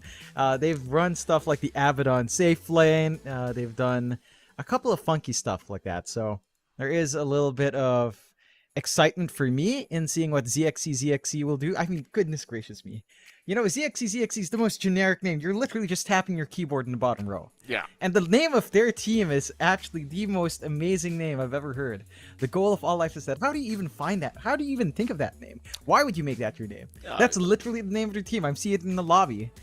And their logo is Frieren. Wait, what's the logo? It's Frieren from the anime, Frieren, the manga and right, anime. Okay. Yeah, okay. Yeah, so it's a rather interesting philosophical name for a team. It's really interesting. Even their player names, right? ZXC is just spamming the bottom row, the first 3 keys of the bottom row. There's blessing, kind of normal, and then heterotheism. Yeah. It's like, what does that even mean? Heterotheism. I should look this up. Heterotheism. No, it's not an actual term. And Okay. hetero is like to be different, or is different from the rest, and theism is, you know, religion. It's like, what is he trying to say? What are any of these players trying to say with a team name and heterotheism? What's the message? It's all very edgy, isn't it, Jonathan? This is a very edgy group of boys here on the side of the goal of all life is death. The team name. I mean, if these guys win, how am I meant to pronounce this? Like as they the winners, like the goal of all life is death. Like what a silly. Practice it. Give us a take, and oh, they do it. Give us a try. I'm not. Give No, us a I'm try. not doing that, Jonathan. I'm not doing that. It's a stupid name. It's as far as It's a great name. As far as I'm concerned, these teams should only be allowed to use 2 words in their name. Any more than 2 words, it's just forget about it. No name. No, they should be allowed to do this, Mike. This is the point of the open qualifiers for teams like the goal of all life is death to make it true and face up against each other. And well, again, they didn't have the best run against Aster, but the goal of all life is death. Philosophically speaking, if they lose Yes. with a team name like that, you know, do they really lose? I don't think so. Well, I think they win. They're not dying, John. You know, the game's ending. They're not dying. I think But their dream of going to Birmingham is dead. Oh, well, that is Is fair. he? That is fair. I suppose that makes enough sense. I don't think that's quite how the team name works, Sean, but we'll go with it. That's fair. I mean, I guess they just can't lose today. Mag Yolo, on the other hand, I mean, this team, like you said, they came through OQ number 2. We saw them earlier. They were looking rather weak, but to be fair, that was against a much better team in G2 IG. So it was kind of expected the G2 IG would just kind of steamroll all over them. I mean, against this team of the goal of all life is death. I mean, perhaps like they have a much better chance. I mean, I'd assume it should be a much closer time for Mag Yellow than it was against G2 IG. So that's good news. Could be. Let me just take a look. Okay, Mag Yolo dropped and they were in a different bracket in comparison to the goal of all life is death. So this is going to be an interesting match, again, between Open Qualifier team number 1 and Open Qualifier number 2 team. And again, the goal of all life is death does some really strange stuff. They love their Abaddon Pos 1. So I'm wondering if that's something they'll actually ban out, because frankly, I feel like Abaddon goes against the philosophical name of the team, because he doesn't die. You know, Wraith King would go against the virtue of this team. So, I think on a philosophical, moral stance, the goal of all life is death should not be picking up heroes like the Abaddon. No, of course But we'll not. find out. Oh, It's just Frieren staring at us. I can't take this seriously. She was It's just my most hated character in the anime as well, by the way. I'm just gonna go What? ahead. She was I could not What is stand. actually there's actually something wrong with you. Well, Mike what Buffino. was likable There's about this legitimately character? something wrong. What was likable about the character? There was nothing likable about it. It was such an annoying character. Oh my I couldn't stand God, you are amazing. You are the most shonen-based person I know. In personality, taste, literally everything in your life is just shown in anime. it. I don't even remember her That name. is literally you. I don't even know her name. It's literally the name of the anime. It's literally Frieren. It's named after her. Don't care, John. Don't care. Anyway, Outstanding. moving I've on. found a rare specimen, ladies and gents. Neff, get your tranquilizer gun. This one's for the zoo. Worth keeping around and watching in a cage and observing. Mag Yolo. Final ban to come out. We can see the goal of all life is death. Make their final ban as well. If you said to me the team name and asked me what their team logo would be, I would guess it'd be an anime profile picture as well. Just FYI, I would have guessed straight away. It'd be an anime profile photo. There's no way. There's no way it's not an anime photo. An anime picture. That is a fair assessment. I do not blame you for that. They do start with Venge here on the side of the goal of all life is death, and Venge does fit the philosophy of this somewhat, as you know, her Ags will. Well, she kind of wants to die when she swaps in if she has her Ags just for double spell usage. Mag Yolo into the Magnus. No messing around for them. It's their tournament lives on the line, of course. Magnus doing a lot of work across, again, 2 of the regions that we've watched here, Mike. And I'm keen to see what Candy Loon can do on this hero. Mind you, there is some flux. You can run it on Yamo on mid, but it is open enough that you can just toss it around, depending on that matchup that can come in here. So, solid opening for the side of Magillo. There are a few counters left in the pool. Rubik is the big one. Comes to mind. And the lift back is pretty strong against the Magnus. Also, something like Shadow Demon with disruption. That could be annoying. But the Venge swap somewhat saves.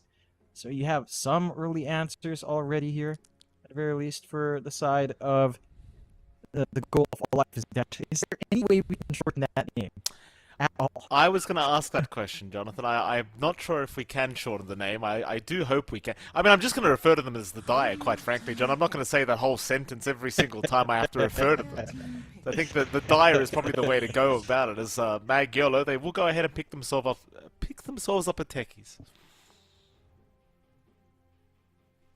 It makes perfect sense. Never mind. Aggressive. Your voice is breaking up, sir. I will take over until it is resolved. Lone Druid is going to come out now from the goal of all life is death. LD we did see earlier on, but it did kind of falter. I believe Low from Azure Ray was playing it, and it did not work out too well for him.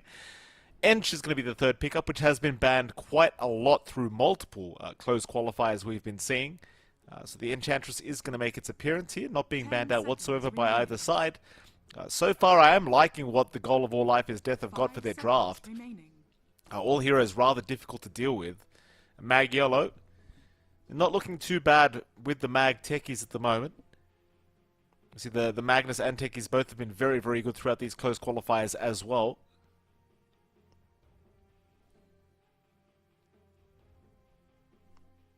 See what they do go for this third pickup.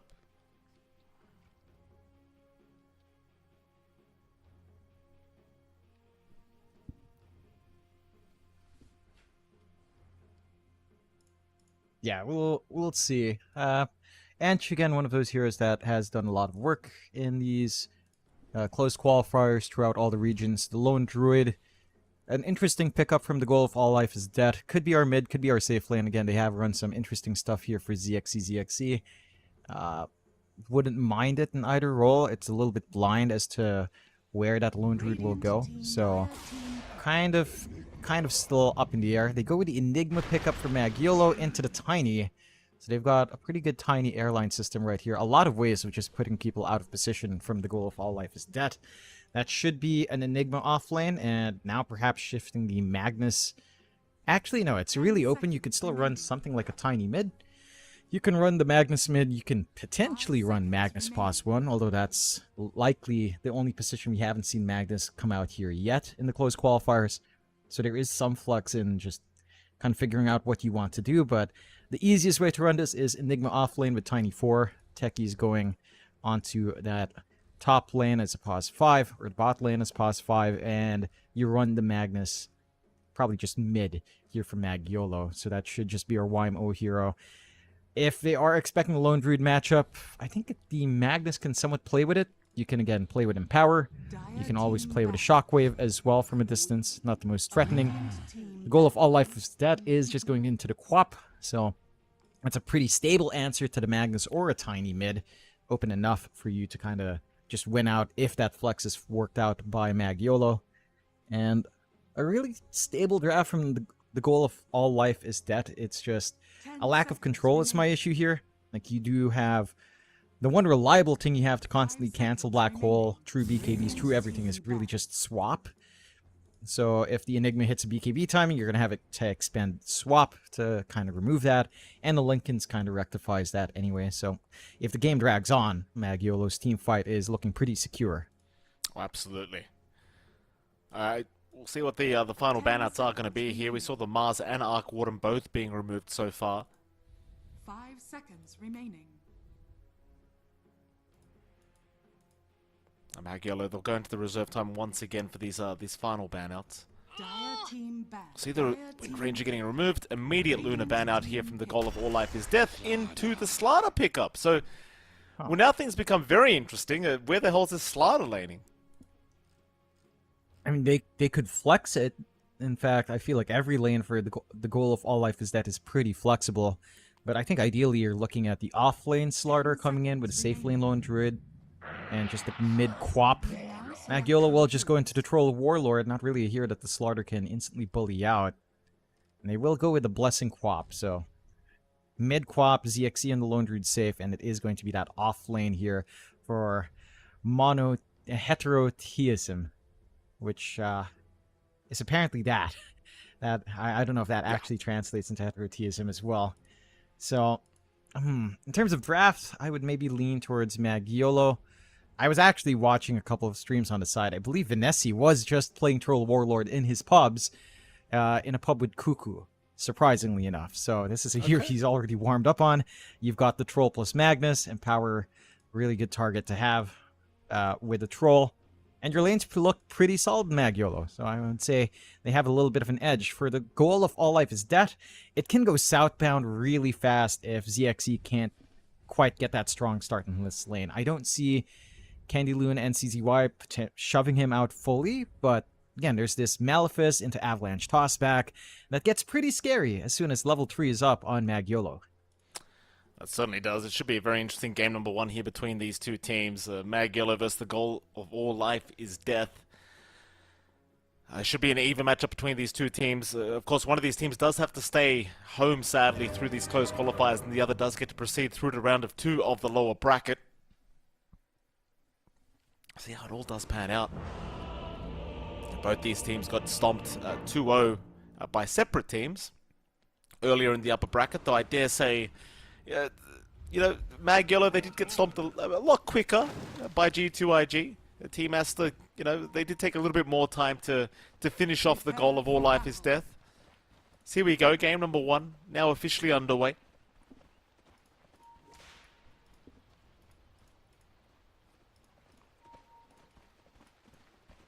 Wonder if we do see a level 1 teamfight breakout. As well as that, have we established where the slaughter is going? Yeah, it's offlane for It's offlane, okay. heterotheism. And you are just running the ZXC Lone Druid safe. Obviously, Quap mid for Blessing. Nothing too surprising. I think that's the most straightforward configuration of these lanes here for the side of the goal of all life is death. Magiolo holding a good position, trying to snipe someone coming up. They've also got really good wards. Same idea here from the goal of all life is death, but they will pull back earlier. So, gonna go for the 2-for-2 bounty rune trade, but if they overstep, again, some already good setup vision here from Magiolo can lead to some very nasty possibilities if you're not careful. Oh, they're still very patiently waiting on the high ground. Big wraparound here from the goal of all life is death. Now, it seems like they are just trying to get to the laning stage, actually. They're just understanding that Magiolo are probably hanging around the top side of the map, so they can secure the bottom bounty runes pretty freely. And that they will. They'll walk away with 2 bounty runes each. A lot of vision being placed around this this Radiant jungle area. They're really just trying to make sure there's no rotations coming in from the mid lane from Yamo. Or perhaps looking for rotations into the mid lane. Speaking of that mid lane, we can talk about it. Of course, Blessing is against Yamo here with the Mag vs Quap matchup. You'd imagine it should favor the Quap, but it still can go either way. Magnus has not been losing many lanes as of late. That it hasn't. Shockwave is just really efficient and really low cooldown for what it is. Clears out the creep wave, applies good damage. It's a little bit harder to maybe hammer in onto a Quap, but it's not going to be something that Blessing's going to be too happy about. Of course, you do have a Shatter Strike spam later on, and Scream of Pain is relatively easy to catch the Magnus in, but all of Quap's spells are much costlier. 120 at level 1 for Scream. You've got a 125 for the Dagger. So you have a lot of room for Yamo to just do what he needs to do and just win out. Because you only have, like, what, 3-4 spell casts here for Blessing until he's empty. Yamo can just spam out for a little bit longer. And, again, if need be, just play safe in the back with Shockwave. His reach is far better than Scream of Pain is for just safe farming. Yeah. We'll have a look at the side lanes while we paused. Of course, top lane, you're going to have CZY and the Tiny. He'll be up against, well, rather with Candaloon, against his Lone Druid and the Enchantress. I mean, the Enigma, I'm not really sure how to feel about it. We have seen a little bit of it in the current meta throughout these close qualifiers. Been a bit hit or miss. I think against the Lone Druid, it's kind of hard to see it doing that well. We'll see what Candaloon does get up to here on this Enigma, but against the Ench and the Lone Druid at the same time, it could be a pretty challenging lane for him. And it can be. Just gonna have to hold out. There is a lot of aggression with just Tiny Enigma.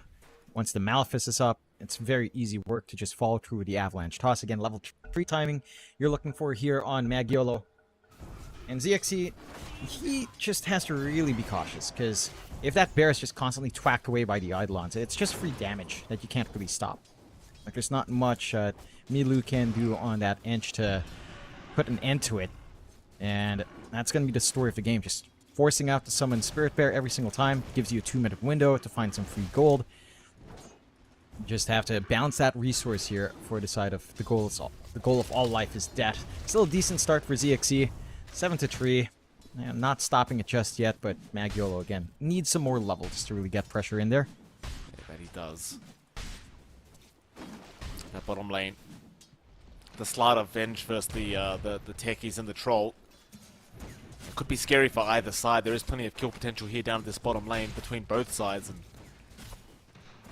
I dare say you want to be a little bit more cautious if you are the Radiant end of things, because that double stun can be very, very detrimental to go up against. But it seems as though Vanessa, not having too hard of a time in that range form as the troll, can just ensure the Slardar does stay away.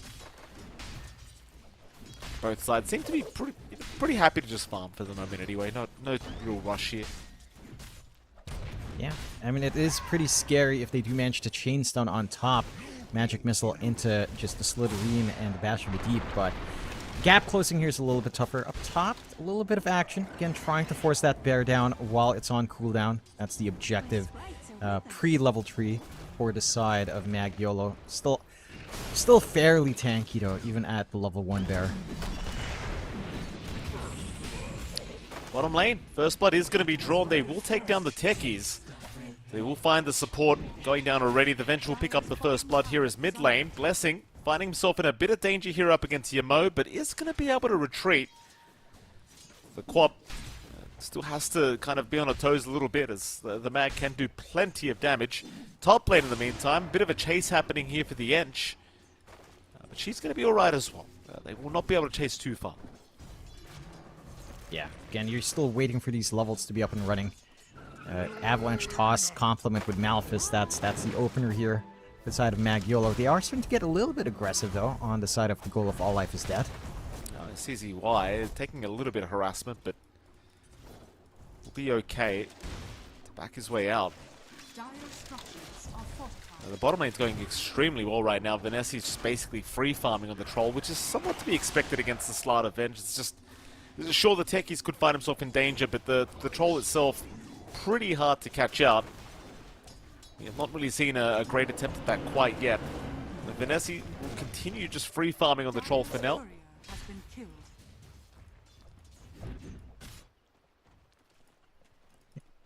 Just get that build up. It's going to be a pretty passive time since they're not finding the openings. As you mentioned, the techies is a softer target, but jumping the techies means that Hetero TSM has to leave that lane, miss out in CS to play with the chain stuns. The rotation potential as well here for the side of the goal of all life is dead it's decent enough. Some harassment, they are making that move onto our techies at the very least. Yeah, they sure did. The techies will die once again. The Slardar able to pick up a very easy pickoff for himself. It's just again, the one target they can really aim down. The troll, I mean, they are going to try and get to him now, but the Whirling Axis does make it very hard to actually get the Bash of the Deeps off onto that troll warlord, so he'll be just fine. It's just going to be constantly a matter of just trying to aim this techies down throughout these little engagements. Top lane, Candyloon also going to find himself in danger. Snare was out. They get the entangle, and Candyloon is as good as dead, and he will be. ZXC able to pick one up. A little bit of a rough time if you do leave that Enigma alone. And we'll find the Venge down bot at the least to get something going here for the side of Magiolo. But a really great time so far from the side of the goal of all life is dead. Outside of the free farm for Vanessa, they are finding pretty much everything they'd want. The mid lane matchup for Blessing is shaping up, although Yamo is still finding some amount of farm and harassment, not enough to shove away Blessing. Although, yeah, I mean, mid lane, Yamo, he's going to be fine. ZXC, he is not going to be fine. Top lane, he will go down. Candyloon and CZY able to pick off the lone Druid, and that's a pretty big deal, finding the LD like that. Not going to feel too great for the dire end of things, but he will go down. It's the level 3 timing. Avalanche Toss on Tiny, ready to go with the Malefice. Lone Druid becomes a really easy target. At the very least, you still have your Bear Resummon on respawn, so It's not the worst thing in the world for ZXC. Still be able to play that lane and try to play the farm game. But again, the goal of All Life is dead. Still having a good time. Candyloon's left alone once more. Yeah, that he is, Candyloon. He's going to be just fine, though. The Avalanche does come in and it does save the day. Bot? Well, they'll find the Slaughter now. Vanessa able to pick off another one here on the Troll, so happy days for him as top lane. They'll continue chasing, finding the Enchantress. The Dire is falling apart here, so Blessing has to rotate to try and help out, taking down Candyloon. Meanwhile, ZXC still being chased down by the Eidolons, still giving the vision over to CZY, who goes for the tree throw, but it is not going to quite be enough with the Eidolons. Oh, they expire. That is unfortunate. CZY is still around the LD, but it's probably a little bit too late. ZXC will even help out with the bearers. The tree throw this time around will not land. So a bit of revenge here, thanks to the rotations out from Blessing. Really good movements out from the side of the goal of All Life is dead. Very close call for ZXC, still having a little bit of a rough time up top, but having a better time at the very least in comparison to Candyloon and YMO, or Yamo, as the network lead is slightly in favor of the goal of All Life is dead. The launching point for Magiolo is Vanessa on that Troll. He is going into the Battle Fury build up here for the Troll of Warlords, who just wants to accelerate the farm by himself. And is set to do so. Again, the pressure from Heterotheism is not that great, and Troll can just sit back. They've only been able to really constantly kill off our techies, and it's just not enough to stop the Troll from getting that build up. So there is still a really good timer here for the side of Mag. It's just the recovery process for these two other heroes on the Enigma and the Mag is it's a little bit dicey, Yamo. Oh, commits the RP. Doesn't quite get within range to actually catch anyone with that, so a bit unfortunate here for the Mag. Meanwhile, top lane, Black Hole was committed. They have found themselves ZXC, or at least the Spirit Bear of ZXC, but Candyloon is still going to lose his life. I respect the... Oh, he still gets him! The Eidolons, once again, being microed perfectly. And this time, they will not expire before they do get the kill. Dire's middle tower Yeah, is under it's attack. a nice way to trade, finding the bear and finding the main bear. Mr. Lone Druid himself falling. And it is well worth the early Black Hole. You're not going to be gunning for bigger team fights, so you'll just kind of use it even just to deny the bear. It's much more painful for the Lone Druid to lose that than it is for you to lose Black Hole. Are still clumped around top. Again, they have a lot of angles here to come in, but and the Ench does back off in the nick of time. Clump up down bot from the goal of All Life is death, as they are seeking to siege. And the Lone Druid can apply pressure onto towers really quick, but no movement out from the side of Magiolo. Should be a 1-for-1 trade. Same pace with the Eidolons here up top as well. Yeah, I mean, of course, they'll just go for the trade instead of going for the team fight. No need to force something that's probably not going to work in your favor anyway. Especially without the Black Hole being on cooldown at the moment. We'll trade tier 1 towers in the side lanes. Nice and easy. Magiolo is still going to be very happy with the way this game is going. Of course, their Troll and Enigma looking very farmed up at the moment. Rotations up towards the top lane here. From the Dire end of things, seeing if they can find themselves a straggler. They will run into the techies. Problem is that the initiation isn't really there. They don't have a swap, they don't have a blink, they have nothing, but they have Vanessa, who does get caught out, though. Vanessa has hit that level 7 mark, so does have the battle trance available. They'll commit a nice Sonic Wave from Blessing, dragging them back. Vanessa is just being brought right back into the team fight, and he's just down. So of all people, they run into Vanessa, they take down the Troll. The battle trance just does nothing, as the Sonic Wave buys them so much time throughout it. That's a huge loss for Magiolo. And that chase up from the side of the goal of All Life this death does pan out a little bit too forward there in the positioning for Vanessa. It does cost him. And again, that's the one consequence of using that Black Hole early. There's no real play here for Candyloon, so he's just going to stand back, keep building that farm up. The goal of All Life is dead. Finding the big kills they'd want, hitting some good level spikes as well. Level 7 up on our Slardar. Throws of Haze ready to be spammed out, makes scouting out a lot easier. They are setting up for something, and they've got the blast off ready. But Candyloon, though. Candyloon just gets deleted here as... Oh, the techie's trying to jump in, salvage the scenario. Oh, what? Ooh. Wait, what? Ooh. What kind of swap was that? Oh, well, I mean, the techie's now cleaning up. Candyloon picking up a double kill with the Eidolons. And that swap was interesting, to say the least. I think he could have gotten out the slaughter out just fine, but maybe trying something special certainly did not work. Dire's middle tower is under attack. Blessing. Yeah, I mean, he's going to find himself a techies by the looks of it, but the disarm is going to drag this out a little bit longer than he would like. In fact, a nice juke through the tree line. CZY now going to show up, so will Candyloon. Onto the Enchantress they go, and well, the Ench is going to take a little bit of time to take down at least, but I think eventually they'll have their way with him. He'll keep trying for the techies now. Avalanche will land, and they'll get it. Huh. Takes a lot of work. They find something, and you also save your techies there. Rather curious. I think the swap was really just for the barrier. It looked like an auto attack was flying out on the Eidolon, but the positioning or for Revenge not quite ideal.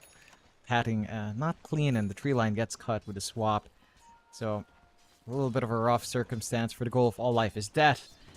But I suppose they're playing into their team name a little bit, providing death from their own lives. So they are letting that out at the very least. 8-9, a rather even matchup for Magiolo, and the goal of all life is death. As there is a smoke out now from the side of Magiolo. See what they can find. They've got that fresh blink on Yamo. Oh, Yamo's going to find himself a Vengeful Spirit. Swap away onto the techies. He's actually going for a run. ZXC is right by him to help out. RP though is going to be committed. A lot of commitment here for the Venge, but they might also find themselves a Spirit Bear. But no, ZXC is able to get the bear out of there. So RP committal just to ensure they get the Venge kill. Suppose for Magiolo, they'll just take it right now. They don't mind too much. Just commit the spell, get the kill. Their lineup is enjoying all the space they have anyway. Like, they're just getting so much farm off the map. That they are. Managing to get this nice build-up on Candyloon with the full Vlad's up. They even managed to see Heterotia's in, although Slaughter is pretty bulky, so they both just farm next to each other mid. Oh, big sonic wave mid lane. CZY dies, but an even bigger blast off him. Now the three-man black hole. Candyloon will just hold them all down. Perfect setup from our techies. Well, this Slaughter, he shows up at the last second. He's going to try and go for the Enigma kill. Candyloon is not going to go down either. Body block cell will save the day. The Spirit Bear moving back in, though, does get the Enigma. Yamo in trouble. Now Yamo's going to go down. But here comes Vanessa with the Battle Trance. He'll go after the Slaughter. He will be able to eventually trade, I think, as he does get him. CZY will chase down ZXC, but ZXC will be okay to back his way out with the Bear. A very messy engagement in the mid lane, but it looks like it probably favored Magiolo.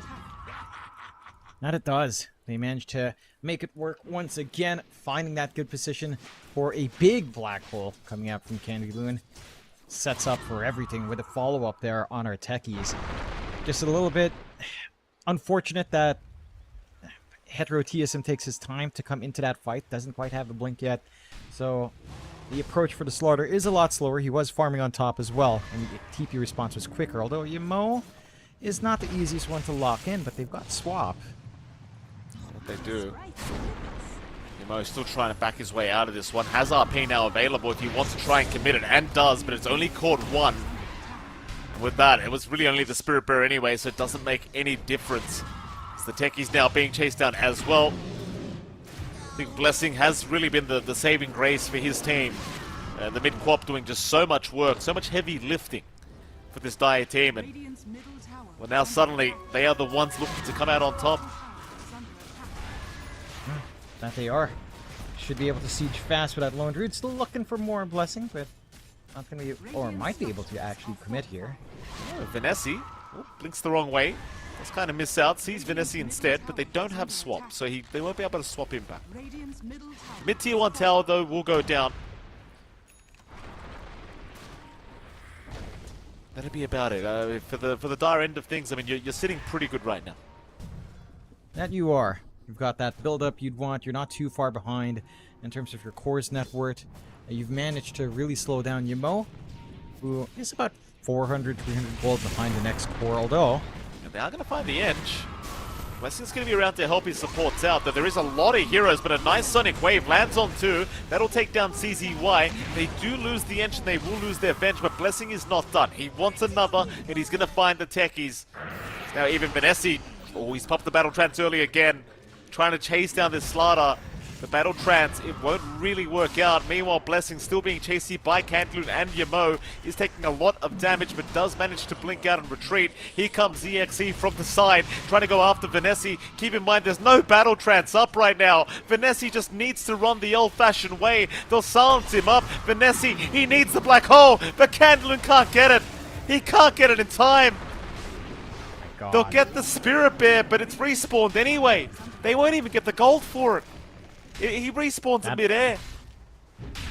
That is just sick micro coming out from ZXE. That roar to break up the potential black hole cast instantly, cutting off any re-entry here for the side of Magiolo. And again, this aggressive movement out from Vinesio. Now farming mid lane like that after a team fight right in the Radiant jungle, not going to pan out for the techies. CZY toss back onto the Slaughter at the least, but that's about all they're going to get is the mid-tier 2 tower now being pressured. ZXE with the Spirit Bear can get a lot of work done very quickly, and of course with the Ench on top, it is not going to take too long. No, it's a real quick process here for that lone Druid, and there is play on Magiolo, but they need some initiation tools. Just running up for the black hole, it's not going to be easy, and maybe even that protection from BKB necessary now. Have to wait a little bit for Candyloon to have that up and running. Map space being lost here for Magiolo, and the goal of All Life is Dead starting to really flex their muscles. They've got a really good Orchid timing lined up on ZXE's Bear, so they've got this single target control worked out for them. They've been really disciplined with their spacing, and that the RP and the black holes have not felt great outside of that one engagement on mid. And again, the pushing pace is just outstanding. It's just so much damage coming in from ZXE at this point in the game. 2 tier 2s fall just like that, and no counteraction from Magiolo, just trying to build up. This is the one shortcoming of this lineup. It does have a lot of wombo combo, it has a lot of scaling, but it does need a little bit more farm in comparison. And the goal of All Life is Dead on the hunt. They do have some forward vision open, but only spot CZY, not the biggest target.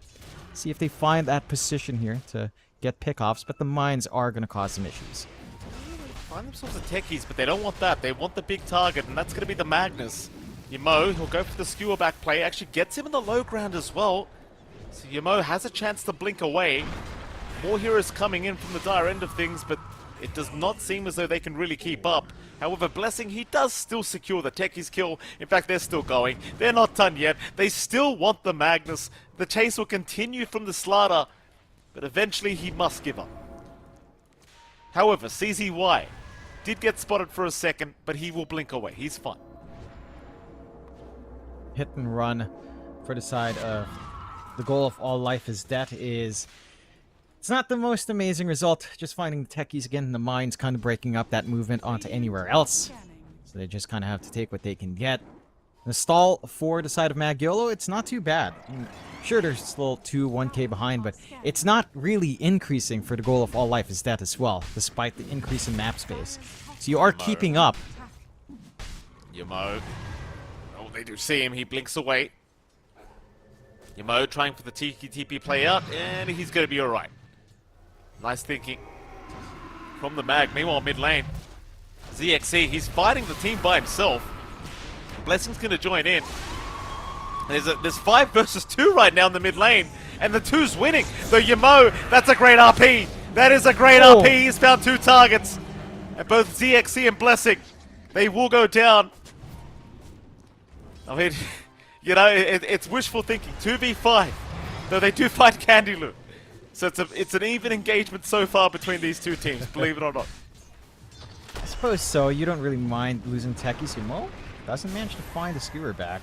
CZY in danger again. Just so much damage from the Slaughter. A 3-man stun out as well. CZY does just melt. Vanessa is still trying to fight this one out, but his Enchantress is the problem. It's just so much impetus damage coming out onto Vanessa. He just needs to get the hell out of there. One more hit will do it. But he does manage to run. Meanwhile, Yamo, he does find the Slaughter. So a bit of a throwy situation going on here from the dire end of things. Just unnecessary fights happening in the mid lane. But it still is... I mean, I can't say the Radiant outright won. Is it Mag Yellow? They kind of get gifted that amount of gold. Yeah, they get given back a little bit something. But, again, the lead here for the goal of All Life is Dead is not that big. It was what? Max 2k lead up. Doesn't make that much of a difference when you're up against such a heavy farming lineup such as Mag Yolo, who are now starting to pull ahead. All the cores of Mag Yolo now on top. And it's just a matter of finding those angles, right? Like, it's the threat of Black Hole, it's the threat of RP, it's the side of the goal of All Life is Dead getting complacent in just their positioning and how they're taking these fights. Need to be able to find more. They will try for Roshan. With those team fight spells down, this is a very open Rosh for the side of the goal of All Life is Dead. It's not going to take too long with the output they do have. Although, it would be a lot faster if they had that Bear, but a few more seconds for that from ZXE. Still, this can open up high ground, especially while these big spells are in cooldown. They are coming off rather soon, so you might want to look for the pick off first on the goal of All Life is Dead. Or you could just clear out top lane. That tier 1 still standing is keeping an avenue for Mag Yolo to farm here. Through the bottom lane they'll go now, the Aegis on Blessing. As long as they stick as 5, it's kind of hard to see them losing the team fights here. For the dire end of things, that is. Even with all the big spells that you do have on Mag Yolo, it really doesn't make a difference if you can't land them. With smoke not really amounting to too much, they do have to rotate into the mid lane to try and address the creep wave being forced in. CZY is going to show himself though, blinks away, but the chase is now on. They just need some vision for the swap, and they are going to get it. CZY will not be surviving. Mind you, there is still a top wave to be also pushed out again, so it's not like they're going to really find any objectives out of this. They'll just have to push out the lanes and be a little bit more patient here. Yeah, again, top still has a tier 1 standing, a really easy target to go for on the side of the goal of All Life is Dead.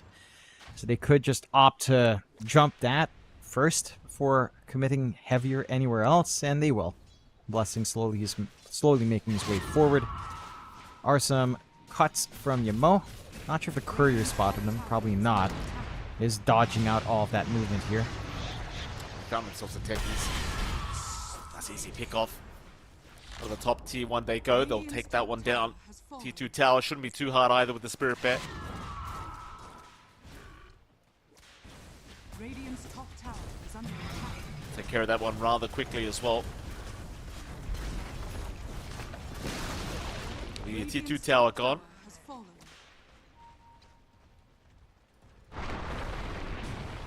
Radiant's top tower is under attack. Tier 3 tower, in fact. Why the hell not? It's going for the full value. Oh? I mean, they do have the Aegis on Blessing. I don't blame them. They will retreat them. Tower is under attack. Yeah, you have to respect that RP and Black Hole on the high ground. Can't afford to go all in ham here on the side of the goal of All Life is Dead. But they have gotten a lot on the map. Now, completely naked outside their high ground here for the side of Mag Yolo. A pickoff would lead into that high ground if they find an angle. Oh, they've got Blessing, but a nice swap. A very nice swap will save Blessing's life. And Yamo, he is gone. No RP. Meanwhile, Candyloon, he committed the BKB. He was ready to Black Hole, and now he'll commit it. He actually gets 2 of them. Wait, what? What do you mean? At least the Quap will have the Aegis, so Blessing will be alright. I suppose now, without the Black Hole or RP, you've got nothing to worry about anyway. So really, you just get Avenge out of it. Yeah, and he was free to go for that. Again, your range stun was caught out, but it doesn't matter. Like, they play into that without any of those, without that one big spell. It is a little bit scary, although RP is going to be up on the respawn here. So they play it safe. And Troll is a pretty big, hard to manage target right now without like a range stun, which is again your Venge. So Vanessa is going to be able to just stave him off just by his presence. The goal of All Life is Death, though. I mean, without the Aegis, might be a little bit riskier now to think about that high ground. And are just going to go back to farm. Again, you still have play potential here with Yamo still having that RP. So you still have one tool for that wide team fight. RP into just a troll hitting you is, it's going to be a lot of damage coming out with the Battle Fury and the Empower Cleave later on. That is the one concern. The scaling is pretty big on the side of Magiolo, and we are hitting that point. Ag's up on Vanessa. So he's got the upgrades with the Dispel on enemies and Dispel on himself.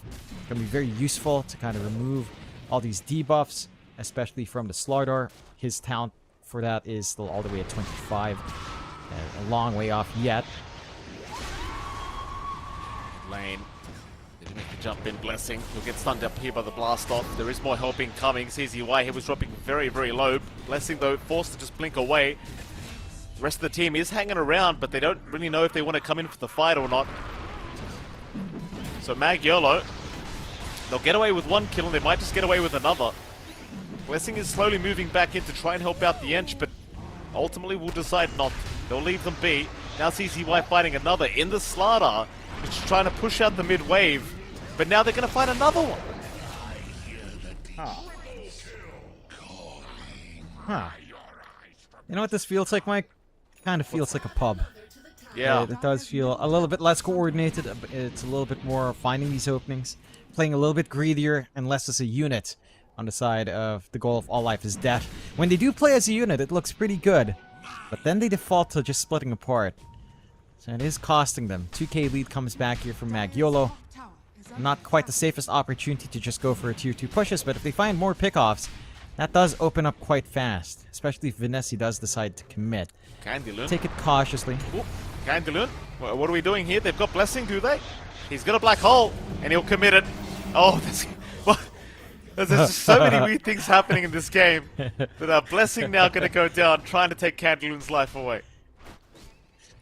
Yeah, that does cost them the black hole and the BKB, but again, you still have the RP to play with, and you have a troll that benefits from the RP a little bit better, so you don't mind too much on the side of Magiolo.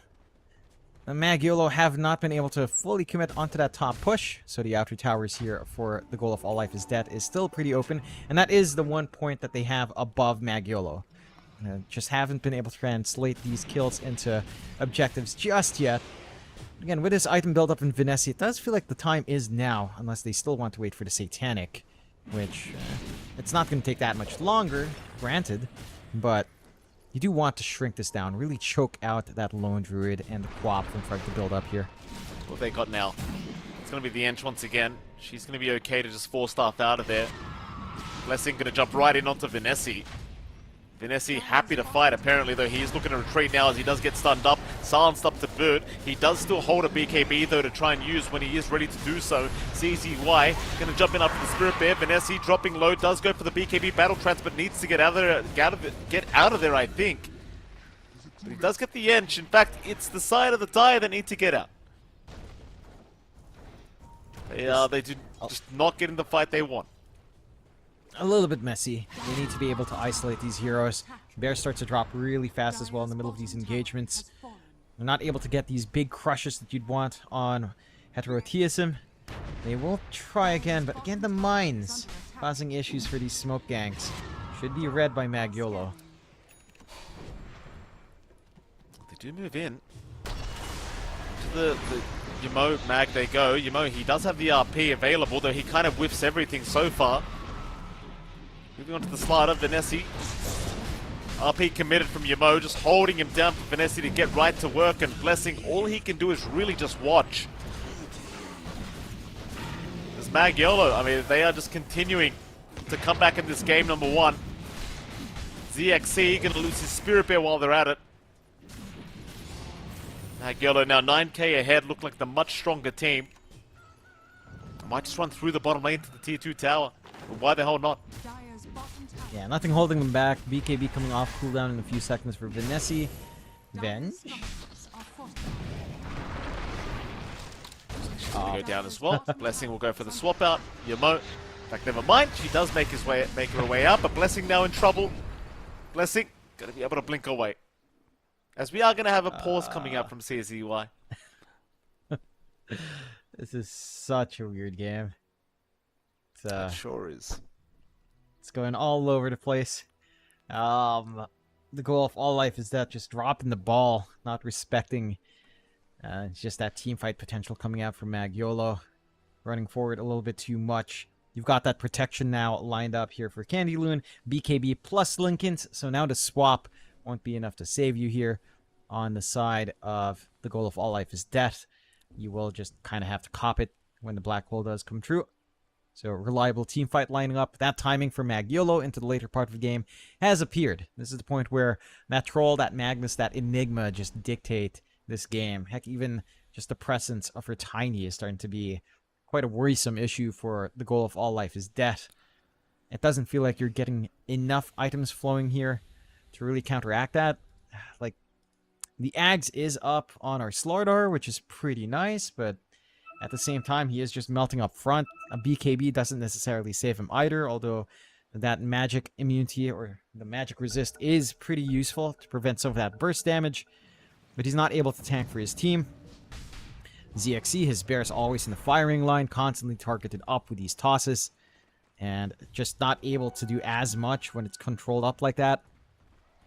And again, Magyolo, as this game pulls into a later and later timer, it gets better and better from Magyolo, just because you have no answers for that RP, you have no answers for the black hole, and you have no way of stopping this troll from going crazy unless you get like a whole bunch of Yules for yourself, which, to be fair, they've kind of lined up for. They already have like 2 Yules up and running, at the very least. I mean, it all goes back to that weird fight where 2 heroes were in the mid lane and they just die against 5. I feel like that's where everything just went wrong for this Dire team, and it just hasn't recovered ever since then. It's been a bit of a messy affair. Magyolo, very happy now with the state of the game. Still a 9k advantage. They have 1.5 minutes left till the next Roshan does respawn to boot, so they should have that next Roshan in their pockets. I mean, the Dire, they're not out of the game yet by any stretch of the imagination, but a pretty awkward kind of scenario now as ZXC is just unable to keep the bear alive in any of these fights. The Slardar just cannot tank through the fights either. They're going to group up though, 4-man smoke. Because they know the Roshan will respawn soon. Head down towards that Roshan area through the bottom lane. Candyloon, oh, he's going to get caught out immediately. I mean, I guess he was just kind of watching for his team, but probably not worth his life. He's down for a minute without buyback. It's a big opener here for the goal of all life is death. Roshan spawning in 30 seconds as well. The perfect time for them to start to regain some control in this game. The Mines does let the side of Magyolo know, so they might be able to mount a counter action, still having the RP ready on YMO, and has the gate access as well. The goal of all life is death. They need a little bit more on the pickups here. Well, they're going to find themselves a techies. They even found themselves a troll warlord, Vanessa. He's going to move back in, but they've already lost their support. CZY moving in as well, trying to go after the Slardar, but Vanessa, he's going back in onto the Venge now. The battle trance is about to end, however. Still, it's a bit of a messy fight here for the Radiant. Yamo trying to jump in. ZXC, he's going to lose his Spirit Bear, but he can respawn at any moment. Meanwhile, Yamo trying to find an RP, does get one onto Blessing. The Quap has been caught, but Blessing gets the blink away. Ooh. Vanessa could not finish off the job, and now ZXC will move back in with the bear, but no, the skewer puts him on the cliff. It won't matter though, Vanessa's already down. Yamo trying to get away, but the Yule Scepter will cancel the TP. Yamo just kind of trapped, forced the fight. Here comes Candyloon though with the black hole out. Does find himself a Slardar, but now he's in danger. He just respawned, and he's going right back to the grave. And believe it or not, there's no buybacks on the Radiant side. Magyolo have nothing. No buybacks, no contestation for the Roshan. That can come out now for the side of the goal of all life is death. It looks like they should be setting up for that Rosh. There is some vision here, at least in the Lotus pool for the side of Magyolo, but that's not the important part of the map that you'll need to play around. Aegis set to go the way of the goal of all life is death, and that should open up a siege onto high ground. What a back and forth game. It's going to be really messy. It's so messy for both sides, but this is the opener. This is it. Aegis and the Roshan banner are going to be available now for the Dire end of things. We'll put the banner Oh, it actually just holds on to the banner here on the lone druid, so not going to put it anywhere yet. So you'd rather just put it somewhere once you're actually ready to start pressuring high ground, which is not quite the case yet. This Mag Yellow could definitely look to fight back pretty easily here. They still have a 4k advantage their way, and it still seems as though their draft is favored going into the late game. With the star end of it, just back to the farm game for themselves, not feeling too confident in trying for a high ground attempt yet. It's going to give time for the Silver Edge to be finished up on Yamo.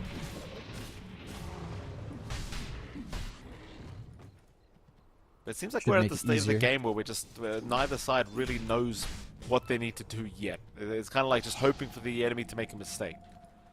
It's almost like a pub. That's exactly what happens in some pubs. When the game's rather even, you default to farming for a little bit.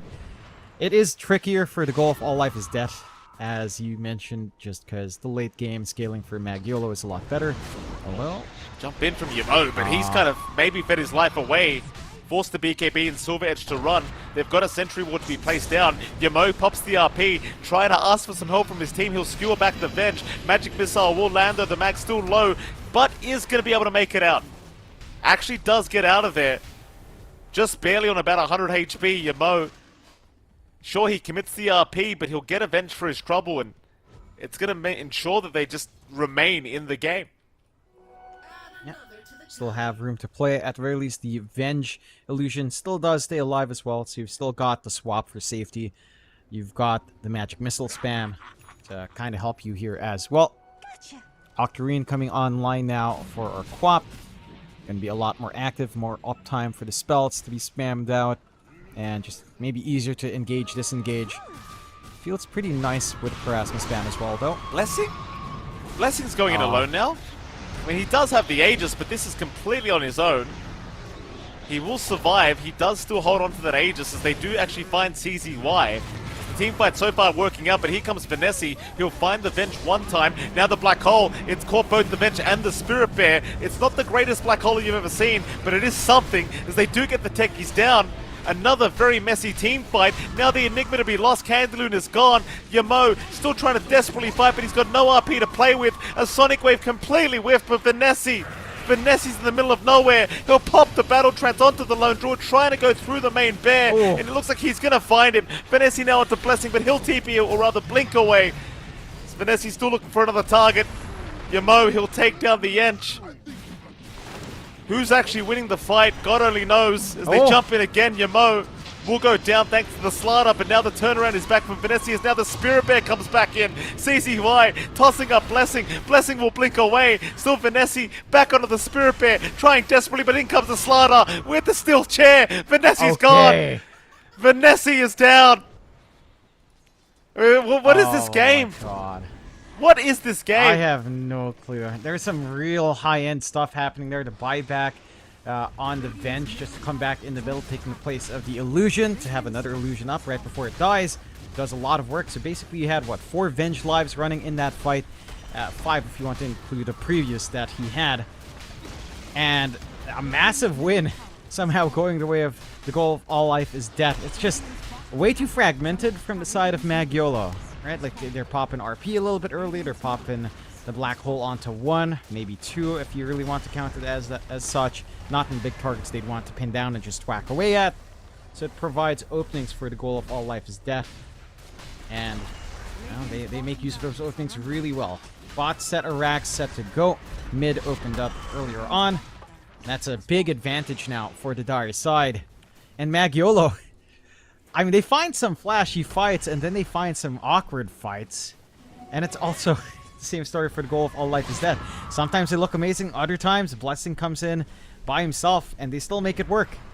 I mean, he did set up that fight. That was Blessing's fight that he set up. I don't know if he meant to set up a 5v5, but he did, and it worked, so, you know. Give him credit where credit's due, I suppose. Don't try this at home, though, kids. It's not very well advised, as we are having some lag call-outs here, but nobody's pausing the game, which is the way I like it, Jonathan. Who cares? We're both lagging. Play the game. Yeah. Yeah, it's not a good connection for me. Fortunately, our observer's connection is great. Good on you, good Scriff. You are looking fine. How do the Europeans And get a good connection every time? I have no clue. I don't I mean, understand. it's always so funny to me that the Southeast Asian connection to China is just so weird. Then again, when people do play on like other servers, the question mark on the admin. I've never seen that. Two players say lag, and then the admin question marks. I've never seen that. Well, that's where Emo's gone, John. Emo's adminning now. That's what he's doing. Oh, there we go. This is some stuff. This game just keeps giving, man. Just keeps giving. Oh my! I mean, what is this, man? It's too much. I mean, it's midnight right now, and we're just watching these two teams play a pub game, basically. It's it does feel that way. We will get back into the game. It's gonna be just fine. Yeah. Connection stabilizes. They've got the Octarine up for Candy Loon, so a little bit more uptime on the Black Hole. A little bit better uptime as well for the Malefice and the Eidolon spam. Gonna be pretty nice for that Enigma. 8k advantage for the goal of all life is death. And they're gonna go for that smoke. Tempting fate. They've got to find a pick-off, and they have to remember to not be clumped up here. Vanessa, swap out. That's a big target. Vanessa. It's okay for now. He'll get the BKB battle trance, but he is in dire straits at the moment, still doing a lot of damage towards this lone druid. But Vanessa, eventually it's going to run out. They'll stun him up. Can they deal with him? Meanwhile, in the mid lane, who have they got? ZXC, he's gone down. The Techies and Vanessa are both dropping as well. They are gone. No buyback. What? Black hole, Blessing. Blessing does get caught in the black hole, but he'll commit a buyback immediately. Candy Loon is gone. In fact, he was denied off apparently. Who denied him in the middle of this fight? I don't know. CZY. CZY will drop. I think Candy Loon literally denied himself with the Ironlords. Yeah, I think he did. What do you mean, dude? How is that the first thing that comes to your mind when you... The goal of all life is death, Mike, and he fulfills that prophecy. It's a moral win for the goal of all life is death, as that is all they deliver. Somehow. Oh goodness gracious, I don't know. I'll skewer back to tie it up. Yeah, I suppose. Into the fountain. Blessing's okay. Oh, and there we go. Game 1 will go the way of all. What's the name of the team, John? Go tell me the name. The goal of all life is the death. goal of all Victory. life is death. I don't know whether to congratulate them on game 1 or apologize to the viewers, John. There was something for game 1 of this best of 3 series. Tell me about it, Jonathan. What did you think about this game? It was a high-level pub. That's the least I can say about it. It was messy from both sides, but apparently less messy for the goal of all life is death, and that's why they went through Open Qualifiers 1, and why Magyolo had to go through Open Qualifiers number 2. And also a philosophical victory, of course. That's probably the best win screen we will ever see in our entire careers. And we'll see if the goal of all life is death can give us a second victory screen, or if Magyolo can clean up their pub game and come back and force a game 3. We'll find out. We're going to head to a short break, and right after that break, we'll be back with game number 2 between all... I don't know the damn team name. Let me read it out here. Let me be professional. The goal of all life is death versus Magyolo. We'll see you soon.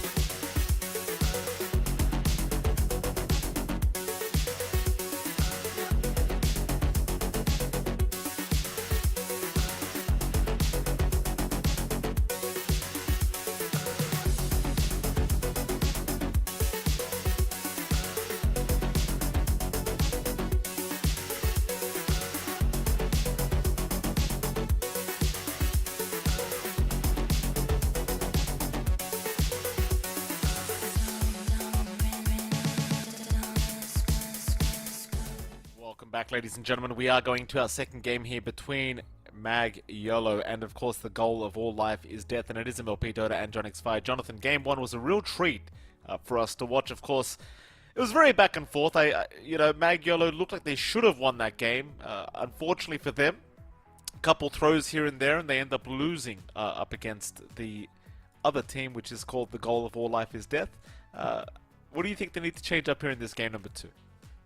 I think they had a really solid draft. What they did lack was just team play, almost. It feels like they were just being baited in one by one at certain points. They were taking these fights in a really fractured area when they had this superior area control, and they needed to leverage that a little bit better.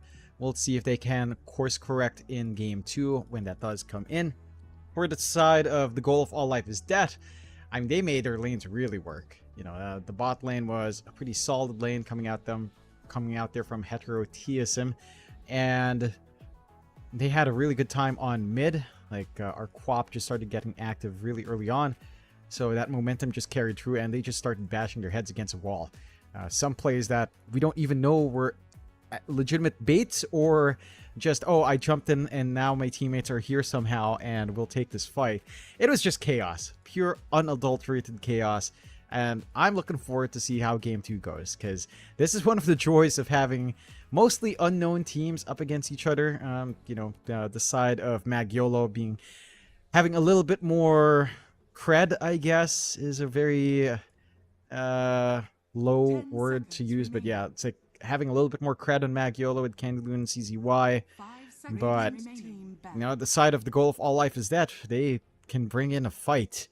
And that they did. We'll see if they can carry through, or if Mag Yolo can bounce back in. The goal of all life is death. Do course correct on their end.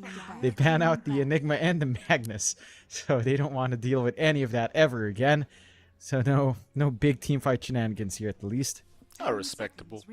I think if you're Mag Yolo as well going into this draft, it does feel like your emphasis should probably be on Blessing's heroes, because Blessing really felt like he just carried the team most of the time.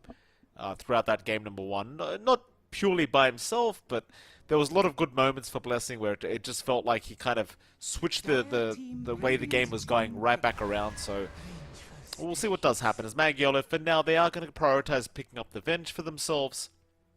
Why the hell not? Venge has seemingly been very, very good as of late. It does certainly fit the current meta. The goal of all life is death. What would you like as your priority pick? They're going to go for the Doom, which is something we have not seen at all throughout a couple qualifiers so far. Yeah, it's been first phase banned for pretty good reason, and the Doom is still a really strong hero. It's kind of dominating high immortal pubs just by its presence, so I like that the goal of all life is death. Doom managed to pick it up. I'm a little bit surprised Mag Yolo does decide to let it slide through and not pick it themselves, prioritizing Venge. Into the Wind Ranger for the goal of all life is death. And that's an interesting one, because I do believe in a lot of the Wind Ranger early picks, it is normally trying to gun for it on a safe lane. And I think that's the way the goal of all life is death tends to run it as well. On the pause 1. See if that is the idea for ZXC. But that is the one position that, again, I in most of the games I've been looking over that have been played with Wind Ranger in it, it has been safe unless needed to flex. So there is some flexibility here for the side of the goal of all life is death. If you end up with a Wind Ranger Doom lane, it's not too bad. It does have some shortcomings, but the Doom is fairly tanky up front. The Wind Ranger can just play poke in the back with a Wind Run and try to out-poke in the end, depending on the matchup. Mag Yolo will go for the Shadow Demon, so they have a good way of just purging off the Wind Run on the Wind Ranger, not being as durable as a core. And they've also got the Centaur to lane that into if it is a safe lane, or even as a support can be annoying. They've got the Chase to kind of deal with the mobility of the Wind Ranger. Good responses overall from Mag Yolo. The classic combo once more, Mike. Shadow Demon to Centaur. I mean, why the hell not? It's a very easy one to kind of make work, and it has been, again, very strong throughout the meta, so good to see it coming up. Don't know how to feel about the Wind Ranger pick up here for the goal of all life is death. We did see one Wind Ranger pick earlier, I believe it was yesterday or the day before, and it looked horrible. We shall see if this Wind Ranger is going to be any different. I do wonder as well whether it's going to be a support Wind Ranger or whether we're seeing a core Wind Ranger coming out. I don't know which one's worse, quite frankly. I honestly don't know which one I'd rather not see. I think, again, normally you pick it early to flex it into core, but if it feels bad, you go into support. I would say it does not look like a great core right now, purely off the back of the Shadow Demon, Demonic Purge, and you just don't have that durability with Wind Run anymore, so it's not going to feel great until you get your talents, which is really far off for the Wind Ranger. So likely just going to have to use it as a support. Would prefer it on the 4. Doom Wind Ranger lane, again, has some play at the very least, so it's not going to be as awkward. We'll go to Jakiro pick up next as well for the goal of All Life is Dead. And that's a reasonable flex for the 2 supports now. Like, Jakiro 5, Wind Ranger 4 is probably the way to go, but we have seen teams go for the Wind Ranger 5 and Jakiro 4 sometimes. So, open enough, but I suppose if you wanted to be more aggressive, Jakiro Doom is a lot better. But having Wind Ranger 5 just, it doesn't do anything for the most part, especially against the Centaur. Dire team pick. Ooh, we get a Weaver Alright. to come out here from the goal of All Life is Death. Magiolo immediately responded with the Medusa. Okay. No hesitation on that one. That Alright. was very fast. This is something the goal of All Life is Dead have picked up multiple times before in their open qualifier games. They do run a lot of Weaver, and I think they played in their last series as well. It's a reasonable diffusal carrier on top of everything. It's laning into center. It's not too bad.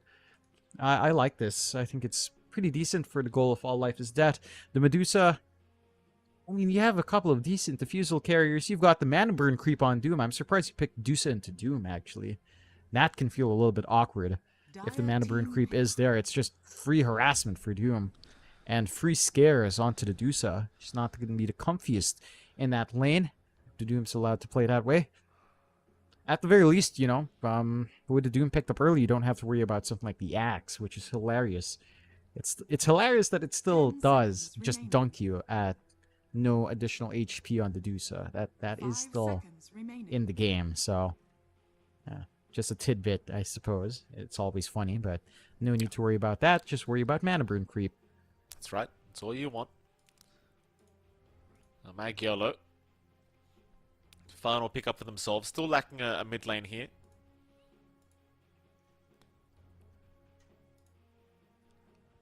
I'll take their time to have a think about this one. Of course, the goal of All Life is Death haven't necessarily shown their own mid pick yet either, so it can be a little bit hard to choose.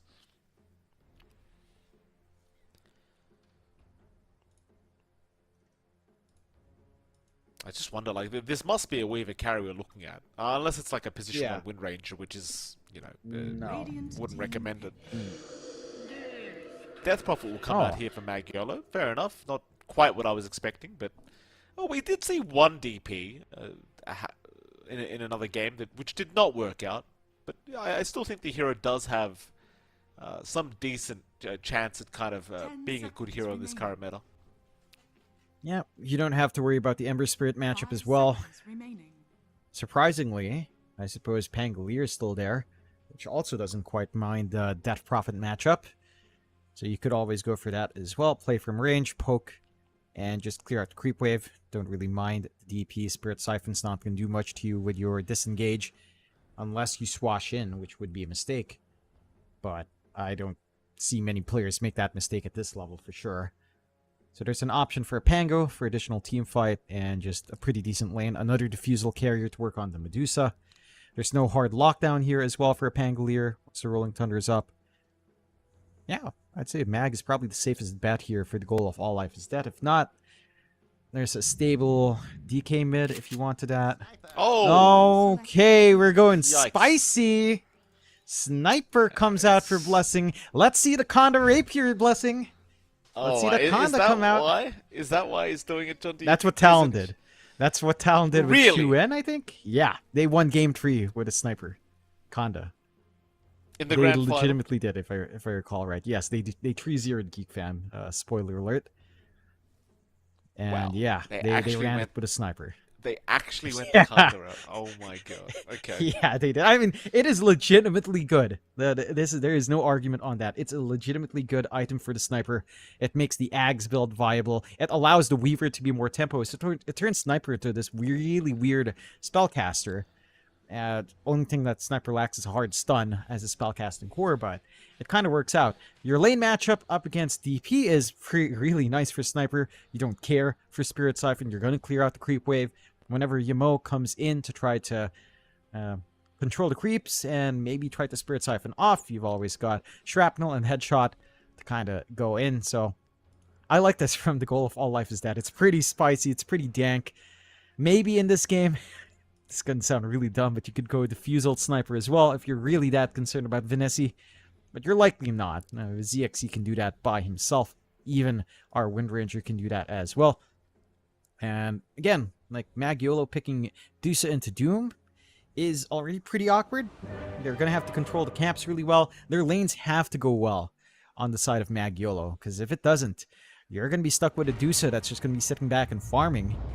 And the side of the goal of all life is death. They have a really nice way in the backline. Like, who is the high mobility hero who will catch a sniper? Like, you're relying solely on Stampede to kind of catch out, maybe to swap down the line, but early on, it's not going to be reliable. Catching Sniper and keeping ZXC on the Weaver in place, it's not going to be easy for Magiolo. Well, that is a fair point. I must admit, it is definitely not going to be easy finding these very slippery cores. It does feel like you do have the answers to the Medusa in the Weaver Sniper, especially because ZXC probably will end up going a Diffusal Blade route on the Weaver to be, ultra annoying against this Dusa. I mean, let's see how it all pans out. This should be an interesting game number 2. Of course, if you are the Radiant end of things, if you are the goal of all life is death, obviously if you pull off this victory, you do proceed to round 2 of the lower bracket, and you would force Magiolo to go home, or stay home. Seems like CZY, some deep vision in the mid lane, being very, very sneaky here. I don't believe Blessing saw him place that ward. I definitely did not. Now, they're still hanging around here, Magiolo. I mean, they're in the Radiant Triangle. They're still looking to set up, but it does seem like the goal of all life is death are going to be able to avoid the gank attempt that was incoming. I believe. Oh, nice sneak around there from our Wind Ranger. Does manage to grab an additional rune. Yuang gonna be really happy with that. Does start with a Wind Run as well, which feels a lot better for the Wind Ranger support. I mean, I'm just getting flashbacks to when we saw Tim's run this. He was going for the power shot build, but the Wind Run, certainly at level 1, is a lot better in terms of just right-click trading, and he will get that done early. Let's take a look at the lanes as they break out. That mid lane again for Yamo. I mean, he does have some early play. The first few levels for Sniper isn't the best. Does start with a headshot. Doesn't have the additional range to take aim, so Yamo is still within striking range. A couple of lucky headshots can change the tone of that lane pretty fast, but the wave clear is on Yamo's side. Should be able to shove in nicely.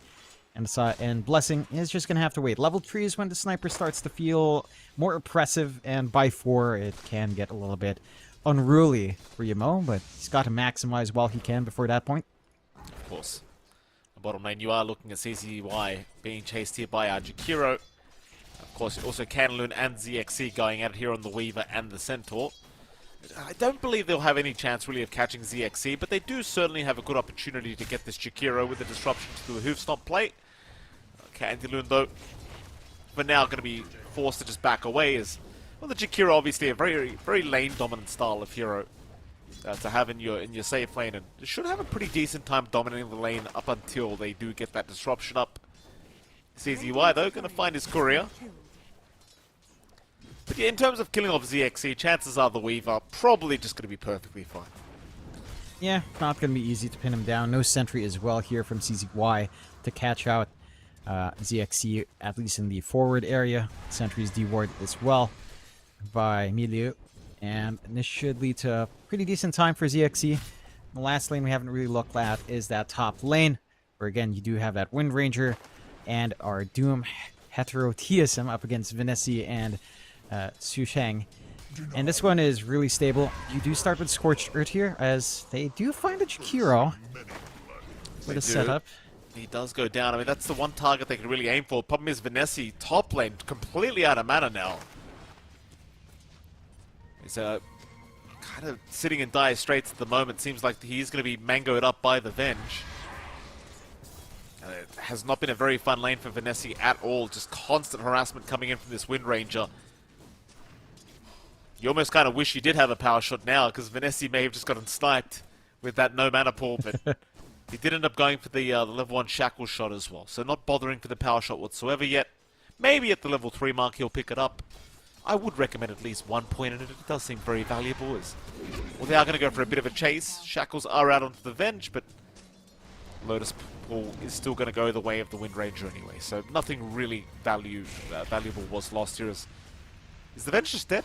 Radiant structures are Can we actually just let him walk away? Okie dokie. Meanwhile, mid lane, Yamo. Man fighting Blessing. Blessing maybe going a bit too far for this, and he does. Spirit Siphon's keeping him alive. Meanwhile, top lane, they do end up losing the Venge. That's a great pickup for Yamo. Finding that sniper before it becomes too unruly. I love the bravery there. Vanessa might just be dead. Power shot out. Does get a few stick charges going, but Vanessa now completely out of mana. Shackle shot is going to land. Do they have the damage? Absolutely not.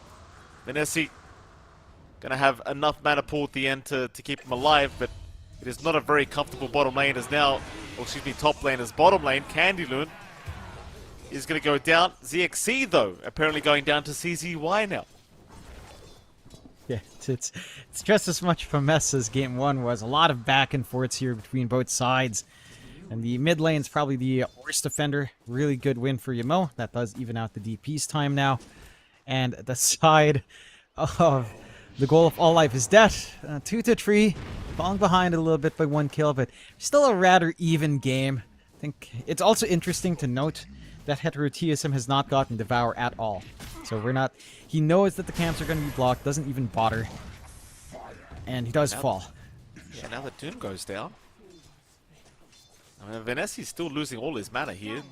Kind of an issue here to this Wind Ranger, but still going to be very satisfied with the fact that he has got the Doom kill as Vanessa now in danger. The Jakiro moving up, and Vanessa still out of mana, being mangoed up by the Venge, trying to keep him alive the best he can, but Vanessa's gone. The amount of money this Venge has had to spend on mangoes, just feeding it over to the Medusa, be kind of ridiculous, quite frankly, is he does actually get the Jakiro with the Wave of Terror, but now he's dead. I don't understand this game. I don't know what that Shackles was about here from Yuang. I can't. No one can comprehend. Script is getting a little bit confused. It's all right, Script. It's not just you. 4 to 5. The goal of all life is death. Making stuff happen when things look awkward is a good way to put it. I mean, you know, this mango play, man, it takes me back to good old March. Just flash back to March. You wish you had that mango tree for the 12 mango feeding strat. But it's not there anymore. Do you think they'll ever bring it back? I hope they bring the mango tree back. That's the one neutral item I can honestly say should probably come back. I don't think it was that bad. It wasn't that busted. Yeah. Assassinate Yamo. He's going to be alright. Top lane. They've got another Shackle on Vanessa. Vanessa, he does have the Venge around. Sad part is they do not have any mangoes available, but Vanessa is going to be alright. He'll be left alive.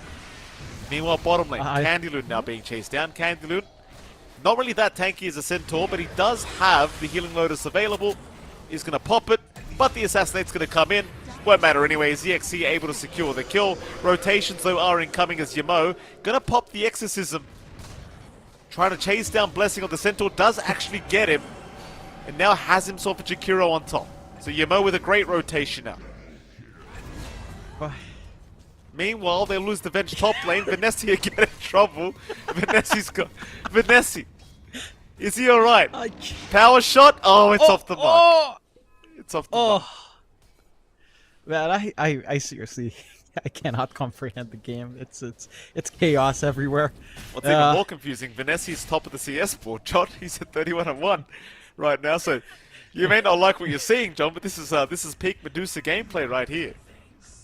Yeah, he's getting everything he can. He even goes for the arcane boots on the Dusa.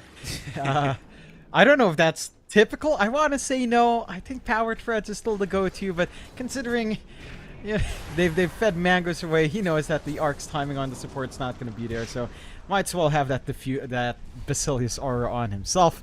So it's not going to be as easy to burst down this Dusa.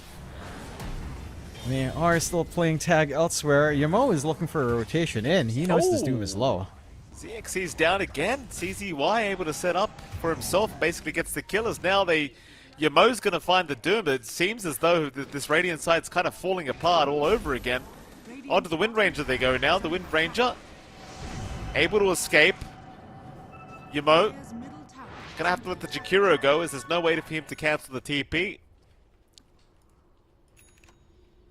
So we sit at 6-9 now with a 2k advantage the way of Magiolo.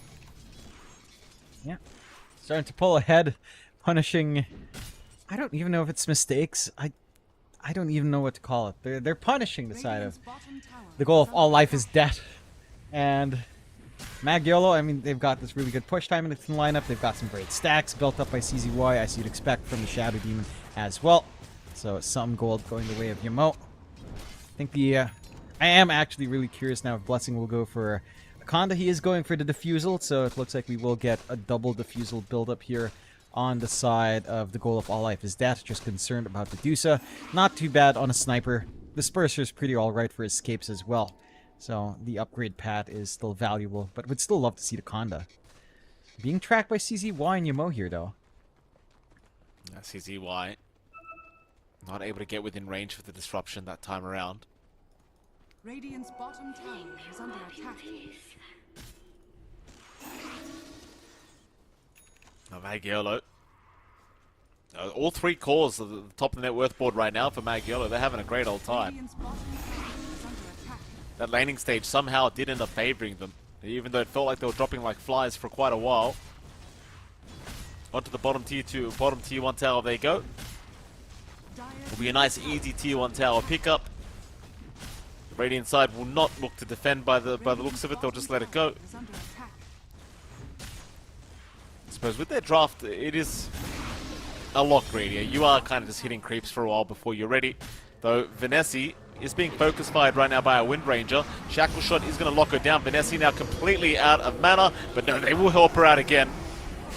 The Arcane Boots will keep her alive, as now they'll lose the Doom and the Wind Ranger to boot.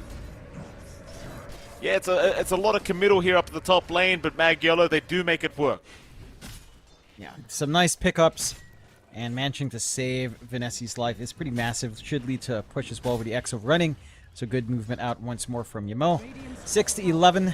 The goal of all life is death. Still trying to find some initial items, like the Diffusal for Blessing still coming out. The Weaver still trying to get into the Dragonlance. These timings are not good. All the cores, as you mentioned, of Magiolo ahead, but they are ahead by a really big margin at this point in the game. The difference between bottom network core of Magiolo and top of the goal of all life is death is about 1k, 1.1. A massive difference in these early power spikes. And the side of the goal of all life is death, it's their turn to turtle. It's their turn to just play the farm game, try to build up. Magiolo has a lot of pressure coming in. They've got the Blink lined up here for Candy Loon, with the Veil already up and running. So the output he has with Double Edge is going to be pretty impressive as he gets the levels up here. Is being a nuisance to ZXE as well, taking some of those camps away from the Weaver, who's just trying to recover.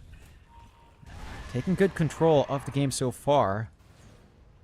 And I don't know, this is a little bit worrying for the side of the goal of all life is death. Again, you are going to have to farm here for quite a fair bit. They commit Demonic Purge up at top lane. Swap is out as well as Wind Ranger, and well, they've got her. She is well and truly dead. No chance of survival there. He's getting closer to the Diffusal Blade on that Wind Ranger, but with these deaths, it's going to take a bit more time. I mean, even with the Diffusal Blade Wind Ranger out, I mean, it is still a support Wind Ranger at the end of the day, so You kind of wonder how much impact she's going to have just with that focus fire alone as Candyloon go for a bit of a run, chases on from ZXC. But Vanessa is right behind to help out if necessary. ZXC, though still committed, does get the kill. And Vanessa, unable to really protect the Centaur, just has to watch him die. Nice pickup. Finally some punishment for Candyloon. And a really important kill to find here for ZXC that does complete the Dragonlance up. So he's going to have a little bit more reach in the middle of these fights. Diffusal Blade for Blessing, not too far off either. Just lacking the recipe now for him on the Sniper. And that should give you a little bit of an easier time as well to plink away at Vanessa if he does show himself. 7-12. The one big blessing for the side of the goal of all life is death is that Magiolo have not really touched most of these outer towers outside of bot. Like, even the top shove wasn't that great from Yamo, considering Exo was popped early. So they still have a lot of map space to play with. And just kind of keep his farm game up. Like, for Magiolo, sure, this initial farm is impressive on Vanessa, but this is not going to be the easiest Dusa game in the world, considering how many range heroes there are with Diffusals all lined up. At least 2 right now. And ZXC is not going to opt for his own. He will just go for the Deso to soften up the backline. And the side of the goal of all life is that starting to get a little bit of a shove up top. Well, again, buying space out for that Weaver and Sniper, just ensuring these squishier targets are allowed to free farm until they're comfy. Well, there is going to be a smoke being committed here by Magiolo. Vanessa is going to be scouted out here by the Jakiro. Does have the Mad Style now available. Smoke rotation through the mid lane from Candyloon and CZY. So they might just run into Blessing here in this Radiant Triangle. CZY has no idea they're coming. Candyloon will get the stun off to start things here. Blessing has been demonic purged up, and with no help around, he is just as good as dead. Blessing is down once again. Well, the team is coming in. They want to try and trade something. Doom is committed onto CZY, but they'll just swap him out. He comes to win range with the focus fire, but Yamo will just use him up. And it's a bit of an awkward team fight already, as now an Ice Path is going to land on 2, but it won't really matter because they are just falling like flies on the Radiant. They lose the Wind Ranger and the Jakiro. Magiolo able to clean up. They can now move into that mid-tier 1 tower. Exo popped a little bit later this time, so a lot of duration left for that siege. Good early activity for Vanessa to find, and a really awkward fight for the side of the death. The goal of all life is death. Not having Doom for the follow-up fight for quite some time, losing their sniper early. They've got to find a way to really protect Blessing here. He is trying to go into the Dragonlance first, into the Shard for the concussive grenade to get his distancing. There is still some good timings left for the side of the goal of all life is death, but Magiolo are starting to really pull away. You've got the Manta already up in Vanessa. He is going for his own Diffusal Blade now as well into the Disperser. So just going to have a way to dispel off some debuffs as well and try to get a runoff on top of having that Manta. And it is getting troublesome to deal with Yamo. He is just able to run in. The Yules has been really disruptive. Although Candyloon gonna jump right into the Wind Ranger. Stampede there as well. The Wind Run only keeping her alive for so long. Now they'll chase down the Doom to boot. He will at least hurricane his way away. It seems like he is gonna make it. Magiolo not really separating at all. Always as 3 or 4, ensuring that they have strengthened those numbers. And I mean, this Radiant team, that they are truly just falling apart. 7k net worth advantage now the way of Magiolo. I mean, they're nowhere near out of the game yet, but there's just so much farm required for them to feel like they're going to be able to fight back. These Diffusal Blades that they're picking up, I mean, they might seem good on paper, but they are not making the big difference they're hoping for yet. Yeah, it's an issue of like initiation right now. They have no straightforward initiation to play with. Like, honestly, I don't know how you even start these fights. Ice Pat is not reliable. Shackles is not reliable either. It's not like you have the War Stomp on Doom with a blink. And speaking of that, Doom just, again, always being threatened. Keeping an eye on that farming pattern here with the supports of Magiolo. It does feel like you're going to need something like, say, Blink War Stomp from the Doom. If you can find that creep, if he wants to play that style. right now still gunning for that Shiva's upgrade. And I don't know, there's just no smooth way for them to open here. It's going to take just a stall. 7k lead for Magyolo. If they don't manage to knock in the up on the tier 2 towers anytime soon, it can feel a little bit awkward, like 25 to 30 minutes if tier 2s haven't been taken. That is the opener as our Doom. Yeah, gets caught out again. Did have enough money at least for the Shivers guard, so we'll buy it out. Bottom lane, Yamo. Try for the Death Prophet, though that is not a very easy target for two supports to go for. They will at least have the Exorcism forced out, but that's, for now, that's all they get out of it. Here comes the EXE, though, with Blessing, and it seems the Yamo might just go down. Eventually, she will. Even with the Stampede popped from Candlewood, it will not make the difference. That's a massive kill. For the goal of all life is death. Finally getting some good activity out from Blessing. And that does shut down any further push from the side of Magyolo. They find a top tier 1 with that space. Committing onto the tier 2 is going to be a tougher prospect for them. They are at least getting this really nice invasion onto the triangle, finding a couple of stacks here for Vanessa. And his timing into the disperser is lining up. Already has the recipe waiting in the back. This is another swap. That top lane again. Just gets caught out and he's just dead. They're really just very focused in on this Doom, not giving him a game whatsoever. I mean, he does get the Shivers he wanted, but yeah, that top lane is cursed for him. He just can't show up there. No. And probably should just accept that. The space is being utilized decently enough from the side of the goal of All Life is Dead. Maelstrom up on ZXE. His damage output scales really nicely with the Geminate and some procs. You've got that Dragonlance up on Blessing, so he's a little bit more protected. They are hunting down the supports here. They are. Yeah, another kill to go the way of Magyolo as they do get the Jakiro. I mean, the thing is, all these kills aren't really amounting to too much when it comes to objectives. They're not really able to get too close to those tier 2 towers, and there's plenty of farm to be had here for Blessing and ZXE, who are just kind of farming across the map. So eventually, even with all these support deaths happening, you are going to get to a stage where these guys might be a bit of a concern. Then again, you are against the Medusa, who's been free farming the whole game and is top of the net worth board right now. Does now have the full disperser available. It's hard to really know who this farm game is going to favor. I would still lean towards the goal of All Life is Death. I think with a Doom, it can scale really nicely. I think that's the defining factor here, that the off lane scales a little bit better. Everyone else kind of scales the same. Maybe the DP drops off a little bit as well, but not too badly. I think that Prophet still has a lot of presence in the later game scenarios.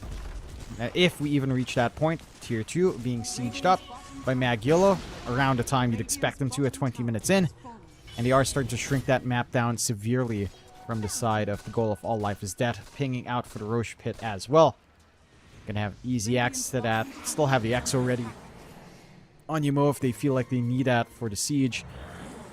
The goal of All Life is Dead is playing up top, trying to siege. And they've got that liquid fire. They are clearing out the creep wave to make way for the siege creep. So, looks like they will sacrifice Roshan for this move. Fortify will stall it though, but Roche is going to be a smooth ride. No worries here for Magyolo. Secondary life on Vanessa is going to be massive. Certainly will be. Still trying for that tier 2 top tower. Candlewood is prepped to go for the defense. TP's coming in to help out with this defense. In fact, Blessing has been caught out immediately here on the sniper. This is not the target you wanted to get caught out first, but that's exactly what will happen. The sniper is going to go down very, very quickly. ZXE trying to find a way out of this is going to be probably okay with the Sakuchi. Pretty hard to see him dying on the Weaver. But yeah, you already lost the sniper. It's kind of the thing. Like it does feel as though this shouldn't necessarily be happening, but it certainly is. He continues to get caught out by these hoof stomps, and well, it's just the sniper's not going to do too much if he's just getting stunned all the time. Yeah, I mean, his supports backed off much earlier than he did. ZXE already backed off early as well. I'm just surprised. And maybe he thought the last 2 right clicks would clear the tower, but it still had enough HP to just stand there. Tier 2 top and under siege now with the EXO ready from Yamo. Gonna be held off by the Macropyre just a tad, but shouldn't hold off the DP for too long. Not much to be scared of here on Magyolo. Fine in the mid as well. So the map's already naked here for the side of the goal of all life is death. Magyolo still with the Aegis with that fresh disperser. Can just play onto the high ground, although they'll likely wait for the reset on EXO before making that move. You do have the blink ready on Heterotheism, so our Doom is ready to jump in and find a target at very least. And this is where the nightmare truly begins, Mike. A high ground siege against Sniper. If Blessing doesn't get caught out and just spams shrapnel and spams his hits, then could be in for a long run. See? Gets caught out on the Weaver, and he's down. Disrupt him up, and sure he does go nowhere, and ZXE is just dead.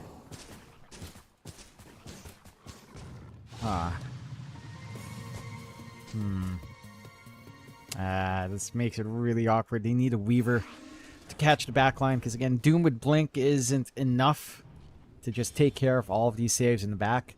Weaver has to be able to play aggressively.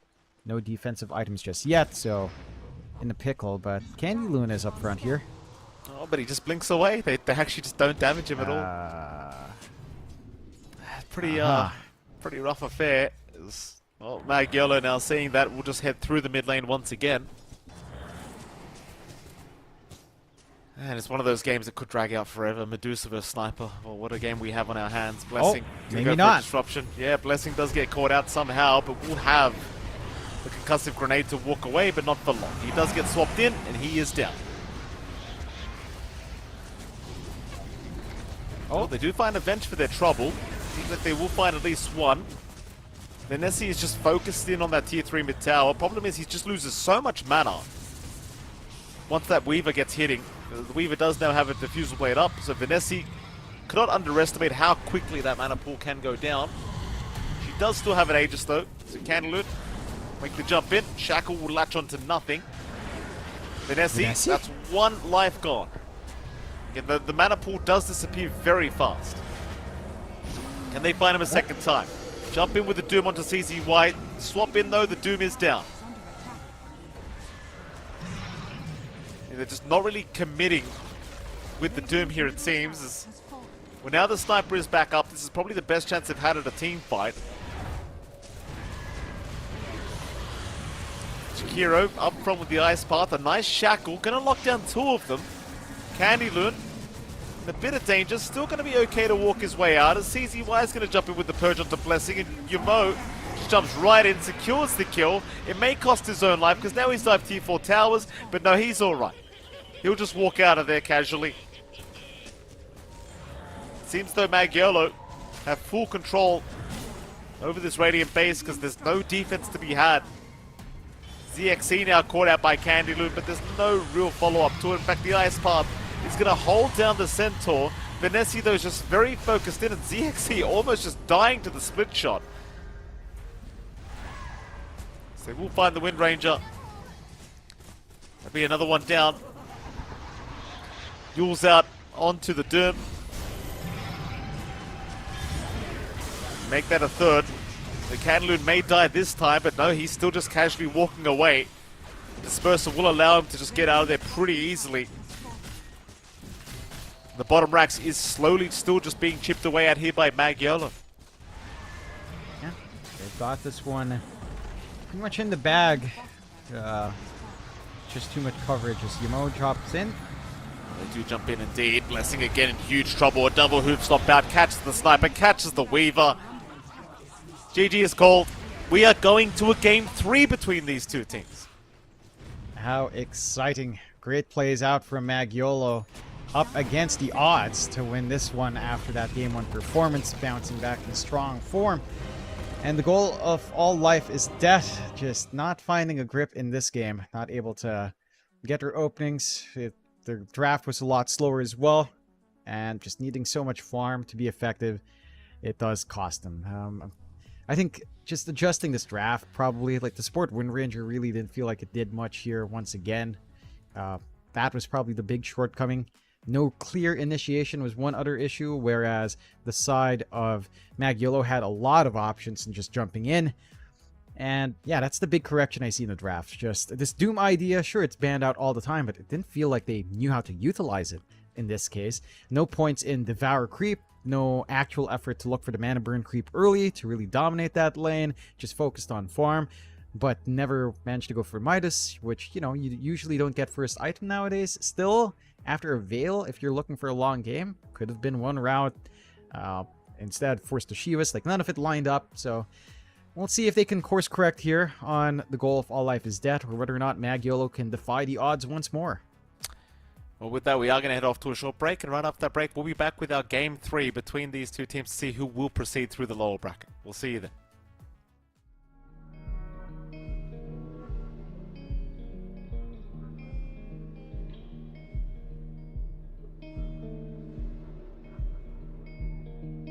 How strong is the hammer in my hand?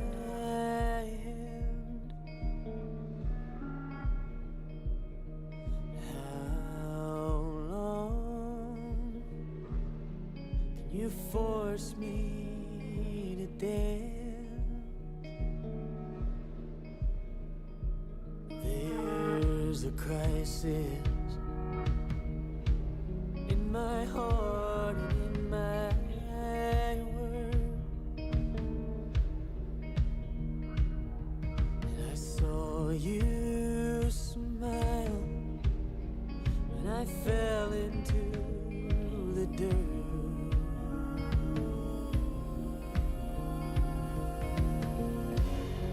Oh, your fire, I don't belong here. I'm not calling you a liar, but I know you don't know me.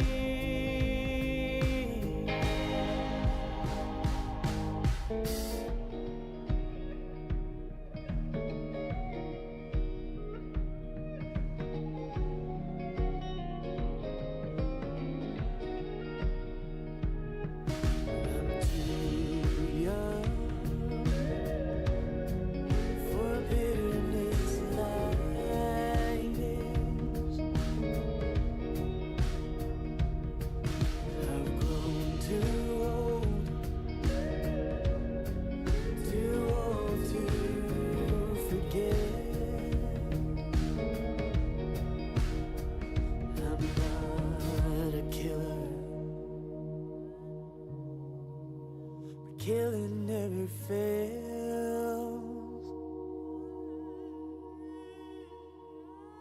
To a hammer, every problem's a goddamn nail.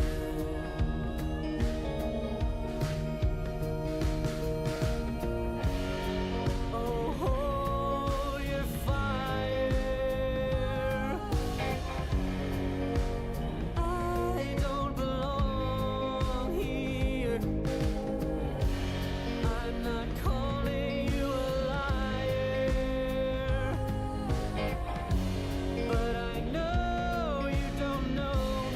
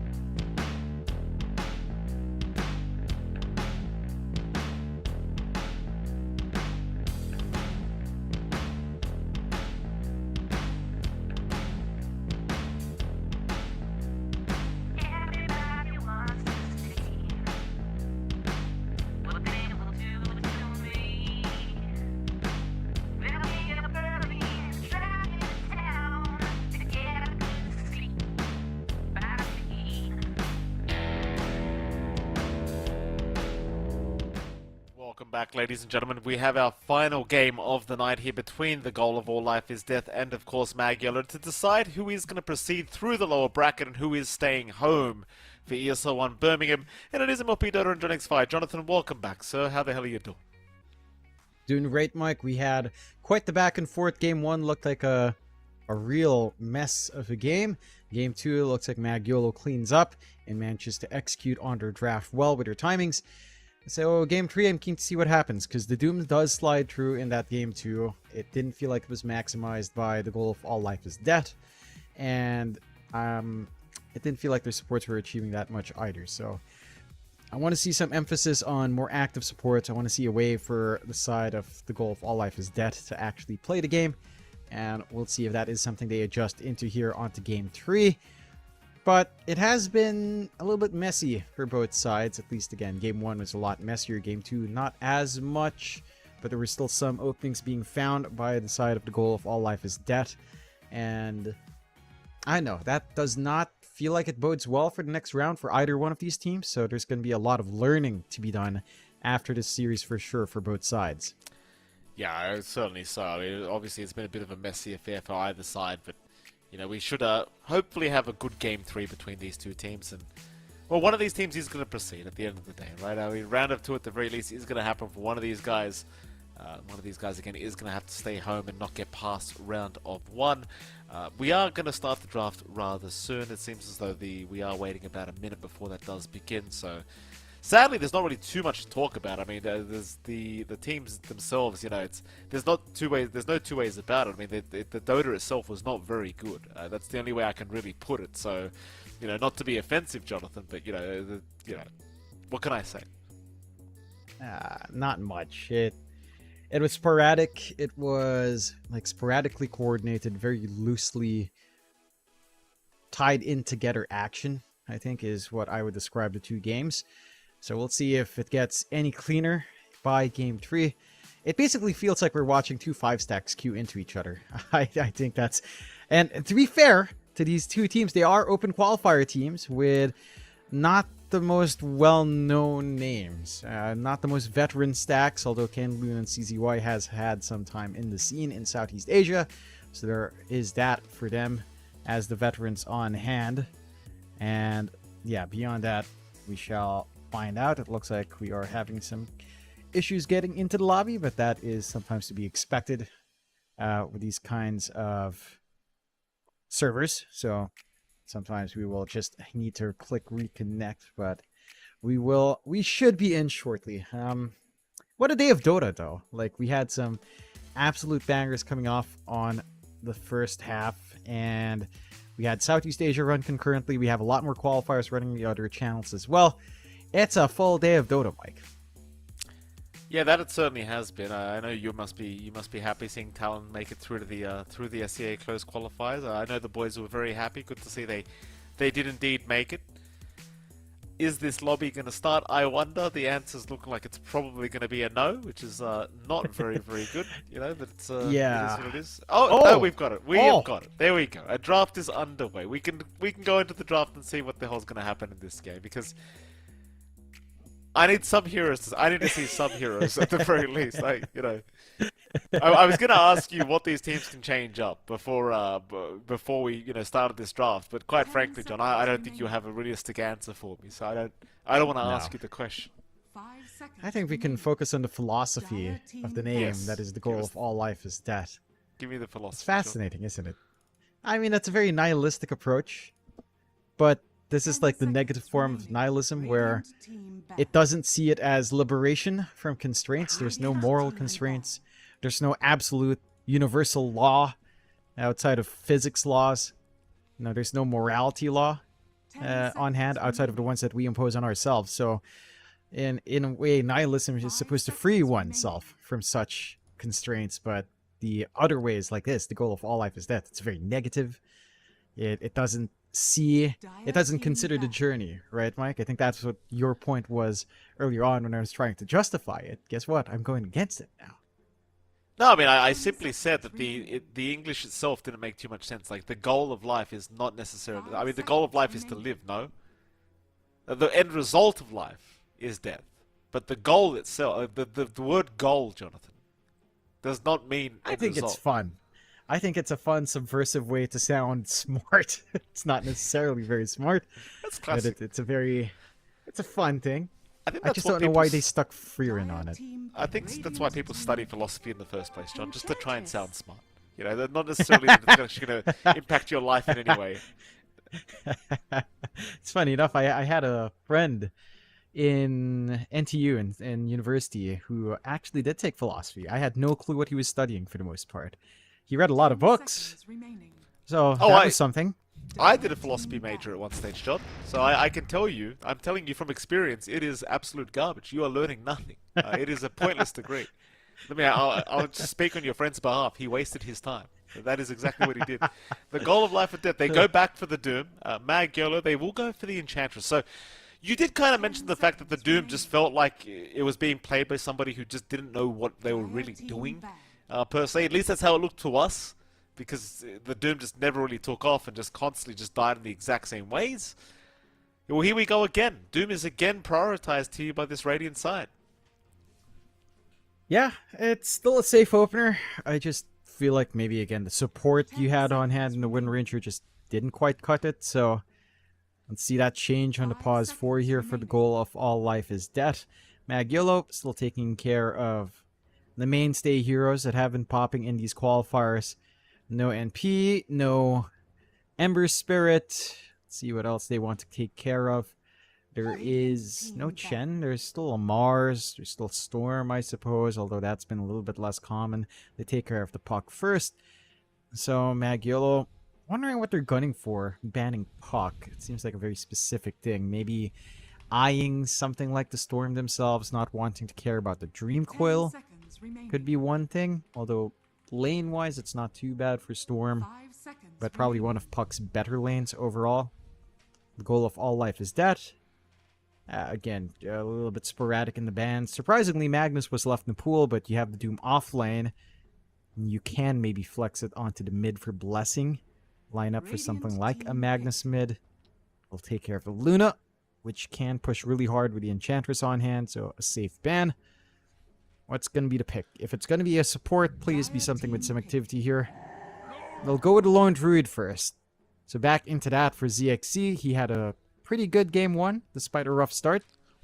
Now, issue is, it does feel like both of these heroes are not great lanes to rotate to for Blessing's mid. Right? If you're looking for activity from the mid, the Lone Druid lane's not going to be the most active. Maybe the Doom lane if he does manage to set up. But neither one looks particularly sharp. Maybe now, depending on the support picks here, for the goal of all life is death. Well, let's see what Mag Yellow go ahead and pick up for themselves. I wonder if they're too. I wonder if they're worried about this Lone Druid pickup. I mean, they were dealing with it quite well in game 1. It just at some point Mag Yellow just completely ended up losing the game by just taking some very awkward team fights. The LD itself, though, like, it felt like that Spirit Build was dying over and over again at some stage. As Mag Yellow, I mean, they're still thinking about this second pick.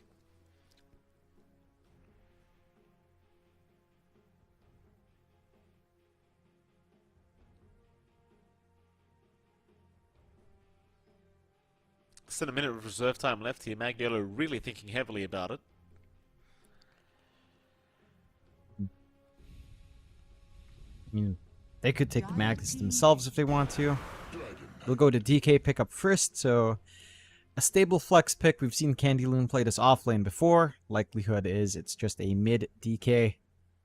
I don't know if you want to flex your Lone Druid mid here for the goal of all life is death. It sounds okay against a DK. Breed Fire build is going to be more annoying into that, though, as your base damage on both your hero and the bear isn't amazing the first few levels. So you're likely still looking for a different mid here for the goal of all life is death, but DK is a stable laner that you can pick blind without knowing the matchup.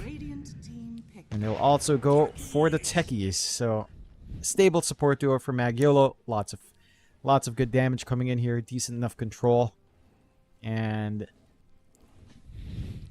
really annoying in lane. Like, both supports are a nuisance for the side of the goal of all life is death. I do like the techies coming in. We've seen a lot of techies in these qualifiers. The goal of all life is dead. I mean, should start locking in their supports. The thing is, they've already got Doom Lone Druid. They see the 2 supports on Magiolo's end. They've left their safe lane matchup up in the air along with their off lane, but they know the mid matchup. If they wanted to pick something like Magnus into DK, would still work out here. There's still an option for a Storm as well.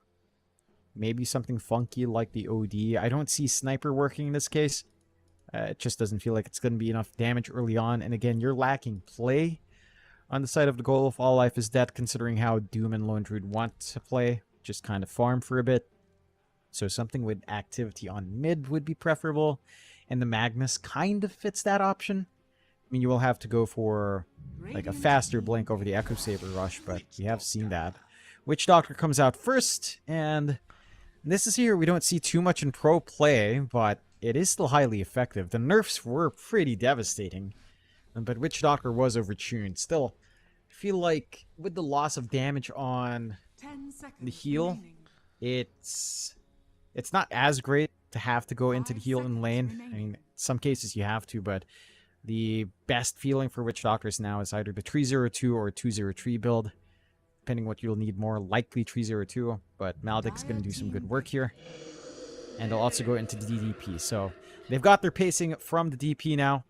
Pretty well-rounded draft for the goal of all life is dead. That does mean the last pick of pause 4, which is still awkward, but man, you do what you have to do here. They absolutely do. Magiolo now with their 4th pick. Dire team ban. Go ahead and pick up the Medusa again. So they just, why the hell not? If it's not broken, don't fix it.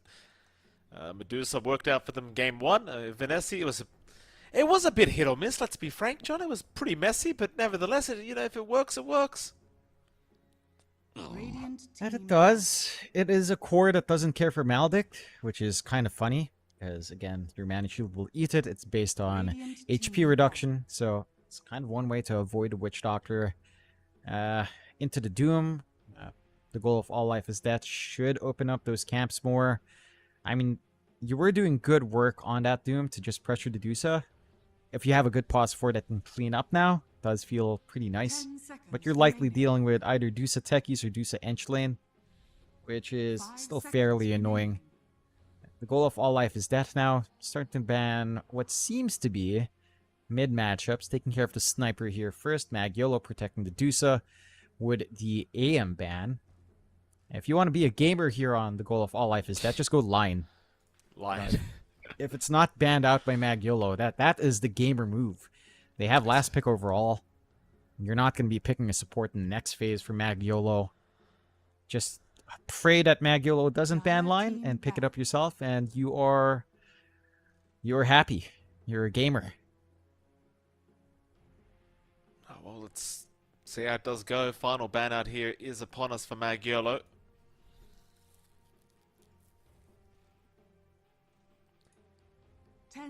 Once again, it looks like they will have a bit of a deeper think about this. 5 seconds remaining. Dire team pick. They'll get rid of the Shadow Demon. A final pickup, Magiolo still looking for something in the offlane or even something for the mid, depending on where this Dragon Knight is going to go.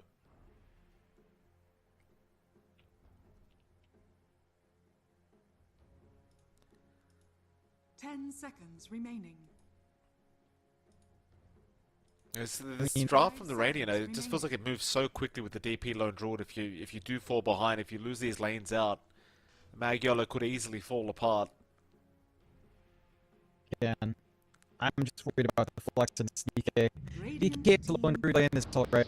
DK into DP lane is okay. Yeah, alright, that's it. Well, final ban out, or rather, final pick is here for the goal of all his life as well. Magiolo with the Wind Ranger. I'm not sure why this hero keeps making an appearance here today, but it does make another appearance. The Wind Ranger, I do not believe has won yet from every single game we have seen.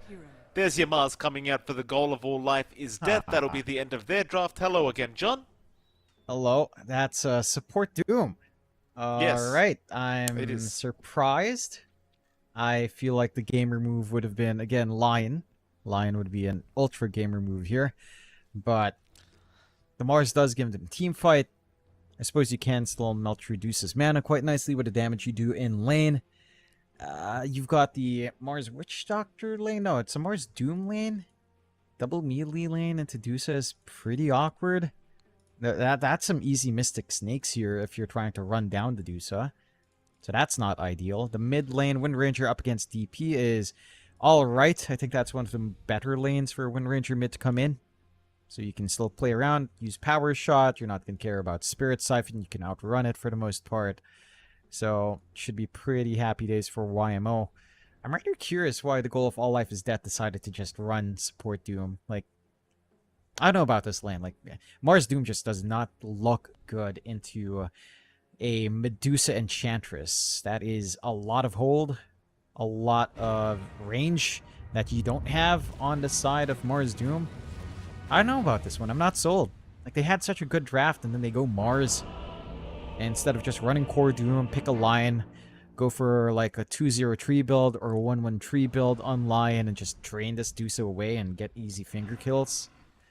Not very gamery. Of the goal of All Life is Dead. Not a gamer move. Absolutely not. Well, final game of the night. Again, one of these teams does proceed through to the lower bracket round of 2. The other does remain home. It has been very, very back and forth in this best of 3 series, but this is where it all comes to an end. You know, you got to put the past mistakes behind and just try to make it work here for this final best of 1. Mag Yellow already looking for a very early team fight. CZY going to have his smoke broken by ZXC. Meanwhile, Candy Loon going to see a Mars, but will back his way out. So, not really finding the initiation they were looking for. They will retreat for now. What the hell is CZY doing? Oh, it's the minefield sign. Very nice. No cosmetics on his techies as well, by the way. Game. Interesting. Boring. Very Needs boring. to have all those cosmetics out. I mean, everyone got a free Arcana at some point, right? Why didn't you get the Techies Arcana? No, that's another minus point. So a minus point for the goal of All Life is Dead for not picking up Lion. Minus points for Magyolo for not having Techies cosmetics. We don't have gamers here, Mike. There are no gamers. We certainly do not. And we're having well, we're losing a lot of gamers here, John. 3 disconnections already in this game. Oh, who cares? They're not gamers. How dare you? But just everyone's just leaving. It's rather sad here. The Mars, the DK, and the Wind Ranger all gone. Hopefully they reconnect soon. I assume that the call out was that they're lagging. It's kind of expected that we see this pause coming out early on. Feels like every single game we start with has a couple pauses. That we do go ahead is given, but your teammate's not back, sir. Neither is the enemy team. There you go.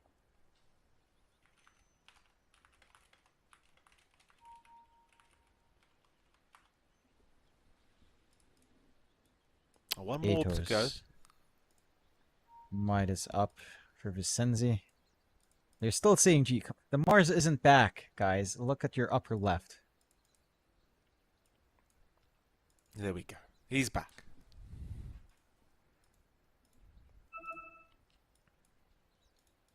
Hopefully we can get the game underway now between these two. Nah, this is fun. I'm enjoying this. Yeah. It's like watching a golf match. Oh, don't make me say something I'll regret, John. I've got a lot of comments to make about this series. Magyolo. YOLO indeed. You only live once, Mike. Yeah, absolutely. That'd be, what was that, a 2-for-2 bounty rune trade? It certainly was. CZY. Go for a bit of a run, ZXC. Gonna take a bit of damage on the way out, should be just fine. So, the mid lane. We've got a DP here being played against Yamo on the Wind Ranger. What are you thinking here? Blessing versus Yamo. The Wind Ranger versus the Death Prophet. Not exactly the kind of matchup you'd expect here for the final game of the night, but what do you think about this? think it's pretty even. You can dodge out Power Shot fairly easily on the DP. At the same time, you're not going to be able to leverage Spirit Siphon all too well on Yamo.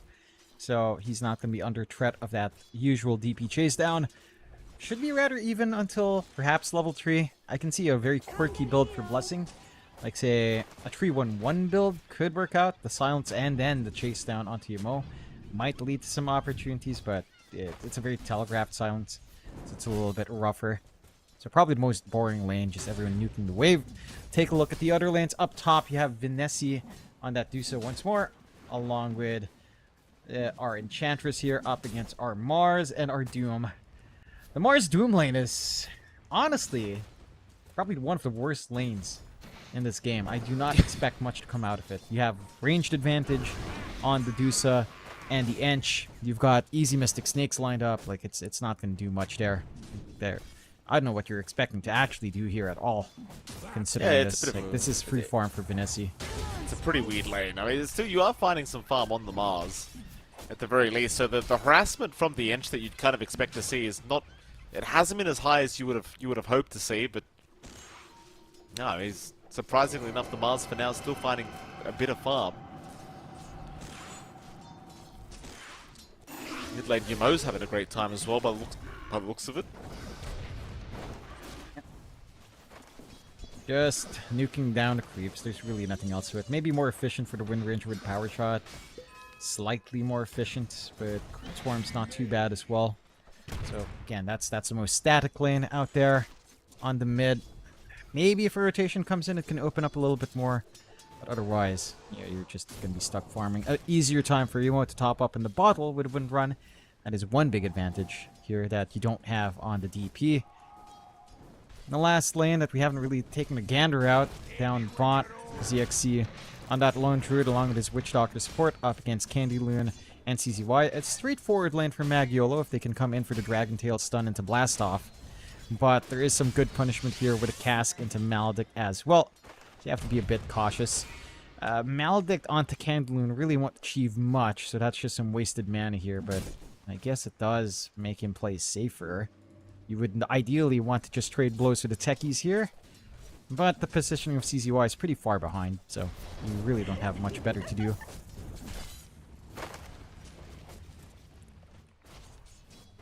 No first blood's happening quite yet. The aggression has been quite low between these two teams. I suppose a lot of tanky targets on the map right now, so kind of hard to get through those HP pools.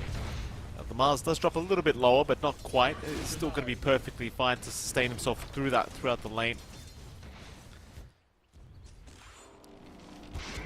Yamo still having a pretty good time here, but Blessing has now overtaken in terms of the CS game, so the mid matchup has actually ended up extremely even between these two, which is somewhat surprising, though. Seems though Blessing may be getting a little bit more out of the laning stage now, as he's got the level 4 mark, the level 2 Spirit Siphons up. Yamo needs to play a little bit more carefully.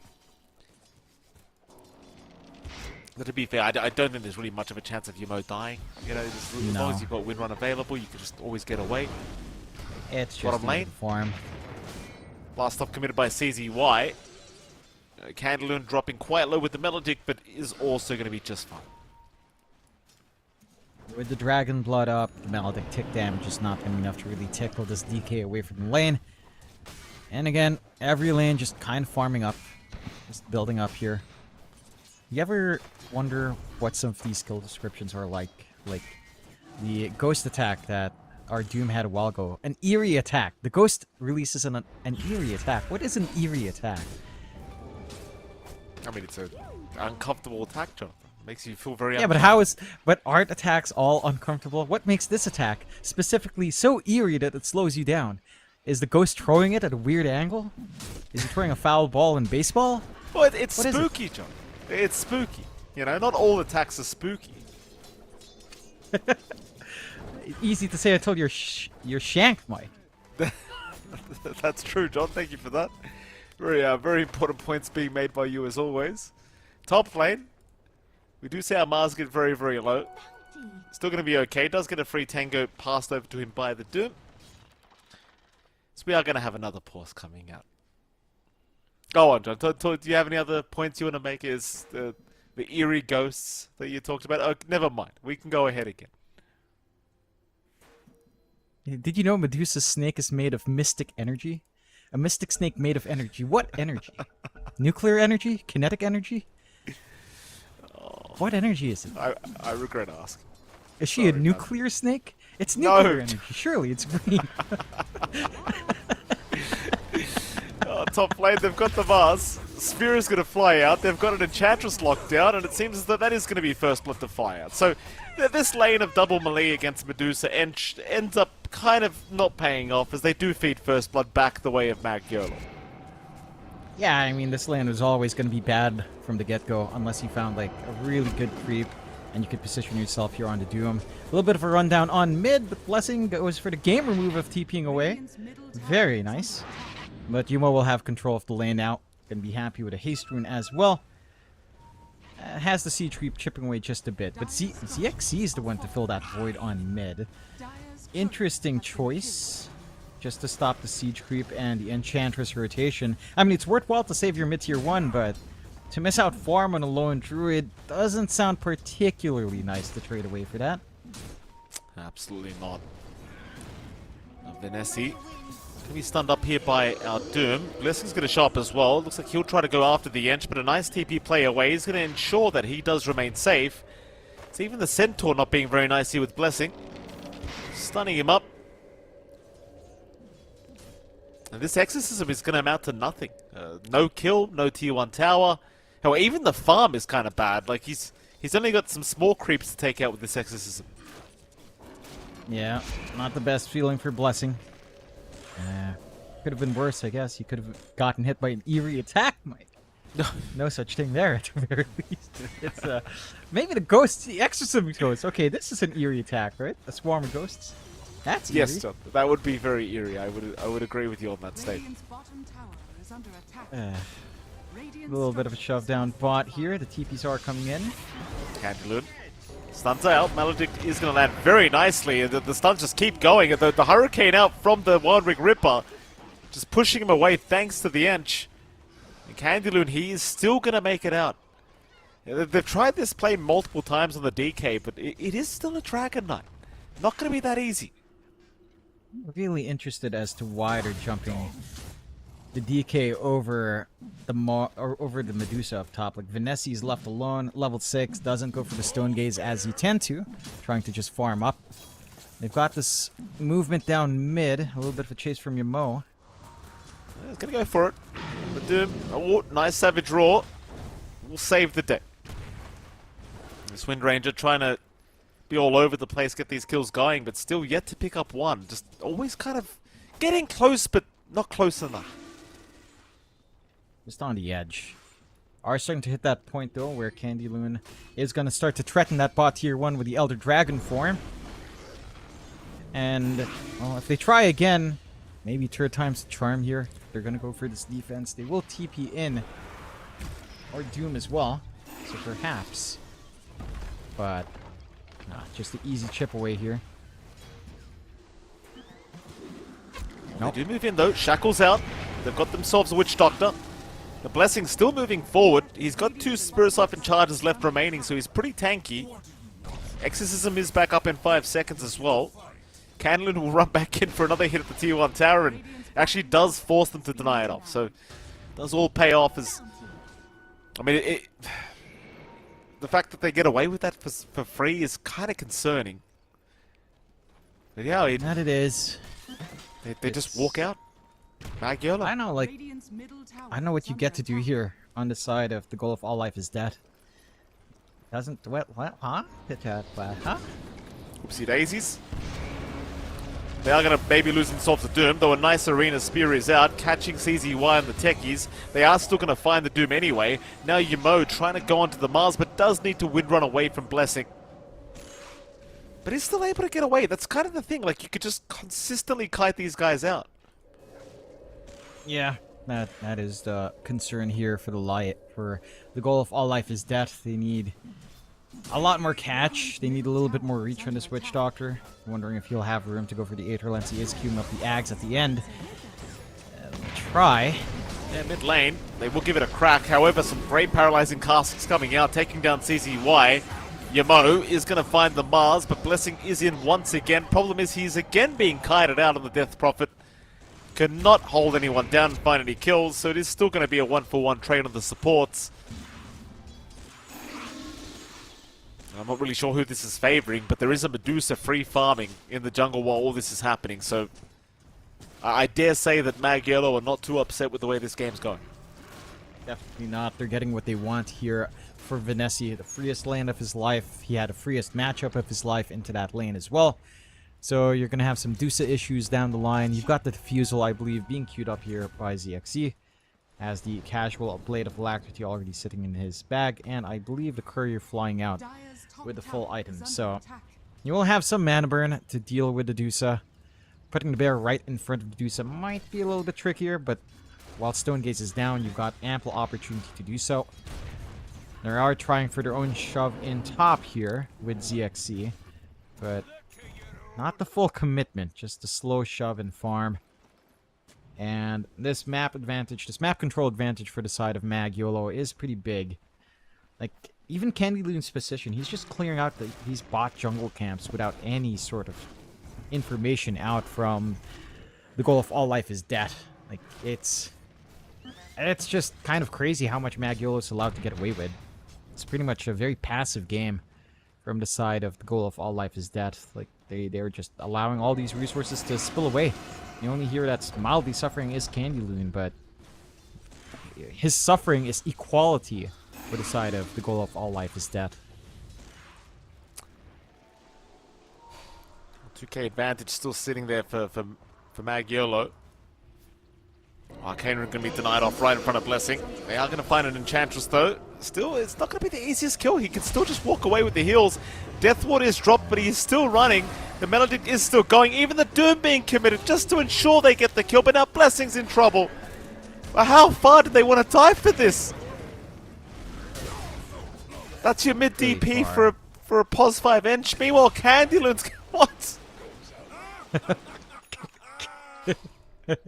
He just ran up to the Mars. The Mars turned around and just smacked him. I don't know what's so funny about that, but it's just getting me cracked up. 4-5. They This were is game both one all over again.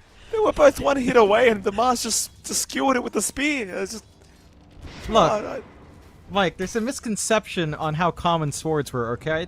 The most common weapon was a pike, and the pike is very similar to a spear. So obviously the spear would win out, okay? Is a pike That's not all it is. a form of a spear, John? That's what I'm saying. No, you That's said what I'm it's saying, similar you know? to a spear. That's assuming, that kind of assumes it's not a spear. I'm saying it is a spear. It's a type of spear. It's not quite a spear. No. Are you sure? It's not quite. I don't know. I don't know my medieval weaponry categories. Well, then why I are know you if that acting would- like you do, John? Yeah, because there's nothing happening in this game. Like, I don't know what's going on, dude. This is game one all over again. Yeah, see? So it is similar to a spear, but it's not a spear. Like, I've got my Okay. back covered here. Alright. I'll take it. Better take it, Mike. Smoke Looks like they're rotation. taking the smoke. Smoke rotation down to the bottom side of the map. ZXC. He's by his tier 2 tower. This is not going to be an easy kill.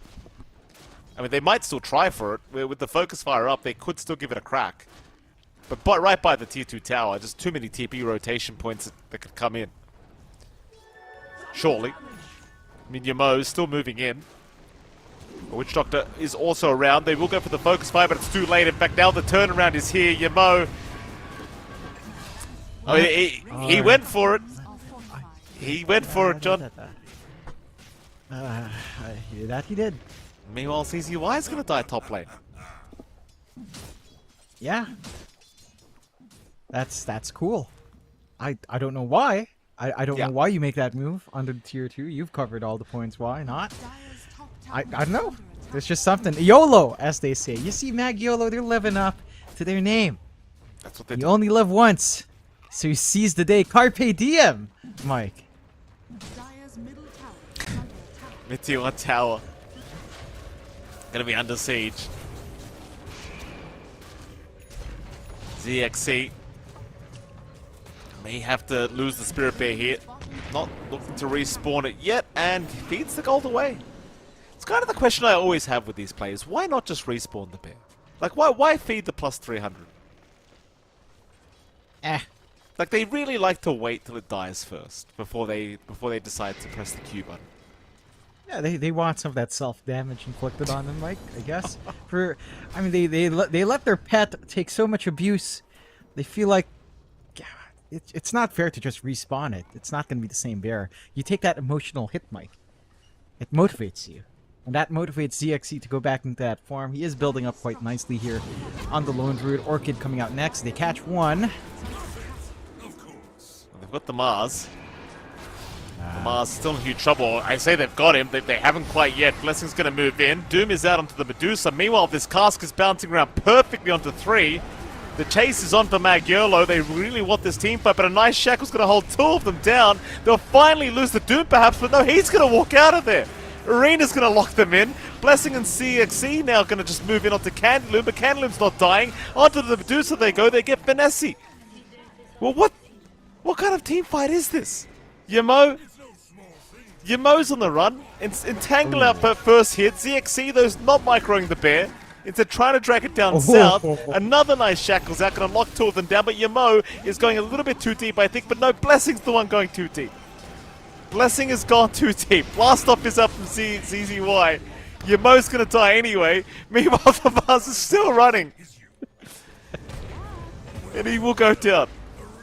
I don't know. It's chaotic, Mike. You've got the cask bouncing in a bad spot.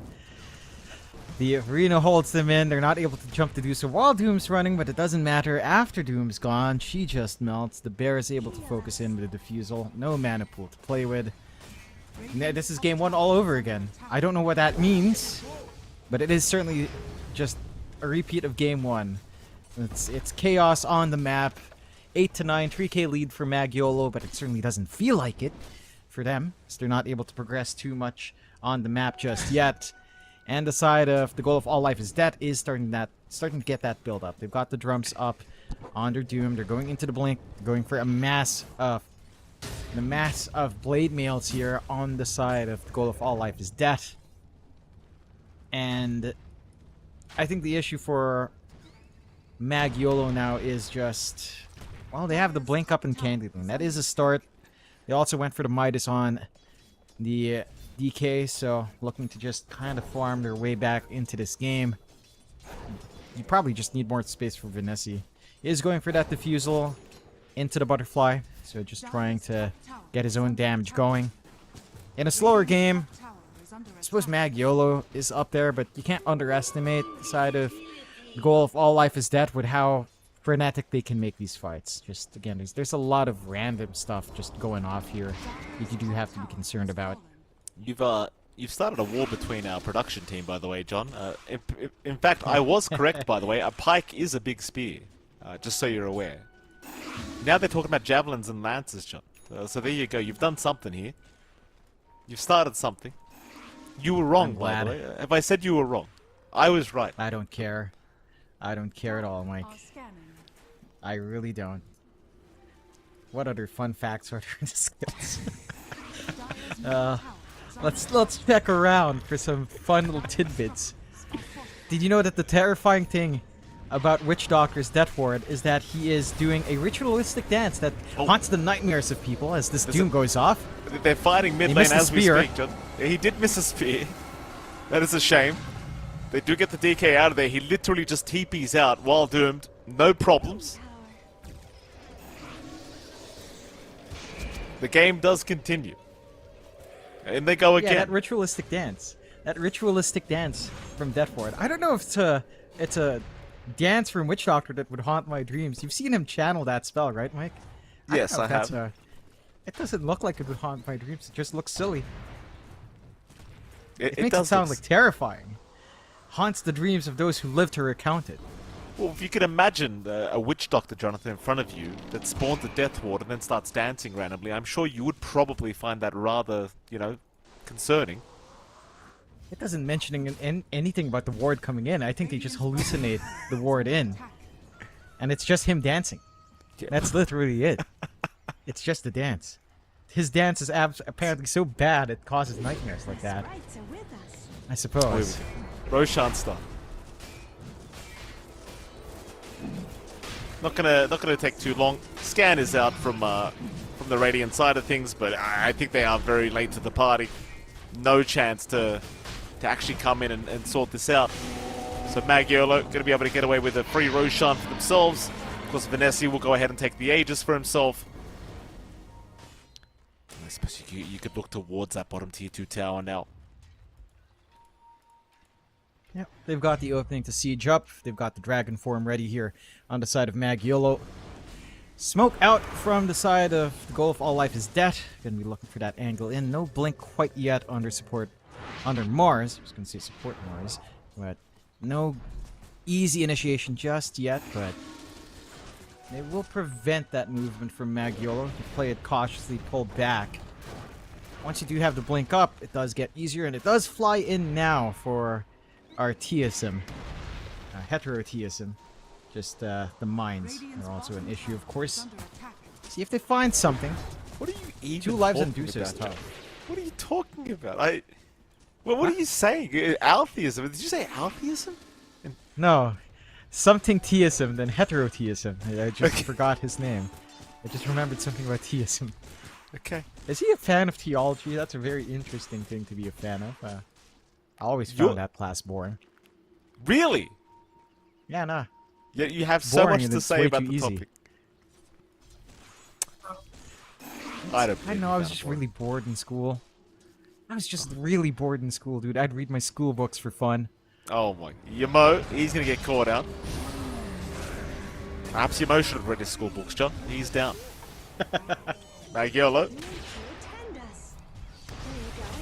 Well, they'll catch out the Ench as well. The Death Ward does not care for the Untouchable. That'll be surely the death of the Ench, though she's going to try for a TP play out, but they do have the stuns.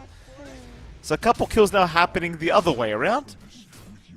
Magiolo I'm not sure what's happening. I mean, they've got an Aegis up, but they are not grouped up here. They are deciding to just split up and get back to the farm game, which I suppose is somewhat fair. They're just not quite ready to try and push in these T2 towers or the high ground. No, I mean, they were grouped up down bot, then they decided to back off, splinter up, and that has given openings here to, I'm just going to call them Freerin. It's given an opening to Freerin to kind of get that jump in. And the side of Magiolo, I mean, they don't mind a slower game, of course. You're scaling up in this Dusa, you don't really care. And you can just kind of build up. Did I hear an Orchid go off? Yes, I did. CZY is actually okay. Very good.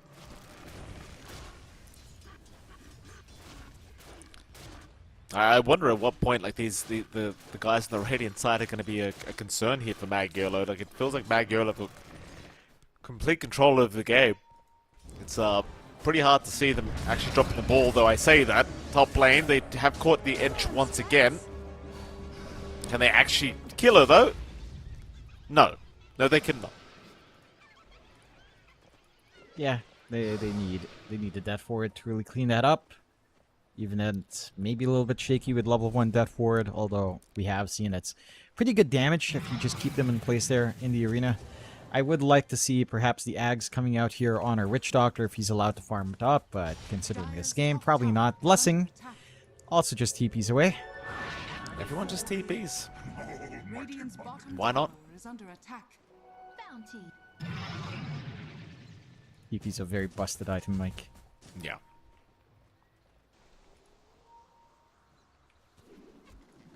Bottom lane. That's a Shackle's shackle? out. They What have the got hell lone kind of druid. shackle is that? That's a shackle. It lands. ZXC in trouble. Is by his C2 tower. His team is slowly TPing in. He's a tanky boy. It's going to take a while to take him down, but they are still trying. ZXC still barely alive. The Glimmer Cape will keep him alive a little bit longer, but eventually he will go down. They've got the lone druid. That's a great start here for Magiolo. It seems like they should have themselves a Doom as well. The Mars not looking too healthy either. They are trying to deal with Vanessa, but keep in mind, Vanessa still has the Aegis up, so he's got a secondary life available. They'll deal with him once, but I don't believe they'll be able to deal with him a second time. And Blessing, well, he will fall down for the price of nothing. Opening up for Magyolo into that siege that we were looking for earlier to get some value out of the Aegis. Set to expire in 20 seconds anyway. And the high ground can begin in earnest. Fortify pop really early from the side of Freerin here. That will give room for the bigger creep wave to actually just go through backdoor. A really strange decision to fortify Den before the rest of the creeps come in. Respawns are fairly short, but without Death Ward, without Exo, this does not feel like a very good fight for them to find here for Freerin. Still. Jump in, they've got the Medusa speared up against the Rax. The thing is, she's so tanky, but all that Manapur is going. Vinessi's in pretty big trouble right now. Can they get through the last bit of HP? They are so desperately trying. Vinessi is finally down. It will cost them, back CZY also dropping. So Blessing now can rush for a bit more. Onto the edge they go. They'll lose their Witch Doctor. They have found themselves Yamo though, but Yamo's still trying to run, still trying to go after the Mars with his focus fire, but he just holds the shield up. It is doing no damage to the Mars. Yamo still trying to wind run away. Looks like he may just make it. Although, trying to run towards the mines. Hold on a minute.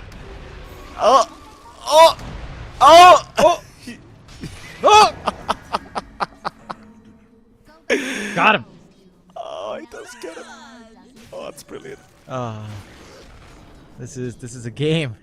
Michael Phoenix, 12 to 15, 10k up. They saved the melee racks at the very least. Oh no. Come on, CZY. Yeah. This is it. This is what we're talking about, Mike. This is what we're looking for. Now, the pause. The pause is upon us. So you're telling me you spent your free time reading school books? Is that correct, Jonathan? Yeah. I read through my art history book in university. In high school, when I'd be bored, I'd just literally read my biology book in second year, like my science books in every year. Sometimes I'd read our CLE. It's called our CLE class. That was basically our theology class in high school. I know. I was bored. I had nothing to do as a kid, man. We didn't have smartphones, as you would know, Mike. Well, I mean, some kids had like the early iPhone. I didn't. It's just, meh. I actually had the early iPhone. What was it? You. 3S or some crap it was. Whatever 3GS? it was. Whoa, 3GS. You had a 3GS. Holy crap, Mike. Yeah, lost it during a fishing incident, Jonathan. Fell into a massive hole on the rocks, and turns out it was full of water. That was very unfortunate. Not the place you'd expect water to be in when you're going fishing. No. Just in the middle of some rocks. On the side. Rather unfortunate. It just happened to have water there, Mike. Shut up, John. Have you tried land fishing? Have you tried that out? I hear you can fish for gators in Australia. That's on land. For the most part. For some part. You could try that out, Mike. You wouldn't lose your phone there. Might lose your hand. A little bit of a hazard. Worth the risk. I reckon. Like this game is. You Thank can you. take a gator on. I'd watch that. Crocodile, I would Jonathan. watch that. Gators aren't really that dangerous. Crocodiles are the real scary ones. I do not care about the distinction nearly enough as most people do. Legitimately. CZY? What I do care about is the smoke. Listen, they're gonna find CZY. He's dead. The Maledict is there. Yeah. He is dead. However, the fight starts. Candaloon, he's on to the Witch Doctor. Meanwhile, a big arena down, catching 3 of them. They will lose their Doom straight off the bat, and now a great Stone Gaze locking down a couple as well. However, Blessing can just continue moving forward with the Exorcism, just draining through Vincenti, and he's just gone. Vinessi is down. Candyloon in trouble, needs to retreat. Blessing is just an absolute giga chat, and a triple kill for the Witch Doctor of all things, apparently. As it seems like they will have a 4th in the bag eventually. And there you go, an ultra kill out for the support Witch Doctor. Yeah, this is the moment where you queue up the Ags. You don't care about anything else on the Witch Doctor. You're carrying this game. You're the one with the damage. You're the one who doesn't care about BKBs and any of these items and debuff immunity and everything else. He's not going to do it though, but really great stuff. You are seeing just how great Maledict is. Very nice balanced spell. Really great position for Freerin to finally find a fight. Just forcing it right there. They were under vision as well when that smoke broke. It's just they funnel in on Magiolo, and it's another one of those decisions that has costed them games. In fact, like game 1. It's sort of the same circumstance. A marginal lead at 5k here for Magiolo. Freerin and are just finding their way back in through some really scuffed fights from Magiolo that they are forcing out. And again, there is scaling here for the side of Freerin. They've got a lot of build-up left on the Lone Druid and his bear.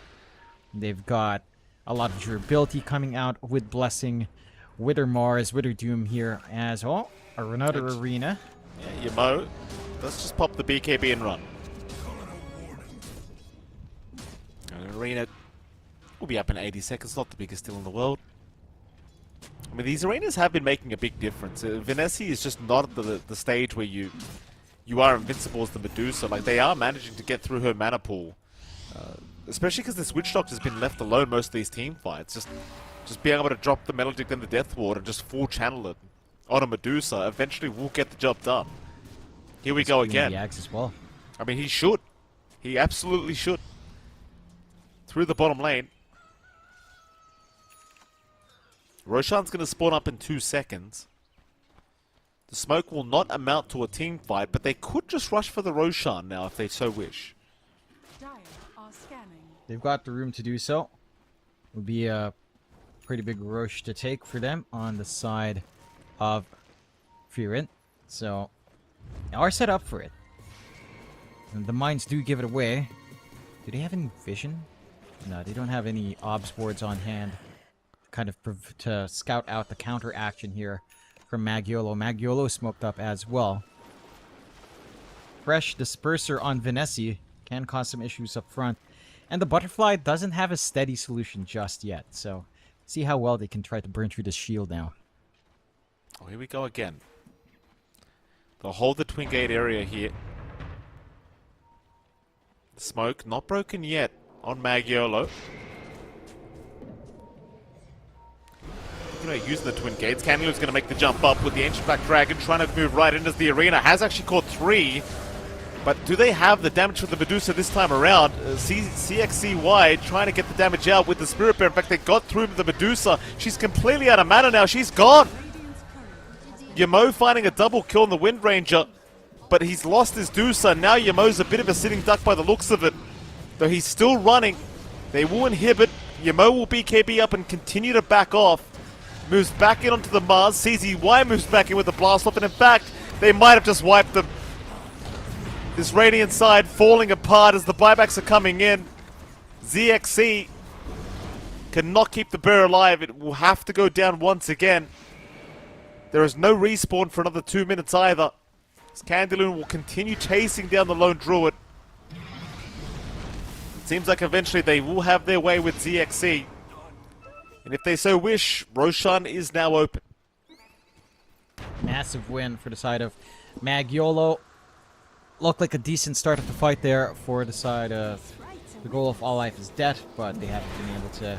They weren't able to protect the Witch Doctor position here, so not able to get the Maledict, not able to get that much-needed follow-up control in the cat. And they miss out. Secondary life along with a banner coming in here for Magiolo, so they've got a good vantage into the high ground.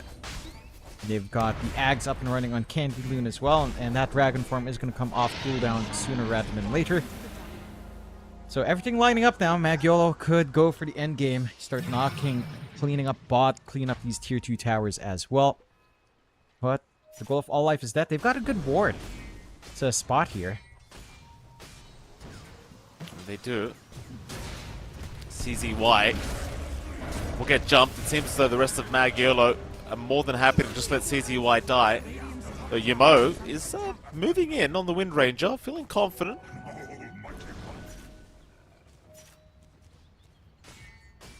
Hasn't really been jumped yet. Look for the D-Ward on the high ground, though kind of misses out. Trying to abuse the courier, but now the Spearback is there. Candaloon is around to back up Yamo. Deathward's going to be channeled, but an immediate shackle is out. They will lock down the wind. Oh, Yamo will survive. The Aegis will not go down, as now the Doom's in trouble. Shackle out. We'll lock him down as Yamo is somehow still alive with the Aegis up. And that means a third to go down as now the Mars is gone. It's probably the best chance they've had to go high ground because nobody has buyback. And that's a dieback on our Mars as well. So an opening for Magiolo, still having that Aegis as well. A little bit of a whiff on the Death Ward. I think it was just outside range of Yamo. Like, he doesn't have the talent at 20 yet, so not even a single hit. The Shackle doesn't even matter, but it does allow Yamo to move around. Mid faults, tier 3 under siege. Bot melee rack still standing here as well. So just need to kind of melt it away and begin that siege. Defense options here are limited for the side of the goal of all life is death. And they'll have arena, but that's full 50 seconds of siege here, where Magiolo is just not going to be contested. There goes one lane of barracks. They'll go down bottom, try to finish off the melee barracks as well. Maybe even just look at the tier 4 towers, honestly, if they want to just try and force a fight. They've got the Aegis for another 3 minutes here on Yamo, and he's just been very hard to kill in this Wind Ranger. Vanessa, he'll keep frontlining for the team. Blessing's going to show up. Just try to move in. Smoke rotation around through the mid lane. They'll commit the Doom out onto the Medusa. They want to try and deal with this target first, but the Death Ward's already gone. Already cancelled off here by Candyloon. So a lot of your damage is now lacking. Yamo, he'll pop the BKB, he'll go right after the Witch Doctor, takes him out first. Blessing now between a rock and a hard place, in huge trouble. Will try to use up through all this mess, and Arena is down. Yamo, he does lose the Aegis, but he's got the secondary life to come. Blessing is still just in huge trouble, and eventually will go down, though he does have buyback, but he doesn't have an exorcism to play with any longer. ZXC in the meantime, also going down, and they'll call it. GG, well played. Magiolo will be able to proceed through the lower bracket to the round 2. And sadly, for the guys on the goal of all life is death, they are leaving today. Yeah, they had a pretty decent time in this game. There were some openings they were finding. They were getting some of their combinations off. Just not enough in the end. Just Magiolo finally recognizing the position to take in these engagements and being able to stop that Witch Doctor from getting the much needed damage off that Death Ward. Like, a lot of that game was hinging on good spell usage there for the side of the goal of all life is death.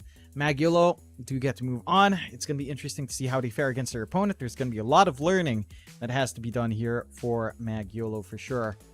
But again, that is going to be matches set for tomorrow. The goal for all life is death, unfortunately, will drop out. The team with best name is gone, but they gave us a interesting show here, Mike, at the very least. They did, though. They did, John. And I mean, speaking of shows, that is it for the show tonight. We are done. There are no series left, at least for this stream. So we're going to go ahead and call it a night, John, because we'll be back tomorrow for some more great China Dota action. So it is MLP Dota. It is John Xfire. It's been a pleasure. We'll see you all again tomorrow. Bye-bye.